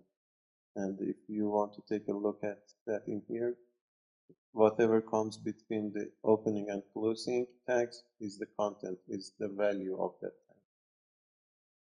Okay, now that we have fixed our code, let's create our Recyclerview Adapter. Later on, I'm going to pass this Arraylist up in here to my adapter so that our Recyclerview can show these items, these news. First of all, I need to create my list item for my Recyclerview. Let's call it adapter list item. I have implemented Cardview and Recyclerview dependencies in my Gradle file. We have seen both of them a ton of times, so I skipped those steps. After that, I created this simple layout file, which contains a card view and an ID for that card view. In here, added a corner radius and a layout card elevation, and 3 simple text views, nothing more. Let's create our Java file for our adapter.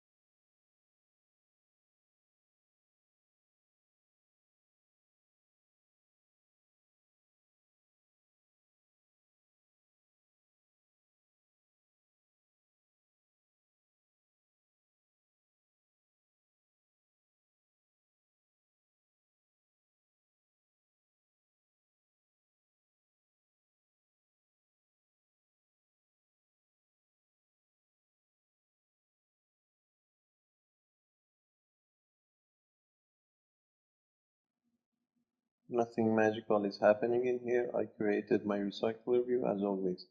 First of all, I created my Viewholder Class, initialized my layout items. After that, extended the Recyclerview Adapter from Recyclerview.adapter. I needed to implement 3 methods in here. Also, I created 2 constructors. I created this context in here because later on we will need it when we want to navigate the user to another activity to show the URL to him or her. And also I created this news array list, which I forgot to create a setter method. A setter for my adapter and notify dataset changed after that. In this Unbindviewholder, I will initialize my layout files. Txt title.set text as always, news.getI.getTitle.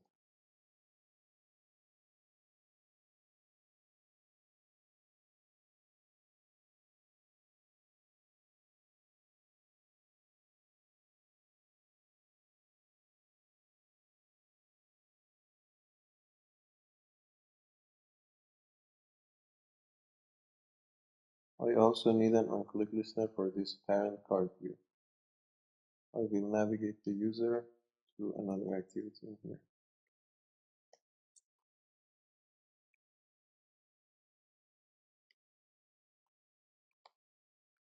Let's quickly create that activity.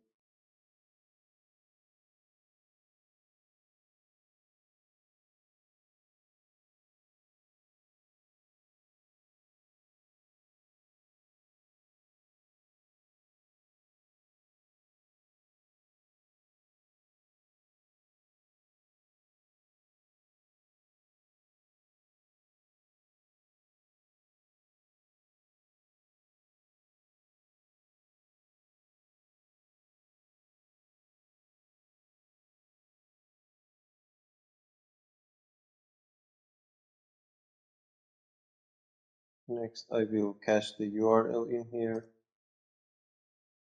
which I will pass by an intent later on. But of course, I need to get null pointer exceptions.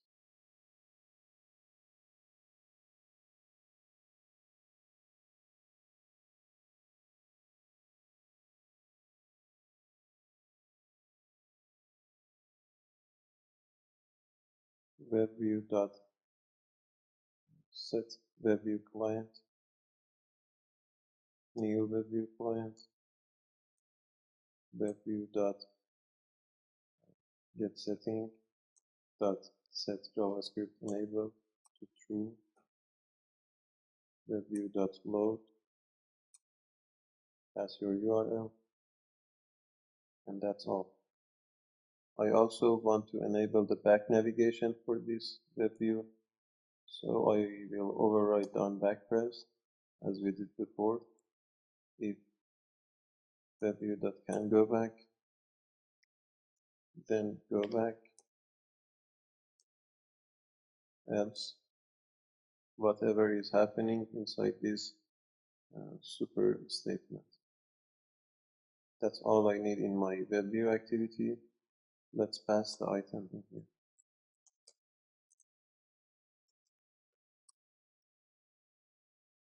From context to WebView activity.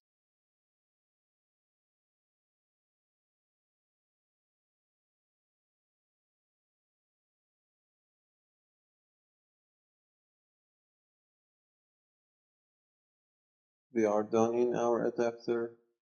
Let's initialize that adapter and a Recyclerview in my main activity layout file.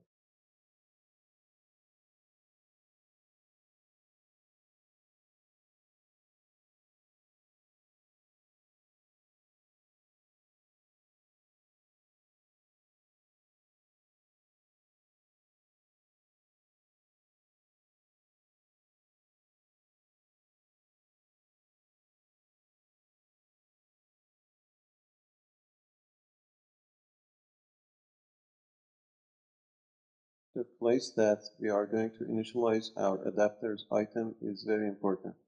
I'm going to do that in my async tasks on post execute method because that's where we are finished getting the data from internet. In here I can say adapter.set news to the news that I defined up in here. It's also worth noticing that I didn't need to do all these methods in here. I just needed to define my input stream or get my input stream in here inside this doing background, because Android Studio won't allow you to do networking in the main thread, but the others I could do in the UI thread. For our simple example, this is good because, as I mentioned in the previous video, we are going to receive only 15 news each time. So that won't be much, and its fetching and parsing won't take too much time. But if it's a bigger application and you are working with larger data, you probably want to avoid this behavior, and you probably should do parsing in a worker thread like we are doing it in here. Okay, we just need to execute our async task.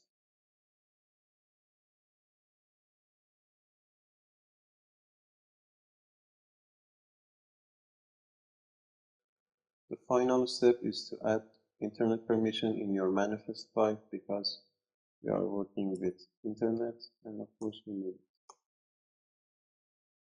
I just need to set the adapter to this Recyclerview and we are good to test our application.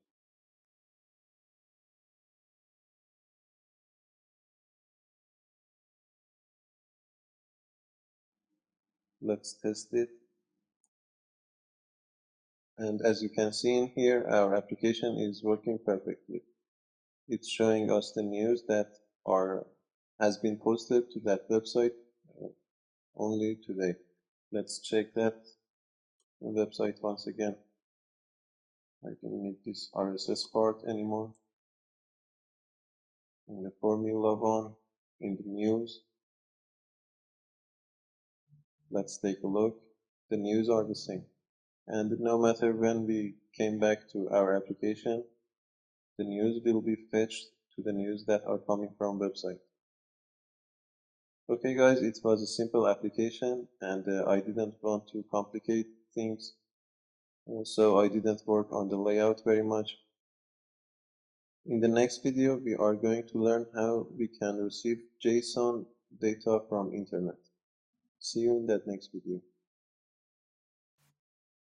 In the previous video, we have seen how we can parse XML files. XML files can be used to pass data from, let's say, your web server to your application, but it's not the most common way. The best option instead of using XML is using JSON files. Let's take a look at what a JSON file is. There's a website called jsonplaceholder.typecode.com which will give you some fake JSON data.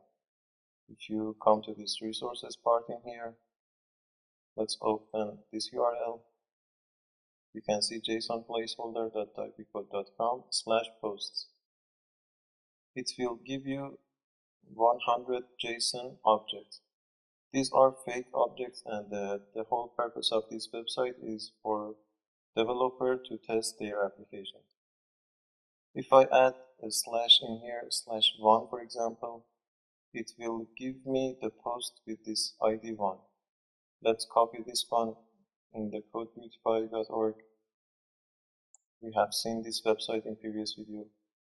We worked with this XML viewer in the previous video, but in this video we are going to work with JSON viewer. Copy your JSON object and click on this beautify. Let's maximize this and maybe zoom it. This here is a JSON object. We use JSON to pass data between different languages. In our case, we use it to pass JSON from a web server, which we will create in future sessions, to our Android application, or vice versa. We will pass data from our application to the web server. But even if it has JavaScript in its name, that's not related to JavaScript. Every JSON object starts and ends with curly braces. Inside these curly braces, we have key pair values. For example, in here I have user ID as the key and 1 as the value of that user ID. As the values, I can have integers, I can have strings, maybe booleans, and also I can have nested JSON objects as the value as well. We will see how will that work. This JSON object in here represents a post, which in an actual application it will come from your database, let's say. Different values are being separated by a comma in a JSON object, and even you can have multiple objects in a row. For example, in here I can put another comma, and in the next line I can create my object. For example, I can say another user ID, this time 2. Let's create another object together. ID 2, a title, its value, first post, another comma, and a body representing the text of that post. Let's just say hello world. Right now we have two different objects in a row, but this is not an array of objects. If I want to make these two as an array, I can add a square bracket up in here and another one down in here. Let's indent them. The spaces are not important in the JSON. I just wanted you to see it a little better. Right now I have an array of JSON objects. And it's important to know that JSON objects inside the JSON array are not ordered. You should order different objects if you need in your array, for example, by this ID. I can also have nested objects inside a JSON object. For example, let's create a student object in here. Let's give it a name, an ID of 1, and a number. Remember that you don't need to create your JSON objects yourself. I'm just creating one in here so that you could practice and see what a JSON object is containing from. Let's pass the number as an string. And if I want to have an address, for example, in here, I can say address and create a new object. Inside this address, I can have another JSON object. For example, let's say street. Let's give it a number. Another one for the city. Let's say Zurich. And another one for the country. Let's say Switzerland.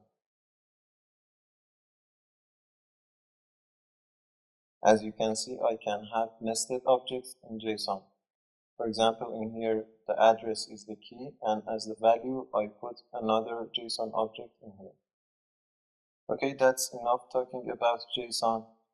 Let's switch to Android Studio. In order to read and parse JSON files, like the previous video, I can use a class called JSON Reader, but as the previous video was, it can get really confusing sometimes. For that, I'm going to use an external library called JSON. It has been developed and supported by Google. You can find the required dependency in their GitHub page. If you come down in here, add this line of code to your Gradle file.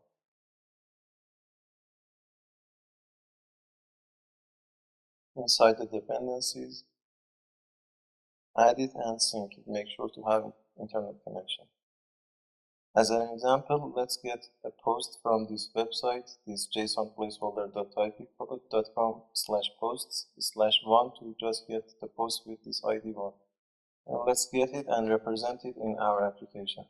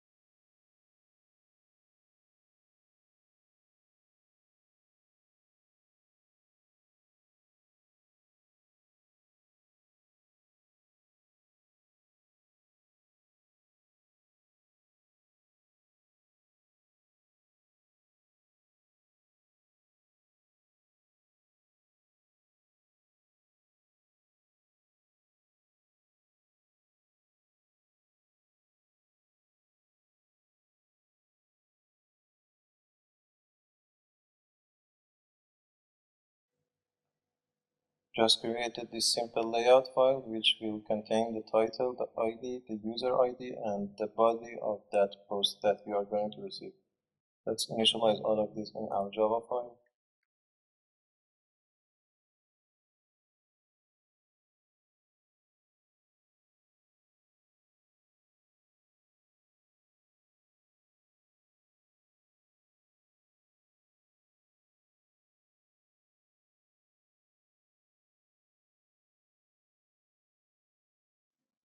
Just initialized my layout items and nothing more. With the help of JSON library, you can parse different texts to a Java object and let's say Java objects to JSON texts. For that, I need to create a model of that post that I'm going to receive. Let's call it post.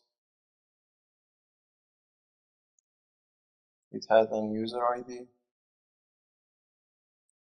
Make sure that these fields in here are identical to the text, to the JSON file that you are going to receive. For example, in here I have an integer of ID, two strings of title and body. Private int ID,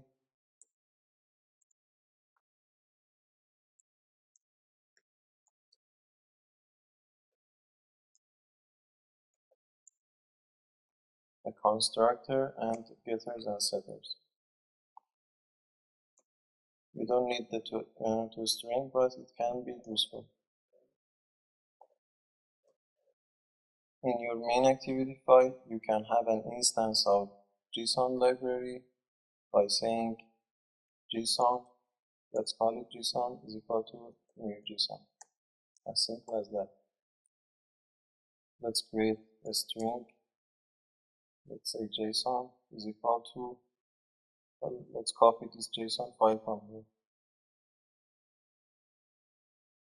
As you can see, it has added some backslashes for me. What these backslashes does is that it will ignore the next thing that comes after this backslash. In this case, it will ignore this double quotation. But also it had added some ones that I don't need. For example, before this backslash n, I don't need another backslash. We do need to go to the next line when our text is too long.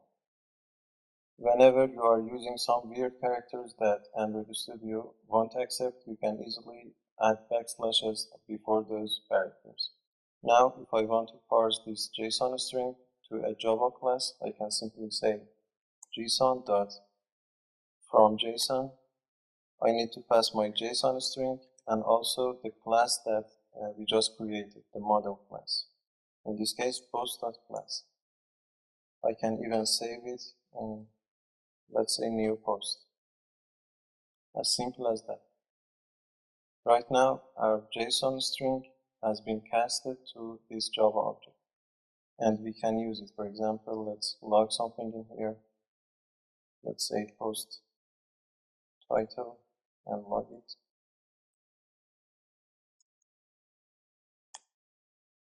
Let's run our application and see if it's working or not. In my Logcat, I should see the title of that post. Let's search for title. And as you can see in here, I'm getting the title of that post. I can set the text of different text views in my application to the JSON that I'm receiving.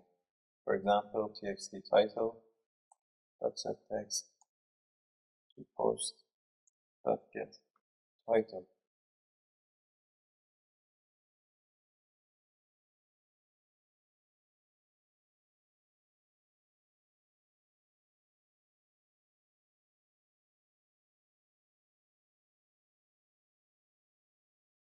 Also make sure to define the integers or cast the integers to a string because you might get some errors. Also I need to do it for this user ID as well because if you remember that was an integer as well. Okay, let's run it and see if it's working. As you can see, I'm getting the values. Vice versa, I can cast my Java objects to JSON files as well. For example, let's create a new post in here.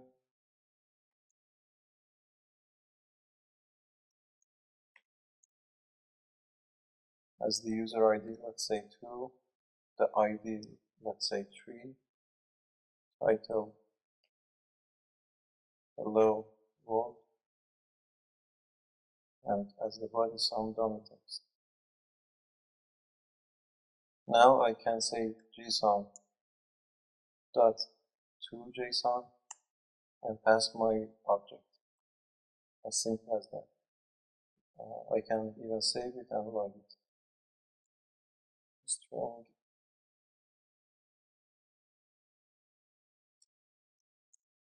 Let's log it.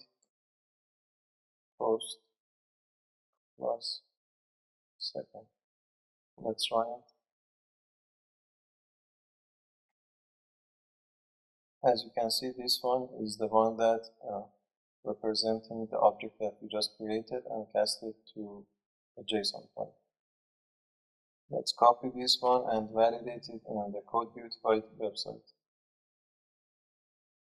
If you click on this Beautify, you can see that you have a valid JSON file. And for example, if I had another character in here, I will get some errors. But no errors will show that my JSON is valid. I can even work with arrays in JSON. For example, let's create an array of posts in here. Let's call them posts is equal to, I need to create another string in here, post array, let's call it. I can copy some posts from here. Let's copy the first 4 one. I need to delete this comma and add a square bracket at the end of that text that I just copied. As you can see, there has been a lot of backslashes added in my JSON file. In here, I can simply say JSON dot, once again, from JSON. I need to pass my posts array JSON object and also the class, which is post within a square bracket dot class. As simple as that. Now I have an array list of different posts. And if you want to make sure, I can say third post, for example, title. We are going to get the third item, which its index will be 2. I can say posts with an index of 2 dot get title. Let's run it and see if it's working. In the Logcat, you can see that third post title is this text. I think it's Spanish. IPSA sit out. Let's take a look at the third item. This one in here is the title. That's fine. This JSON library has a lot more features, which we will work with few of them in future videos, for example in retrofit videos. But for now, I think that's enough about this JSON and also the JSON itself. In the next video, we will work with Volley library, which is a very useful library that will make networking in Android Studio very easy. See you in that next video. In this video, we are going to learn how we can do networking with the help of an external library called Volley. Volley has been introduced in 2013 and it has the Google support behind it. Before we jump to Volley, I have created this simple layout file in here. If you take a look at it, it will present the ID, user ID, a title and a body of every post in which we are going to receive from JSON placeholder website like we did in previous video. And essentially in my Java file, I have initialized this item just to save your time. In order to use Volley, you need to add the dependency. But before that, I am going to add a JSON dependency, which you can find on their GitHub page to my project, because I'm going to use that.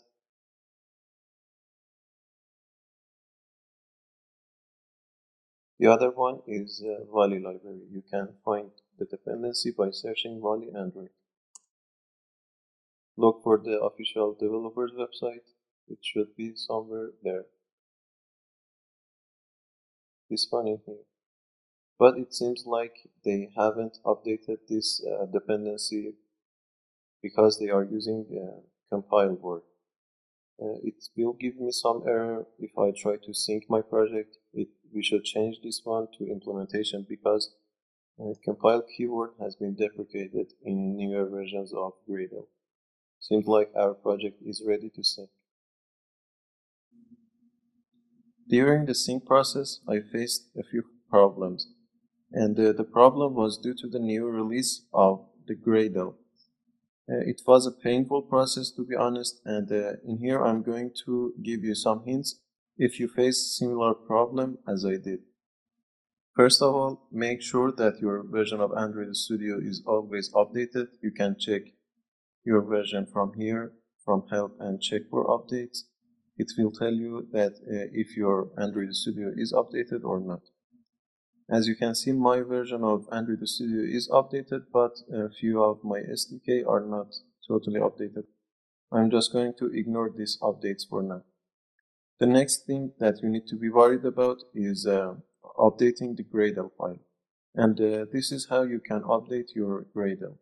You can simply search for Gradle updates for Android Studio, the official developer's website. They have a release notes. Down in here in this table, you can see that the later version for Gradle is this 5.1.1. If you want, you can copy this line of code in here and paste it in your Gradle wrapper.properties. In here, instead of this link, which mine is updated right now, you can paste it and sync it. It will be downloaded to your project. But it's important to know that when you update your Gradle file, you probably would need to restart Android Studio. And in my case, you probably need to restart your system. And the reason is that because you need to stop all the Java processes that are being run at the background. For that, you need to restart your computer. Also, the other options that you have in case you face an error related to Gradle, first of all, is to rebuild your project from here, or the other option is to close Android Studio or close this project and run it once again, or you can invalidate caches from here. It will restart Android Studio, but it will clear the cache memory and restart everything. This might help you in some cases that you face a Gradle error. Okay, let's continue on with our project. I have added JSON and Volley in my project. If you want to work with Volley, you need to create a request first, and you have three options for creating a request by using Volley.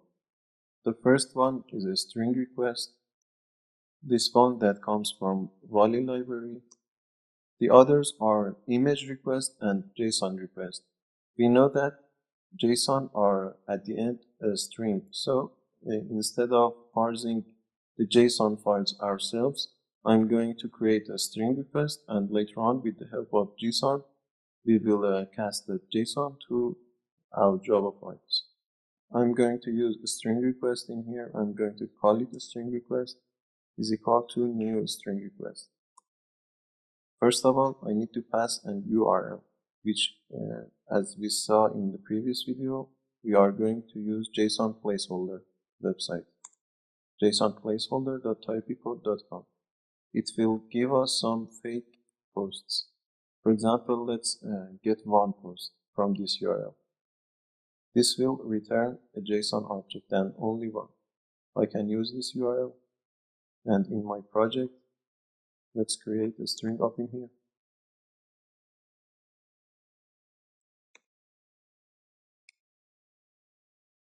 I can pass my URL down here. The other one is a response listener, which we will see what it will do. This onResponse method will be executed whenever we receive a response, for example, from our server. And also it's important to know that no matter where we start our request, This onResponse will always be executed in the main thread. So don't do heavy things in here. The next thing is an error listener, response.errorListener, which, as the name applies, will only be executed whenever an error occurs, like that 404 error that you probably have seen. It will occur whenever we try to reach to some URL that doesn't exist. Or, for example, let's say when we interrupt the internet connection, or maybe some internal error happened at our server. We can finish our sentence from here by putting a semicolon. I know for a fact that my response will be a JSON file, so in here, with the use of JSON, I will cast that string to a Java file. Let's initialize our JSON up in here. But if you remember from previous video, if we want to cast JSON to a Java file, we need that Java file and a model to be precise. So let's create that model. In my package, a new Java class, I'm going to call it post. And if you are wondering where are all of these coming from, once again, from here, from our fake response. A body, a title, an ID, and a user ID. A constructor, and getters and setters.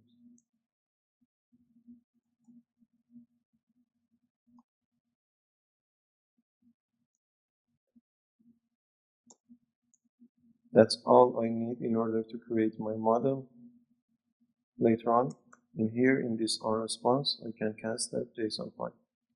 I can say JSON dot from JSON. I can pass my response and my Java class, which is post.class.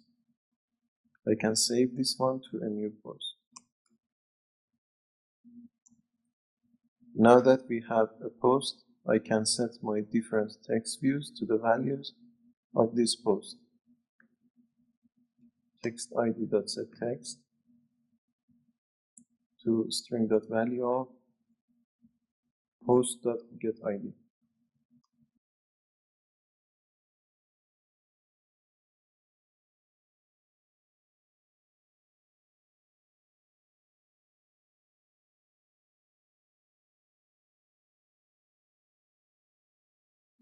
Also, it's important to specify the request type that you are going to send to that server.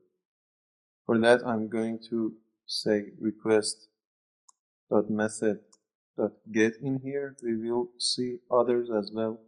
For now, we are just getting some values. For that, I can pass this get at the beginning of this constructor. Let's add a log down in here as well. Or let's print its stack trace, error.print stack trace. Now that we have created this string request, I need to create a request queue in order to pass this string request and other requests to that queue, and all of that will be handled by Volley. Let's create one by saying request queue. Let's call it request queue is equal to Volley dot new request queue. I need to pass my context, and I can pass my string request by saying request queue dot add string request. As simple as that. There is one more final step, which is request queue dot start. This request queue will be executed in a background thread. And the beauty of using Volley in your projects is that you don't need to be worried about a networker thread or maybe a cache thread and all that we have discussed in previous video. It will create a new thread, a worker thread, and do all the networking in that thread. Just before I run my application, I need to add internet permission in my manifest.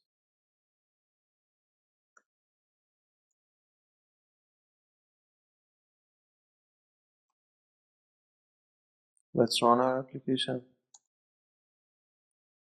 And as you can see, I am receiving the data that are coming from JSON placeholder.typeport.com. But let's talk a little bit about this get in here. This get is a HTTP request method. There are others as well, like post, which we will be using a lot in future videos, and also put and delete and others. But you might be wondering what HTTP is. You can think of HTTP like a protocol between your application and the web server. For example, when you meet a new person, the protocol is to say hello to that person. When you are trying to connect with a web server, there is a protocol involved as well. In that protocol, you need to specify the type of request that you have. For example, this get, post, put, and others. And also the name of the client that is requesting, which is our application in this case. Also the address of the receiver, which is this URL in here. It will be put in HTTP. And some other metadata about that web page. I'm not going to discuss much about HTTP. You just need to know that it's a protocol between a client, which is our application, and a web server. You can receive data from a web server by using get, like we did right now, and we can send data to that server by using post. Let's see how this one works. We can set the data that we are trying to post to that web server in here after this parenthesis that will end our string request. I can open and close a new curly braces, and inside those curly braces I can type get parameters or get params. The return type will be a map. We need to put our data inside a map and then send those data to that server. If you remember from Java sessions, our map has key values in which I need to define the type in these diamonds in here. For example, I can set a string and a string for both key and value. Let's call it map is equal to new hash map. Then I can put different values. Map.put as the key, let's say ID, and as the value I can say string.value of 1, for example. I can put different values for that post. We will be using this post method whenever, for example, if we have a social media app, the user posts a new post. Map.put, let's say user ID, and as the value, this time a string.value of, let's say user number 2. Map.put as the title, my first post.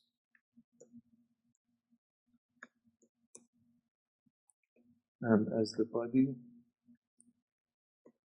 set greeting role. Also, it's important to know that the value that you send to that web server, to this typey code, these are not real actions. This won't change any data on this website. And if you want to take a look at their documentation, you can come down in here and click on this see more details. It will navigate you to their GitHub page. And here is their documentation also if you need a little bit help in this creating a resource, which what is we are doing, we are posting. They say that they won't really create a new value on the server, but it will be fake. For example, if we post these values to the web server, it will return a fake post to us. The last thing that we need to do is to return this map instead of this super statement. Let's run our application and see if it's working. But as you can see, I'm not getting back the values, and the reason is I put the wrong URL in my website. Let's take another look at JSON placeholder. As you can see in this route, you can see the post option is only available for the general posts. We are using this post/1 as the URL right now. We need to change that. Up in here, I can delete this one. And this time, if I run, I should get back the results. As you can see, the result that I put has been added in here. You probably had noticed that this ID is not what I added, and that's because this ID is auto-incremental in their website, in their database. Just know that you can change this ID, it will be auto-incremented by the SQL language. Okay, I think that's enough about Wally, but if I want to be honest with you, nobody really works with Wally these days. And as you saw at the beginning of this video, even Google didn't update their documentation on Android developers' official website. There is a better library instead of Wally called Retrofit that has much more flexibility in working with networking, which we are going to learn about that in the next video. So see you in that next video.